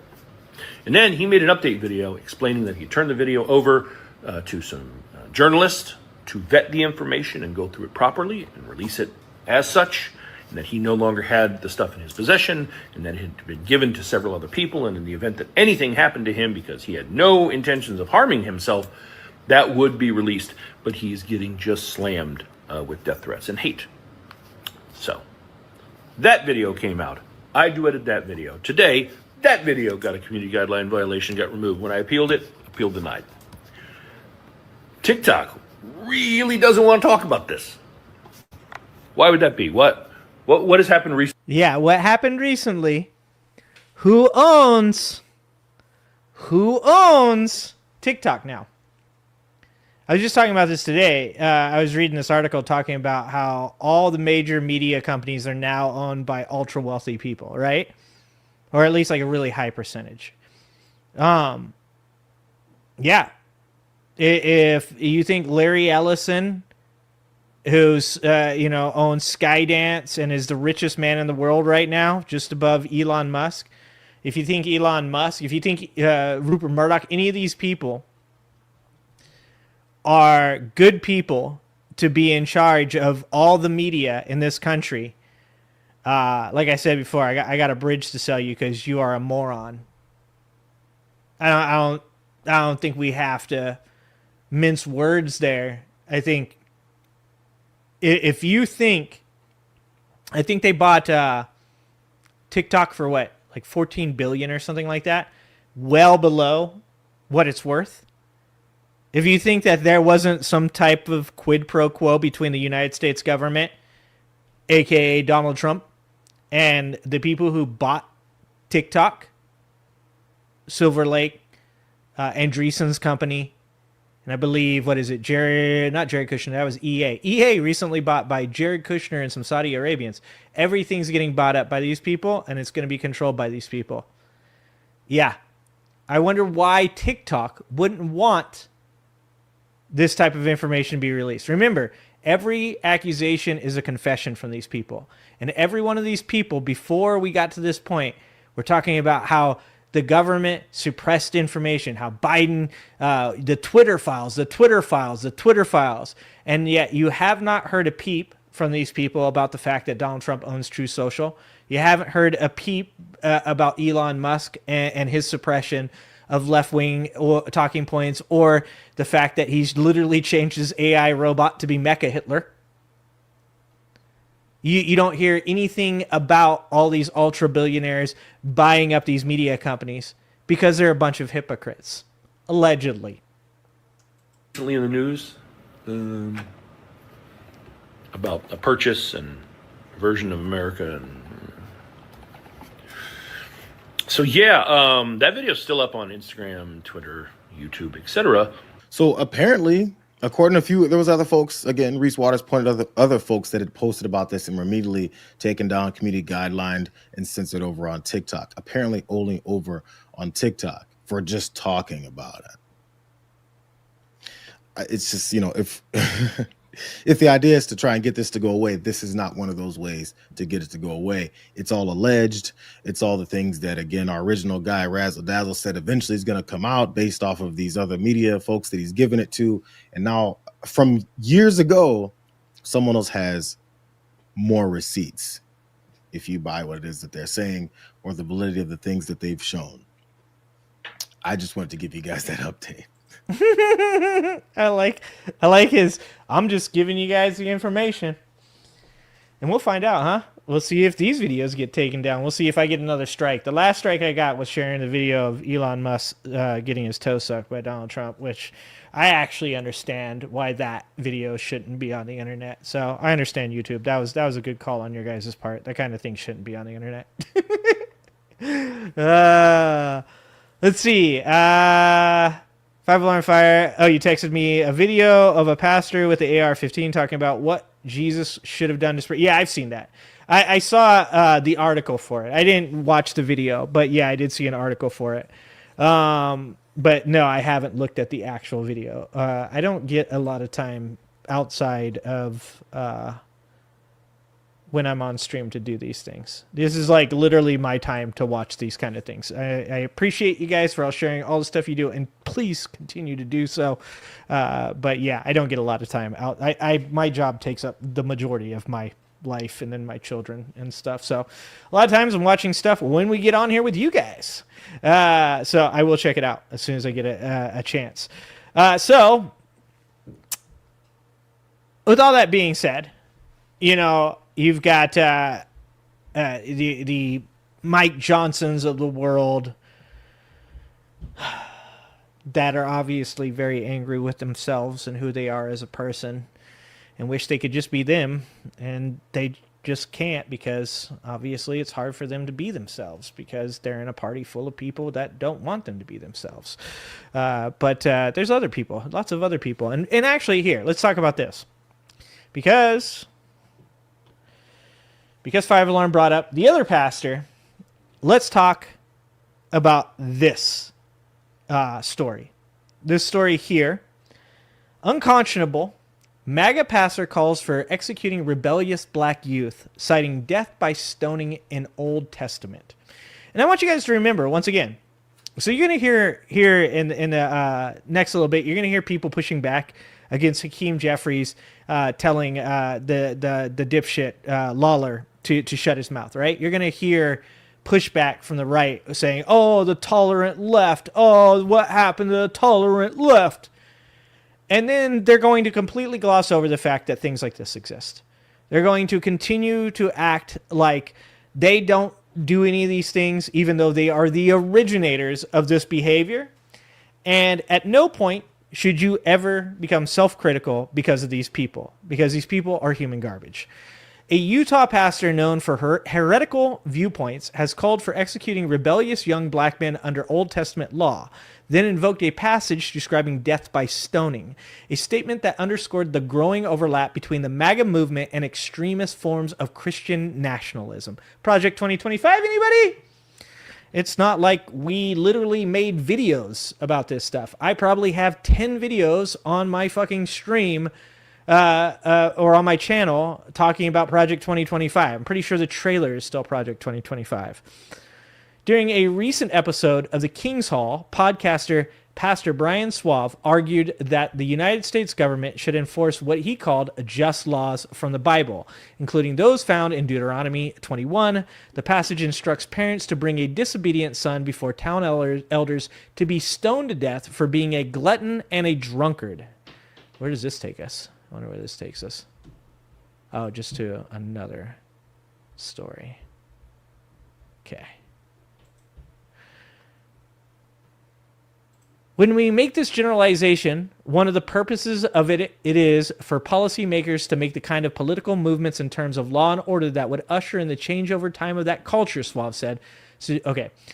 Suggesting that applying biblical justice could reshape society. Oh, here we go. Here we go. The actual number of blacks who are committing murder is more than whites. Right. And whites are significantly greater.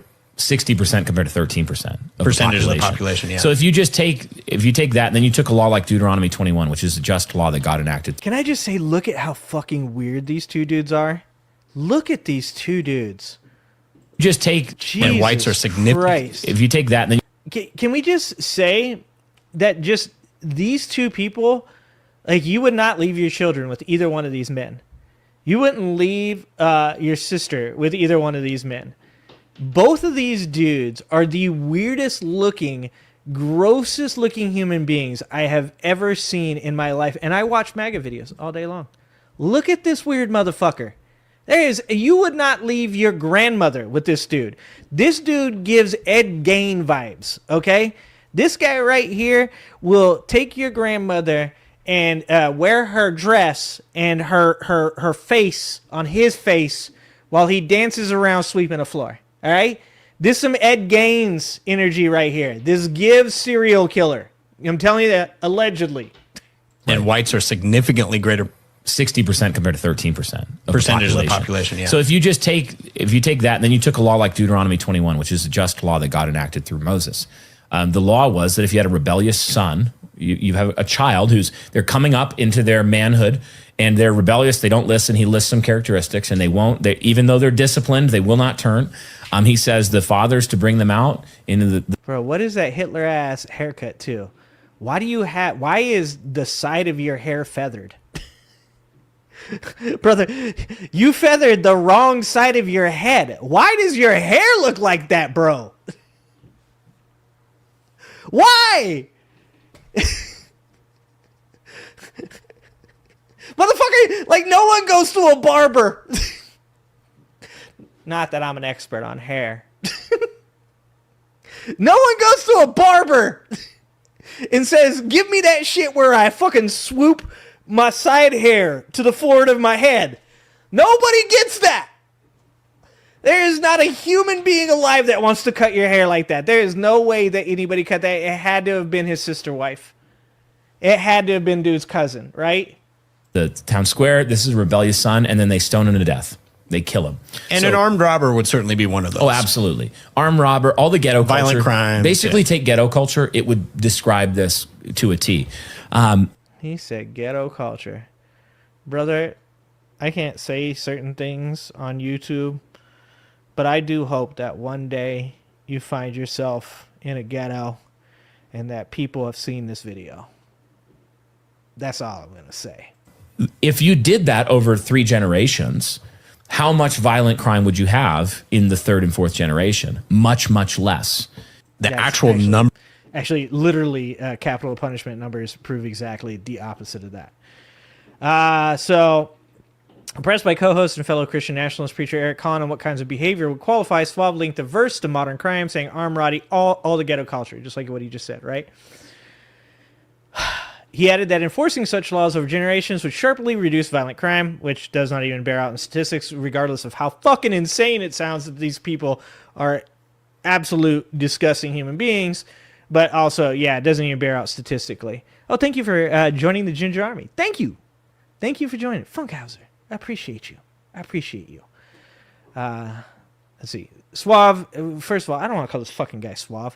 What should we call him? Dipshit with a bad haircut. Dipshit with a bad haircut and Khan both preach at Refuge Church in Utah and promote a brand of Christian nationalism that seeks to align civil government with biblical authority. Dipshit with a bad haircut beliefs reflect an extreme form of Christian nationalism that seeks to merge biblical law with the functions of a modern society. He argues that the moral and social order of the United States should be governed by what he calls just laws from the Old Testament, even those prescribing death as punishment. In his view, societal problems such as violent crime and what he calls ghetto culture stem from a breakdown of family and moral discipline that should be corrected through laws rooted in Scripture, like those in Deuteronomy. Like, I could just fucking talk about this forever, and you guys know I can. Of course they're from Utah. Yeah, of course they're from Utah, he hurts. Of course they are. But the reality, being a person that grew up impoverished, as poor as you possibly can in America, the reason people commit crimes in poor areas is because of lack of resources. When you live in a ghetto, the reasons you are more likely to commit crimes is because you are surrounded by nothing but negativity. You are surrounded by nothing but bad outcomes. You don't have any incentivization to get out of these cultures. When you grow up in these areas, there are no jobs that you can get within the distance that you can get to. There's no stores to work at. There are no, there's no Target, there's no Walmart, there's no fast food. Everything is on the outskirts of these places, and these people can't get jobs. You're also constantly kept in this cycle of imprisonment because police officers are constantly going down into these areas and finding reasons to arrest young men. Once you've been arrested once or twice, you don't really give a shit about whether or not you get arrested again and again and again. I can tell you this. I know this for a fact. You cannot punish these behaviors out of people. If you could punish behaviors out of people with the death penalty, that would have already happened. We all know about the death penalty. We all know about prison sentences for violent crimes. Yet people still commit them. Part of that reason is because of mental health. So investing in mental health resources is huge. Part of that reason is because lack of job opportunities and upward movement. And we could help to do something about that by having socialized safety nets like counselors coming into neighborhoods and talking to people, or specifically when these kids are in school, taking advantage of that and getting impoverished kids, lower class kids, help through the schools to find ways to get into better environments. You don't punish these behaviors out of people in the methods that these people are talking about. They are completely ineffective, and they have led to nothing of any actual substance. Zero. Nada. Zilch. By invoking this passage to justify executing rebellious men, dipshit with a bad haircut is promoting a theocratic vision where civil authorities enforce biblical codes as criminal statutes, a hallmark of the more militant strain of Christian nationalism that frames law enforcement and social control as divine mandates. Yeah, try to divine mandate that shit on me, dog. That's all I got to say. On his website, dipshit with a bad haircut promotes what he calls the new Christendom, a revivalist vision of society governed by biblical authority and patriarchal order. He describes himself as Reformed and Protestant, Paedo-Baptist. Yeah, Paedo. Definitely Paedo. He's definitely Paedo. That's for sure. I guarantee that shit. Post-millennial and patriarchal, proudly noting that these beliefs tend to bother the good people of Twitter.com. Through his sermons, podcasts, and music, dipshit with a bad haircut says he aims to help build this new Christendom, a movement that seeks to reassert Christian control over culture, law, and public life in defiance of modern secularism. Dipshit with the bad haircuts remarks spark criticism online. One person said, these psychos are going to encourage people to take the life of their own children. If you are a Christian or a law-abiding citizen or a sane person, the thought of executing anyone for robbery is unconscionable. Anyone who follows these people and claims to be pro-life is a psychotic liar too. Also, another person said, he who has no sin casts the first stone. True Christians cannot honestly advocate stoning. The rebellious son, Christ preached forgiveness and redemption of the prodigal son. Dipshit with a bad haircut is not preaching Christian redemption. He is advocating brutal Old Testament theology. And another person just said, classic racism, the worst examples are taken as characteristic of black culture, but not of white. There's not a lot to say to that. It's just dumb. The people that believe this shit are dumb. And the people that follow these people are dumb. And you know what? Oh, look at my African American over here. Look at him. Both of those worked. I love the poorly educated. That's how we got here. And look, back behind me right here, Joe Moore's book. Joe Moore's book talking about white supremacy. Joe Moore's book of infiltrating the Ku Klux Klan for the FBI and exposing a plot to assassinate Barack Obama in 2009. He says in that book, if you don't think that the KKK still exists, that it's not out there just waiting for its chance, if not trying to accelerate its chance to get in its claws into the government, in the hopes that there's another civil war in which it can go ahead and take like just a small part of this country and make it theirs, then your eyes are not open. And that the same thing goes for people that believe that this white Christian nationalism doesn't exist. Anybody that doesn't believe that it exists, but there are 100% very easy and verifiable resources to find these people, their eyes are closed and they're morons. And Donald Trump loves you. Donald Trump loves you because you are poorly educated and you are a moron. So let's see. Speaking of people that are terrible human beings, let's go ahead and let's watch, or actually let's talk about this, because this is a good one. I like this one. Okay, so for any of you guys out there that don't know, Jane Goodall passed away. I'm sure all of you guys know that. Jane Goodall, amazing human being, wonderful person, an actual contributor to society. Rest in peace, Jane Goodall. As I said before, if I don't see you posting good things about Jane Goodall on Twitter or Facebook or anything else, I'm going to call your employer and get you fired. That's how I roll. Okay? So, Jane Goodall, in her last words to the world, shares wish to launch Donald Trump and Elon Musk on one-way trip into space. We lost a good one. Dr. Jane Goodall was no fan of Donald Trump or Elon Musk. That should not come as a surprise. In fact, she dreamed of a day when they got a one-way ticket off the planet. And we do too. I've said this before. I think that Jane Goodall and myself, we could have had a great conversation about the possibility of getting humans to Mars. I think Jane Goodall would have agreed with my plan to get Elon Musk, Roseanne Barr, Donald Trump Jr., whoever wants to go. Get a Mark Andreessen, Peter Thiel, There's so many names. We're going to probably have to shoot a couple rockets off. Maybe it could be like at the end of, was it Don't Look Up? Remember at the end of Don't Look Up when all the people escape from Earth and the rockets and land on the other planet and then they're eaten by dinosaurs? That might be a spoiler for you. Sorry. If that was a spoiler, that's your fault, not mine. I think Jane Goodall could appreciate my plan to get all of these people onto rocket ships and have themselves launched to Mars. Guys, we should start a GoFundMe. That's where we should be. The world-renowned conservationist and activist who died on October 1st made the comments in the new Netflix docuseries Famous Last Words, which features interviews with cultural icons that will only be released after their deaths. That's kind of morbid, but also at the same time, this is capitalism. Fuck yeah, capitalism. I mean, it's a good thing. But, I wish we would have had a Christopher Hitchens one or a George Carlin one. Okay, now I'm getting sucked in. At what point does Netflix start taking people out? That's a serious question. At what point is Netflix like, we haven't been able to release any episodes in the past 3 years. We got to take somebody out. I'm just saying. Do you guys think they have one on Trump? Just saying.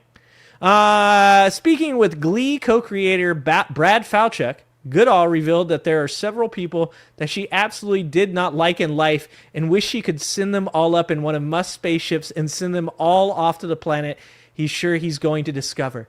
Wow, this is actually brilliant. Holy shit. Checkmate, cancel culture. Checkmate.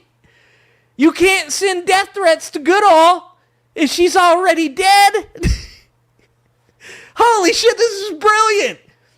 I'm going to have to make my own videos. God, I'm going to say so much fucked up shit.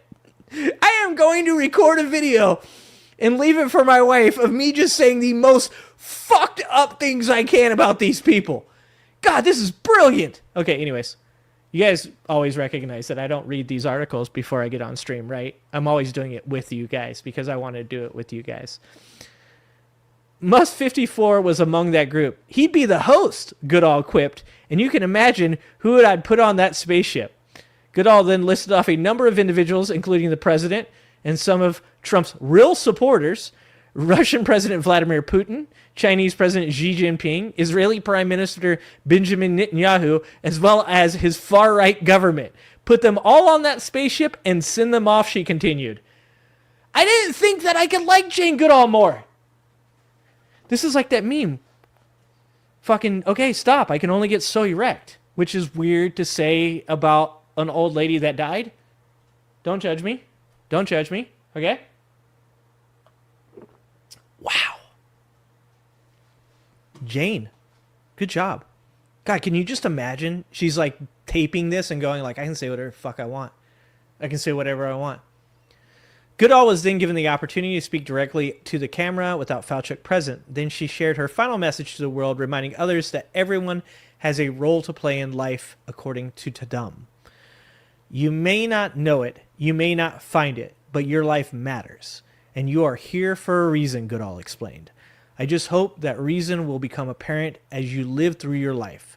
I want you to know that whether or not you find that role that you're supposed to play, your life does matter.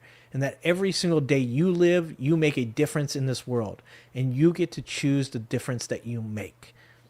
Goodall promised that there is still hope, despite how dark things may seem on the planet. Don't lose hope, she pressed. If you lose hope, you become apathetic and do nothing. She continued, if you want to save what is still beautiful in this world, then think about the actions you take each day. Because multiplied a million, a billion times, even small actions will make for great change. Promising that life on Earth isn't the end, Goodall suggested that leading a good life on the planet will make some difference in the kind of life you find after you die. Above all, I want you to think about the fact that we are part. When we're on the planet Earth, we are part of Mother Nature, she explained. We depend on Mother Nature for clean air, for water, for food, for clothing, for everything. And as we destroy one ecosystem after another, as we create worse climate change, worse loss of diversity, we have to do everything in our power to make the world a better place for the children alive today and for those that will follow. Goodall concluded, "You have it in your power to make a difference. Don't give up. There is a future for you. Do your best while you're still on this beautiful planet Earth that I look down upon from where I am now. God bless you all." That's beautiful. That is beautiful. And she echoes something that I've said on here a lot in the recent past, in that Donald Trump wants you tired. Donald Trump wants you apathetic. Donald Trump wants you exhausted, and Donald Trump wants you to give up. And it's not just Donald Trump. Donald Trump is on death's door himself. It's not just Donald Trump that wants that. It's the rest of these billionaire tech oligarchs that want this. In fact, they're the ones that want it the most. They want you to give up. They want you to take whatever scraps you're given. They want you to stop trying to fight. And they want you to just lay there and take it. They're just like rapists. They just want you to lay there and just take it. And you don't have to. There's still so much left. And when you give in, you become like, these young men that we've talked about that have, been these shooters in schools, these shooters in assassinations. These young men that have been convinced that there's nothing left that's worth fighting for on this earth. That instead, you should go down these right-wing rabbit holes and find a way to die in a way that means something. Nihilism is an issue in this culture today, and it is an issue on purpose. It's manufactured. They want you to not care. And Jane Goodall, of all people, cared enough for all of us. But you don't get to use her to opt out of doing your part, right? Like you have to do your part. And she's right. And that's why we do what we do. We continue doing it. Okay. Goodall spent some of her final days speaking about combating climate change at New York Climate Week 2025, which was held from September 21st through 28th, which just adds the lie to these people that are like, these people are trying to control you through climate change, that they don't believe in climate change. It's just all a way to grift off you. She's literally dying, and she's literally still talking about it because she knows that it's real. Fuck Joe Rogan, man. like why is Joe Rogan the person everybody listens to when Jane Goodall is the person we should be listening to? And you want to know something fucking crazy? Is Joe Rogan would agree with that. Appearing at Forbes Sustainability Leadership Summit that same week, Goodall encouraged others to have courage when combating climate change while acknowledging that caring for humans and the environment simultaneously has proven to be a tough problem. She's a very smart lady. Shortly before her 91st birthday in April, Goodall appeared on the Call Her Daddy podcast and told host Alex Cooper that despite being tired, her mission to affect positive change in the world keeps me going. There's so much to do, Goodall explained. If we lose hope, we're doomed. Because if you lose hope, you become apathetic and you do nothing. And that is what I was just saying about the real, true problem with crime in our country. It's poverty. It's apathy. It's nihilism. It's the loss of hope. That's the real problem in the society right now. There's a lot to be talked about how you take care of the environment and talk about how you also take care of human beings and make sure that we continue to progress and do good things. And, one of the other things that I think is important to talk about, especially in this country, is the loss of balance, the loss of the ability to know when it's good to fight, when it's good to be strong, when it's good to stand up and not back down, and when it's okay to concede, and when it's appropriate to be a more emotionally intelligent person and to recognize where people need help. And we don't have that anymore. And I've said this a lot to people in my real life and people on stream. I'm the same person whether I'm on here or I'm in the real world. I'm always talking to people, and I preach balance. And people will say, well, how is it balanced when you're saying you can't use soft language with MAGA Republicans, that you have to meet them on their level and do to them what they've done to you? How does that lead to balance? And that is that when things are out of balance, sometimes it takes extreme measures to get them back into balance. And right now I feel like this country is so far out of balance, so far completely down the wrong path, that you're not going to get this country back into balance by begging and pleading with a bunch of insane people to just stop. It doesn't work with abusers. It doesn't work with people that are mentally ill. It doesn't work with addicts. Begging for them to stop only gives them more power. And that's why, like I said, when we saw what Hakeem Jeffries said, shut your mouth, that's bringing back balance. Because the Democrats need to stand up to MAGA Republicans and say to them, you have drugged this so far down the right path, the alt-right path, the nationalist Christian path, that there's no way that we're getting this back even to the middle unless we grab on it and we pull with all our might and bodily drag this shit back to where it should be. Rest in peace, Jane Goodall. All right, let's see. Okay, let's talk about this one. Here's another one. Talking about good people. So we're talking about good people. This is the Pope. I'm not a religious person. I'm a secular humanist. I believe that, that if there is a God, it's never been proven to me. I am always open to hearing people's opinion on religion. I think religion is really interesting. But I think there's a lot of bad things that come from religion. And, one of the funniest things about all of this stuff going on right now is that MAGA literally rooted for this guy to be the Pope. That's how dumb these people are. They only know about the machine. I love the poorly educated. They only know about the machine. They never know about the cogs, man. They never know how the machine works. All they know is on the surface that this Pope is American, so he's a religious American, therefore he must be MAGA. That was their whole fucking, that's their whole thought process. That's as far as it goes. I say this all the time. MAGA can only see.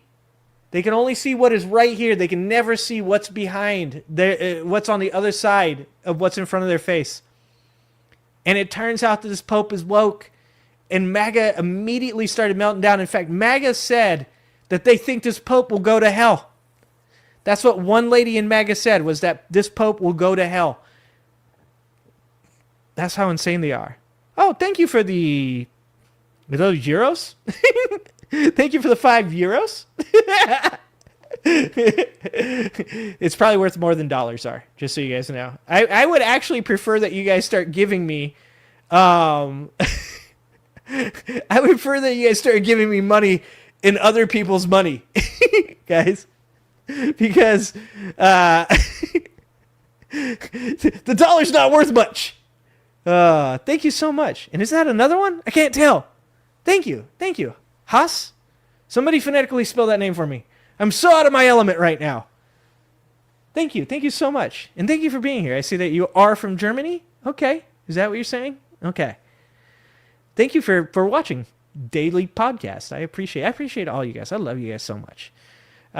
Pope Leo has escalated his quiet but growing feud with the Trump administration, instructing U.S. bishops to take a stronger public stand against the president's hardline immigration policies, according to Reuters.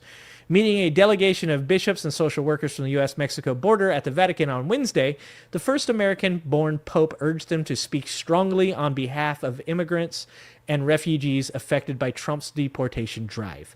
El Paso Bishop Mark Seitz, who attended the meeting, said Leo, who was born and raised in Chicago, was visibly moved after being handed dozens of letters from immigrants describing their fears of arrest and separation under the administration's enforcement policies. And this is actually a video of him being asked a question. How long is this? This is only a minute 55. So let's watch this. This is him being asked a question, and he talks about conservatives not being actually pro-life, not actually standing on business and believing the things that they say they do. And we already know that, right? Can I ask a question in English? Just a quick one question in English. Thank you. Thank you for speaking with us. I just wanted to ask one thing that has become a bit of a divisive subject in the U.S. right now, with Cardinal Supich giving an award to Senator Durbin. Some people of faith are having a hard time with understanding this because he is or rather, he's for legalized abortion. How would you help people of faith right now decipher that, feel about that, and how do you feel about that? I'm not terribly familiar with the particular case. I think that it's very important to look at the overall work that a senator has done during, if I'm not mistaken, 40 years of service in the United States Senate. I understand the difficulty and the tensions, but I think, as I myself have spoken in the past, it's important to look at many issues that are related to what is the teaching of the church. Someone who says I'm against abortion but says I'm in favor of the death penalty is not really pro-life. So someone who says that I'm against abortion but I'm in agreement with the inhuman treatment of immigrants who are in the United States, I don't know if that's pro-life. So they're very complex issues. I don't know if anyone has all the truth on them, but I would ask first and foremost that there be greater respect for one another and that we search together both as human beings, in that case as American citizens or citizens of the state of Illinois, as well as Catholics, to say we need to really look closely at all of these ethical issues and to find the way forward as church. The church teaching on each one of those issues is very clear. Thank you very much. And I really like that because, like I said, I'm not religious. I'm not a Catholic. I'm not a Christian. But I have friends that I've spoken to that are, right? And in all of these conversations, almost every time, the person I'm talking to almost always says, but why don't you want to be religious? And I'm like, because I don't feel the need to have it in my life. Because I don't need to think that there is a creator that is going to punish me for my bad behaviors. I treat people well. I treat people kindly. I treat people with respect, because when I go home at the end of the day, I have to live with myself. And if I look at the way I treat other people as being bad or negative or unhelpful, then it doesn't make me feel good. And morally speaking, my basis, my foundation for my morals doesn't come from religion. It comes from the idea that human beings have always lived with moral rules well before religion, going back to the hunter-gatherer days, if not further, where you understood that anything that you do to others can happen to you. Anything that is made normal or normalized can be done to the people that you love and the people that you want to see do well. And for most people, I think, that are normal human beings, I think most of us want that for even people that we don't know. Because to think about it from my point of view, why would I want somebody that I don't know to do poorly? What does that do for me? How does that benefit for me in my life? How does that make anything better? And hearing him talk with logic and critical thinking makes me look at what he's saying and say, it doesn't matter to me that me and him differ on our opinions as far as whether or not there is a creator. We agree on fundamental, foundational, moral questions. And that is important. And that's all that's necessary. And just like I said, in those same conversations with people that I know that are religious, I also find them to be good people that I enjoy, because they also have those same foundational, fundamental, moral questions and the answers that we share. So I really like that he did that. Let's see. Our Holy Father is very personally concerned about these matters, Seitz told Reuters. He expressed his desire that the U.S. Bishops' Conference would speak strongly on this issue. Leo's reported remarks mark the latest and most direct intervention by the pontiff in U.S. domestic politics since his election in May to replace the late Pope Francis, who was also a fucking stud.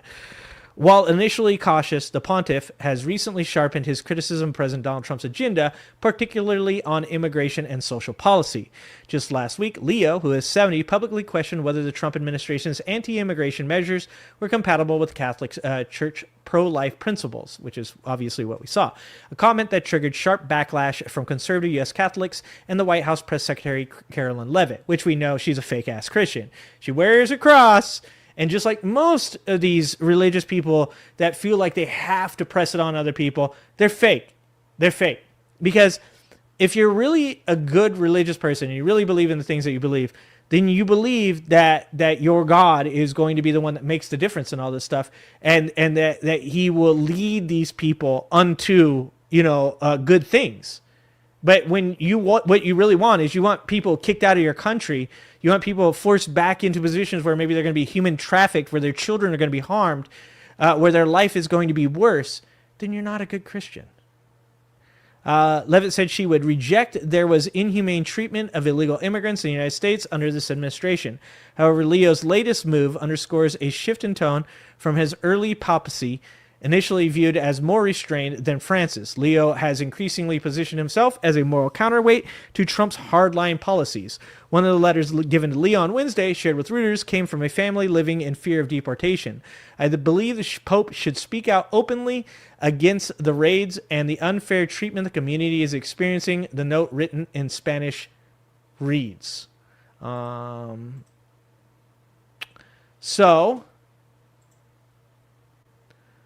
The Pope also met privately Tuesday with about 100 American Catholics involved in migrant ministry, thanking them for their work. Leo has previously distanced himself from his older brother, Louis Prevost, MAGA views, and privately urged Vice President J.D. Vance to respect the dignity of all people wherever they're born. He also voiced his support for Gaza and Ukraine and called for an end to the kind of aggressive rhetoric favored by the Trump administration. A number of high-profile Trump administration officials are Catholic, including Leavitt, Secretary of State Marco Rubio, who joined Vance for a sit-down with Leo soon after his inaugural mass in May, and border czar Tom Homan, who is one of the architects of Trump's deportation policy. White House spokesperson Abigail Jackson responded to the Pope's reported critique by saying President Trump was elected as the President of the United States based on the many promises he made to the American people, including his promise to deport criminal illegal aliens. He is keeping his promise to the American people. The Holy See press office was also contacted for the comment. And that's it. They don't care. And this is what I'm saying. That does not, these people don't care. Stop letting people like this make you feel bad and criticize your own behaviors when you call them out on their bullshit. Stop allowing all of these people that are morally bankrupt, corrupt human beings to say to you, oh, you like to use mean words? Oh, what happened to the tolerant left? Stop allowing these people to make you feel bad. You shouldn't. And in fact, it should make you feel like you want to double down on the things you are doing, because it's making them feel as though they need to defend themselves against these accusations. And that's important, because they should have to defend themselves against these accusations, which leads directly into the next thing that we're going to talk about. And I don't know how many of you guys have seen this. I try to always find stories for you guys that maybe you haven't seen yet, but you guys are so good at this. It's hard for me to ever find stuff that you guys hadn't seen. So let's read this story. And this is a little bit of a shorter one, of course, but it's the Trump administration closes criminal investigation into an evangelical university. And this is exactly what I'm talking about. This right here is the epitome of what all of us think about when we're not religious people and we hear a story about the Catholic Church or about the people behind the Catholic Church. And I believe it was Francis, the former pope, that was actually pushing back really hard against all of the the hiding of information about these pedophile priests, right? What we have right now in our administration is a president that is protecting very powerful people, if not protecting himself as well, from being prosecuted for crimes against children. I once shared a meme that showed Ghislaine Maxwell and Jeffrey Epstein taking what is it, consecration or whatever? What is it called when they eat the piece of bread and drink the blood or whatever, the blood in the body, whatever that is. They're taking that, and it says, oh, great, now the Catholic Church is going to be associated with child trafficking. You know, the joke is obviously that we've all thought that already. And I was like, that's it. Like, we all know. It's in your face. You know it's happening, and yet very little is ever done about it. And this administration has decided that they're going to do more than nothing about it. They're going to proactively stop investigations into this university, and its potentially a potential of trafficking children. This is how insane this shit has gotten. This is how crazy MAGA has become. The Trump administration has closed a criminal investigation into Olivet University, declining to bring human trafficking charges against officials at the Christian institution in Southern California. The university's founder, evangelical pastor, and media executive David Zhang has been portrayed by some of his followers as the second coming of Jesus Christ, and is known for his founding roles in the creation of conservative, evangelical-friendly outlets like the Christian Post. And it was the Post last week that reported on a joint status report filed in the U.S. District Court that said the parties have recently been informed by an agent from Homeland Security Investigations that no charges are going to be filed against Olivet University or anyone else affiliated with Olivet University that arise out of or are related to the plaintiff's claims. I want to see what this is. And this is him here. So this is David Zhang. David Zhang has become an increasingly influential figure in Asian and now American evangelicalism. He and his followers have founded media outlets and a Christian college and are key influencers in the World Evangelical Alliance. But many say he leads a group that has encouraged the belief that he's the second coming of Christ. Is there any truth to this? And this is from Christianity Today. Okay? The good news was they had a buyer. Glorieta, a conference center owned by the Southern Baptist. Oh, wait, what is this? That has nothing to do with that. Oh, okay. That's just what it is. Okay. I guess that's not even an article. Okay. Whatever. Let's see who this guy is. Let's get some information on David Zhang, guys. I want to know more about David Zhang. David Zhang. Wikipedia from David Zhang. David Zhang is a South Korean professor, Christian theologian, and pastor. He has founded several Christian organizations, including Olivet University in San Francisco, Christian Today headquartered in Korea, Christian Daily Korea, and Christian Daily in Los Angeles, California.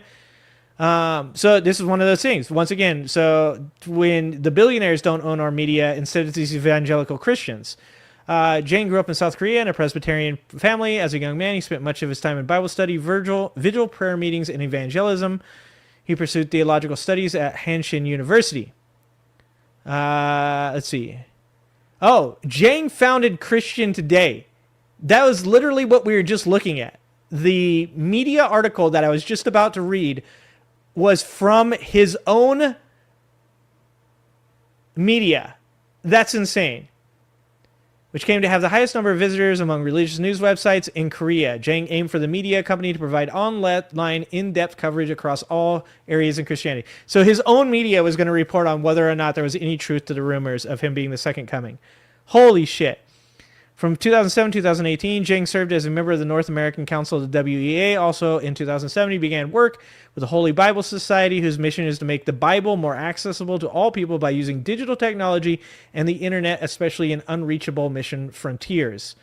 In 2014, Mother Jones published an investigation in the group of Zhang's followers, calling themselves the Community, who worked as low-paid interns to support Zhang's evangelization efforts. Zhang affiliated media companies such as IBT and Olivet University. Where was that? Was that 21? Okay, so this is a Mother Jones article. 2 days after Barack Obama won re-election, I met young Chinese woman whom I will call Anne in the basement cafe at the San Francisco Public Library. Anne worked part-time and gave a large portion of her earnings to a group she called the Community. We don't need all the backstory. Well, all the coffee they drink and shit. Her husband, Caleb, who also worked for a ministry, the flagship publication of an eponymous online news company that would 9 months later become the new owner of Newsweek magazine. Caleb was running late because he was translating Obama's victory speech in Chinese for IBT, which publishes 11 editions in 7 languages. For the last year and a half, Caleb said he and Ann had worked at community ministries while living in San Francisco. Caleb was enrolled at Olivet. Okay.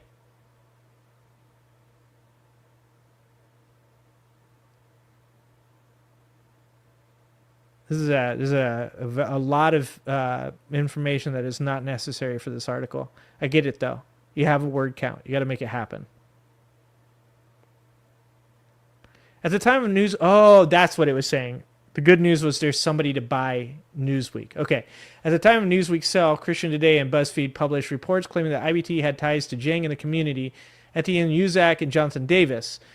Okay, told BuzzFeed's Peter Loria that it had an ongoing relationship with Olivet, but claimed that it was akin to the connection between Silicon Valley and Stanford. That's as far as it goes, he said. Okay, yeah, I don't know. We'll have to do some more information into David Jiang at another time. Okay. The filing allows a civil lawsuit filed by former Olivet University students to continue. Last year, a Los Angeles Times report detailed allegations from former students and employees at the university who claimed they'd been put under near constant surveillance and stripped of their independence while enduring a Big Brother-like atmosphere and on multiple campuses where administrators prevented adults from leaving and forced them to work sometimes for free. That's kind of funny. That's kind of what that one was saying. Okay.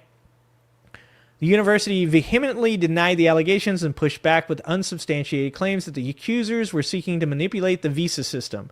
But after an investigation by California's Bureau for Private and Post-Secondary Education, a judge fined Olivet more than $64,000 late last year and ordered the school to cease operations in the state to protect the public. So most likely they were the ones who were manipulating the visa system, allegedly. The university, which has faced several legal claims since its 2004 founding, also had to shut down 2 of its New York campuses after it pled guilty to conspiracy to commit money laundering and falsification of business records back in 2020. So they already had pled guilty to conspiracy to commit money laundering and falsification of business records. Wow. The university maintained afterwards that it had been permitted to plead guilty to a misdemeanor offense to fully resolve the matter and had never pled guilty to money laundering or been convicted of it. Yeah, that's not what that says. Olivet welcomed the closing of the federal trafficking investigation in a statement, quoting its president as saying, "The real danger came not from Olivet University, but from those individuals who deliberately lied about our school, manipulated the U.S. visa system, and colluded with certain media outlets to spread false narratives. Their goal was never justice. It was to destroy reputations, destabilize institutions, and dishonestly profit from this scheme. A court is set to have its say on whether a university bears responsibility for any civil infractions, but the question of whether criminal charges are in store seems to have been answered." And is that what always happens with all of this stuff?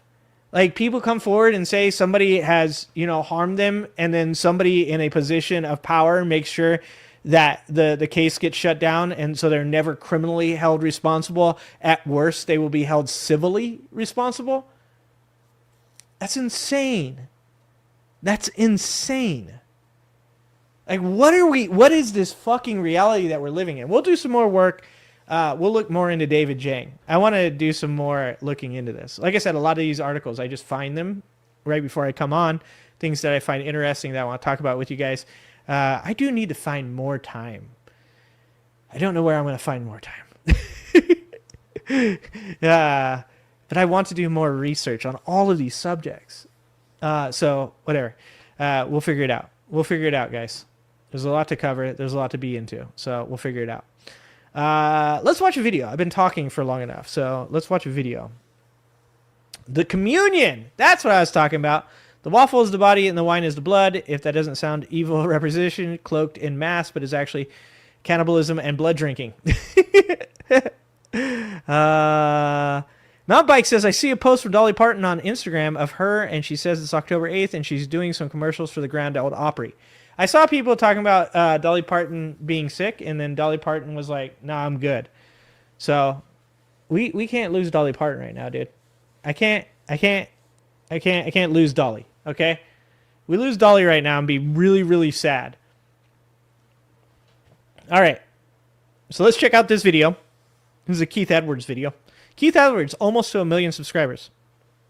So make sure if you haven't subscribed to Keith Edwards, if you like this content, please go watch Keith Edwards videos and hit the subscribe button. He's almost at 1 million. He's at 935K. So close. And he deserves 1 million. So this is unearthed racist video of Stephen Miller drops as family outs him. I know. Shocker, guys. You guys are super surprised that there would be a video where Stephen Miller is being racist. All right, multiple videos have been unearthed of Stephen Miller showing that... Oh, multiple videos! Multiple videos! And in some ways, sorry, how he's acting now in the Trump administration shouldn't be surprising. In fact, it's how he's always been. And we also have social media posts from Stephen Miller's cousin exposing him. And this is happening at a time, the reason why this is all coming up, is because ICE is out of control under Steve. And didn't his cousin like go on like Fox News or CNN or something like that and like say that like Stephen Miller wouldn't be here if it wasn't for immigration, and that Stephen Miller is a huge hypocrite? Like this is this administration in a nutshell. They're a bunch of fucking nerds that were nobody. They were Nepo babies, so they had to believe that they were somebody because their parents got money. Therefore, that meant they were worth something. They probably never had real parents, and now they're taking it out on society. But Stephen Miller couldn't fight his way out of a wet paper bag if it was already halfway torn open. So the only way he can get back at society is to use other people to do the shit that he can't do on his own.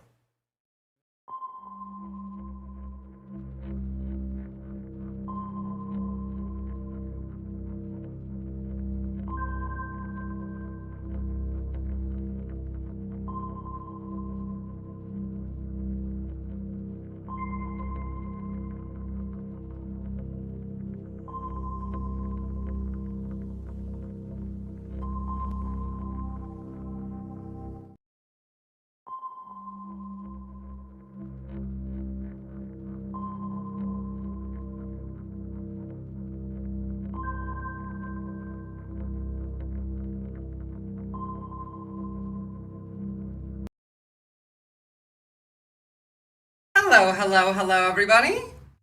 Good morning, good evening. Well, good evening. I really got to stop saying good morning, especially on this place, because there's not very many Australians here. But I do hope you're all doing all right. You won't be by the end of this if I can do something about it. I hate to say that, but I'm not joking. It's pretty bad today. But we do have some breaking news.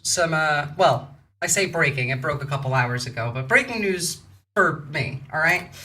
And I'm just going to jump right into it because we got a lot of stuff to talk about today, and all of it's quite interesting.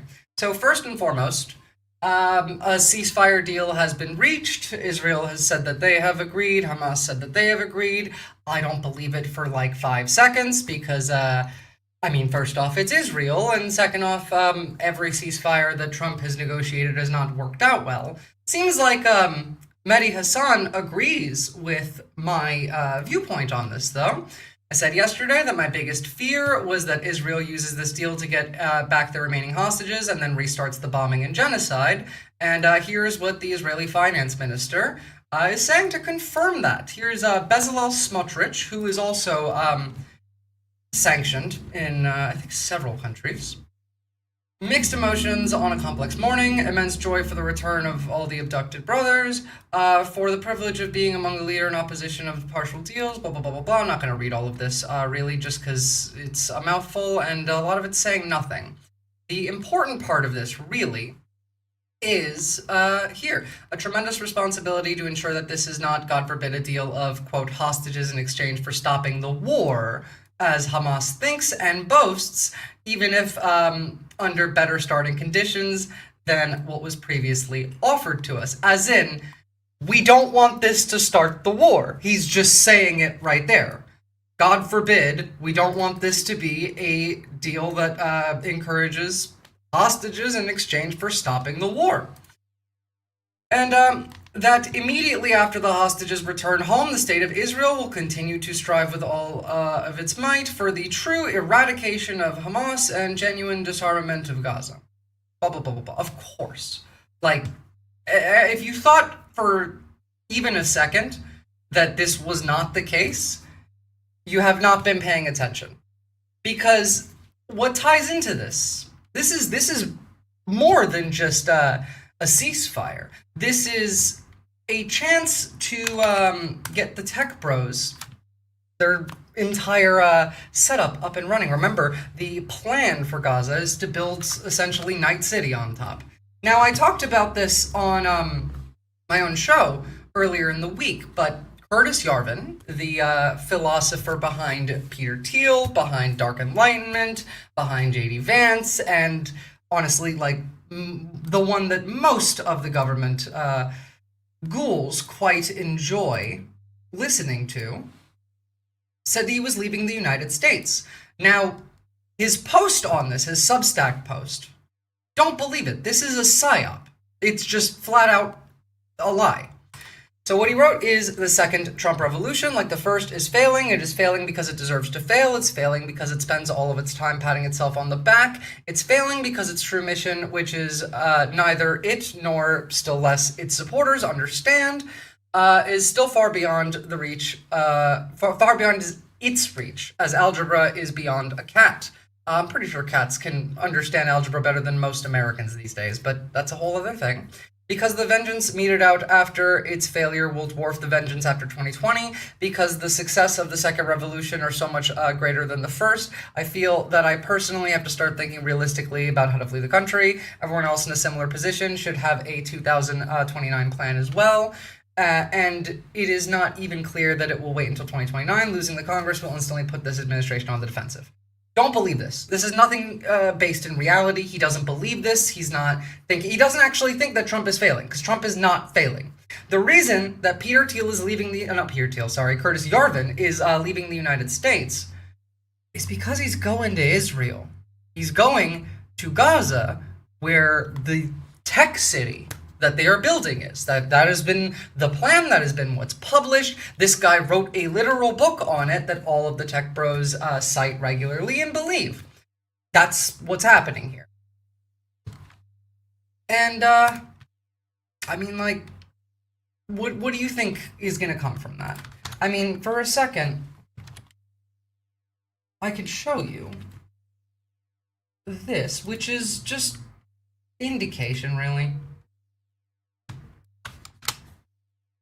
Do you think that they're, actually, this is far more built up than what it looks like currently. But do you think that they're not going to clear all of this out to start building on top of?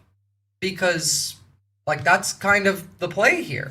What's up, Jason Schoof? So, like, don't trust these ghouls. Don't trust this ceasefire. Again, like, they've said it themselves, that they don't want it to be an actual ceasefire. Jesus fucking Christ is correct. It's really, really sad. Unfortunately, I'm not going to spend too much more time on this, mostly because there's nothing I can say that I haven't already said. And we have other breaking news to cover. Now, if you weren't already aware, Discord was hacked last week, and that Discord breach was actually quite bad. We're finding out today that the Discord breach was actually worse than initially thought. So, I suppose let's take a look. This Discord Zendesk compromise has gotten more silly. Previously, the threat actors responsible for the Discord Zendesk compromise claimed that they had gotten access by compromising a BPO, business process outsource, employee. They were not lying. But it turns out that in August, the threat actors who compromised Discord began sending emails to Discord's outsourced employees, offering them money in exchange for access to Discord's internals. Is this accurate? Discord kind of fucked up, no? Oh no, they did, but the thing is, like, the hack happened through social engineering, which is currently the #1 way that people get hacked. It's not like you click, most people don't get hacked by clicking a malicious link. Most people get hacked by giving out the details to hack them to people who ask nicely enough, that have gained their trust. So the people they emailed were a very small team located in Southeast Asia, Southeast Asia. This particular office only had about a handful of employees assigned to work in Discord's help desk, including age verification. A lot of the data that was stolen from Discord was tied to age verification. This team is assigned to primarily handle backlog work. This team had a great deal of access and were believed to be trusted.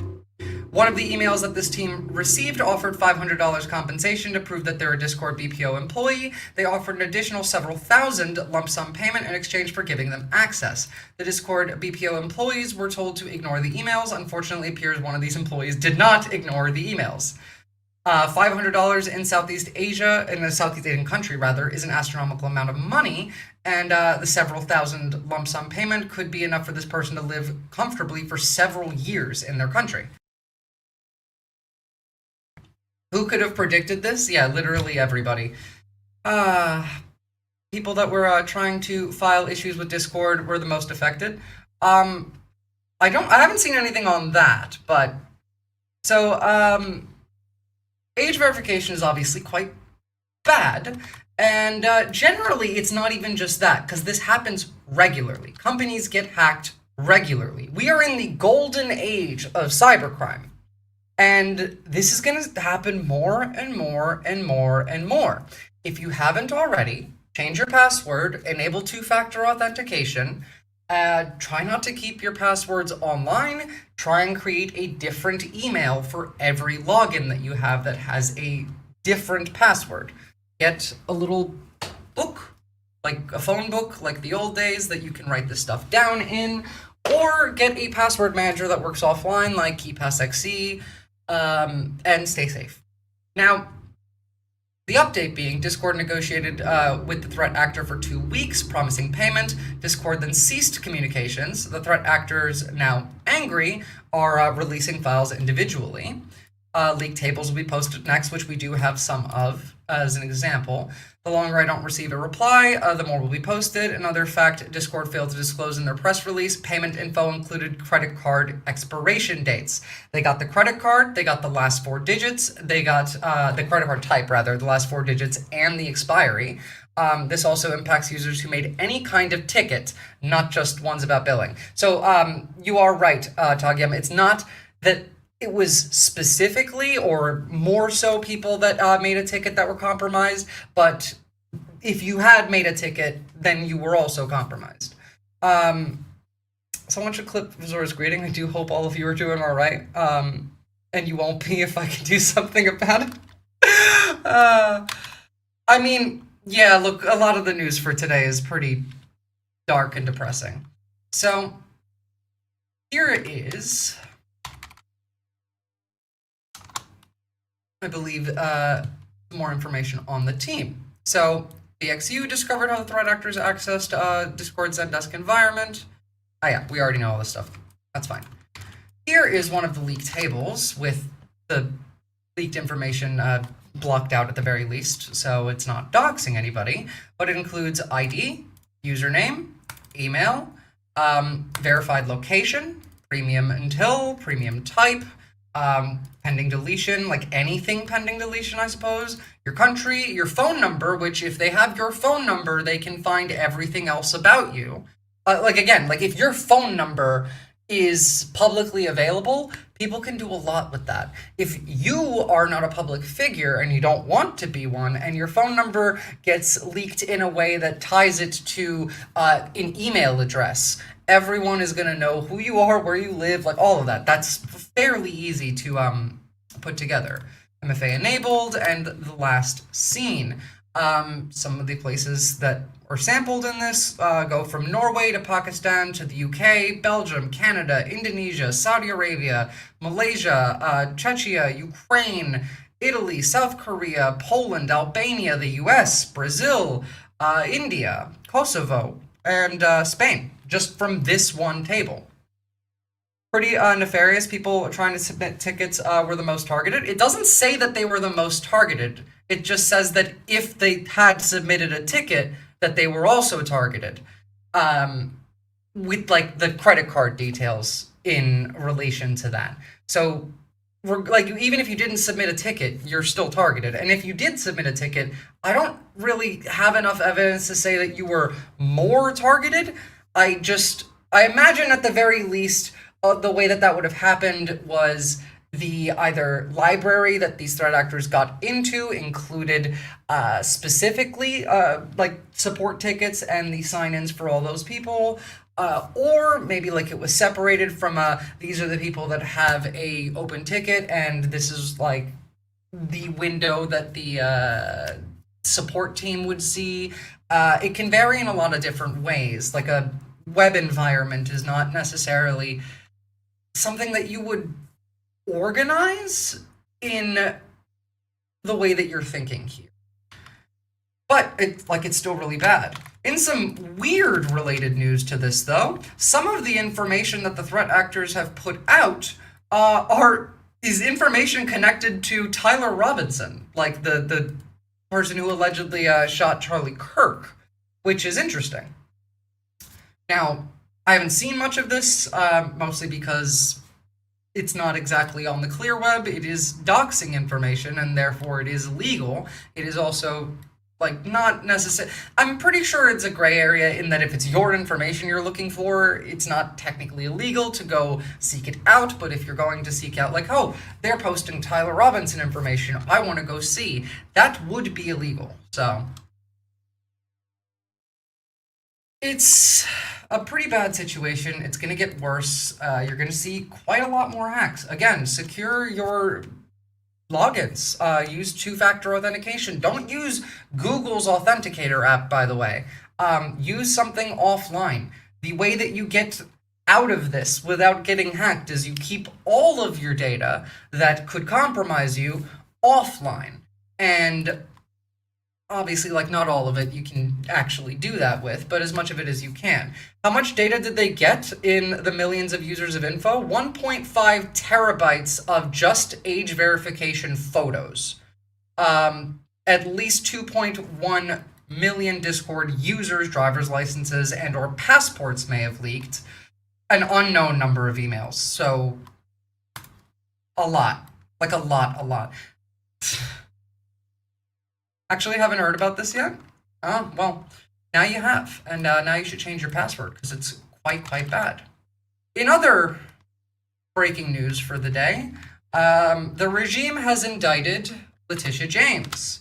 Now, if you don't remember who this is, or care, this is the prosecutor from New York who was prosecuting Donald Trump's felony charges for the fraud, business fraud. Age verification photos, geez, that was fast. Yep. Are we talking about the same breach to Discord? I believe so, like the one that happened this week.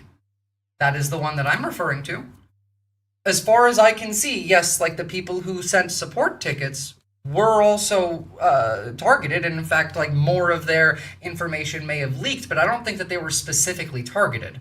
That's not even like a good group to specifically target. Yes, you do, an incorrigible heathen, and your email password, if it's the same password, which it shouldn't be. And any, like, attached accounts password, like if you have your Steam linked to your Discord, I would change that one's password too. If you have Spotify linked to Discord, I would change that one's password as well, and any of the above, really. But onto the Letitia James story. I understand we have some legal breaking news.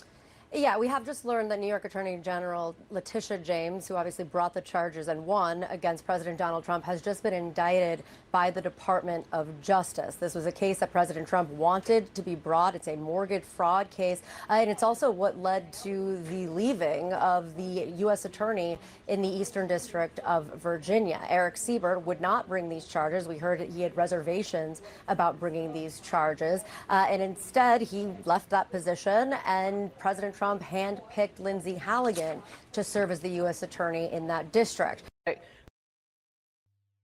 Yeah, I don't know why they're wearing the same outfit. It's interesting, actually. Very, very, very interesting. Now, two things before we really get into the meat of the stories that I have for today, and both of them are important but not quite related. The first being this. Now, I'm sure a lot of you have seen this clip. We're not going to watch the whole video, of course. I just want to jump to right around here. By that ruling? Judge's ruling blocking the deployment of National Guard in Oregon, illegal insurrection. Does the administration still plan to abide by that ruling? Well, the administration filed an appeal this morning with the Ninth Circuit. I would note the administration won an identical case in the Ninth Circuit just a few months ago with respect to the federalizing of the California National Guard. Under Title 10 of the U.S. Code, the president has plenary authority. All right. Really important to point out here, first of all. Plenary authority is a thing. Plenary authority is essentially Stephen Miller saying that the president has the right to do whatever they want. It means power that is wide-ranging. It is limitless, essentially. It is him saying that there is legally, that the president is the king. That they should have to listen to him no matter what. What confuses me is that no one would blink if he just skipped past that, but he freaked out. That's the funny part. And quite really important to know that his fight, flight, freeze fawn instinct is freeze. He also did this really, really badly. Like, the fact that CNN, like, moved on, I mean, to be fair, they're CNN, but if he had actually frozen, like, the connection, he would have kept talking. Like, he was the one talking. So, it is Hitler-esque. Oh, yes, it is. And we have a lot of that coming, actually. Stephen? This is incredibly funny, though. Stephen? And... Hey, Stephen, can you hear me? Hey, Stephen, can you hear me? Like, honestly, like, the fact that there is not a media shitstorm around this, laughing at him for thinking he could just kind of stand... Like, he's blinking, he's moving side to side. Of course he didn't freeze. But we're at a point in this country where they can just do whatever the hell they want. Well, I guess this was why Discord was bugging me to change my password the other day. Yep. They did do a press release on the breach, but that doesn't surprise me that they didn't, like, you know, send out emails to everyone that was compromised. It seemed, Stephen, I apologize. It seems like we're having a technical issue. We'll try to fix that and get back to you after a quick break. Stay with CNN. Like, he was busy restarting and updating his brain. Yeah, in a middle of a interview where he said the quiet part out loud and literally nobody challenged him. Visora comes back to Twitch on my birthday? Hell yes I do, Christina. And it's my birthday the same week, actually. I'm excited. Good to see you, though. It's like there's a ray gun that they can use to buffer your brain. That is a thing, I believe. Now, I don't know if it's that, but we do have a heart attack ray gun. That exists, for sure. Libras unite. True. Now, there's also this, which is very funny, before we get to the more serious stuff. Hello, everyone. Where is it? Here we go. And this is recent, too. This is not old. Hello, everyone. It's President Donald J. Trump, and it's Trump time. Check out this red beauty. It's one of my new watches. Wear it proudly on your wrist, and everyone will know exactly what it's for, who it represents. It's really going to be something special. It's for your favorite president. Get your watch today at gettrumpwatches.com. These make a great gift. It's Trump time. Oh my fucking god, he looks like a zombie. Yep. Also, it's Trump time is so fucking lame. And, Christina, I gotta have you on. Like, we gotta chat on the stream sometime. It'll be fun. On here, especially. And, Jason Schoof, there's a thing that blasts your own voice at you and makes you stop talking. Did you see that? No, but, I do understand how that tech works. That makes sense. That is a similar thing to other, creations that we have that are, like, sound canceling. Now, this is fucking insane. Before we get to the proper story for the day. What the hell is going on at TYT? Like, what's going on? Like, I know that they have started grifting. I know that Peter Thiel owns them now, like, in general. But what in the hell are they doing here? First off, like, okay, we're just doing straight anti-Semitism now. Yes, we're gonna surveil everybody. Everyone will be on their best behavior. Yes, you're a freak. You're a total creep. Okay.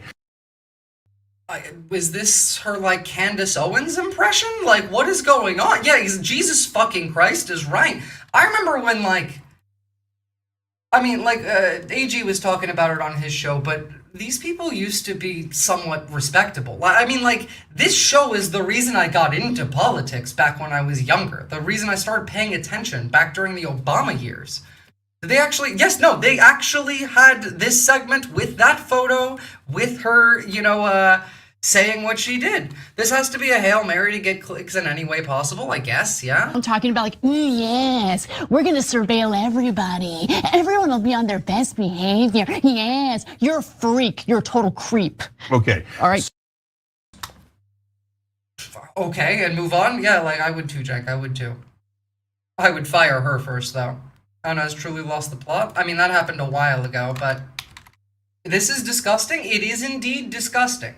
We got a lot of that today, actually. So let's start with the fascism. Just how bad is it and how bad is it getting? It's getting pretty bad. Now, this on its own is not that bad, but this is only the beginning. This is only the start of today's videos I have from the fermented pumpkin. So, let's go. It's early, but it gets a little bit worse as it goes along. And we'll be making cuts that will be permanent. And we're only going to cut Democrat programs. I hate to tell you. I guess that makes sense. But we're only cutting. Do you really hate to tell us that you're only going to be cutting Democrat programs? And that you guess that makes sense? Sure. Democrat programs. But we're going to start that, and we have Russell, we can talk to you about it if he wants to, but we'll be cutting some very popular Democrat programs that aren't popular with Republicans, frankly, because that's the way it works. They wanted to do this, so we'll give them a little taste of their own medicine. But Chuck Schumer, it's early, but... Then we have the continuing lie on healthcare for illegals, which, to be fair, I do support. I don't think anyone's illegal, but I don't think you should need to be a citizen to get health insurance or health care. This is how it works in a lot of countries. Like, you don't have to have citizenship if you go to the hospital in a country that has public health care and you don't have money or a health care card or insurance, and you need to be treated in an emergency room. Like, that's not how this always has to work. It only works like this in countries where the rich control the government and the finances and the health industry. But moving on. Thank you. Going to the shutdown quickly, what is your position on the extension of healthcare subsidies, which is what Democrats are asking for? All I want to do is very simple. I want to get the country open, and then we're going to discuss that. And we'd like to, Obamacare is a horrible mess, and it has been from the beginning. We want to make it better, stronger, even if it costs more money, we want to make it better. The Democrats want to make it worse. The Democrats want to approve health care. Now, if you haven't noticed, everything now is the Democrats' fault because they are manufacturing consent to declare the Democrat Party a terrorist organization and arrest Democrats. That is one-to-one what is happening right now. But, I mean, fuck it, I don't really care at this point. About that, at least, because this is worse. Now we're getting into the thick of it, in that, first off, this is him just straight up saying that they took away freedom of speech.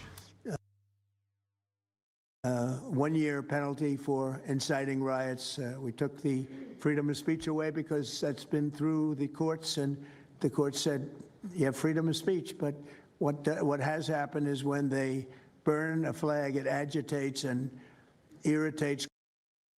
The court said you have free speech, as in the Supreme Court, because this was a Supreme Court case.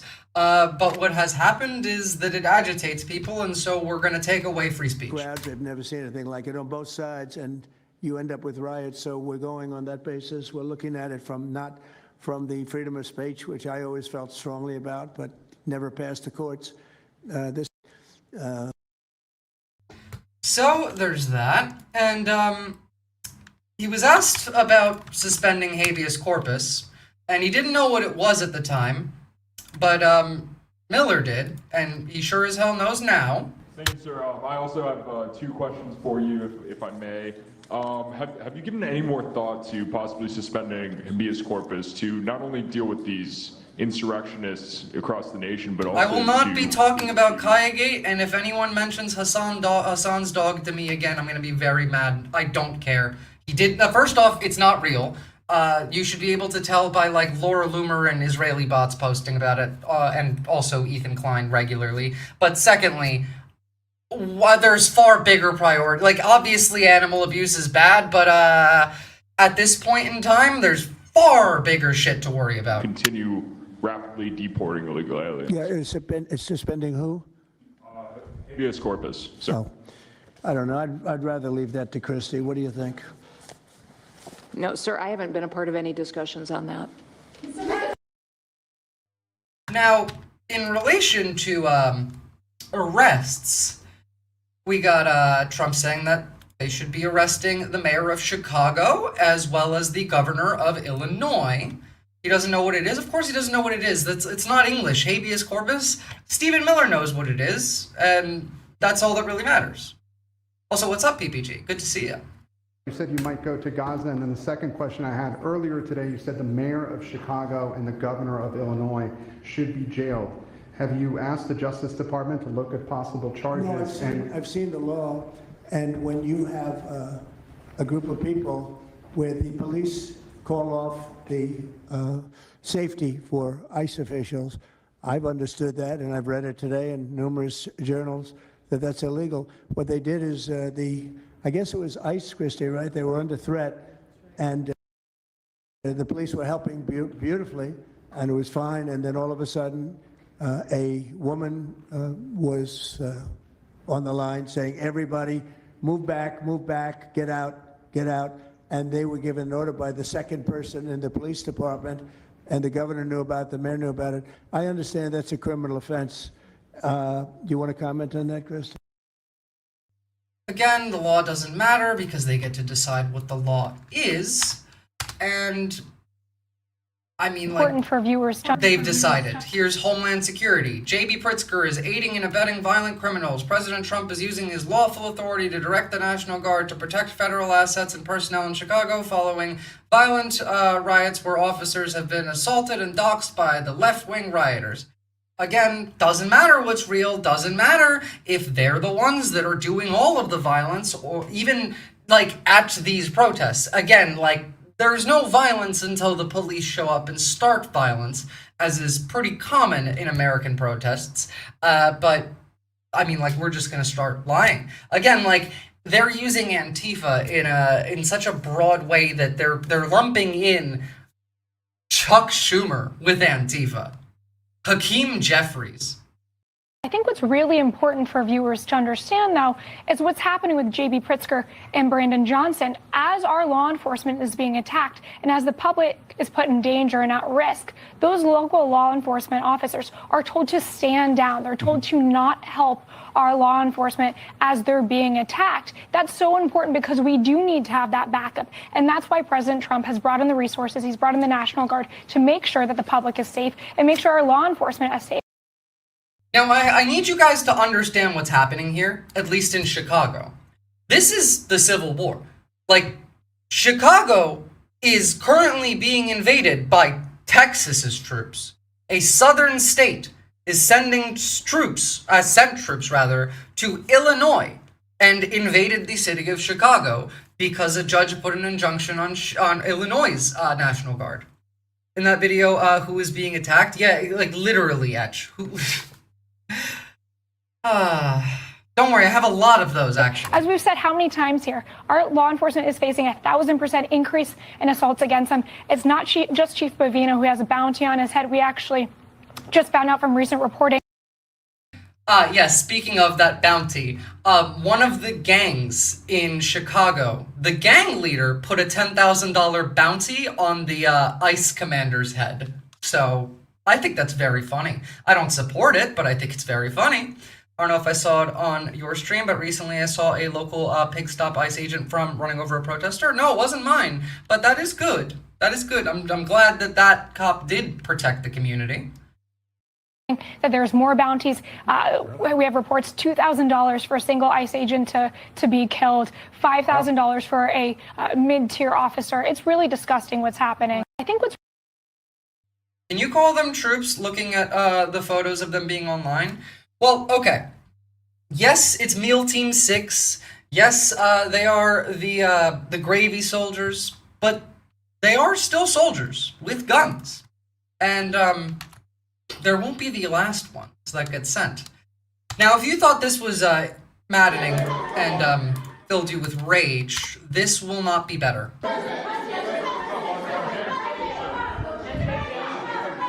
In the back, please. It's been actually very compelling proof that Antifa did infiltrate on January 6th, dressed up like Trump supporters and incited violence. Is that something that you would want the new J6 committee at Congress to look into? Well, I've heard that. They dress up like, they're fresh out of MAGA, but they have nothing to do. January 6th was now done by Antifa. I thought this was a movement of love by the right. Now you're saying it was Antifa super soldier terrorists that infiltrated?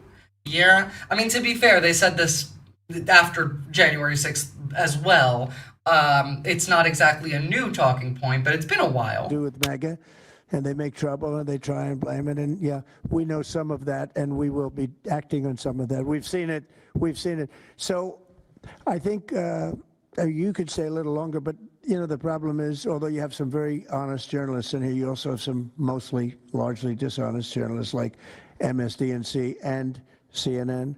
I think they're very dishonest, unbelievably, like a waste of time even talking to them. But deep Antifa. It's true. It's true. It's true. They said Antifa was there from the get-go. Exactly. He told people attacking the Capitol to go home. They were his people. Except for Antifa, clearly. The opposite happens. Right-wingers always dress up like leftists to bait idiots. True. In fact, I have evidence of that. But I need you to take this for a second and then look into this, because someone said FBI Antifa. Josh Hawley was complaining recently that the FBI was monitoring and spying on Republican senators and congressmen. Motherfucker, y'all were committing treason. What do you think is gonna happen? Now, of course, none of these people talk in good faith, but it's really funny when you think about it. Now, beyond that, here's where it starts to get scary. What this is and what damage it is doing to our country, and how this network of Antifa is just as sophisticated as MS-13, as TDA, as ISIS, as Hezbollah, as Hamas, as all of them. They are just as dangerous. They have an agenda to destroy us, just like the other terrorists we've dealt with for many, many years. And today is the day that we have a president that won't tolerate it and will stand up and fight for the American people. So thank you for being here, for being so bold, and for standing in the gap at such a time as this. It will matter. It will make a difference, and your life will be one of significance because of. She just said that Antifa is as bad as Hezbollah, Hamas, and ISIS. That should scare you, because Antifa is literally anti-Americanism, anti-capitalism, anti-Christianity, anti-migrants getting treated like animals, anti-trans people getting treated like animals, anti-gay people getting treated like animals, pro-gay marriage, like all of this is terrorism under NSPM 7. Under the new National Security Memorandum, which is not an executive order and far more consequential, you are a terrorist if you fall into any of these. You are Antifa if you fall into any of these categories. There is quite a high likelihood that one of the next steps that come from this is freezing bank accounts that are tied to people that they declare as Antifa. She also equated MS-13 to state-funded terror orgs, obviously. It's just the Hezbollah, Hamas, and ISIS comparison was just wild. Our brave supreme leader here to fight the darkness and evil? Oh, yeah, no, absolutely. They wanted 1984, they got 1984. No, this isn't 1984. This is Cyberpunk 1984, A Brave New World. Beyond that, here's where it starts to fucking terrify me. Here's Pam Bondi. Remember, they said they compared Antifa to Hamas, Hezbollah, and ISIS. Meanwhile, they themselves are Al-Qaeda. And then we have Pam Bondi saying this. It's breaking down the organization brick by brick. Just like we did with cartels, we're going to take the same approach, President Trump. Just like the cartels? Are you going to start, bombing American citizens with Hellfire missiles? Is that what she means by, as like we did with the cartel? With Antifa, destroy the entire organization from top to bottom. We're going to take them apart. Thanks to your bold leadership and the designation of Antifa as a terrorist organization, which is exactly what they are, Americans will no longer tolerate their unhinged violence. It's breaking down. Now, give me 1 second, because I seem to have put the wrong link for this into my sources. But we are seeing a variant of this. In fact, I had a conversation on this subject with one of my chatters in my Discord, and what I was told actually did end up being quite close to what I'm seeing now, and it's that they won't use drones domestically because we don't have enough drones that are already here, that are domestic for this deployment, and that they will instead begin using helicopters. And, well, look what I saw just today, actually. The city of Portland has received inquiries about increased helicopters seen and heard south of downtown and in the inner southeast Brooklyn neighborhood. The helicopters are not owned by the city of Portland. The aircraft appears to be federally operated, and the noise generated is not a development the city or our local partners can control. So they compare Antifa to Hamas, Hezbollah, and ISIS. Then Pam Bondi says we're going to handle Antifa the way that we handle the drug cartels, which, if you haven't been paying attention to the Caribbean, we fire missiles at them and shoot and kill them. And then military helicopters start appearing in Portland. So I'm not saying they're going to start firing missiles at us, but that's definitely an escalation. It's a pretty severe escalation, in fact. And then if you look at, continue with this whole press conference. By the way, if you haven't watched this press conference, it's worth watching. I generally fucking hate listening to these people talk more than 5 minutes. This was a pretty severe escalation in this press conference. And they even had influencers there. It gets worse. Through their financial criminal activities. which has been going on for decades. And I would like to remind the American public, they built this diseased temple of corruption over decades. And in 8 short months, Mr. President, you have crippled their foundation because of your leadership here, because of the interagency, because of people like Deputy Attorney General Blanche, and because of Attorney General Pam Bondi's fearless leadership to go after criminals wherever they are. They will not be able to hide. They were able to hide and conspire with prior administrations, and we are exposing their corruption from within. And we will go to every single city in this country under Operation Summer Heat and the other operations we are doing at the FBI to bring these criminals to justice. We will arrest every single one of them from whatever perch you sit in, private or public, no matter how your goal or your ambition is. It will be crushed by the Constitution because the Cash is really so fucking stupid. Like, you know they want you in a camp too, buddy. But of course he works for fucking Russia, so. He's literally been on Russian state television. I've shown it on my stream. He was there with, what was his name? Jackson Henkel. And, Tulsi Gabbard is also a known Russian agent, so. Not agent, but asset, rather. Wrong word. I mean, he's only half lying. The criminals are right in front of us, but they're not going after them. Exactly. By the way, they talk about all of this crime that's being committed by the left. You know who commits the crime? It's the same people who committed most of the crime during BLM. They did this exact thing during BLM, except back then it was the Proud Boys and the Oath Keepers. Now it is Patriot Front and the Klan.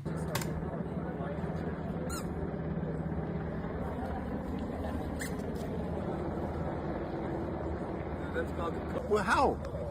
She's starting shit. I was minding my own fucking business. This is the founder of Nazi group Patriot Prayer. Nazi group Patriot Prayer. I was minding my own fucking business.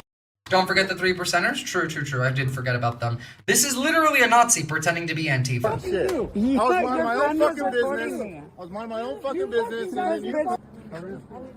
And I don't know who she is, but she was recording people's faces.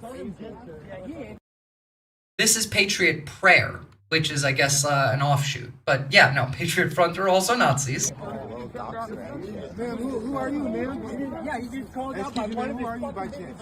Why not down here? Yeah, you've been trolling the shit. How did they clock him as a chud? Because these people were being hella sus. They were standing, looking around, like, they were planning something. They don't look like protesters. They didn't look like people, like, on our side in Black Bloc out there to protect protesters. He's genuinely surprised he's called out. Moron, many such cases. Want it? Okay, great. Thank you. You made it really easy. I mean, they've been doing that for ages, Sylvie. Hell, like, I've warned about this before, in that you're going to see, and you are already seeing, a large amount of far-right figures, people like Tucker Carlson, people like Nick Fuentes, start leaning more into anti-Republican and anti-Democrat rhetoric, more into rhetoric that a socialist would listen to and be like, that's not what I expected out of this guy. Maybe he's not so bad, because they want to start a nationalist party, and they want that nationalist party to be where this goes going forward. Bannon has done this as well. It's nothing new, and you're gonna see it all the time. Like, I see it everywhere, but if you don't know where to look at the people I just said. I mean, like, talking about Israel the way that Tucker Carlson is, whereas he would not have done that before. This is because he's in on that plan of, okay, we're going to start trying to appeal to the centrists in some of the left, maybe even, and the right, and pull from all of them. That's what they're trying to do. Stating obviously, if we ever formed a club, they'd have the entire role in camps yesterday. That's true. That is true.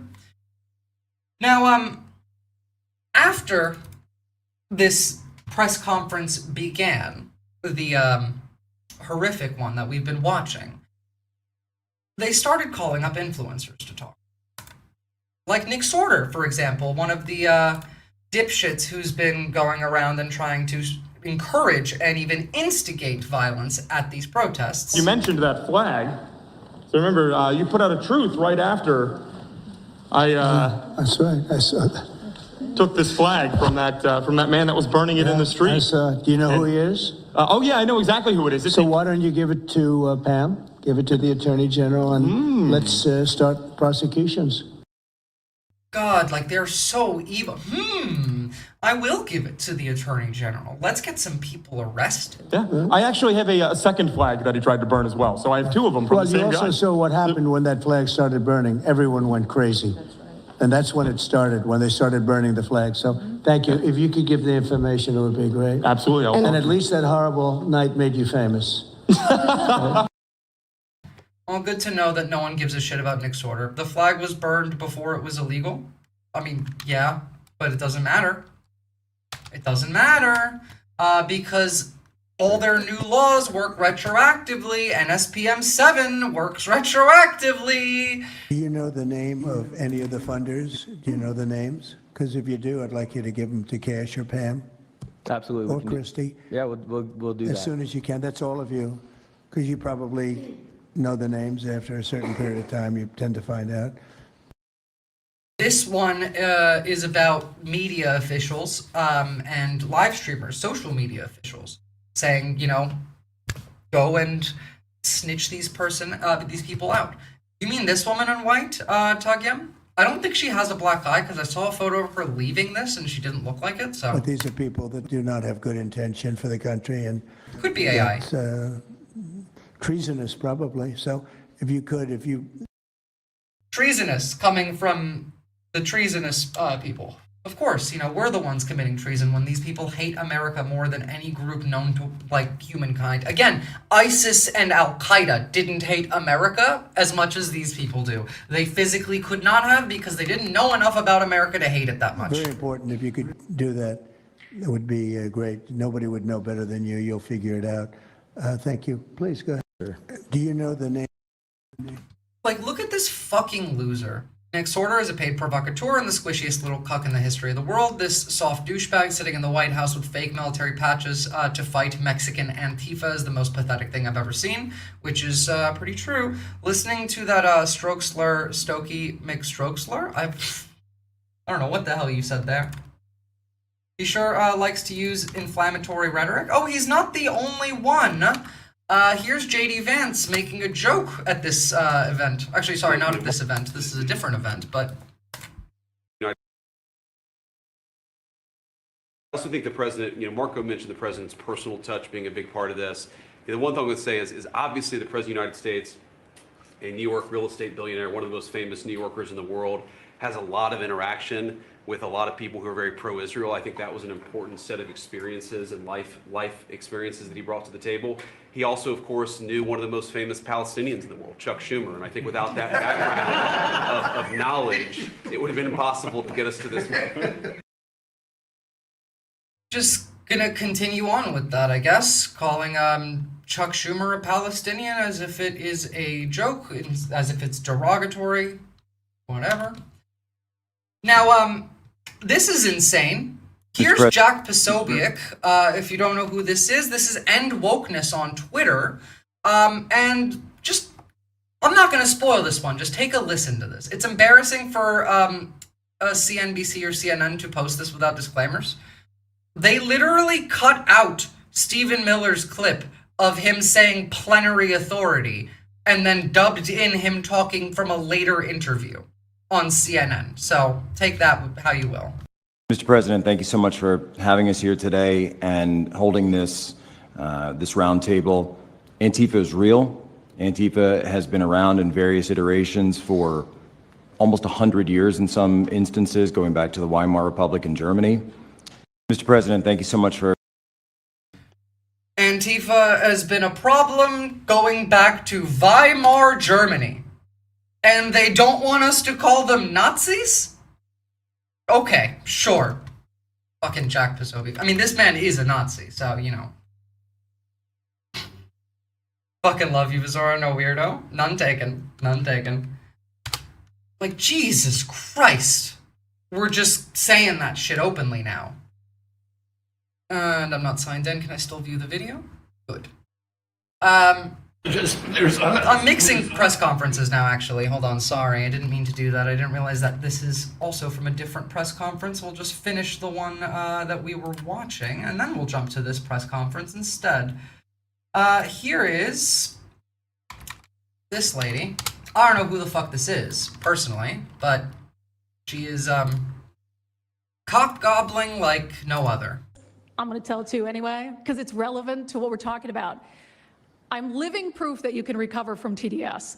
I had strong Trump derangement syndrome for probably 8 years. This is one of the reasons I recovered from it. And by the way, it's much better to not have TDS. I'm happier, I'm healthier, more successful. I even think I got a little more attractive. I mean, just gluck, gluck, gluck, gluck, gluck. That's all I hear. I got rid of my Trump derangement syndrome. Yes. I'm going to tell too anyway. So there was that lady. Now we can move on to the other press conference. I can see the problem and I'm blind. Sticks Dragon chair on. Yeah. Yeah. I feel like even a cat could see the problem.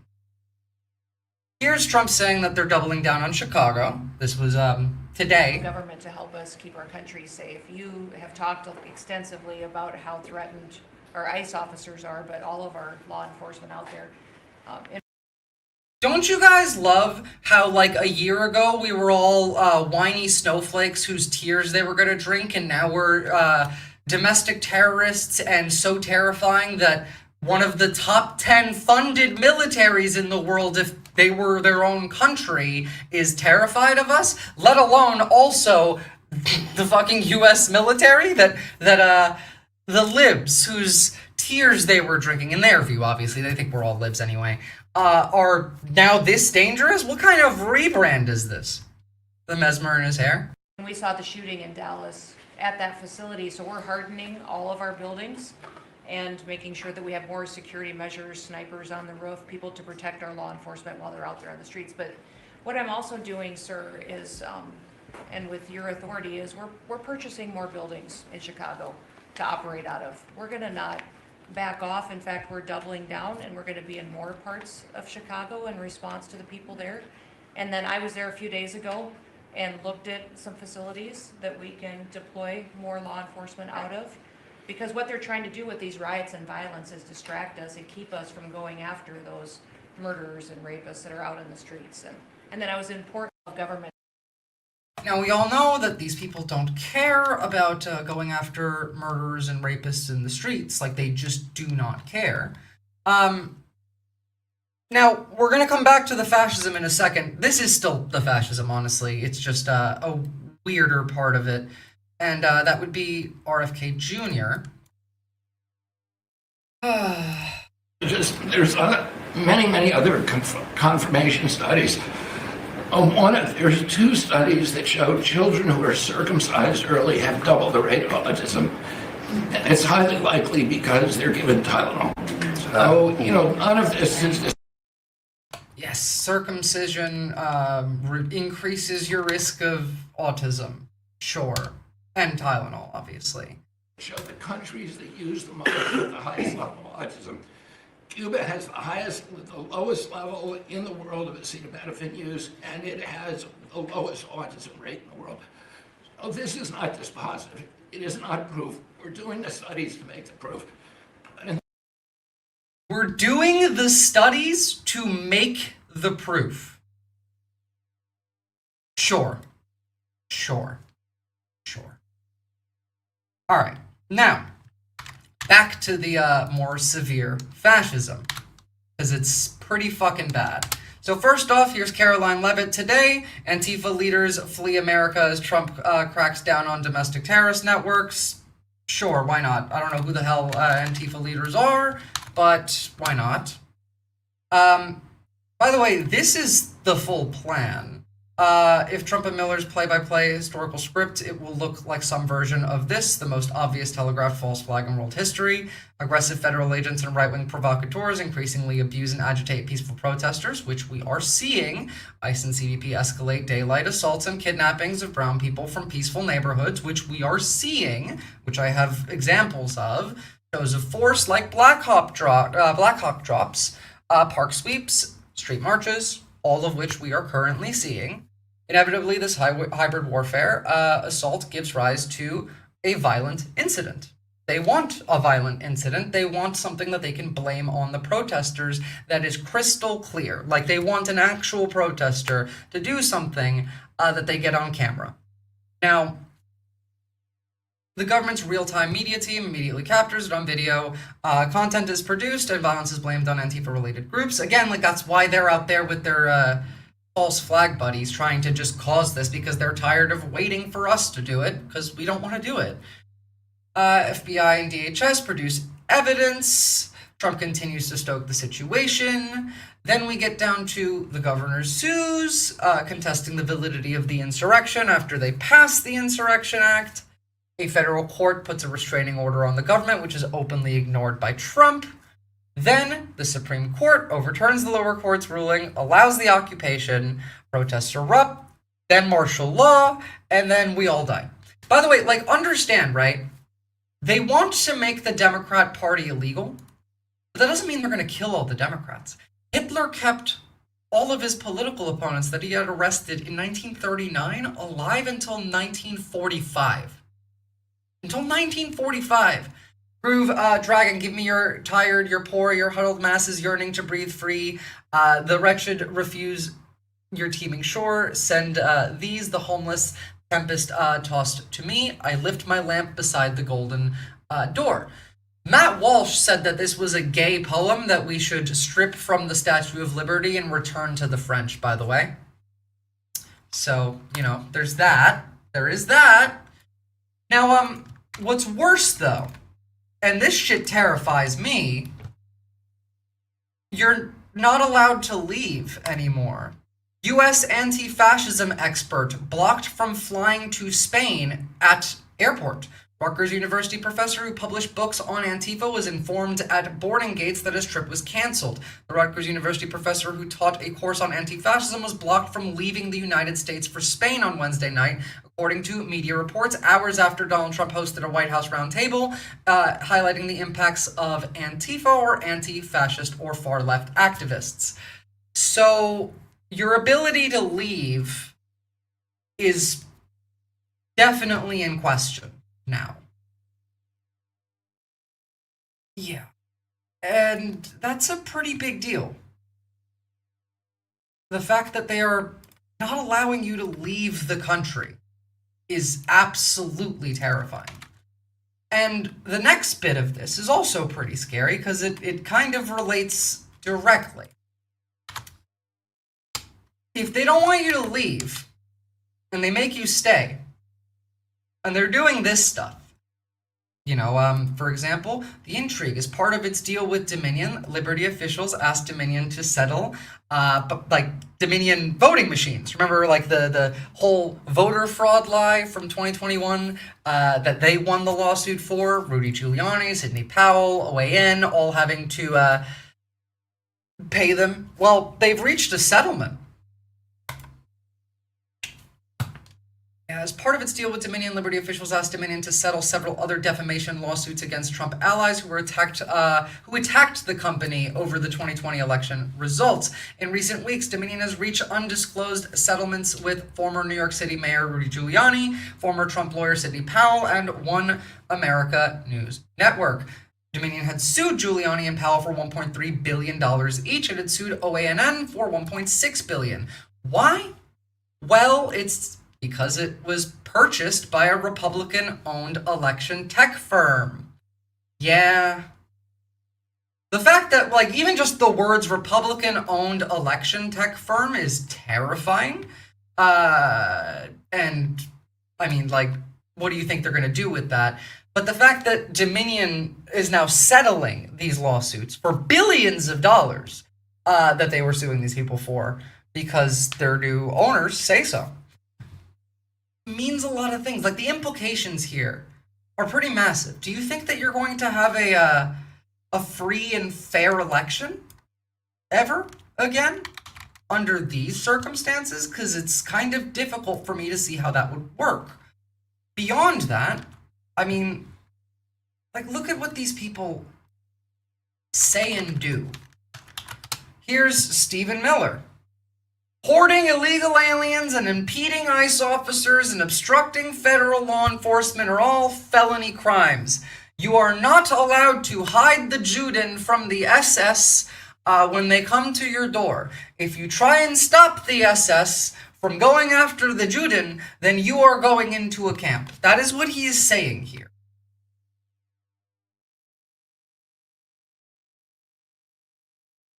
Again, like, they indicted Letitia James. They are increasing the rhetoric against the Democrat Party.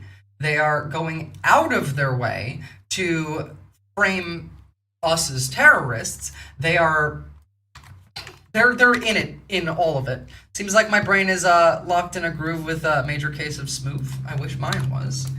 By the way, yeah, no, they gotta do fascism, otherwise their own people are gonna get up and kill them.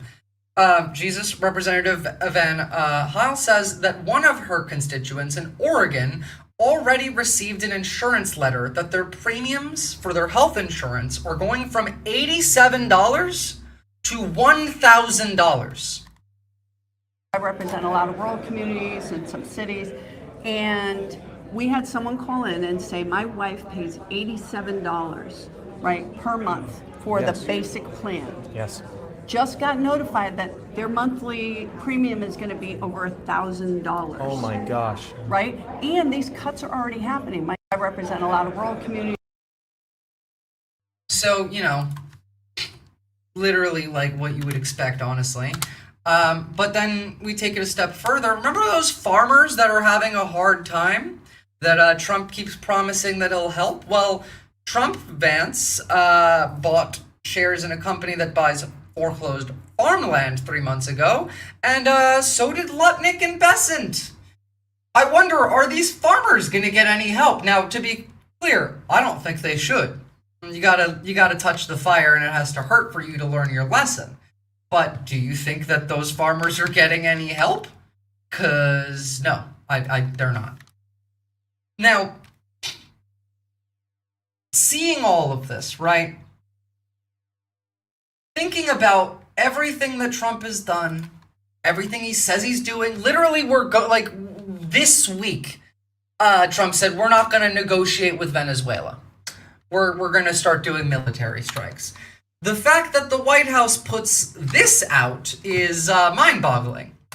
The peace president. Sure, mate. Yeah, the peace president.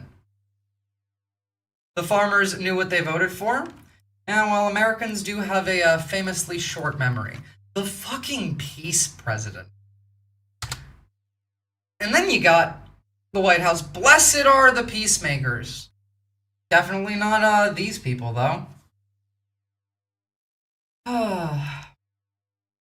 I mean, peacemakers don't tend to post things like this. The party of open social. borders, transgender for everybody, lawlessness in our streets are shutting down the government in an effort to appease the radical left. By the way, this video is incredibly QAnon coded, from the color grading to the background noise. These Democrats to the voiceover. are coordinating their strategy with outside leftist groups and are demanding nearly $1.5 trillion in spending for an agenda that includes healthcare for illegal aliens and much, much more. Democrats for years have railed against government shutdowns, claiming a shutdown would mean much chaos. And Trump has openly talked about how the president who's in power when the shutdown happens is the one at fault. By the way, the most time the government, out of the entire U.S. history, the president that has had the longest duration of time where the government is shut down overall is Donald Trump. So, you know, sorry, not sorry. You shouldn't be sorry. Hello, Visora. It's wonderful to see you again. Hello, hello, hello, and welcome. Elimination of SNAP and USAID programs destabilized the markets? Oh, absolutely. And getting rid of USAID also did a lot of other things. I was talking about this just this week even, and in that there is a very, very large amount of Africa and the Middle East who is pro-Palestine, anti-Ukraine, and it's because they've become tankies. Because us, like, cutting USAID, but also supporting Israel has pushed these people into the arms of Russia and China. And Russia and China spend a lot of money in that region, in both those regions, both the Middle East and in Africa. And so they get that propaganda. Now, let's talk about some of these terrorists. And these people are the terrorists, mind you. Starting off, not going straight into ICE, but there's this one. Honestly, I'd be pretty shocked if this dude wasn't an ICE agent. This is a guy from Tampa Bay, so... You better watch it, motherfucker. You better watch it. I'll take both of you motherfuckers. I don't give a shit, motherfucker. I'm the one you gotta worry about, bitch. You can just think it right and leave, okay? Just go for the front.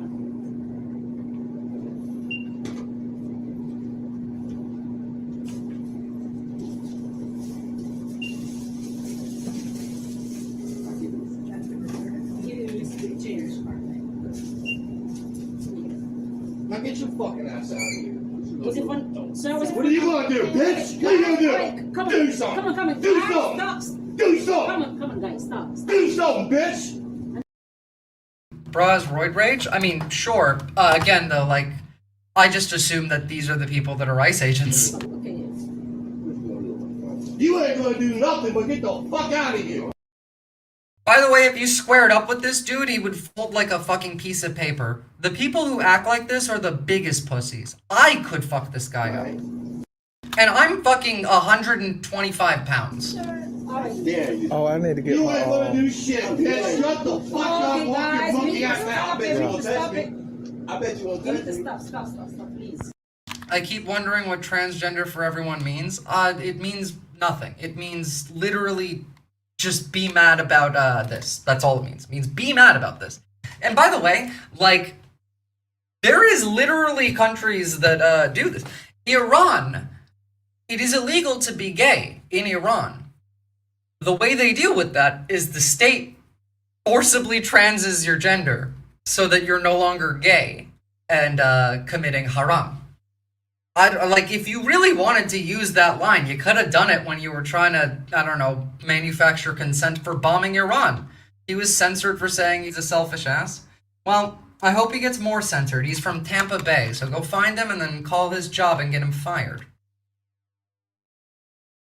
But, again, these people think that we're extremists, and then you look at any of them speak. Michael Eugene Nickens Jr., USMC vet, Catholic values, Deus Vult, Christ is King, Christian fascist. Sure. Oh, you were censored. Guys, by the way, if you're in my Discord, and if you're not, please join it. I need data from everyone, whether it's this stream, whether it's another stream, whether you're watching me or someone else. If your chat in YouTube chat is getting censored, please join my Discord, DM it to me somewhere, whether it's Discord, on YouTube, on Twitter, whatever, it doesn't matter. DM me the actual post that got censored. I need those data points because I'm finding some really weird shit coming from that. It seems like most of the chats that get censored are consensus-based or are like against violence, like anti-violent stuff, more often than not. Necessarily not all of them, but a lot of them. I was censored too when I said double leg the roid raging guy. Oh well, please send it to me on Discord. I will forget. I need like actual physical like quotes so that I could put them into data points. Now back to this fascist who's not a Christian, who would literally crucify Jesus, but you know. Fascism is when prayer is as public as the queer flag, LGBTQ is not a religion, y'all treat it like it is. Okay, that one's for the libs, and you know what? I'm not going to say that they're wrong on that, speaking as a queer person. Quoting Thessalonians, blah, blah, blah, blah, blah, like, hey, we want the end of the world. We want Jesus to come back and send all of the Jews to hell. Again, these people are not Christian. They could not even read the Bible if they wanted to. The Bible is a 12th grade reading level, and the average literacy in the United States is below a 6th grade level. Like overall, more than half of the country cannot read at a 6th grade level, and or above it. Now beyond that, yes, fascism is incompatible with Christianity, and boy howdy do they love to use it, twist it. But like, think about Christianity for a second, just for a hot second. Jesus Christ was a brown man who was arrested and killed by the enforcers, the police of the state, for advocating for being nice to immigrants and for the rich to not own all of the things. Like, no private property. He literally said, sell your shit and then share it with everyone else. They hate everything about the Bible, everything about Christianity. Reading the Bible could be an experience. I mean, it is an experience. Okay, this all about sums it up for the Christian fascists, quote unquote. All my homies hate the Roman Empire and Tiberius. ACAB applies to Roman soldiers. It does indeed apply to Roman soldiers. Again, a Jew crying about Christo-fascism? When do you get out of the oven? This is America now. This is the kind of shit that not only do we allow, but that our leaders celebrate. And also, then they look at that and they call us terrorists and extremists. Of course, of course, of course, of course. Meanwhile, their enforcers are doing stuff like this.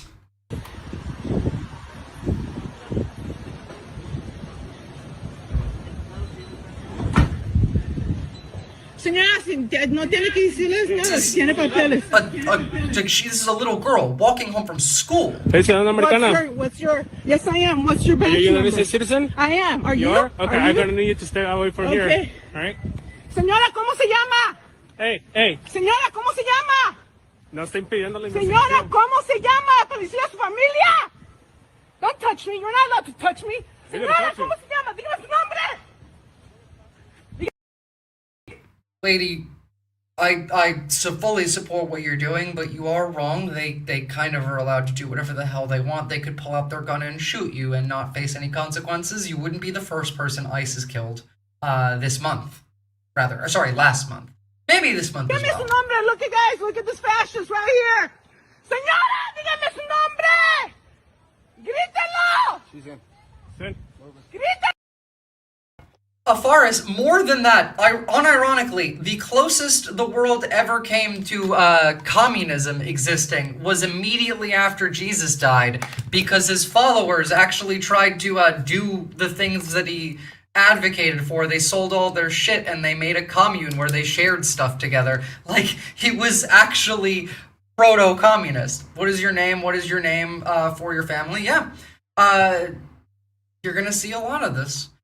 Personally, like, when they're coming, if they come for you, shout your name, your social security number, I guess. I don't know. It doesn't matter anymore. Like, that's not also been leaked online. Don't talk to the police, by the way, but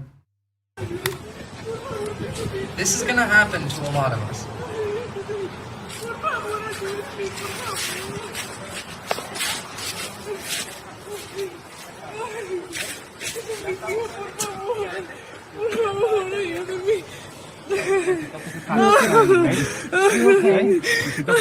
Are you okay? Are you okay? Are you okay? Are you okay? These are soulless fucking demons. Are you okay? Are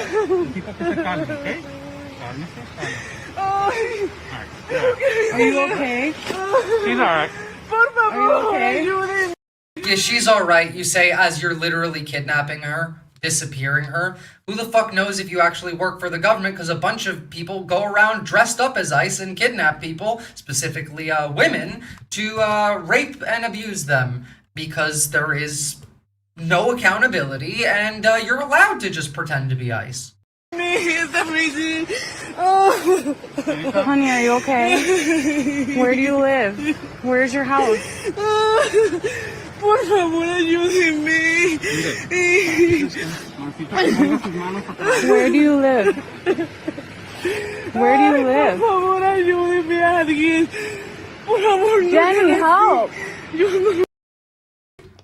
Love how they also have their little Nazi terrorist photographer media team that follows them around to get nice shots for the propaganda machine. We have been in the struggle forever, yeah, but it's not been like this forever. This is several degrees worse than the struggle than that we're used to. And love is not the way that you fix this. They're taking her away. They just drove by in this car and are grabbing this woman and they're taking her away. Can you call somebody? Then come here. It's been like this, but it's ramped up now that it's more in our faces. Liberals have suddenly become anti-ICE in the past year. And it won't matter because they'll move on the moment the fermented pumpkin dies because they hate him more than they hate fascism, and they will be just fine with Vance.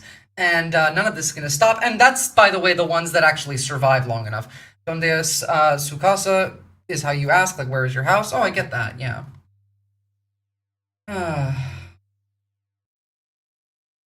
Asking, can you call somebody while recording on a phone?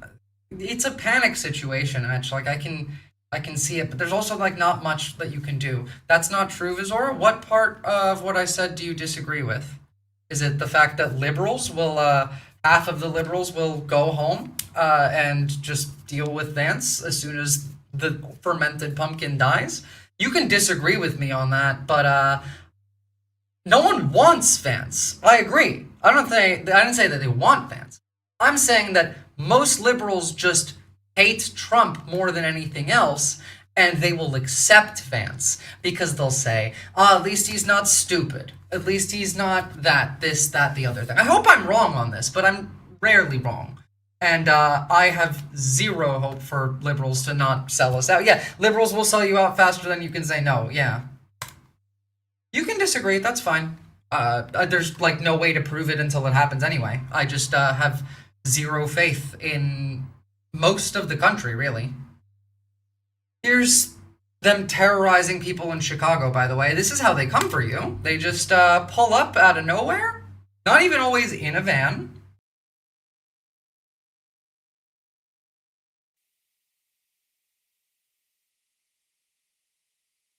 These people are just chilling, like they're drinking a coffee, I guess, on their phones. Oh, suddenly the Gestapo is here. The SS is here for you. In several vehicles with their fucking propaganda camera team as well. So, you know. And they call us terrorists. Meanwhile, this is what it looks like to drive past a vehicle with one of these terrorists inside of it. Look at the expression on this dude's face. Like, he looks unhinged. And, I mean, they all are.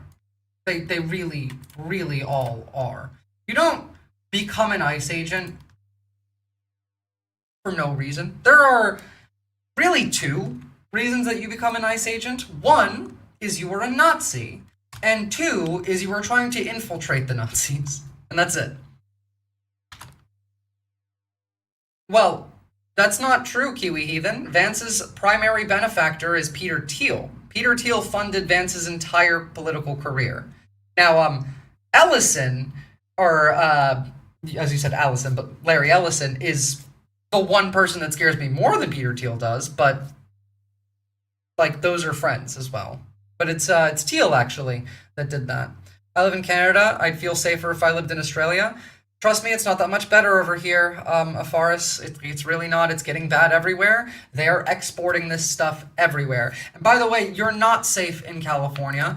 I don't have any, like, posts about this because, as we know at this point, like, the worst of the stuff you don't actually get to see online. But this is from a report from somebody that I trust and occurred to somebody that they know to. And an American has already been arrested in Canada by the Royal Canadian Mounted Police for helping, like an organizer, like an American protest organizer or resistance organizer was arrested in Canada and extradited to the United States for assisting a terrorist organization. So it's pretty bad on that. You want a better version? Hindsight smells worse than it looks. That's also true. Also true. Now, let me open up another link.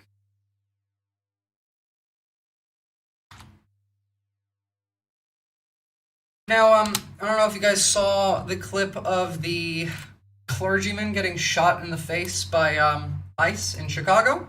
If you haven't, here's this. This entire area has been insane. I've covered this a bit more on my stream, but these guys have real guns on them as well as, like, rubber bullets and as well as, what are they called? The pepper balls or whatever? Carney seems to be Canada's Biden, unfortunately. It's worse than that. I mean, like, Carney is just a collaborator.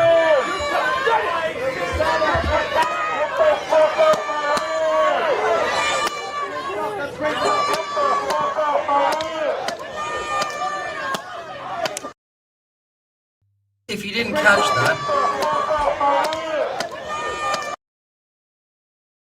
that is the pastor getting shot in the eye.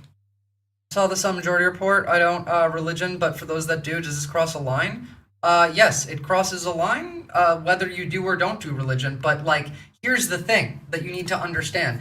Under NSPM 7, under the National Security Memorandum that they've put out, yes, anti-Christian rhetoric is terrorism according to them, but they get to define what's Christian, and they don't like Catholics, so Catholics don't count as Christian.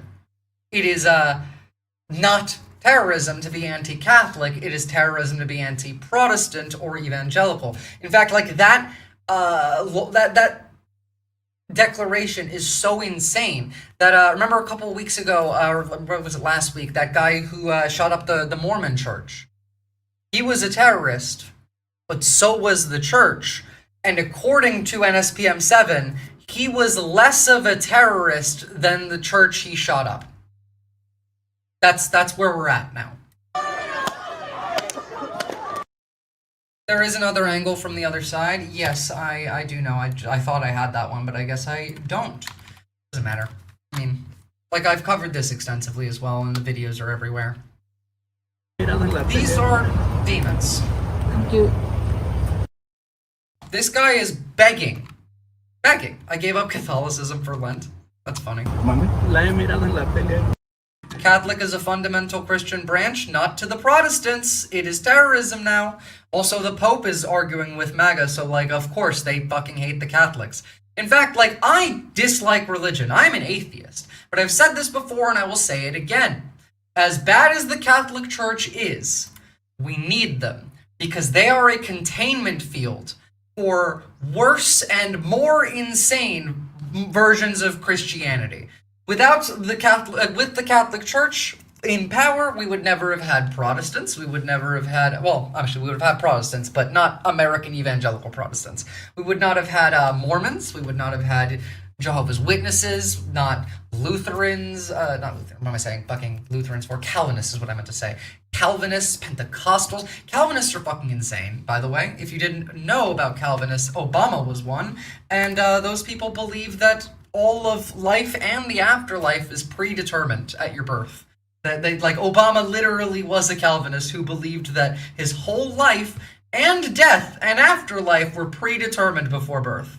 Thank you. Let me out. Let you out? Yeah. No, not let you out. You're under arrest. You're under arrest. Are you here in the United States illegally? ¿Estás aquí ilegalmente?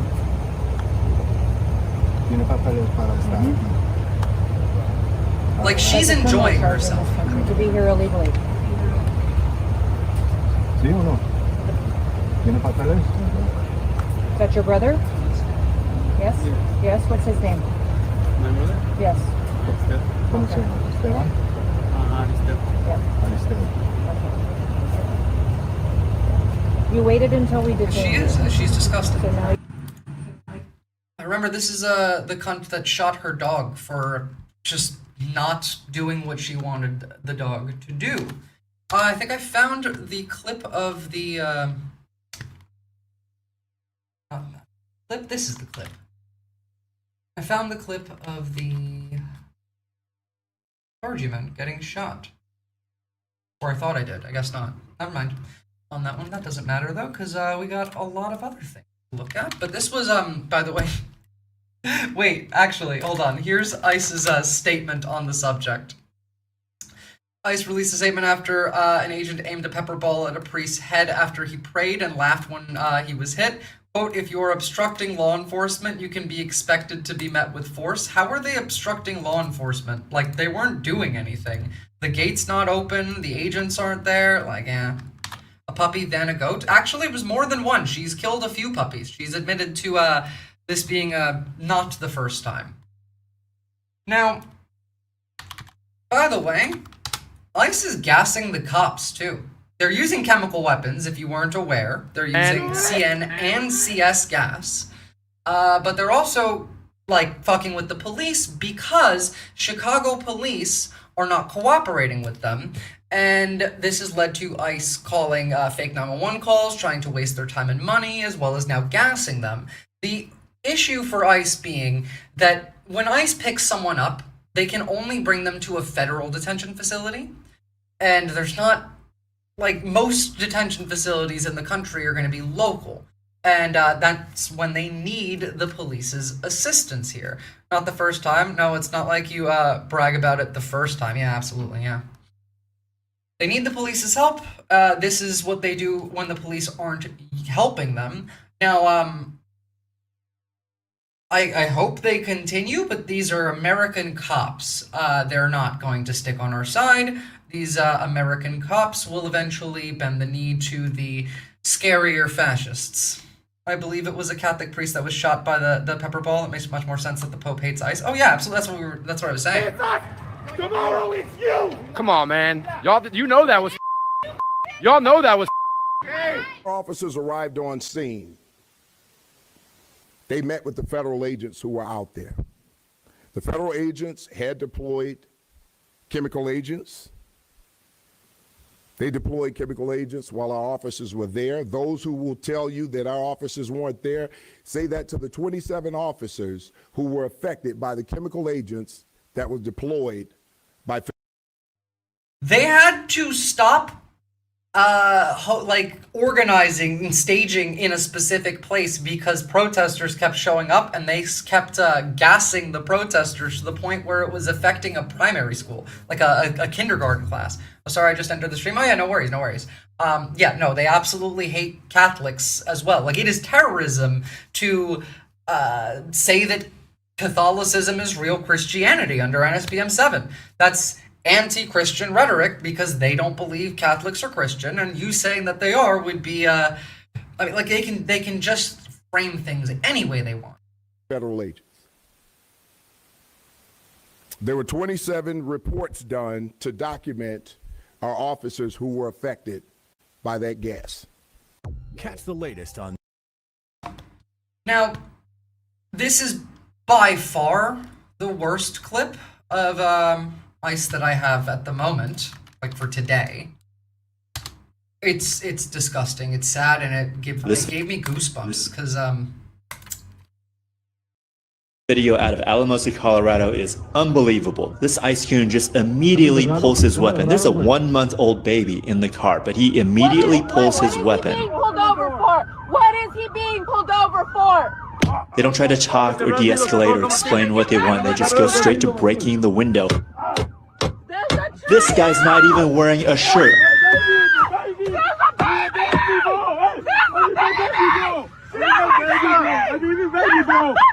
need my baby, bro. Open the door. I need my baby, bro. There's a baby. I need my baby, bro. There's a baby. Can you guys have a little bit mercy, dude? He has a 1-month-old. He has a 1-month-old. I don't know, bro. It's so clear these guys have no training, they don't fall under any standards, there's no accountability for them, which is why they keep pointing weapons at people. Remember, they shot and killed a man just 2 weeks ago near Chicago, Illinois, and they lied. They've killed more than one, by the way. And they are also arresting protesters off the street in Chicago. And not just Chicago, Portland as well. So be aware if you're going to a protest, like they're gonna try and disappear you, go in a group. ICE got run out of Alaska. They raided Anchorage. It got run out when they hit Eagle River. That's right outside Anchorage. They'll be back. The administration is in such a hurry to acquire enemies. No, it's in a hurry to kill its enemies and put them in camps. But same difference. Right really. about it. No accountability, no charges. We don't even know who the agents were that killed that man.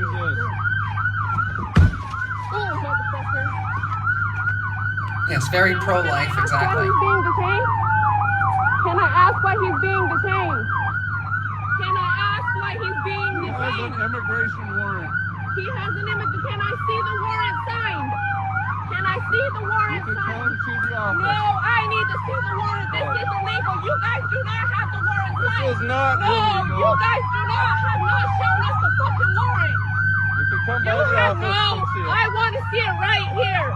I don't care what your politics are, I don't care what your stance on immigration is, this should not be acceptable in a free country. Anyone Because it's not a free country anymore.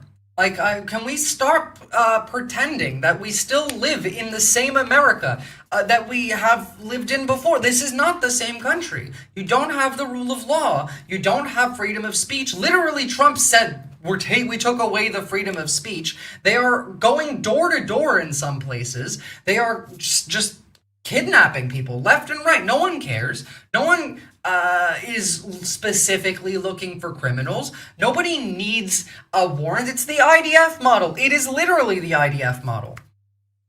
Also, like, ICE has a field office in Tel Aviv. They're trained by Israel. My language, you language, words mean things or something. Yeah, basically. carrying a badge and a gun need to have training, there needs to be standards, there needs to be accountability. That's the difference They have training. It's just Israeli training. between a legitimate police force and a force of thugs. What we have right now with ICE is no different than the brown shirts in Nazi Germany. The brown shirts with the dregs Yes, that's of society, unskilled, unemployed, losers. They were angry, they were frustrated, they were violent, and Nazi Germany gave them a paycheck, gave them a uniform, and Have a lovely night, Rich. I will see you next time. pointed them towards their political enemies. That is exactly what ICE is today. ICE is not a legitimate police force. They are Wait until they trained drones to do it better. Oh, don't worry. They're training them right now in Israel. Well, actually in Palestine, but you know, and in Ukraine.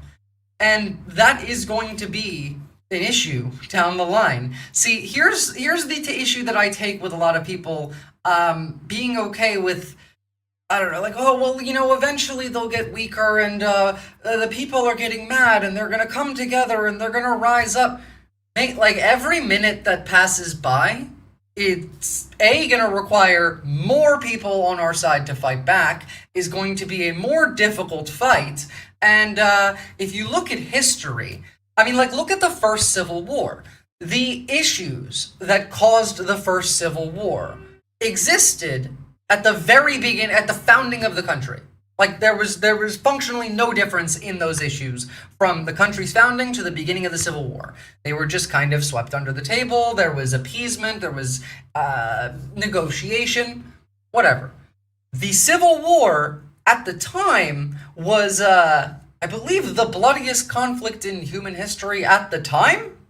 And it would not have been as bad if, let's say, those issues were addressed far earlier.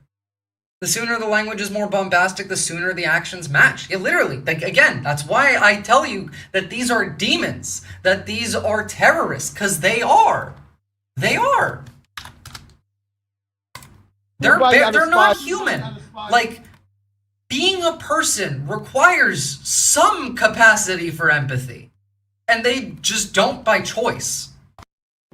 Out of everybody This is a real American. I despise the most, ICE at the top of the list right now.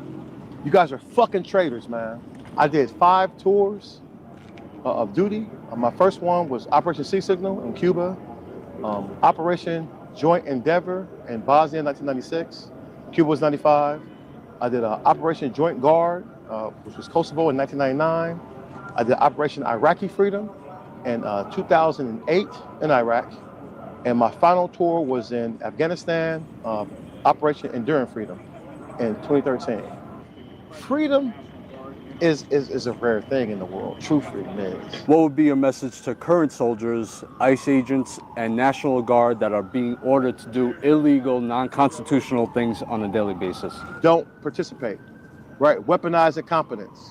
You walk out here, you look good, you be a prop for the government, help people with their luggage, but absolutely. I've also said that you should get 5, 10 people that are leftists, that are smart, that are organized, and join ICE together. Don't do it by yourself. It is a cult. You will fall into it. Be really shit at your job. Take the money that they're giving you, get your bag, and report on what's happening. Give leaks, put out some intel, maybe do your job shitty, maybe do some light sabotage at work. Not anything like, serious. Just take too long to do your job. If you have, if you've been charged with, keeping stock full, maybe just don't order the stock refill until it's already empty. Make sure that you demand that everything has to get checked with up top. You just want to be sure, you just want to be sure, you just want to be sure. Make it take longer. There's a lot of things you can do. Do not raise your weapon as a citizen. Don't participate in anything you know is illegal. Somebody with a fucking conscience got to still be here to hold the line. And I understand that it's terrible for you. It's terrible to see people. It's terrible to see democracy burn around you, but you really are a last line defense. And for you kidnappers known as ICE agents, understand this. You will never be fucking forgiven for your crimes, ever. The soldiers, I can understand. They took an oath. They're duty bound to be there. They can't just. I don't fucking care. I don't care. I don't care.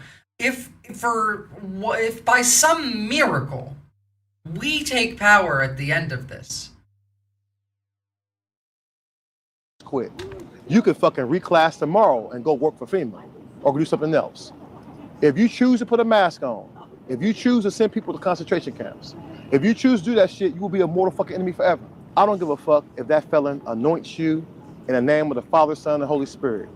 We're not gonna recognize that shit in these streets. Understand that. that's the cult talk, and that's still in him. That is true, Etch. Yeah, that's the military cult stuff. By the way, if you didn't know, yes, the military is a cult, and so is the cops. America specifically.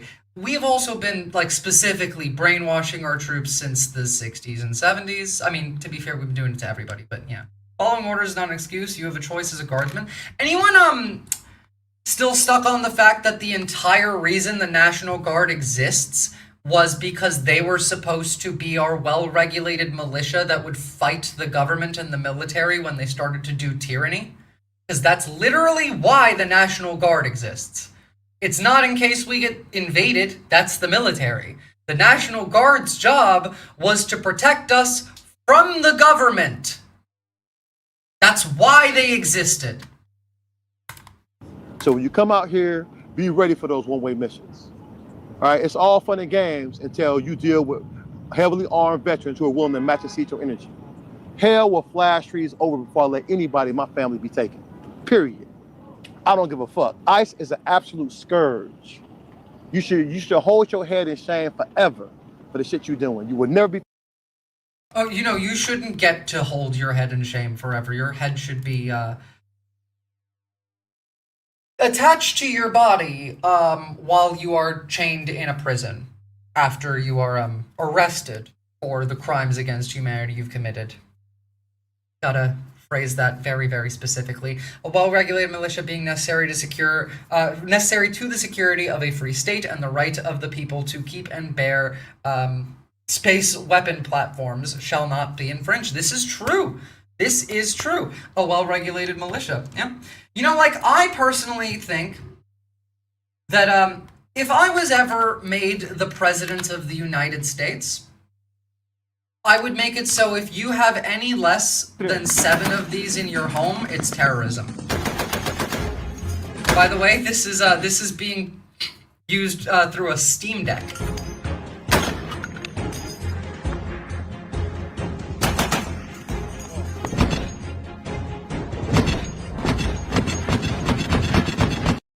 Do we do post-high school education still? I'm not sure we even do high school education still right now.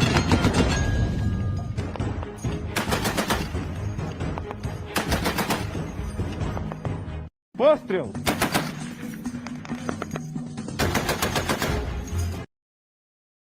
That is a Steam Deck. And a 50 cal Browning M2. Wild shit. Is this Borderlands 4? No, this is Ukraine.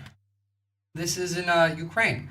Also, first I've seen of these. I know they've existed for a little bit, but I've never seen a video of it. This is pretty cool.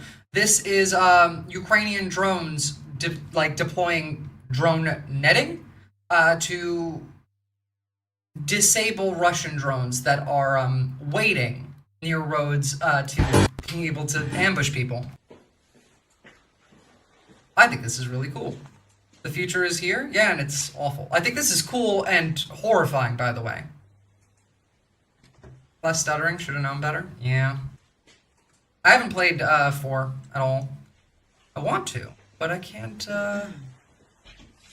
really find the time to do any gaming.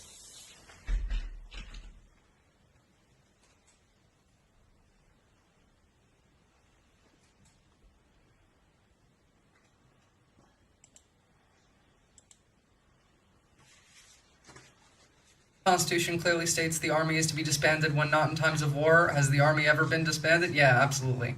Like, the Constitution was never written to actually create freedom. You guys understand that, right? Like, the Constitution, when it was written, this is one of the few things the right wing is correct about, was written for a white ethno-state. That was what the Constitution was for. It was for a white ethno-state. It was not, for freedom. GigaChat drones sound silly but terrifying. Oh yeah, they do. But I mean, like, we're just gonna see these develop even more. What's this one? Oh, it's gonna have copyrighted music, but lovely.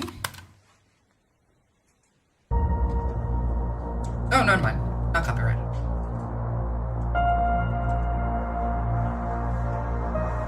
The American people had ample warning. Oh, yes, they did. And everyone that was warning them were told that they are crazy and lying. Generally by bots, I would assume, because the algorithmic exile did not start after Trump won, necessarily.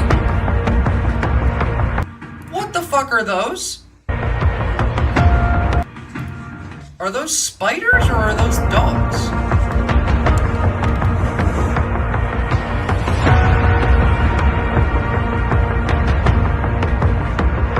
Oh my goodness, those are drone spiders. We have ample procrastination. Yeah, I still do. Do you guys understand how many countries have overthrown their governments in like the last month and a half? I have yet to see one One Piece flag at an American protest. So like, yeah, y'all do procrastinate. Great flamethrower robot spiders. That's what that looked like to me. Indeed, yeah. Walkers from Star Wars? Here, let's take a closer look. If we can. Oh yeah, no, those are spiders. Love it. Just make all kinds of, the worst things imaginable, really. Oh, I did want to show you this. Actually, I was looking for this when we did the segment on Miller saying plenary authority.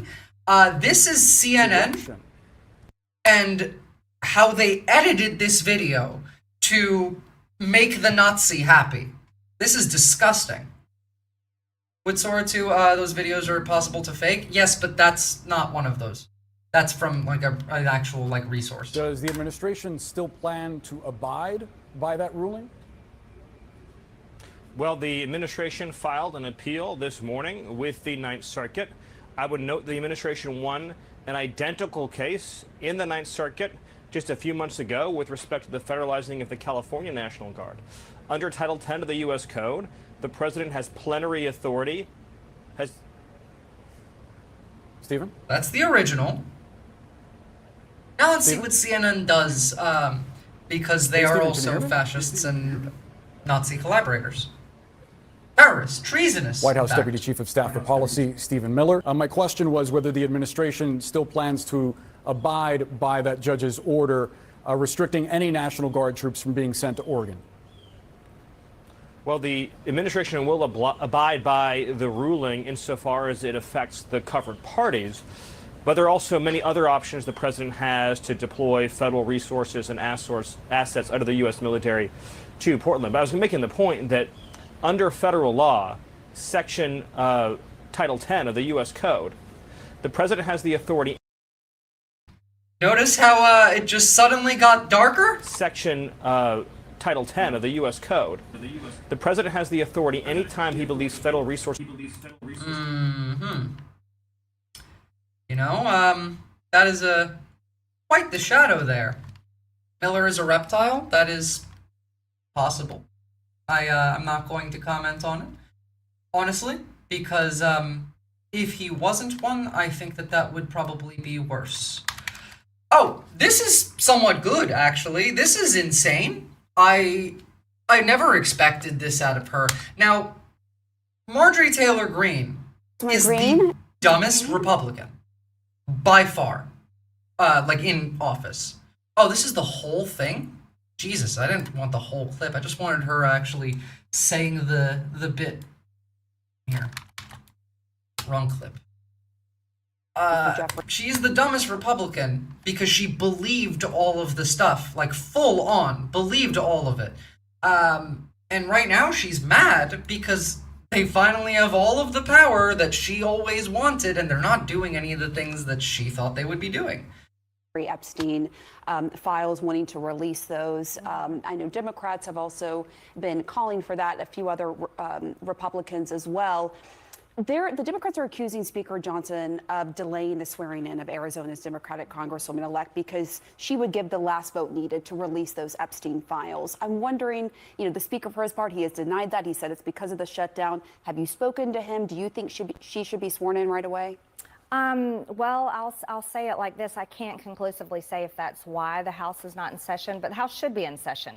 And the House should be in session for many reasons. We have appropriation bills that need to get passed. There is a new Democrat that's been elected that does deserve to be sworn in. Her district elected. The fact that this lady is talking about how a Democrat deserves to be sworn in is wild. They tampered with this clip, with the clip, not this one, with the Stephen Miller clip. Yeah, there's two side by side in that video. I can link it to you if you want to see it. We have other bills that we need to be passing, and if it's to avoid the discharge petition, why drag this out? That is going to have 218 signatures, and so I say go ahead and do it and get it over with. Is the Jeffrey Epstein? So that alone, like her saying that the Democrat deserves to be sworn in, that part shocked me. I'm not surprised about her being in favor of releasing the Epstein files because she co-sponsored that bill with Thomas Massey and Ro Khanna. Though, like, goes further. Is she from EU Georgia or US Georgia? She's from US Georgia. That video should be illegal to doctor a video like that? Well, yeah, but it only is for non-Republicans, Jason Schoof. By the way, Donald Trump is still complaining about the doctoring that, what was it, CBS or whatever did for a Kamala Harris interview before the election. Meanwhile, this is the kind of stuff that they do. But Like, Marjorie Taylor Greene is surprising me. Again, dumbest person in the party, but... In the midterms. I don't agree with that. I also don't think it's good advice that Republicans ignoring the health insurance crisis is going to be good for midterms. I actually think that would be very bad for midterms. And I think that just not staying focused on America First policies is detrimental as well. Yeah, and on that note, are you concerned about the cost of living? Very. That the President Trump said he would lower? The inflation crushed people in the past 4.5 years, and the costs have not come. Did she say insulation? Yeah. Yeah, Jason Schoof. Absolutely. Come down. I myself can tell you my apartment here in Washington, D.C., the electricity bill is $100 more than it was last year, because you can look at your own bill and look at cost. Prices have not come down. They all were Groove Dragon, but all of them, except for Marjorie Taylor Greene, went back on it. Nancy Mace did all of that and then voted to not release the files. So did Lauren Boebert. Neither of them voted to release. They lied. Honestly, they probably didn't lie. They probably got very emotional and then got yelled at by their bosses. That is a reality. People's wages have not gone up. That's another reality. And so Americans are continuing to have a very difficult time getting by. And I'll go a step further. I'm a mom. And so when it comes to what is affecting my adult children's lives, who are 22, 26, and 28, I'm going to be 1,000% fighting for them over any politician and any party. And I can tell you right now, that generation, they are barely making it. And That's the point. Base Captain Buggy. 10 out of 10. Good job on that one. Now, my time is just about up, but I do want to show you guys one more thing. It's just a video that I found interesting. And this applies to me as well. This Thursday, the latest Nobel Prize for Literature will be awarded, a prestigious honour and one that brings authors to a wider audience. But surveys suggest that less and less of us are currently reading, despite increasing studies lauding the benefits of books for our brains, described as a mental workout that actually forges new neural pathways and generates new brain cells. Reading reshapes the structures of our brain with a host of cognitive benefits, from better memory, concentration, to lowering depression and improving emotional intelligence. Listen, if you use AI, you gotta start reading. AI reduces all of those things. Just like standard AI use is shown to reduce your brain connectivity by 67% on average. Read. Your brain is a muscle.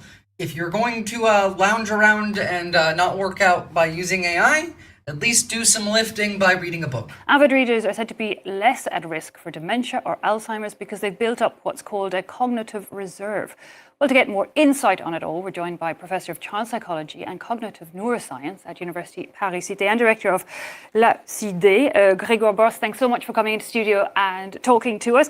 Tell me more, first of all. How beneficial is a book for my brain then? Well, basically, the book for your brain is really good because it will creates new pathway basically of information processing in your brain, and depending on the type of book you're reading, it will have different types of effects. So fiction typically will have an effect on your ability to understand mental states of other people, and that's absolutely critical to create good social interactions with others.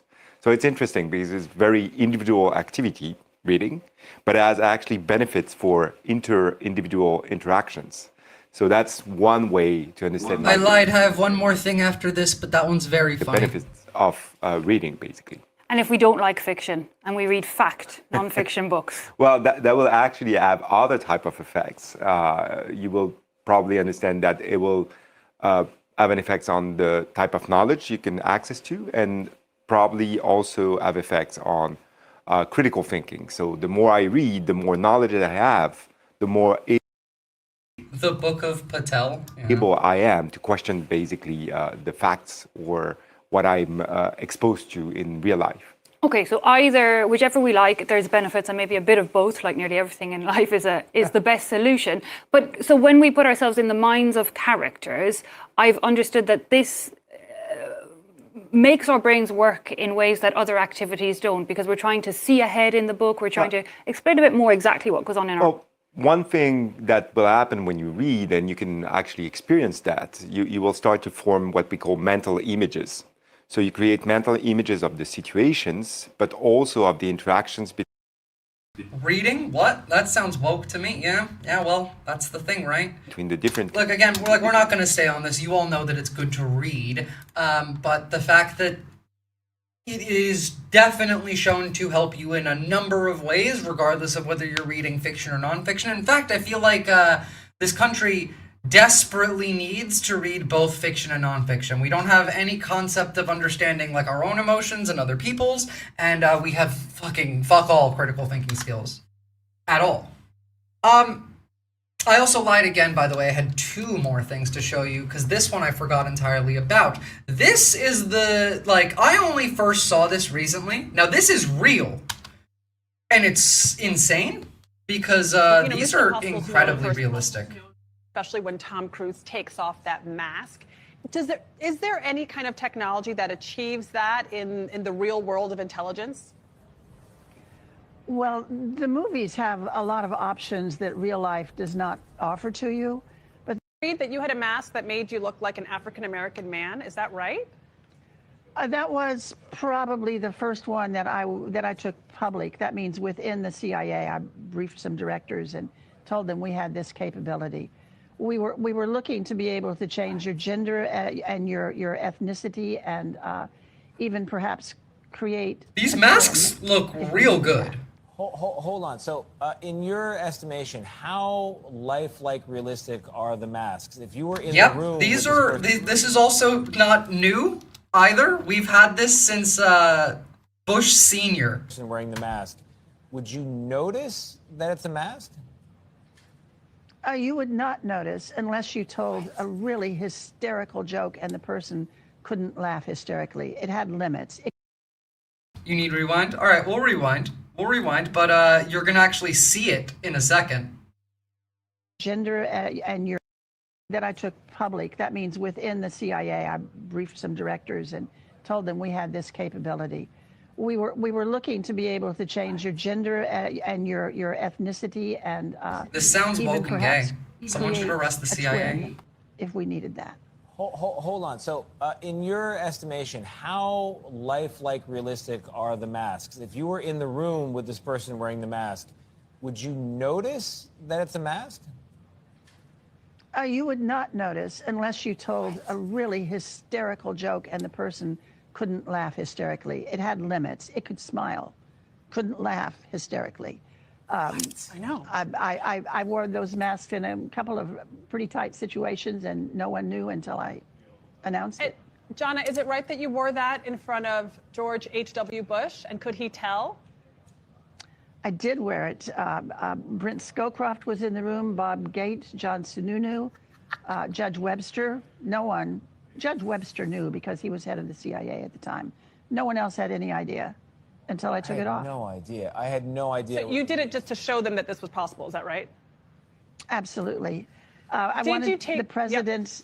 I wanted the president to see that we had taken disguise to a really dramatically new level. I need masks that make me look less brown and dangerous. God, I wish that wasn't a joke. But did you take one home as a souvenir? Are you in that? Is that you? Are you in there? Is that you in the mask? This is just me. In the that's the same person. Image, yeah, that's me. What? Taken off my head. What? And John Sununu had not been listening. He'd been working on his own notes, so he just glanced up when I did that. And he let out this funny little noise, like not a... Is it blackface if it's a mask? Shriek. So somewhere between a shriek and a squeak. So full disclosure, on our call about today's show yesterday, I had to do kid pickup at the same time. I missed this briefing, and nothing has prepared me for what we're talking about right now. And this is really quite mind-blowing. So I read that the mask So if we had masks that were so lifelike that people in the room, I mean, like people in the government, in the intelligence agencies even, did not know until it was removed. What do you think we have now? This was Bush Sr. Like, pre-2000. It's smackface, I guess. Yeah, a little bit. So are almost all of our politicians and pundits wearing these then because most of their faces don't really move? Who knows at this point? Who knows? Look, I don't want to get too into this because it is really easy to go from here to conspiracies. But this is not a conspiracy. This is real. And, like, there are situations I could think of that might apply to it. You know, like a certain shooter recently who happened to have changed clothing 3 times within the span of escaping a shooting. Possibly, for example. Head of the CIA, the mission was a success. However, all of our spies were canceled. True. This is more Cyberpunk 2077 stuff, Phantom Liberty specifically. Yeah, it is, except it's not that new. It's far older than that. But to finish off on a less horrifying note,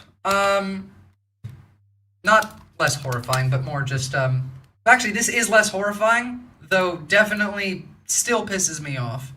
These people are all fucking losers. Good morning.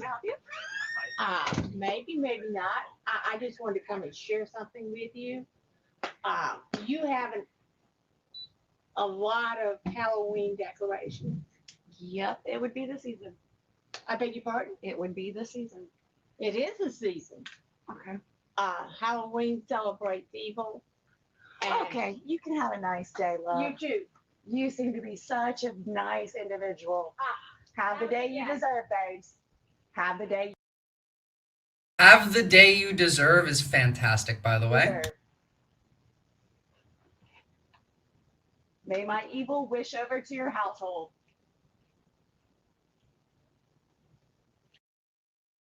They're terrified by fucking Halloween. This is not the first time I'm even talking about this this year, and October just started. Who would have thought that such clownfoolery would be going down at the hallowed Foggy Bottoms? Hey. Notice how she seems at first and then she goes full lunatic. Always the case with the grandmas. That's true. Wrong building. Sorry. No, they kind of like it. Well, I mean, like, they like complaining about it, but no, they hate Halloween. Like, they're terrified by it. Here, hold on. I think I have another one that I recently showed. Here we go. On Halloween. The problem with evil Halloween decorations is that they're real. They summon monsters and they bring forth real beings. It's not a game. Festivities matter.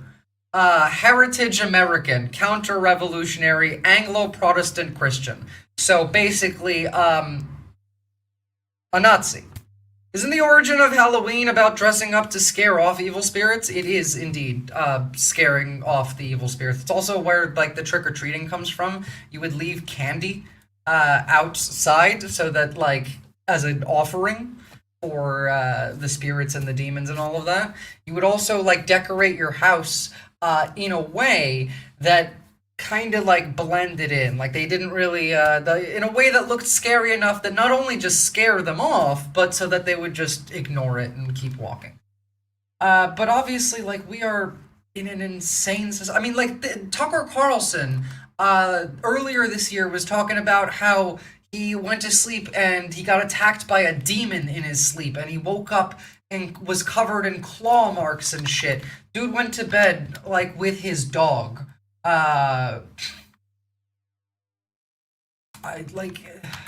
Obviously they don't believe it, but these people do. Like, these people do. So, guys, join the Discord and follow me on YouTube. Also, if you weren't here at the beginning, the Discord breach is really bad. Change your password to Discord And if you have linked your Discord account to any other service or any other email, change those passwords as well. They've gotten a lot out of that leak, or that breach rather. It's really, really, really bad. Schmucker Tarlson, he is pickled evil. That is also true. Also, guys, if you follow me on Twitch, I will be back on Twitch on Monday, my time, Sunday for you Americans. And I'm very excited to go back on there. Also, don't Fed post on Discord. And remember, the government hates you. Oh, yeah, no, they're monitoring Discord, like, properly. But they're also monitoring everything. Don't really Fed post on the internet because they will find you. They are monitoring you. Fantastic show. Thanks for the doom. You're very, very welcome, Etch. Drop me a follow, and I will see you guys next time. I'll see you guys on Twitch as well. I'm excited. It's my birthday. I'm going to play games. We're probably still going to do some news on my birthday, but, you know, at least do some gaming. Anyway, I will see you guys next time. Bye-bye.